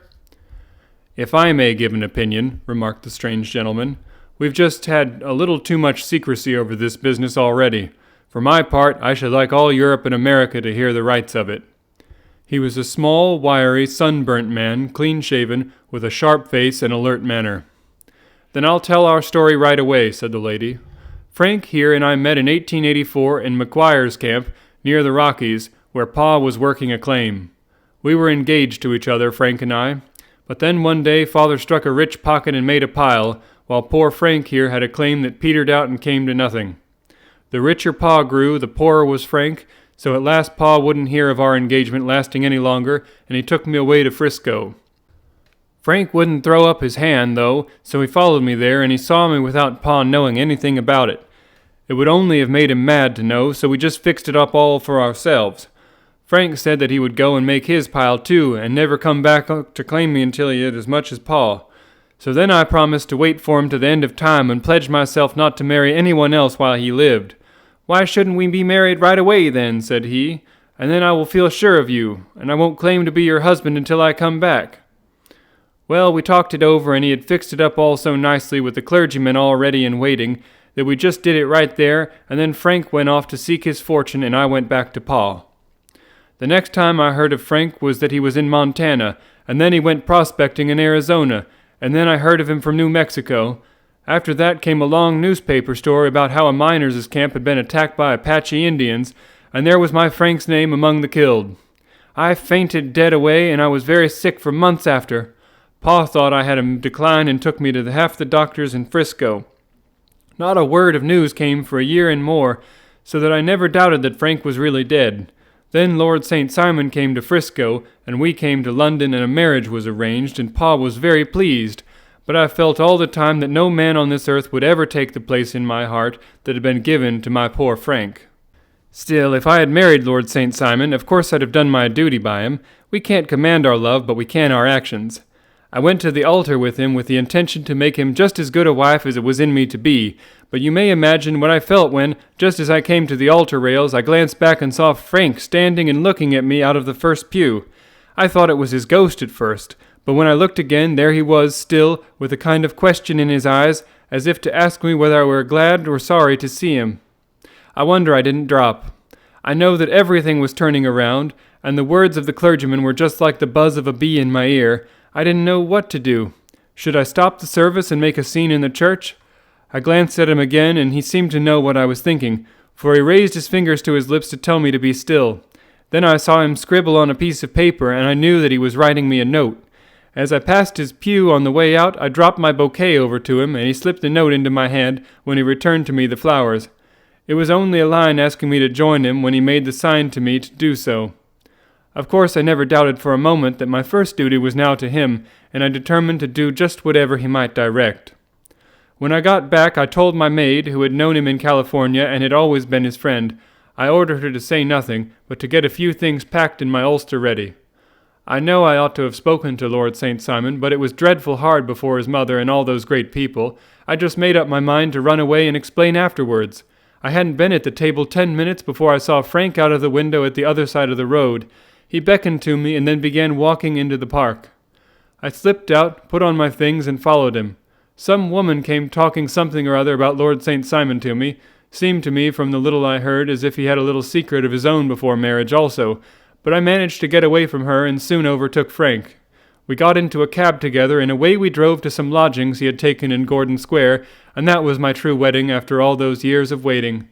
Frank had been a prisoner among the Apaches, had escaped, came on to Frisco, found that I had given him up for dead and had gone to England, followed me there, and had come upon me at last on the very morning of my second wedding. I saw it in a paper, explained the American. It gave the name and the church, but not where the lady lived. Then we had a talk as to what we should do, and Frank was all for openness, but I was so ashamed of it all that I felt as if I should like to vanish away and never see any of them again, just sending a line to Pa, perhaps, to show him that I was alive. It was awful to me to think of all those lords and ladies sitting round that breakfast table and waiting for me to come back. So Frank took my wedding clothes and things and made a bundle of them, so that I should not be traced, and dropped them away somewhere where no one could find them. It is likely that we should have gone on to Paris tomorrow, only that this good gentleman, Mr. Holmes, came round to us this evening, though how he found us is more than I can think, and showed us very clearly and kindly that I was wrong and that Frank was right, and that we should be putting ourselves in the wrong if we were so secret. Then he offered to give us a chance of talking to Lord St. Simon alone, and so we came right away around to his rooms at once. Now, Robert, you have heard it all, and I'm very sorry if I have given you pain, and I hope that you do not think very meanly of me. Lord St. Simon had by no means relaxed his rigid attitude, but had listened with a frowning brow and a compressed lip to this long narrative. "Excuse me," he said, "but it is not my custom to discuss most intimate personal affairs in this public manner." "Then you won't forgive me? You won't shake hands before I go?" "Oh, certainly, if it would give you any pleasure." He put out his hand and coldly grasped that which she extended to him. I had hoped, suggested Holmes, that you would have joined us in a friendly supper. I think that there you ask a little too much, responded his lordship. I may be forced to acquiesce in these recent developments, but I can hardly be expected to make merry over them. I think that with your permission I will now wish you all a very good night. He had included us all in a sweeping bow, and stalked out of the room. Then I trust that you at least will honor me with your company, said Sherlock Holmes. It is always a joy to meet an American, Mr. Moulton, for I am one of those who believe that the folly of a monarch and the blundering of a minister in far-gone years will not prevent our children from being some day citizens of the same world-wide country under a flag which shall be a quartering of the Union Jack with the stars and stripes. The case has been an interesting one, remarked Holmes when our visitors had left us, because it serves to show very clearly how simple the explanation may be of an affair which at first sight seems to be almost inexplicable. Nothing could be more natural than the sequence of events as narrated by this lady, and nothing stranger than the result when viewed, for instance, by Mr. Lestrade of Scotland Yard. You were not yourself at fault at all, then? From the first, two facts were very obvious to me. The one, that the lady had been quite willing to undergo the wedding ceremony, the other, that she had repented of it within a few minutes of returning home. Obviously, something had occurred during the morning, then, to cause her to change her mind. What could that something be? She could not have spoken to anyone when she was out, for she had been in the company of the bridegroom. Had she seen someone, then? If she had, it must be someone from America, because she had spent so short a time in this country that she could hardly have allowed anyone to acquire so deep an influence over her that the mere sight of him would induce her to change her plans so completely. You see, we have already arrived, by a process of exclusion, at the idea that she might have seen an American. Then who could this American be, and why should he possess so much influence over her? It might be a lover, it might be a husband. Her young womanhood had, I knew, been spent in rough scenes and under strange conditions. So far I had got before I ever heard Lord St. Simon's narrative. When he told us of a man in a pew, of the change in the bride's manner, of so transparent a device for obtaining a note as the dropping of a bouquet, of her resort to her confidential maid, and of her very significant allusion to claim jumping, which in miners' parlance means taking possession of that which another person has a prior claim to, the whole situation became absolutely clear. She had gone off with a man, and the man was either a lover or was a previous husband, the chances being in favor of the latter. And how in the world did you find them? It might have been difficult, but friend Lestrade held information in his hands the value of which he did not himself know. The initials were, of course, of the highest importance, but more valuable still was it to know that within a week he had settled his bill at one of the most select London hotels. How did you deduce the select? By the select prices. 8 shillings for a bed and 8 pence for a glass of sherry pointed to one of the most expensive hotels. There are not many in London which charge at that rate. In the second one which I visited in Northumberland Avenue, I learned by an inspection of the book that Francis H. Moulton, an American gentleman, had left only the day before, and on looking over the entries against him, I came upon the very items which I had seen in the duplicate bill. His letters were to be forwarded to 226 Gordon Square. So thither I travelled, and being fortunate enough to find the loving couple at home, I ventured to give them some paternal advice and to point out to them that it would be better in every way that they should make their position a little clearer both to the general public and to Lord St. Simon in particular. I invited them to meet him here, and as you see, I made him keep the appointment. But with no very good result, I remarked. His conduct was certainly not very gracious. Ah, Watson, said Holmes, smiling, perhaps you would not be very gracious either, if, after all the trouble of wooing and wedding, you found yourself deprived in an instant of wife and of fortune. I think that we may judge Lord St. Simon very mercifully, and thank our stars that we are never likely to find ourselves in the same position. Draw your chair up and hand me my violin, for the only problem we still have to solve is how to while away these bleak autumnal evenings.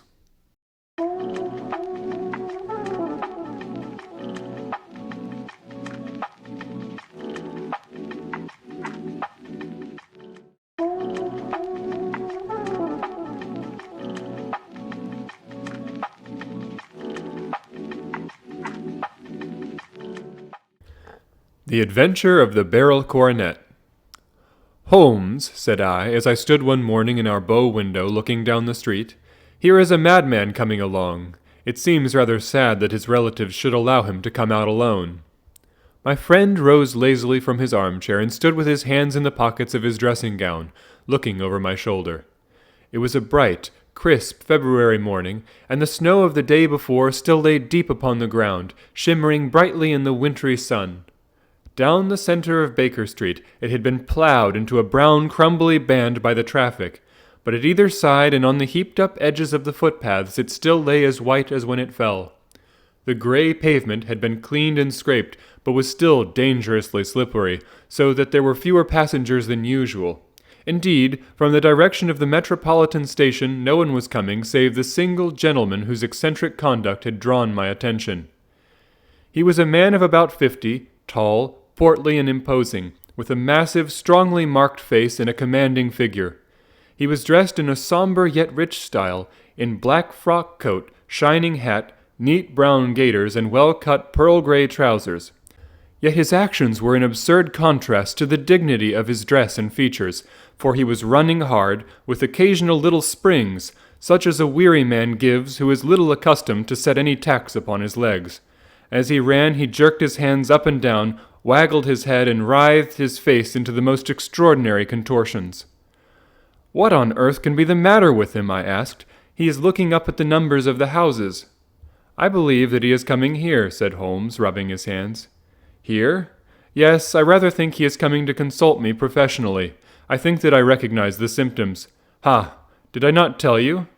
As he spoke, the man, puffing and blowing, rushed at our door and pulled at our bell until the whole house resounded with the clanging. A few moments later he was in our room, still puffing, still gesticulating, but with so fixed a look of grief and despair in his eyes that our smiles were turned in an instant to horror and pity. For a while he could not get his words out, but swayed his body and plucked at his hair like one who has been driven to the extreme limits of his reason. Then, suddenly springing to his feet, he beat his head against the wall with such force that we both rushed upon him and tore him away to the center of the room. Sherlock Holmes pushed him down into the easy-chair and, sitting beside him, patted his hand and chatted with him in the easy, soothing tones which he knew so well how to employ. "You have come to tell me your story, have you not?" said he. "You are fatigued with your haste. Pray wait until you have recovered yourself, and then I shall be most happy to look into any little problem which you may submit to me." The man sat for a minute or more with a heaving chest, fighting against his emotion. Then he passed his handkerchief over his brow, set his lips tight, and turned his face towards us. "No doubt you think me mad," said he. "I see that you have had some great trouble," responded Holmes. "God knows I have, a trouble which is enough to unseat my reason, so sudden and so terrible is it. Public disgrace I might have faced, although I am a man whose character has never yet borne a stain. Private affliction also is the lot of every man, but the two coming together, and in so frightful a form, have been enough to shake my very soul.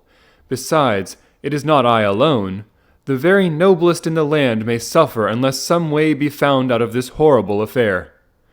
"Pray compose yourself, sir," said Holmes, "and let me have a clear account of who you are and what it is that has befallen you." "My name," answered our visitor, "is probably familiar to your ears. I am Alexander Holder of the banking firm of Holder and Stevenson, of Threadneedle Street." The name was indeed well known to us as belonging to the senior partner in the second largest private banking concern in the city of London. What could have happened then to bring one of the foremost citizens of London to this most pitiable pass? We waited, all curiosity, until with another effort he braced himself to tell his story. "I feel that time is of value," said he. "That is why I hastened here when the police inspector suggested that I should secure your cooperation. I came to Baker Street by the Underground and hurried from there on foot, for the cabs go slowly through this snow. That is why I was so out of breath, for I am a man who takes very little exercise. I feel better now, and I will put the facts before you as shortly and yet as clearly as I can. It is of course well known to you that in a successful banking business, as much depends upon our being able to find remunerative investments for our funds as upon our increasing our connection and the number of our depositors. One of our most lucrative means of laying out money is in the shape of loans, where the security is unimpeachable. We have done a good deal in this direction during the last few years, and there are many noble families to whom we have advanced large sums upon the security of their pictures, libraries, or plate. Yesterday morning I was seated in my office at the bank when a card was brought in to me by one of the clerks. I started when I saw the name, for it was that of none other than, well, perhaps even to you I had better say no more than that it was a name which is a household word all over the earth, one of the highest, noblest, most exalted names in England. I was overwhelmed by the honor and attempted, when he entered, to say so, but he plunged at once into business with the air of a man who wishes to hurry quickly through a disagreeable task. "Mr. Holder," said he, "I have been informed that you are in the habit of advancing money." "The firm does so when the security is good," I answered. "It is absolutely essential to me," said he, "that I should have £50,000 at once. I could, of course, borrow so trifling a sum 10 times over from my friends, but I much prefer to make it a matter of business and to carry out that business myself. In my position you can readily understand that it is unwise to place oneself under obligations." "For how long, may I ask, do you want this sum?" I asked. "Next Monday I have a large sum due to me, and I shall then most certainly repay what you advance, with whatever interest you think it right to charge, but it is very essential to me that the money should be paid at once." "I should be happy to advance it without further parley from my own private purse," said I, "were it not that the strain would be rather more than it could bear. If, on the other hand, I am to do it in the name of the firm, then in justice to my partner I must insist that, even in your case, every business-like precaution should be taken."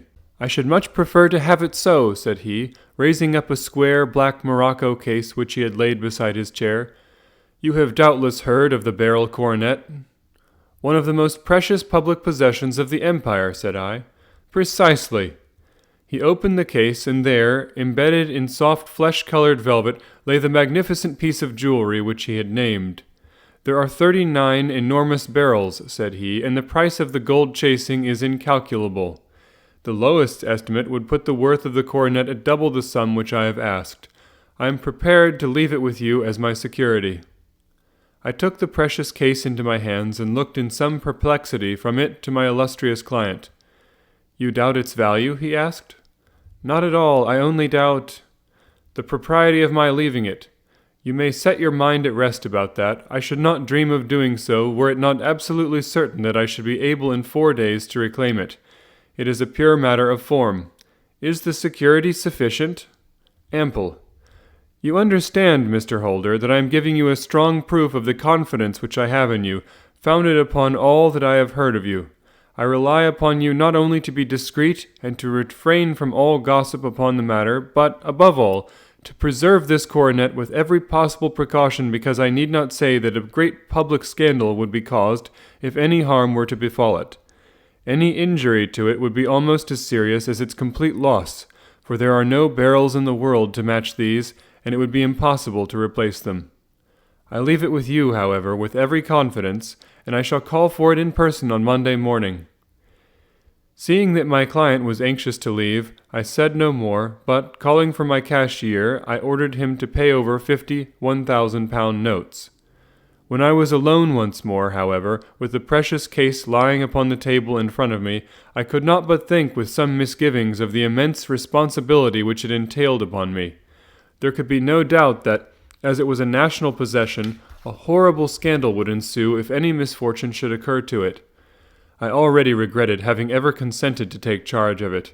However, it was too late to alter the matter now, so I locked it up in my private safe and turned once more to my work. When evening came, I felt that it would be an imprudence to leave so precious a thing in the office behind me. Bankers' safes have been forced before now. Why should not mine be? If so, how terrible would be the position in which I should find myself? I determined, therefore, that for the next few days I would always carry the case backward and forward with me, so that it might never be really out of my reach. With this intention I called a cab and drove out to my house at Streatham, carrying the jewel with me. I did not breathe freely until I had taken it upstairs and locked it in the bureau of my dressing-room. And now a word as to my household, Mr. Holmes, for I wish you to thoroughly understand the situation. My groom and my page sleep out of the house, and may be set aside altogether. I have 3 maidservants who have been with me a number of years and whose absolute reliability is quite above suspicion. Another, Lucy Parr, the second waiting maid, has only been in my service a few months. She came with an excellent character, however, and has always given me satisfaction. She is a very pretty girl and has attracted admirers who have occasionally hung about the place. That is the only drawback which we have found to her, but we believe her to be a thoroughly good girl in every way. So much for the servants. My family itself is so small that it will not take me long to describe it. I am a widower and have an only son, Arthur. He has been a disappointment to me, Mr. Holmes, a grievous disappointment. I have no doubt that I am myself to blame. People tell me that I have spoiled him. Very likely I have. When my dear wife died, I felt that he was all I had to love. I could not bear to see the smile fade even for a moment from his face. I have never denied him a wish. Perhaps it would have been better for both of us had I been sterner, but I meant it for the best. It was naturally my intention that he should succeed me in my business, but he was not of a business turn. He was wild, wayward, and to speak the truth, I could not trust him in the handling of large sums of money. When he was young, he became a member of an aristocratic club, and there, having charming manners, he was soon the intimate of a number of men with long purses and expensive habits. He learned to play heavily at cards, and to squander money on the turf, until he had again and again to come to me and implore me to give him an advance upon his allowance, that he might settle his debts of honor. He tried more than once to break away from the dangerous company which he was keeping, but each time the influence of his friend, Sir George Burnwell, was enough to draw him back again. And indeed I could not wonder that such a man as Sir George Burnwell should gain an influence over him, for he has frequently brought him to my house, and I have found myself that I could hardly resist the fascination of his manner. He is older than Arthur, a man of the world to his fingertips, who had been everywhere, seen everything, a brilliant talker, and a man of great personal beauty. Yet when I think of him in cold blood, far away from the glamour of his presence, I am convinced from his cynical speech and the look which I have caught in his eyes that he is one who should be deeply distrusted. So I think, and so too thinks my little Mary, who has a woman's quick insight into character. And now there is only she to be described. She is my niece, but when my brother died 5 years ago and left her alone in the world, I adopted her, and have looked upon her ever since as my daughter. She is a sunbeam in my house, sweet, loving, beautiful, a wonderful manager and housekeeper, yet as tender and quiet and gentle as a woman could be. She is my right hand. I do not know what I could do without her. In only one manner has she ever gone against my wishes. Twice my boy has asked her to marry him, for he loves her devotedly, but each time she has refused him. I think that if anyone could have drawn him into the right path, it would have been she, and that his marriage might have changed his whole life. But now, alas, it is too late, forever too late. Now, Mr. Holmes, you know the people who live under my roof, and I shall continue with my miserable story. When we were taking coffee in the drawing-room that night after dinner, I told Arthur and Mary my experience, and of the precious treasure which we had under our roof, suppressing only the name of my client. Lucy Parr, who had brought in the coffee, had, I am sure, left the room, but I cannot swear that the door was closed. Mary and Arthur were much interested and wished to see the famous coronet, but I thought it better not to disturb it. "Where have you put it?" asked Arthur. "In my own bureau." "Well, I hope to goodness the house won't be burgled during the night," said he. "It is locked up," I answered. "Oh, any old key will fit that bureau. When I was a youngster I have opened it myself with the key of the box-room cupboard." He often had a wild way of talking, so that I thought little of what he said. He followed me to my room, however, that night with a very grave face. "Look here, Dad," said he, with his eyes cast down. "Can you let me have £200?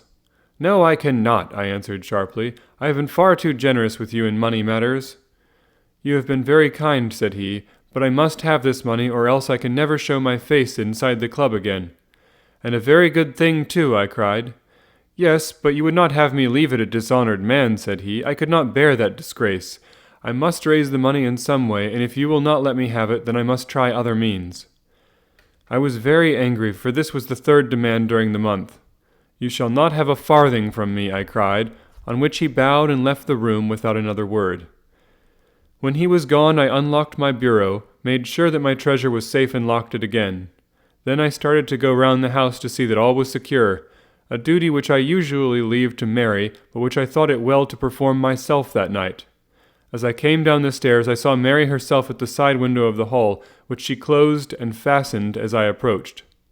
"Tell me, Dad," said she, looking, I thought, a little disturbed, "did you give Lucy the maid leave to go out tonight?" "Certainly not. She came in just now by the back door. I have no doubt that she has only been to the side gate to see someone, but I think that is hardly safe and should be stopped. You must speak to her in the morning, or I will if you prefer it. Are you sure that everything is fastened?" "Quite sure, Dad." "Then good night." I kissed her and went up to my bedroom again, where I was soon asleep. I am endeavoring to tell you everything, Mr. Holmes, which may have any bearing upon the case, but I beg that you will question me upon any point which I do not make clear. On the contrary, your statement is singularly lucid.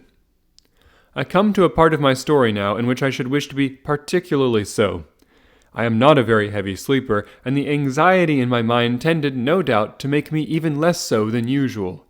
About 2 a.m, then, I was awakened by some sound in the house. It had ceased before I was wide awake, but it had left an impression behind it as though a window had gently closed somewhere. I lay listening with all my ears. Suddenly, to my horror, there was a distinct sound of footsteps moving softly in the next room. I slipped out of bed, all palpitating with fear, and peeped round the corner of my dressing-room door. "Arthur!" I screamed. "You villain, you thief! How dare you touch that coronet?" The gas was half up, as I had left it, and my unhappy boy, dressed only in his shirt and trousers, was standing beside the light, holding the coronet in his hands. He appeared to be wrenching at it or bending it with all his strength. At my cry, he dropped it from his grasp and turned as pale as death. I snatched it up and examined it. One of the gold corners, with 3 of the barrels in it, was missing.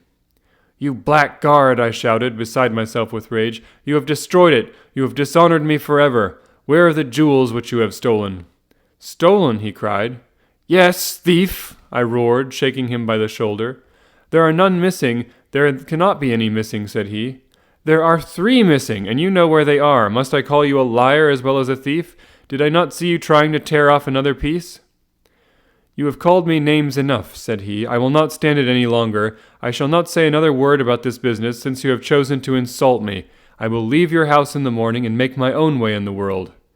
"You shall leave it in the hands of the police," I cried, half mad with grief and rage. "I shall have this matter probed to the bottom." "You shall learn nothing from me," said he, with a passion such as I should not have thought it was in his nature. "If you choose to call the police, let the police find what they can." By this time the whole house was astir, for I had raised my voice in my anger. Mary was the first to rush into the room, and at the sight of the coronet and of Arthur's face, she read the whole story, and with a scream fell down senseless on the ground. I sent the housemaid for the police and put the investigation into their hands at once. When the inspector and a constable entered the house, Arthur, who had stood sullenly with his arms folded, asked me whether it was my intention to charge him with theft. I answered that it had ceased to be a private matter, but had become a public one since the ruined coronet was national property. I was determined that the law should have its way in everything. "At least," said he, "you will not have me arrested at once. It would be to your advantage as well as mine if I might leave the house for 5 minutes." "That you may get away, or perhaps that you may conceal what you have stolen," said I. And then, realizing the dreadful position in which I was placed, I implored him to remember that not only my honor, but that of one who was far greater than I was at stake, and that he threatened to raise a scandal which would convulse the nation. He might avert it all if he would but tell me what he had done with the 3 missing stones. "You may as well face the matter," said I. "You have been caught in the act, and no confession could make your guilt more heinous. If you but make such reparation as in your power, by telling us where the barrels are, all shall be forgiven and forgotten." "Keep your forgiveness for those who ask for it," he answered, turning away from me with a sneer. I saw that he was too hardened for any words of mine to influence him. There was but one way for it. I called in the inspector and gave him into custody. A search was made at once not only of his person, but of his room and of every portion of the house where he could possibly have concealed the gems, but no trace of them could be found, nor would the wretched boy open his mouth for all our persuasions and our threats. This morning he was removed to a cell, and I, after going through all the police formalities, have hurried round to you to implore you to use your skill in unravelling the matter. The police have openly confessed that they can at present make nothing of it. You may go to any expense which you think necessary. I have already offered a reward of £1,000. My God, what shall I do? I have lost my honour, my gems, and my son in one night. Oh, what shall I do?" He put a hand on either side of his head and rocked himself to and fro, droning to himself like a child whose grief has got beyond words. Sherlock Holmes sat silent for some few minutes, with his brows knitted and his eyes fixed upon the fire. "Do you receive much company?" he asked. "None save my partner with his family and an occasional friend of Arthur's. Sir George Burnwell has been several times lately. No one else, I think. Do you go out much in society?" "Arthur does. Mary and I stay home. We neither of us care for it." "That is unusual in a young girl." "She is of a quiet nature. Besides, she is not so very young. She is 24. "This matter, from what you say, seems to have been a shock to her also." "Terrible. She is even more affected than I." "You have neither of you any doubt as to your son's guilt?" "How can we have, when I saw him with my own eyes with the coronet in his hands?" "I hardly consider that a conclusive proof. Was the remainder of the coronet at all injured?" "Yes, it was twisted." "Do you not think, then, that he might have been trying to straighten it?" "God bless you, you are doing what you can for him and for me, but it is too heavy a task. What was he doing there at all? If his purpose were innocent, why did he not say so?" "Precisely. And if it were guilty, why did he not invent a lie? His silence appears to me to cut off both ways. There are several singular points about the case. What did the police think of the noise which awoke you from your sleep?" "They considered that it might be caused by Arthur's closing his bedroom door." "A likely story. As if a man bent on felony would slam his door so as to wake a household. What did they say, then, of the disappearance of these gems?" "They are still sounding the planking and probing the furniture in the hope of finding them." "Have they thought of looking outside the house?" "Yes, they have shown extraordinary energy. The whole garden has already been minutely examined." "Now, my dear sir," said Holmes, "is it not obvious to you now that this matter really strikes very much deeper than either you or the police were at first inclined to think? It appeared to you to be a simple case. To me it seems exceedingly complex. Consider what is involved by your theory. You suppose that your son came down from his bed, went at great risk to your dressing-room, opened your bureau, took out your coronet, broke off by main force a small portion of it, went off to some other place, concealed 3 gems out of the 39 with such skill that nobody can find them, and then returned with the other 36 into the room in which he exposed himself to the greatest danger of being discovered. I ask you now, is such a theory tenable?" "But what other is there?" cried the banker, with a gesture of despair. "If his motives were innocent, why does he not explain them?" "It is our task to find that out," replied Holmes. "So now, if you please, Mr. Holder, we will set off for Streatham together, and devote an hour to glancing a little more closely into the details." My friend insisted upon my accompanying them in their expedition, which I was eager enough to do, for my curiosity and sympathy were deeply stirred by the story to which we had listened. I confess that the guilt of the banker's son appeared to me to be as obvious as it did to his unhappy father. But still I had such faith in Holmes's judgment that I felt that there must be some grounds for hope, as long as he was dissatisfied with the accepted explanation. He hardly spoke a word the whole way out to the southern suburb, but sat with his chin upon his breast and his hat drawn over his eyes, sunk in the deepest thought. Our client appeared to have taken fresh heart at the little glimpse of hope which had been presented to him, and he even broke into a desultory chat with me over his business affairs. A short railway journey and a shorter walk brought us to Fairbank, the modest residence of the great financier. Fairbank was a good-sized square house of a white stone, standing back a little from the road. A double carriage sweep with a snow-clad lawn stretched down in front to 2 large iron gates, which closed the entrance. On the right side was a small wooden thicket, which led into a narrow path between 2 neat hedges stretching from the road to the kitchen door, and forming the tradesmen's entrance. On the left ran a lane which led to the stables, and was not itself within the grounds at all, being a public, though little used, thoroughfare. Holmes left us standing at the door, and walked slowly all round the house, across the front, down the tradesman's path, and so round by the garden behind into the stable lane. So long was he that Mr. Holder and I went into the dining-room and waited by the fire until he should return. We were sitting there in silence when the door opened and a young lady came in. She was rather above the middle height, slim, with dark hair and eyes, which seemed the darker against the absolute pallor of her skin. I do not think that I have ever seen such deadly paleness in a woman's face. Her lips, too, were bloodless, but her eyes were flushed with crying. As she swept silently into the room, she impressed me with a greater sense of grief than the banker had done in the morning, and it was the more striking in her, as she was evidently a woman of strong character, with immense capacity for self-restraint. Disregarding my presence, she went straight to her uncle and passed her hand over his head with a sweet womanly caress. "You have given orders that Arthur should be liberated, have you not, Dad?" she asked.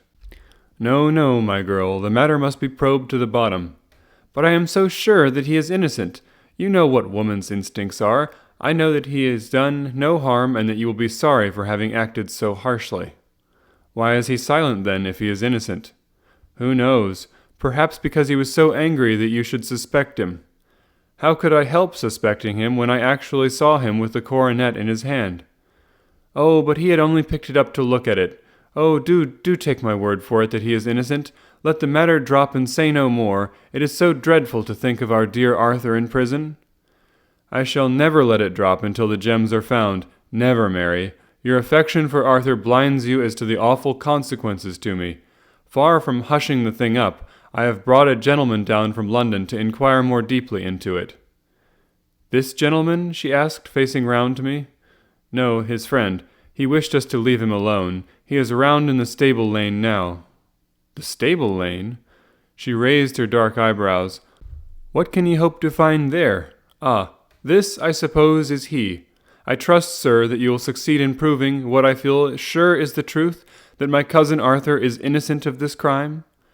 "I fully share your opinion, and I trust with you that we may prove it," returned Holmes, going back to the mat to knock the snow from his shoes.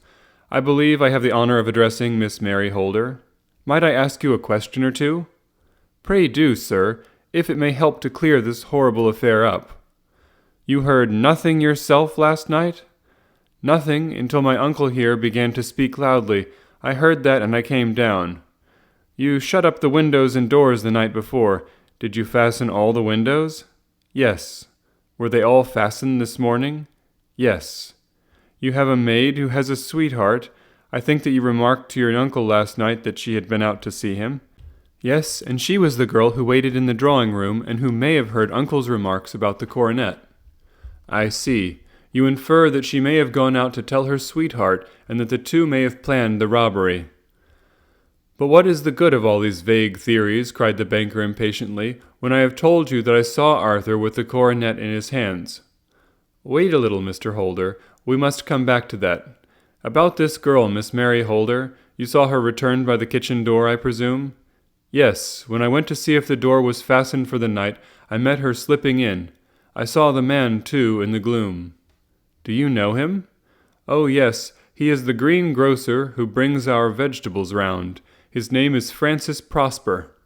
"He stood," said Holmes, "to the left of the door, that is to say, farther up the path than is necessary to reach the door?" "Yes, he did." "And he is a man with a wooden leg?" Something like fear sprang up in the young lady's expressive black eyes. "Why, you are like a magician," said she. "How do you know that?" She smiled, but there was no answering smile in Holmes's thin, eager face. "I should be very glad now to go upstairs," said he. "I shall probably wish to go over the outside of the house again. Perhaps I had better take a look at the lower windows before I go up." He walked swiftly round from one to the other, pausing only at the large one which looked from the hall onto the stable lane. This he opened and made a very careful examination of the sill with his powerful magnifying lens. "Now we shall go upstairs," said he at last. The banker's dressing-room was a plainly furnished little chamber, with a grey carpet, a large bureau, and a long mirror. Holmes went to the bureau first and looked hard at the lock. "Which key was used to open it?" he asked. "That which my son himself indicated, that of the cupboard of the lumber room." "Have you it here?" "That is it on the dressing table." Sherlock Holmes took it up and opened the bureau. "It is a noiseless lock," said he. "It is no wonder that it did not wake you.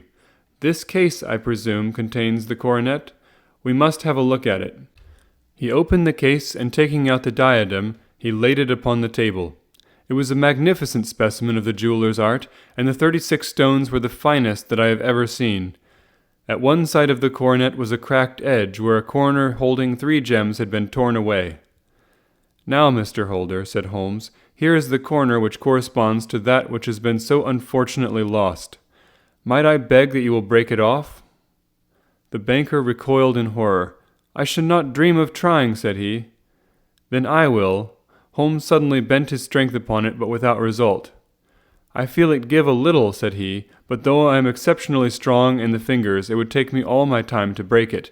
An ordinary man could not do it. Now, what do you think would happen if I did break it, Mr. Holder? There would be a noise like a pistol shot. Do you tell me that all this happened within a few yards of your bed, and that you heard nothing of it?" "I do not know what to think. It is all dark to me. But perhaps it may grow lighter as we go. What do you think, Miss Holder?" "I confess that I still share my uncle's perplexity. Your son had no shoes or slippers on when you saw him?" "He had nothing on save only his trousers and shirt." "Thank you. We have certainly been favored with extraordinary luck during this inquiry, and it will be entirely our own fault if we do not succeed in clearing this matter up.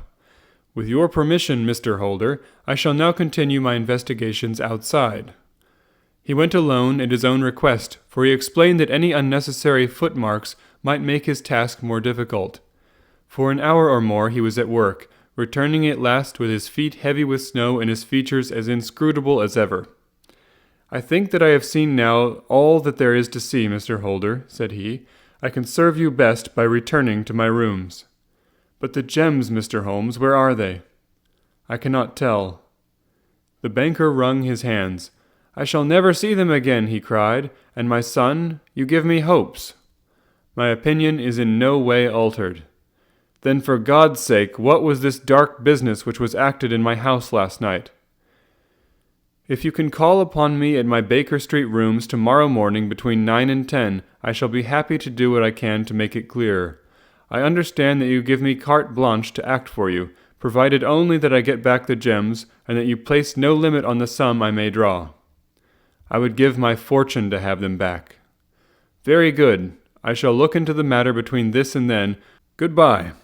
It is just possible that I may have to come over here again before evening." It was obvious to me that my companion's mind was now made up about the case, although what his conclusions were was more than I could even dimly imagine. Several times during our homeward journey I endeavored to sound him upon the point, but he always glided away to some other topic, until at last I gave it over in despair. It was not yet 3 when we found ourselves in our room once more. He hurried to his chamber and was down again in a few minutes, dressed as a common loafer. With his collar turned up, his shiny, seedy coat, his red cravat, and his worn boots, he was a perfect sample of the class. "I think that this should do," said he, glancing into the glass above the fireplace. "I only wish that you could come with me, Watson, but I fear that it won't do. I may be on the trail in this matter, or I may be following a will-o'-the-wisp, but I shall soon know which it is. I hope that I may be back in a few hours." He cut a slice of beef from the joint upon the sideboard, sandwiched it between 2 rounds of bread, and thrusting this rude meal into his pocket, he started off upon his expedition. I had just finished my tea when he returned, evidently in excellent spirits, swinging an old elastic-sided boot in his hand. He chucked it down into a corner and helped himself to a cup of tea. "I only looked in as I passed," said he. "I'm going right on." "Where to?" "Oh, to the other side of the West End. It may be some time before I get back. Don't wait up for me in case I should be late." "How are you getting on?" "Oh, so-so. Nothing to complain of. I have been out to Streatham since I saw you last, but I did not call at the house. It is a very sweet little problem, and I would not have missed it for a good deal. However, I must not sit gossiping here, but must get these disreputable clothes off and return to my highly respectable self." I could see by his manner that he had stronger reasons for satisfaction than his words alone would imply. His eyes twinkled, and there was even a touch of color upon his sallow cheeks. He hastened upstairs, and a few minutes later I heard the slam of the hall door, which told me that he was off once more upon his congenial hunt. I waited until midnight, but there was no sign of his return, so I retired to my room. It was no uncommon thing for him to be away for days and nights on end when he was hot upon a scent, so that his lateness caused me no surprise. I do not know at what hour he came in, but when I came down to breakfast in the morning, there he was with a cup of coffee in one hand and the paper in the other, as fresh and trim as possible. "You will excuse my beginning without you, Watson," said he, "but you remember that our client has rather an early appointment this morning?" "Why, it is after 9 now," I answered. "I should not be surprised if that were he. I thought I heard a ring." It was indeed our friend the financier. I was shocked by the change which had come over him, for his face, which was naturally of a broad and massive mold, was now pinched and fallen in, while his hair seemed to me at least a shade whiter.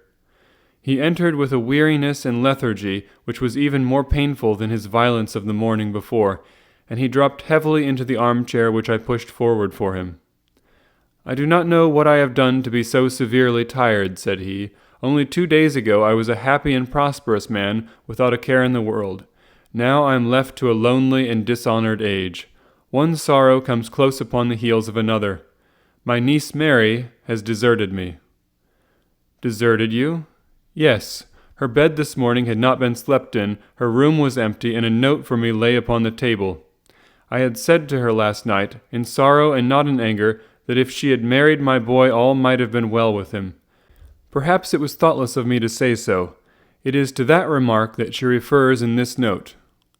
My dearest uncle, I feel that I have brought trouble upon you, and that if I had acted differently this terrible misfortune might never have occurred.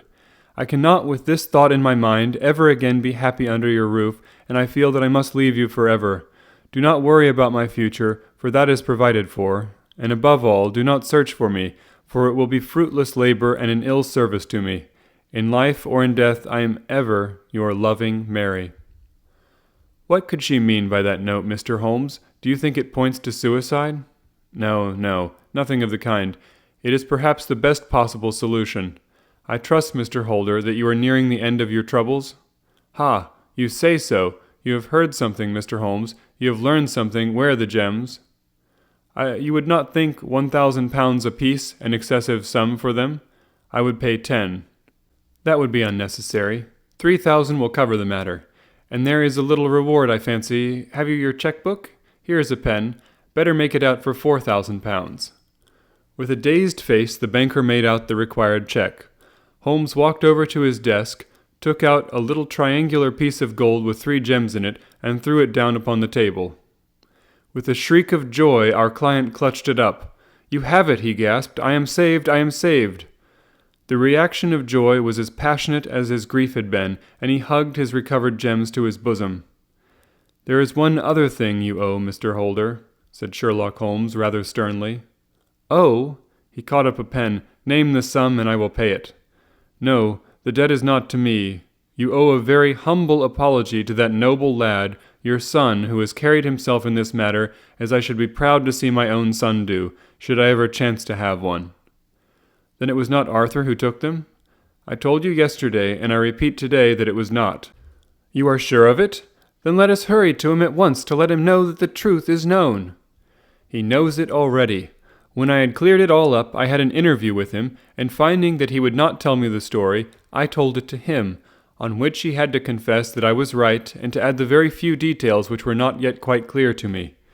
Your news of this morning, however, may open his lips. For heaven's sake, tell me, then, what is this extraordinary mystery?" "I will do so, and I will show you the steps by which I reached it. And let me say to you first that which it is hardest for me to say to you and for you to hear.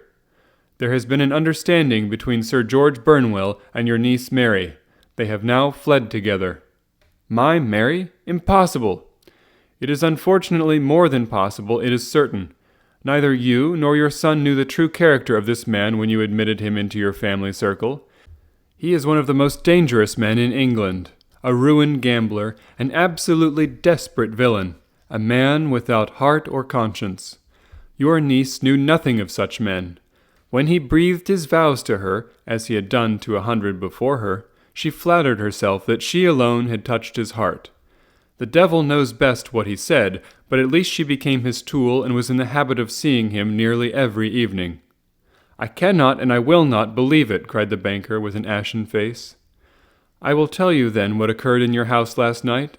Your niece, when you had, as she thought, gone to your room, slipped down and talked to her lover through the window which leads into the stable lane.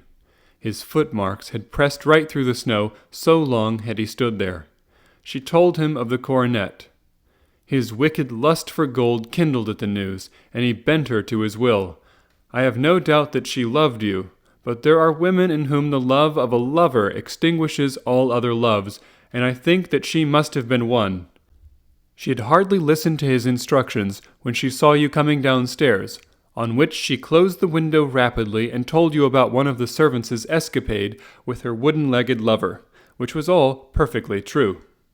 Your boy Arthur went to bed after his interview with you, but he slept badly on account of his uneasiness about his club debts. In the middle of the night he heard a soft tread pass his door, so he rose and, looking out, was surprised to see his cousin walking very stealthily along the passage until she disappeared into your dressing-room. Petrified with astonishment, the lad slipped on some clothes and waited there in the dark to see what would come of this strange affair. Presently she emerged from the room again, and in the light of the passage lamp your son saw that she carried the precious coronet in her hands. She passed down the stairs, and he, thrilling with horror, ran along and slipped behind the curtain near your door, whence he could see what passed in the hall beneath. He saw her stealthily open the window, hand out the coronet to someone in the gloom, and then, closing it once more, hurry back to her room, passing quite close to where he stood hid behind the curtain. As long as she was on the scene, he could not take any action without a horrible exposure of the woman whom he loved. But the instant that she was gone, he realized how crushing a misfortune this would be for you, and how all-important it was to set it right. He rushed down, just as he was, in his bare feet, opened the window, sprang out into the snow, and ran down the lane, where he could see a dark figure in the moonlight. Sir George Burnwell tried to get away, but Arthur caught him, and there was a struggle between them, your lad tugging at one side of the coronet, and his opponent at the other. In the scuffle, your son struck Sir George and cut him over the eye. Then something suddenly snapped, and your son, finding that he had the coronet in his hands, rushed back, closed the window, ascended to your room, and had just observed that the coronet had been twisted in the struggle, and was endeavoring to straighten it when you appeared upon the scene. "Is it possible?" gasped the banker. You then roused his anger by calling him names at a moment when he felt that he had deserved your warmest thanks. He could not explain the true state of affairs without betraying one who certainly deserved little enough consideration at his hands. He took the more chivalrous view, however, and preserved her secret. "And that was why she shrieked and fainted when she saw the coronet," cried Mr. Holder. "Oh, my God, what a blind fool I have been, and his asking to be allowed to go out for 5 minutes.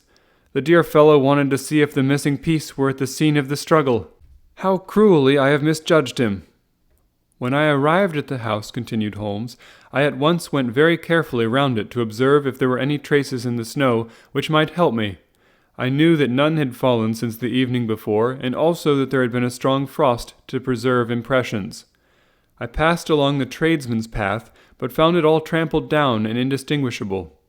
Just beyond it, however, at the far side of the kitchen door, a woman had stood and talked with a man, whose round impressions on one side showed that he had a wooden leg. I could even tell that they had been disturbed, for the woman had run back swiftly to the door, as was shown by the deep toe and light heel marks, while Wooden Leg had waited a little and then had gone away.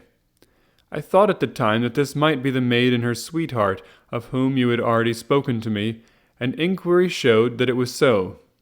I passed round the garden without seeing anything more than random tracks, which I took to be the police. But when I got into the stable lane, a very long and complex story was written in the snow in front of me. There was a double line of tracks of a booted man, and a second double line, which I saw with delight, belonged to a man with naked feet. I was at once convinced from what you had told me that the latter was your son. The first had walked both ways, but the other had run swiftly, and his tread was marked in places over the depression of the boot. It was obvious that he had passed after the other. I followed them up and found they led to the hall window, where Boots had worn all the snow away while waiting. Then I walked to the other end, which was 100 yards or more down the lane.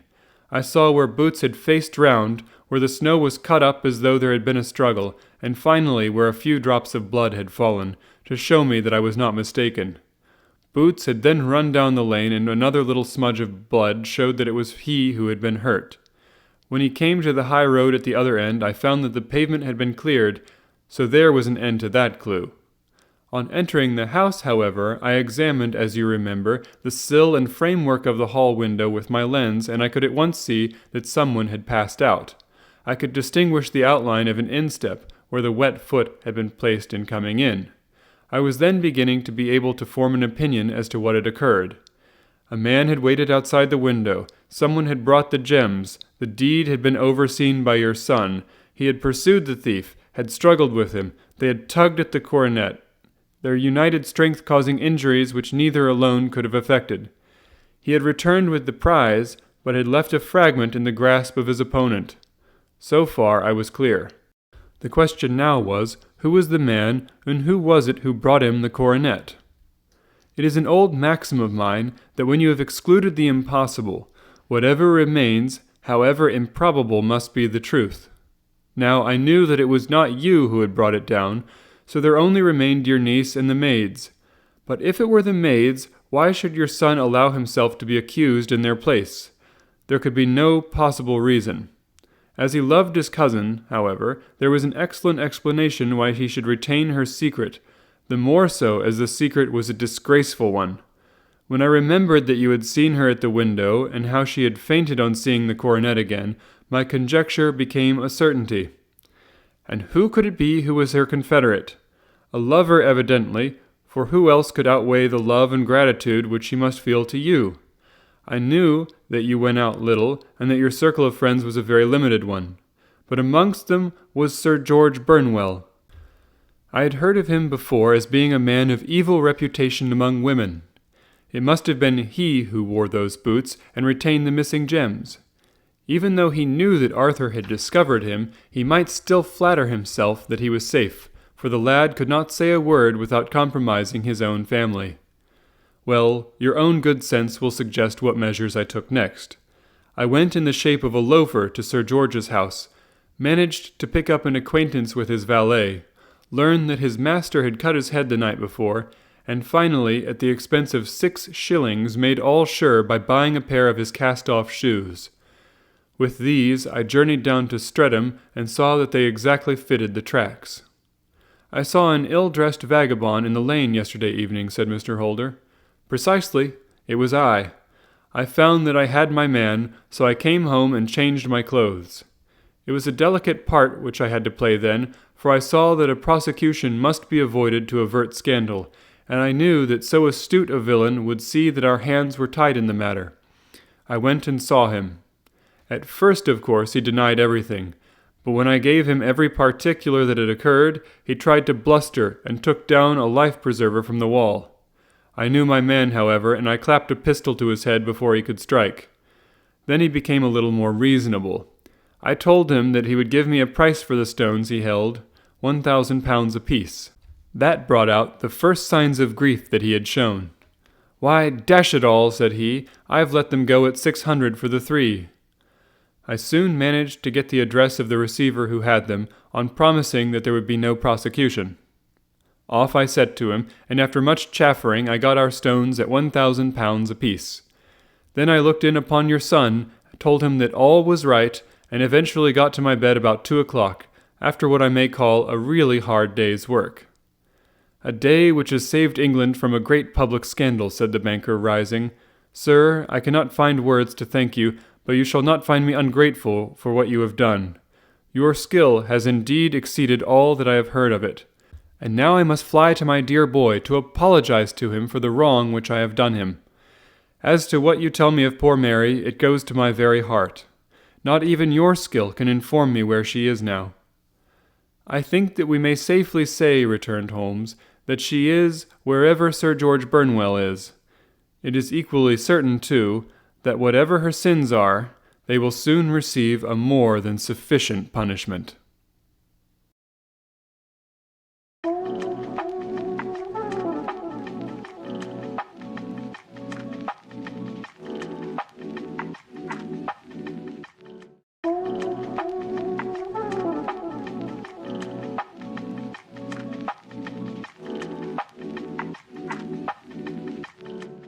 The Adventure of the Copper Beeches. "To the man who loves art for its own sake," remarked Sherlock Holmes, tossing aside the advertisement sheet of the Daily Telegraph, "it is frequently in its least important and lowliest manifestations that the keenest pleasure is to be derived. It is pleasant to me to observe, Watson, that you have so far grasped this truth that in these little records of our cases which you have been good enough to draw up, and I am bound to say occasionally to embellish, you have given prominence not so much to the many famous causes and sensational trials in which I have figured, but rather to those incidents which may have been trivial in themselves, but which have given room for those faculties of deduction and of logical synthesis which I have made my special province." "And yet," said I, smiling, "I cannot quite hold myself absolved from the charge of sensationalism which has been urged against my records." "You have erred, perhaps," he observed, taking up a glowing cinder with the tongs and lighting it with the long cherry-wood pipe which was wont to replace his clay when he was in a disputatious rather than a meditative mood. "You have erred perhaps in attempting to put color and life into each of your statements instead of confining yourself to the task of placing upon record that severe reasoning from cause to effect which is really the only notable feature about the thing." "It seems to me that I have done you full justice in the matter," I remarked with some coldness, for I was repelled by the egotism which I had more than once observed to be a strong factor in my friend's singular character. "No, it is not selfishness or conceit," said he, answering, as was his wont, my thoughts rather than my words. "If I claim full justice for my art, it is because it is an impersonal thing, a thing beyond myself. Crime is common, logic is rare.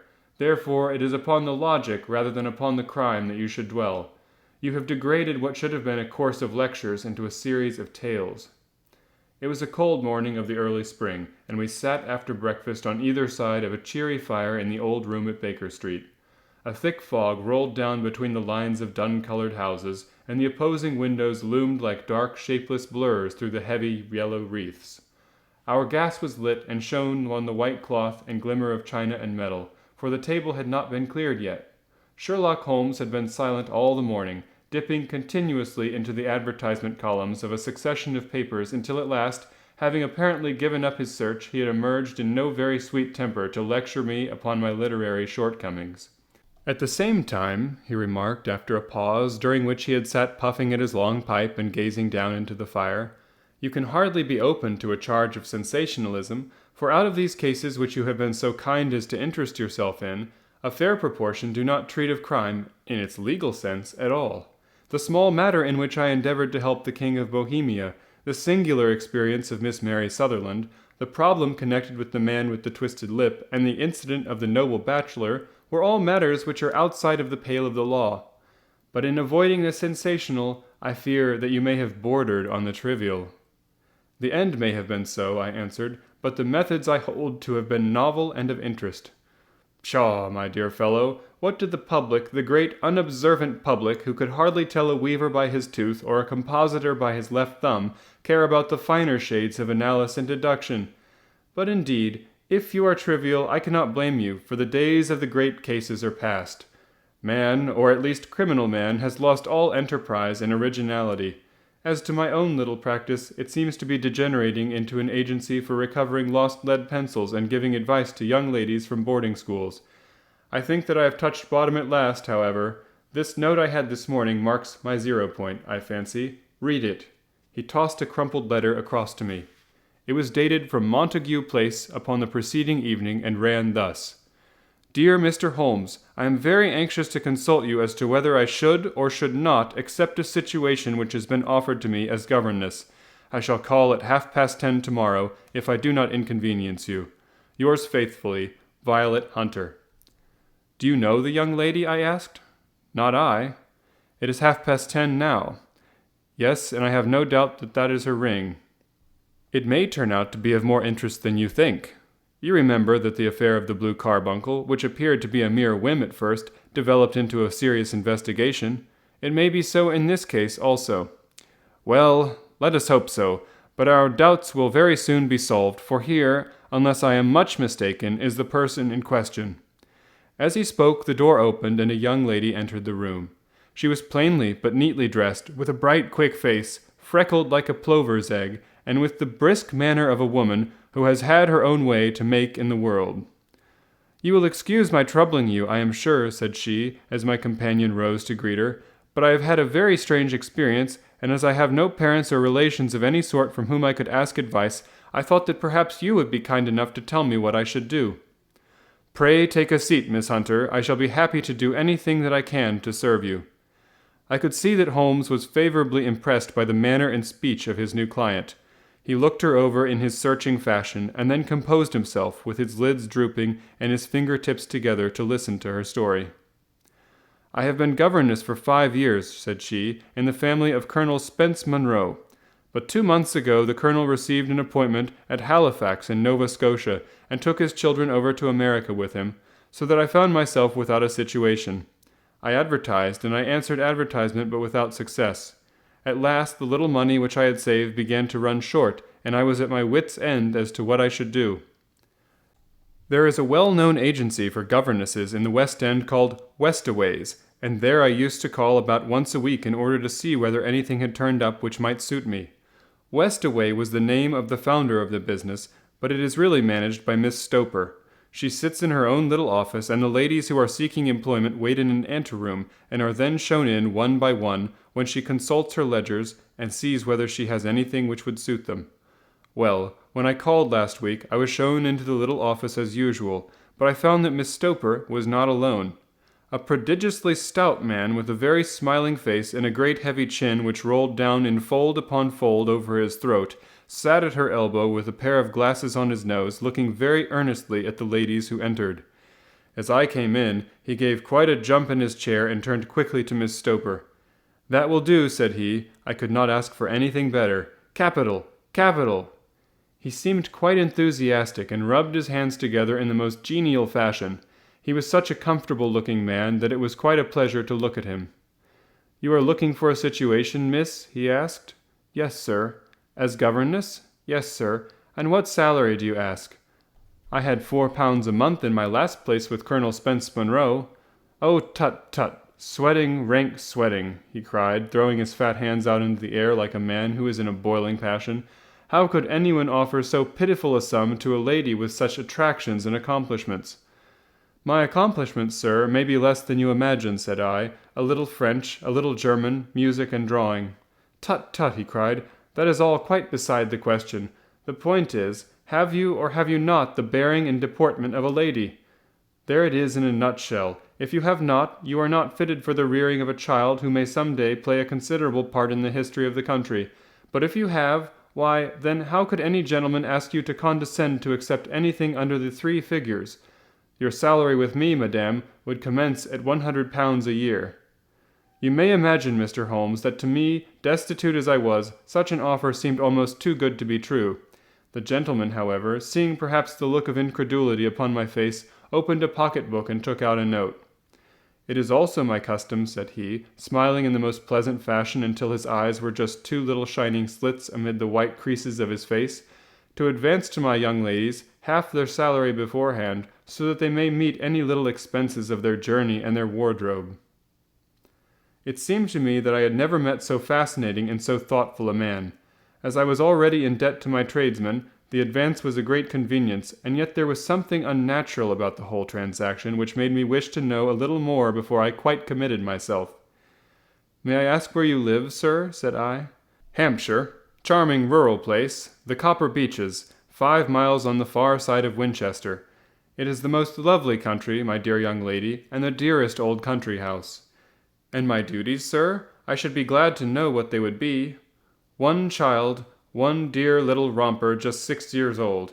Oh, if you could see him killing cockroaches with a slipper. Smack, smack, smack, 3 gone before you could wink. He leaned back in his chair and laughed his eyes into his head again. I was a little startled at the nature of the child's amusement, but the father's laughter made me think that perhaps he was joking. My sole duties, then, I asked, are to be taking charge of a single child? No, no, not the soul, not the soul, my dear young lady, he cried. Your duty would be, as I am sure your good sense would suggest, to obey any little commands my wife might give, provided always that they were such commands as a lady might with propriety obey. You see no difficulty, huh? I should be happy to make myself useful. Quite so. In dress now, for example, we are fatty people. You know fatty, but kind-hearted. If you were asked to wear any dress which we might give you, you would not object to our little whim, No, said I, considerably astonished at his words. Or to sit here or sit there, that would not be offensive to you?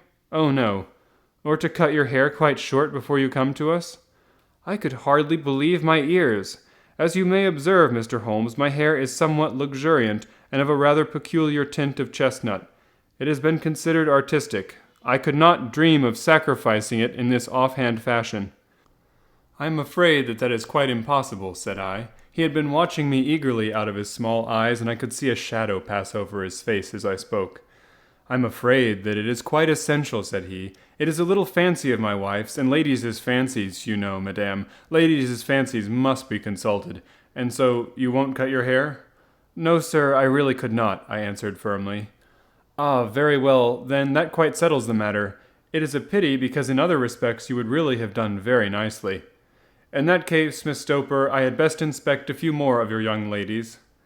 The manageress had sat all this while busy with her papers without a word to either of us, but she glanced at me now with so much annoyance upon her face that I could not help suspecting that she had lost a handsome commission through my refusal. Do you desire your name to be kept upon the books? She asked. If you please, Miss Stoper.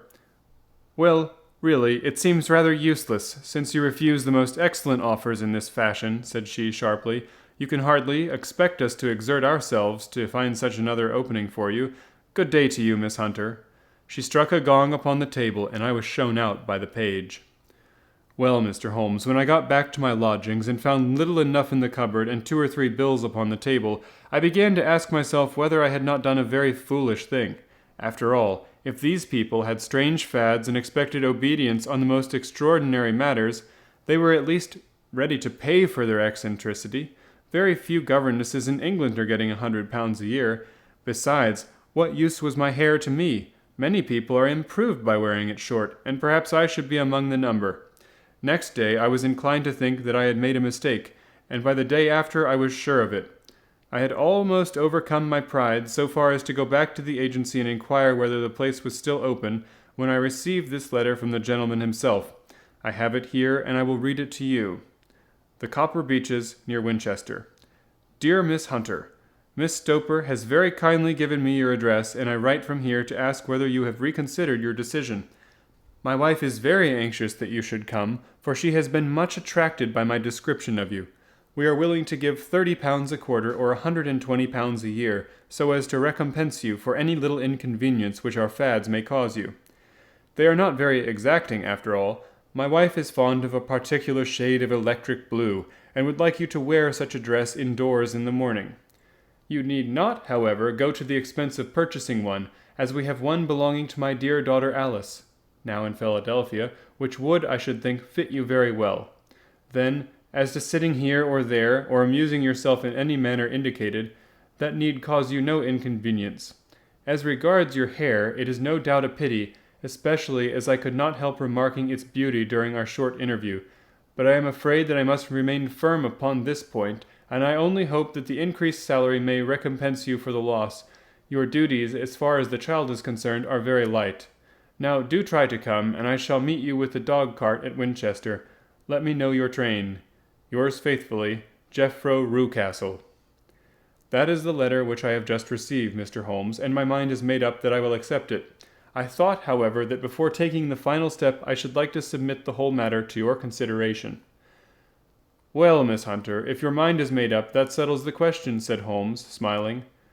But you would not advise me to refuse? I confess that it is not the situation which I should like to see a sister of mine apply for."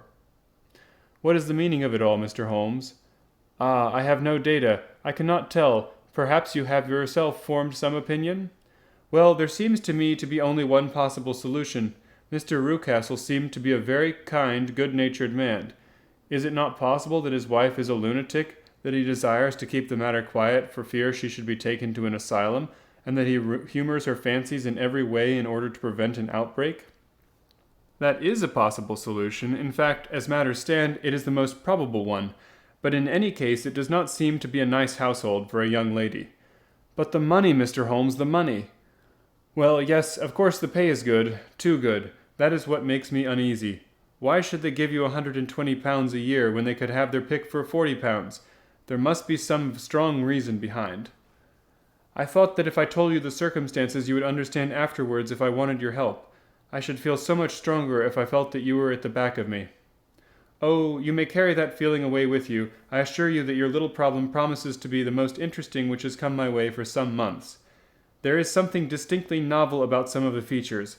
If you should find yourself in doubt or in danger—" "Danger? What danger do you foresee?" Holmes shook his head gravely. "It would cease to be a danger if we could define it," said he. "But at any time, day or night, a telegram would bring me down to your help." "That is enough." She rose briskly from her chair with the anxiety all swept from her face. "I shall go down to Hampshire quite easy in my mind now. I shall write to Mr. Rucastle at once, sacrifice my poor hair tonight, and start for Winchester tomorrow." With a few grateful words to Holmes, she bade us both good night and bustled off upon her way. "At least," said I, as we heard her quick, firm steps descending the stairs, "she seems to be a young lady who is very well able to take care of herself." "And she would need to be," said Holmes gravely. "I am much mistaken if we do not hear from her before many days are past." Indeed, it was not very long before my friend's prediction was fulfilled. A fortnight went by, during which I frequently found my thoughts turning in her direction and wondering what strange side alley of human experience this lonely woman had strayed into. The unusual salary, the curious conditions, the light duties, all pointed to something abnormal, though whether a fad or a plot, or whether the man were a philanthropist or a villain, it was quite beyond my powers to determine. As to Holmes, I observed that he sat frequently for half an hour on end, with knitted brows and an abstracted air. But he swept the matter away with a wave of his hand when I mentioned it. "Data, data, data!" he cried impatiently. "I can't make bricks without clay." And yet he would always wind up by muttering that no sister of his should ever have accepted such a situation. The telegram which we eventually received came late one night just as I was thinking of turning in, and Holmes was settling down to one of those all-night chemical researches which he frequently indulged in, when I would leave him stooping over a retort and a test tube at night and find him in the same position when I came down to breakfast in the morning. He opened the yellow envelope, and then, glancing at the message, threw it across to me. "Just look up the trains in Bradshaw," said he, and turned back to his chemical studies. The summons was a brief and urgent one. "Please be back at the Black Swan Hotel at Winchester at midday tomorrow. Do come. I am at my wit's end. Hunter." "Will you come with me?" asked Holmes, glancing up. "I should wish to. Just look it up, then." "There is a train at 9:30, said I, glancing over my Bradshaw. "It is due at Winchester at 11:30. "That will do very nicely. Then perhaps I had better postpone my analysis of the acetones, as we may need to be at our best in the morning." By 11 o'clock the next day we were well upon our way to the old English capital. Holmes had been buried in the morning papers all the way down, but after we had passed the Hampshire border he threw them down and began to admire the scenery. It was an ideal spring day, a light blue sky flecked with little fleecy white clouds drifting across from west to east. The sun was shining very brightly, and yet there was an exhilarating nip in the air, which set an edge to a man's energy. All over the countryside, away to the rolling hills around Aldershot, the little red and grey roofs of the farmsteadings peeped out from amid the light green of the new foliage. "Are they not fresh and beautiful?" I cried, with all the enthusiasm of a man fresh from the fogs of Baker Street. But Holmes shook his head gravely. "Do you know, Watson," said he, "that it is one of the curses of a mind with a turn like mine, that I must look at everything with reference to my own special subject. You look at these scattered houses, and you are impressed by their beauty. I look at them, and the only thought which comes to me is a feeling of their isolation, and of the impunity with which crime may be committed there.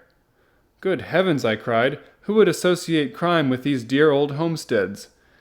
They always fill me with a certain horror. It is my belief, Watson, founded upon my experience, that the lowest and vilest alleys in London do not present a more dreadful record of sin than does the smiling and beautiful countryside.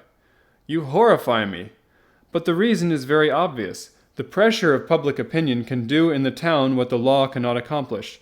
There is no lane so vile that the scream of a tortured child, or the thud of a drunkard's blow, does not beget sympathy and indignation among the neighbors, and then the whole machinery of justice is ever so close that a word of complaint can set it going, and there is but a step between the crime and the dock. But look at these lonely houses, each in its own fields, filled for the most part with poor ignorant folk who know little of the law. Think of the deeds of hellish cruelty, the hidden wickedness which may go on, year in, year out, in such places, and none the wiser. Had this lady, who appeals to us for help, gone to live in Winchester, I should never have had a fear for her. It is the 5 miles of country which makes the danger. Still, it is clear that she is not personally threatened. No, if she can come to Winchester to meet us, she can get away. Quite so. She has her freedom. What can be the matter, then? Can you suggest no explanation? I have devised 7 separate explanations, each of which would cover the facts as far as we know them, but which of these is correct can only be determined by the fresh information which we shall no doubt find waiting for us. Well, there is the tower of the cathedral, and we shall soon learn all that Miss Hunter has to tell. The Black Swan is an inn of repute in the High Street, at no distance from the station, and there we found the young lady waiting for us. She had engaged a sitting room, and our lunch awaited us on the table. "I am so delighted that you have come," she said earnestly. "It is so very kind of you both, but indeed I do not know what I should do. Your advice will be altogether invaluable to me. Pray tell us what has happened to you." "I will do so, and I must be quick, for I have promised Mr. Rucastle to be back before 3. I got his leave to come into town this morning, though he little knew for what purpose. Let us have everything in its due order." Holmes thrust his long, thin legs out towards the fire, and composed himself to listen. "In the first place, I may say that I have met, on the whole, with no actual ill treatment from Mr. and Mrs. Rucastle. It is only fair to them to say that. But I cannot understand them, and I am not easy in my mind about them." "What can you not understand?" "The reasons for their conduct. But you shall have it all just as it occurred. When I came down, Mr. Rucastle met me here and drove me in his dog-cart to the Copper Beeches. It is, as he said, beautifully situated, but it is not beautiful in itself, for it is a large square block of a house, whitewashed, but all stained and streaked with damp and bad weather. There are grounds round it, woods on 3 sides, and on the 4th a field which slopes down to the Southampton High Road, which curves past about 100 yards from the front door. This ground in front belongs to the house, but the woods all round are part of Lord Sotherton's preserves. A clump of copper beeches immediately in front of the hall door has given its name to the place. I was driven over by my employer, who was as amiable as ever, and was introduced by him that evening to his wife and the child. There was no truth, Mr. Holmes, in the conjecture which seemed to us to be probable in your rooms at Baker Street. Mrs. Rucastle is not mad. I found her to be a silent, pale-faced woman, much younger than her husband, not more than 30, I should think, while he can hardly be less than 45. From their conversation I have gathered that they have been married about 7 years, that he was a widower, and that his only child by the first wife was the daughter who has gone to Philadelphia. Mr. Rucastle told me in private that the reason why she had left them was that she had an unreasoning aversion to her stepmother. As the daughter could not have been less than 20, I can quite imagine that her position must have been uncomfortable with her father's young wife. Mrs. Rucastle seemed to me to be colorless in mind as well as in feature. She impressed me neither favorably nor the reverse. She was a non-entity. It was easy to see that she was passionately devoted both to her husband and to her little son. Her light gray eyes wandered continually from one to the other, noting every little want and forestalling it if possible. He was kind to her also in his bluff, boisterous fashion, and on the whole they seemed to be a happy couple. And yet she had some secret sorrow, this woman. She would often be lost in deep thought, with the saddest look upon her face. More than once I have surprised her in tears. I have thought sometimes that it was the disposition of her child which weighed upon her mind, for I have never met so utterly spoiled and so ill-natured a little creature. He is small for his age, with a head which is quite disproportionately large. His whole life appears to be spent in an alternation between savage fits of passion and gloomy intervals of sulking. Giving pain to any creature weaker than himself seems to be his one idea of amusement, and he shows quite remarkable talent in planning the capture of mice, little birds, and insects. But I would rather not talk about the creature, Mr. Holmes, and indeed he has little to do with my story. I am glad of all details, remarked my friend, whether they seem to you to be relevant or not. I shall try not to miss anything of importance. The one unpleasant thing about the house which struck me at once was the appearance and conduct of the servants. There are only two, a man and his wife. Toller, for that is his name, is a rough, uncouth man with grizzled hair and whiskers, and a perpetual smell of drink. Twice since I have been with them he has been quite drunk, and yet Mr. Rucastle seemed to take no notice of it.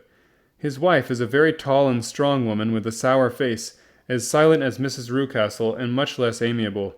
They are a most unpleasant couple, but fortunately I spend most of my time in the nursery and my own room, which are next to each other in one corner of the building. For 2 days after my arrival at the Copper Beeches, my life was very quiet. On the third, Mrs. Rucastle came down just after breakfast and whispered something to her husband. "Oh yes," said he, turning to me, "we are very much obliged to you, Miss Hunter, for falling in with our whims so far as to cut your hair. I assure you that it has not detracted in the tiniest iota from your appearance. We shall now see how the electric blue dress will become you. You will find it laid out upon the bed in your room, and if you would be so good as to put it on, we should both be extremely obliged." The dress, which I found waiting for me, was of a peculiar shade of blue. It was of excellent material, a sort of beige, but it bore unmistakable signs of having been worn before. It could not have been a better fit if I had been measured for it. Both Mr. and Mrs. Rucastle expressed a delight at the look of it, which seemed quite exaggerated in its vehemence. They were waiting for me in the drawing-room, which is a very large room stretching along the entire front of the house, with 3 long windows reaching down to the floor. A chair had been placed close to the central window, with its back turned towards it. In this I was asked to sit, and then Mr. Rucastle, walking up and down on the other side of the room, began to tell me a series of the funniest stories that I have ever listened to. You cannot imagine how comical he was, and I laughed until I was quite weary. Mrs. Rucastle, however, who has evidently no sense of humor, never so much as smiled, but sat with her hands in her lap and a sad, anxious look upon her face. After an hour or so, Mr. Rucastle suddenly remarked that it was time to commence the duties of the day, and that I might change my dress and go to little Edward in the nursery. 2 days later, this same performance was gone through under exactly similar circumstances. Again I changed my dress, again I sat in the window, and again I laughed very heartily at the funny stories of which my employer had an immense repertoire, and which he told inimitably. Then he handed me a yellow-backed novel, and moving my chair a little sideways that my own shadow might not fall upon the page, he begged me to read aloud to him. I read for about 10 minutes, beginning in the heart of a chapter, and then suddenly, in the middle of a sentence, he ordered me to cease and to change my dress. You can easily imagine, Mr. Holmes, how curious I became as to what the meaning of this extraordinary performance could possibly be. They were always very careful, I observed, to turn my face away from the window so that I became consumed with the desire to see what was going on behind my back. At first it seemed to be impossible, but I soon devised a means. My hand mirror had been broken, so a happy thought seized me, and I concealed a piece of the glass in my handkerchief. On the next occasion, in the midst of my laughter, I put my handkerchief up to my eyes, and was able, with a little management, to see all that there was behind me. I confess that I was disappointed. There was nothing. At least, that was my first impression.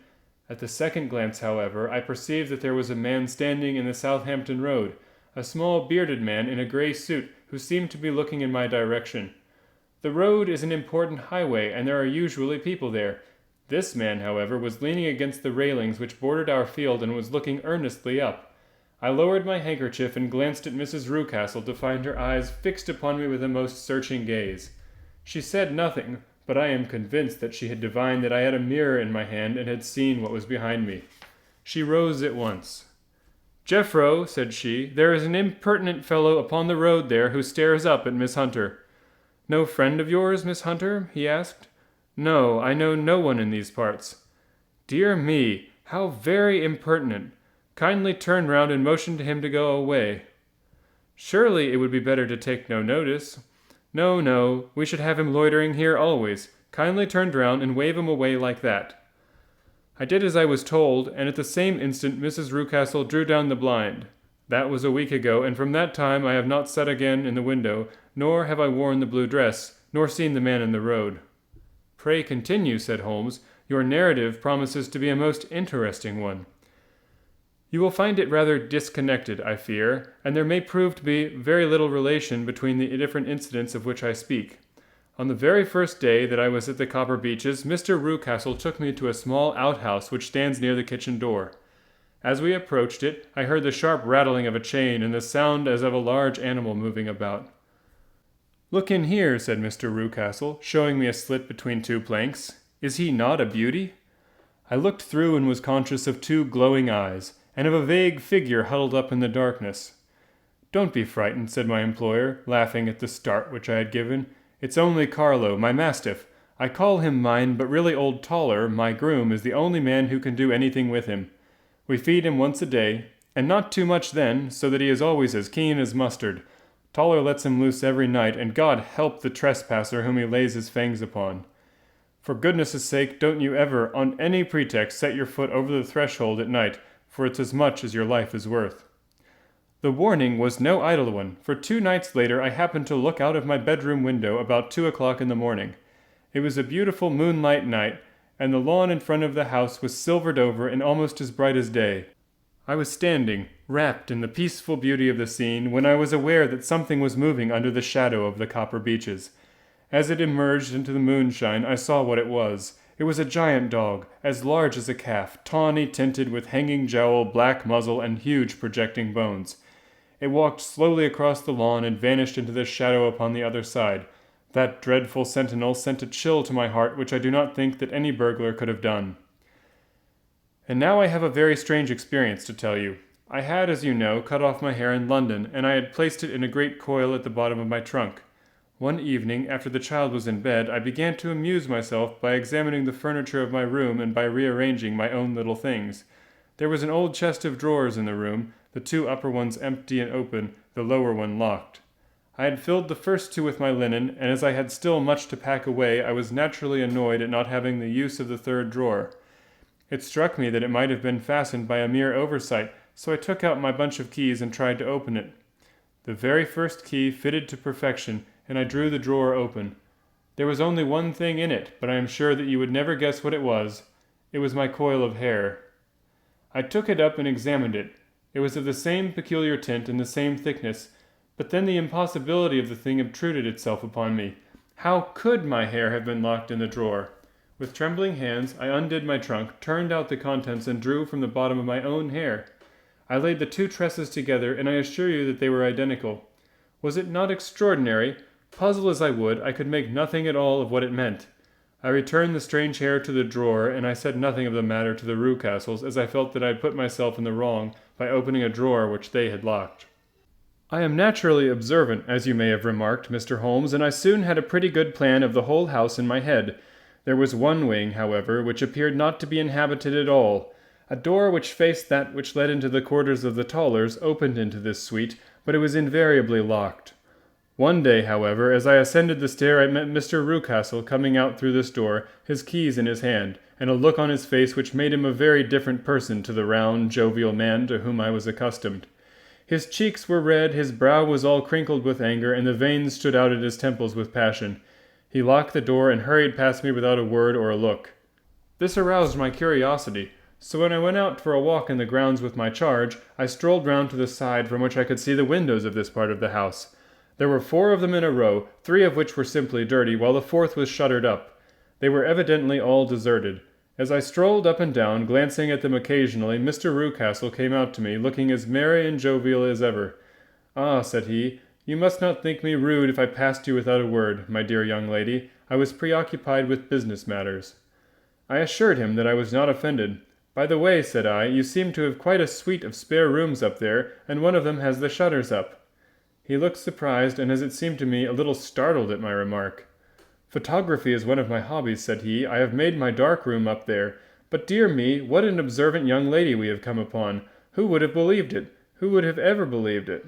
He spoke in a jesting tone, but there was no jest in his eyes as he looked at me. I read suspicion there and annoyance, but no jest. Well, Mr. Holmes, from the moment that I understood that there was something about that suite of rooms which I was not to know, I was all on fire to go over them. It was not mere curiosity, though I have my share of that. It was more a feeling of duty, a feeling that some good might come from my penetrating to this place. They talk of women's instinct. Perhaps it was woman's instinct which gave me that feeling. At any rate, it was there, and I was keenly on the lookout for any chance to pass the forbidden door. It was only yesterday that the chance came. I may tell you that, besides Mr. Rucastle, both Toller and his wife find something to do in these deserted rooms, and I once saw him carrying a large black linen bag with him through the door. Recently he has been drinking hard, and yesterday evening he was very drunk, and when I came upstairs there was the key in the door. I have no doubt at all that he had left it there. Mr. and Mrs. Rucastle were both downstairs, and the child was with them, so that I had an admirable opportunity. I turned the key gently in the lock, opened the door, and slipped through. There was a little passage in front of me, unpapered and uncarpeted, which turned at a right angle at the farthest end. Round this corner were 3 doors in a line, the first and third of which were open. They each led into an empty room, dusty and cheerless, with 2 windows in the one and one in the other, so thick with dirt that the evening light glimmered dimly through them. The center door was closed, and across the outside of it had been fastened one of the broad bars of an iron bed, padlocked at one end to a ring in the wall and fastened at the other with stout cord. The door itself was locked as well, and the key was not there. This barricaded door corresponded clearly with the shuttered window outside, and yet I could see by the glimmer from beneath it that the room was not in darkness. Evidently there was a skylight which let in light from above. As I stood in the passage gazing at the sinister door and wondering what secret it might veil, I suddenly heard the sound of steps within the room and saw a shadow pass backward and forward against the little slit of dim light which shone out from under the door. A mad, unreasoning terror rose up in me at the sight, Mr. Holmes. My overstrung nerves failed me suddenly, and I turned and ran as though some dreadful hand were behind me, clutching at the skirt of my dress. I rushed down the passage through the door, and straight into the arms of Mr. Rucastle, who was waiting outside. "So," said he, smiling, "it was you, then. I thought it must be when I saw the door open." "Oh, I am so frightened," I panted. My dear young lady, you cannot think how caressing and soothing his manner was. And what has frightened you, my dear young lady? But his voice was just a little too coaxing. He overdid it. I was keenly on my guard against him. "I was foolish enough to go into the empty wing," I answered. "But it is so lonely and eerie in this dim light that I was frightened and ran out again. Oh, it is so dreadfully still in there." "Only that?" said he, looking at me keenly.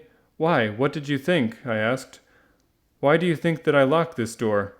"I am sure that I do not know." "It is to keep people out who have no business there, do you see?" He was still smiling in the most amiable manner. "I am sure if I had known—" "Well then, you know now, and if you ever put your foot over that threshold again—" Here in an instant the smile hardened into a grin of rage, and he glared down at me with the face of a demon. "I'll throw you to the mastiff." I was so terrified that I do not know what I did. I suppose I must have brushed past him to my room. I remember nothing until I found myself lying on my bed, trembling all over. Then I thought of you, Mr. Holmes. I could not live there longer without some advice. I was frightened of the house, of the man, of the woman, of the servants, even of the child. They were all horrible to me. If I could only bring you down, all would be well. Of course I might have fled from the house, but my curiosity was almost as strong as my fears. My mind was soon made up. I would send you a wire. I put on my hat and cloak, went down to the office, which is about half a mile from the house, and then returned, feeling very much easier. A horrible doubt came into my mind as I approached the door, lest the dog might be loose. But I remembered that Toller had drunk himself into a state of insensibility that evening, and I knew that he was the only one in the household who had any influence with the savage creature, or would venture to set him free. I slipped in safety and lay awake half the night in my joy at the thought of seeing you. I had no difficulty in getting leave to come into Winchester this morning, but I must be back before 3 o'clock, for Mr. and Mrs. Rucastle are now going on a visit and will be away all evening, so that I must look after the child. Now I have told you all my adventures, Mr. Holmes, and I should be very glad if you could tell me what it all means, and above all, what I should do." Holmes and I had listened spellbound to this extraordinary story. My friend rose now and paced up and down the room, his hands in his pockets and an expression of the most profound gravity upon his face. "Is Toller still drunk?" he asked. "Yes, I heard his wife tell Mrs. Rucastle that she could do nothing with him."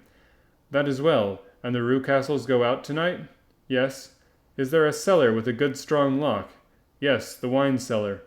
"You seem to me to have acted all through this matter like a very brave and sensible girl, Miss Hunter. Do you think that you could perform one more feat? I should not ask it of you if I did not think you a quite exceptional woman." "I will try. What is it?" "We shall be at the Copper Beeches by 7 o'clock, my friend and I. The Rucastles will be gone by that time, and Toller will, we hope, be incapable. There only remains Mrs. Toller, who might give the alarm. If you could send her into the cellar on some errand, and then turn the key upon her, you would facilitate matters immensely." "I will do it." "Excellent. We shall then look thoroughly into the affair. Of course, there is only one feasible explanation. You have been brought here to personate someone, and the real person is imprisoned in this chamber. That is obvious. As to who this prisoner is, I have no doubt that it is the daughter, Miss Alice Rucastle, if I remember right, who is said to have gone to America. You were chosen, doubtless, as resembling her in height, figure, and the color of your hair. Hers had been cut off, very possibly in some illness, through which she had passed, and so, of course, yours had to be sacrificed also. By a curious chance you came upon her tresses. The man in the road was undoubtedly some friend of hers, possibly her fiancé, and no doubt, as you wore the girl's dress and were so like her, he was convinced from your laughter whenever he saw you, and afterwards from your gesture, that Miss Rucastle was perfectly happy, and that she no longer desired his attentions. The dog is let loose at night to prevent him from endeavoring to communicate with her. So much is fairly clear. The most serious point in this case is the disposition of the child." "What on earth has that to do with it?" I ejaculated. "My dear Watson, you, as a medical man, are continually gaining light as to the tendencies of a child by the study of the parents. Don't you see that the converse is equally valid? I have frequently gained my first real insight into the character of parents by studying their children. This child's disposition is abnormally cruel, merely for cruelty's sake, and whether he derives this from his smiling father, as I should suspect, or from his mother, it bodes evil for the poor girl who is in their power." "I am sure that you are right, Mr. Holmes," cried our client. "A thousand things come back to me which make me certain that you have hit it. Oh, let us lose not an instant in bringing help to this poor creature. We must be circumspect, for we are dealing with a very cunning man. We can do nothing until 7 o'clock. At that hour we shall be with you, and it will be not long before we solve the mystery." We were as good as our word, for it was just 7 when we reached the Copper Beeches, having put up our trap at a wayside public house. The group of trees, with their dark leaves shining like burnished metal in the light of the setting sun, were sufficient to mark the house even had Miss Hunter not been standing smiling on the doorstep. "Have you managed it?" asked Holmes. A loud thudding noise came from somewhere downstairs. "That is Mrs. Toller in the cellar," said she. "Her husband lies snoring on the kitchen rug. Here are his keys, which are the duplicates of Mr. Rucastle's." "You have done well indeed," cried Holmes with enthusiasm. "Now lead the way, and we shall soon see the end of this black business." We passed up the stair, unlocked the door, followed on down a passage, and found ourselves in front of the barricade which Miss Hunter had described. Holmes cut the cord and removed the transverse bar. Then he tried the various keys in the lock, but without success. No sound came from within, and at the silence Holmes's face clouded over. "I trust that we are not too late," said he. "I think, Miss Hunter, that we had better go in without you.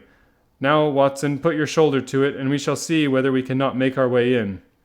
It was an old rickety door, and gave at once before our united strength. Together we rushed into the room. It was empty. There was no furniture save a little pallet bed, a small table, and a basket full of linen. The skylight above was open, and the prisoner was gone. "There has been some villainy here," said Holmes. "This beauty has guessed Miss Hunter's intentions and has carried his victim off." "But how?" "Through the skylight. We shall soon see how he managed it. He swung himself up onto the roof. 'Ah, yes,' he cried, 'here's the end of a long light ladder against the eaves. This is how he did it.'" "But it is impossible," said Miss Hunter. "The ladder was not there when the Rucastles went away." "He has come back and done it. I tell you that he is a clever and dangerous man. I should not be very much surprised if this were he whose step I hear now upon the stair.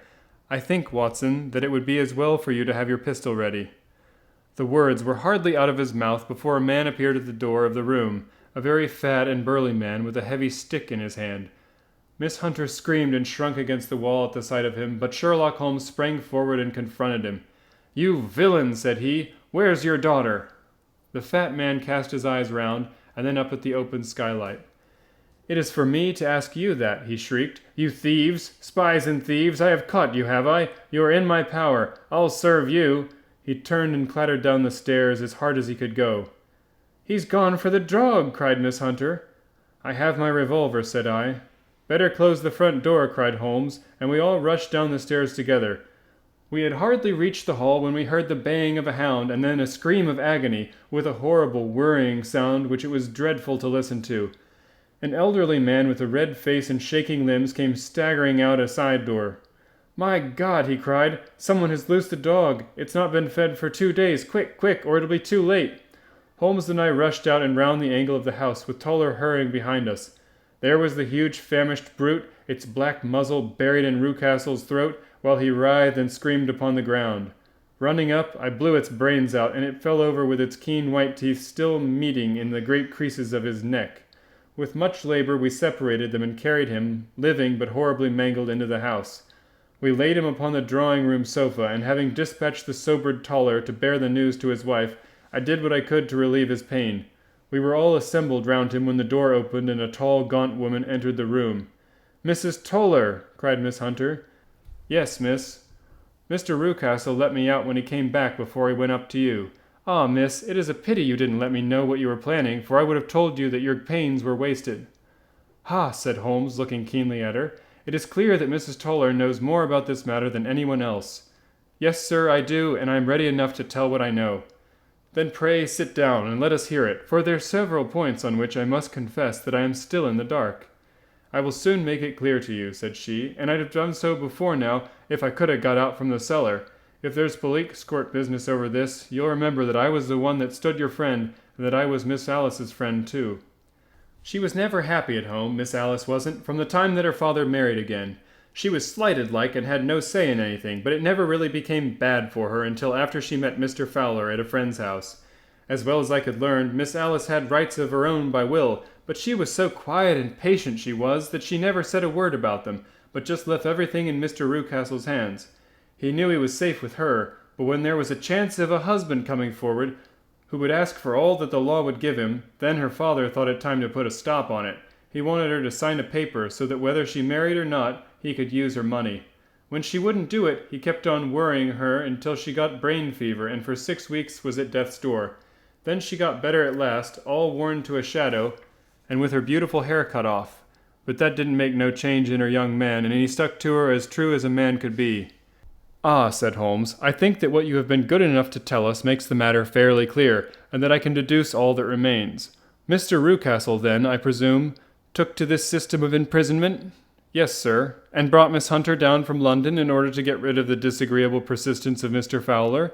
"That was it, sir. But Mr. Fowler, being a persevering man, as a good seaman should be, blockaded the house, and having met you, succeeded by certain arguments, metallic or otherwise, in convincing you that your interests were the same as his." "Mr. Fowler was a very kind-spoken, free-handed gentleman," said Mrs. Toller serenely. "And in this way he managed that your good man should have no want of drink, and that a ladder should be ready at the moment when your master had gone out. You have it, sir, just as it happened." "I am sure we owe you an apology, Mrs. Toller," said Holmes, "for you have certainly cleared up everything which puzzled us. And here comes the country surgeon and Mrs. Rucastle. So I think, Watson, that we had best escort Miss Hunter back to Winchester, as it seems to me that our locus standi now is rather a questionable one." And thus was solved the mystery of the sinister house with the copper beeches in front of the door. Mr. Rucastle survived, but was always a broken man, kept alive solely through the care of his devoted wife. They still live with their old servants, who probably know so much of Rucastle's past life that he finds it difficult to part from them. Mr. Fowler and Miss Rucastle were married, by special license in Southampton the day after their flight, and he is now the holder of a government appointment in the island of Mauritius. As to Miss Violet Hunter, my friend Holmes, rather to my disappointment, manifested no further interest in her once she had ceased to be the center of one of his problems, and she is now the head of a private school at Walsall, where I believe that she has met with considerable success.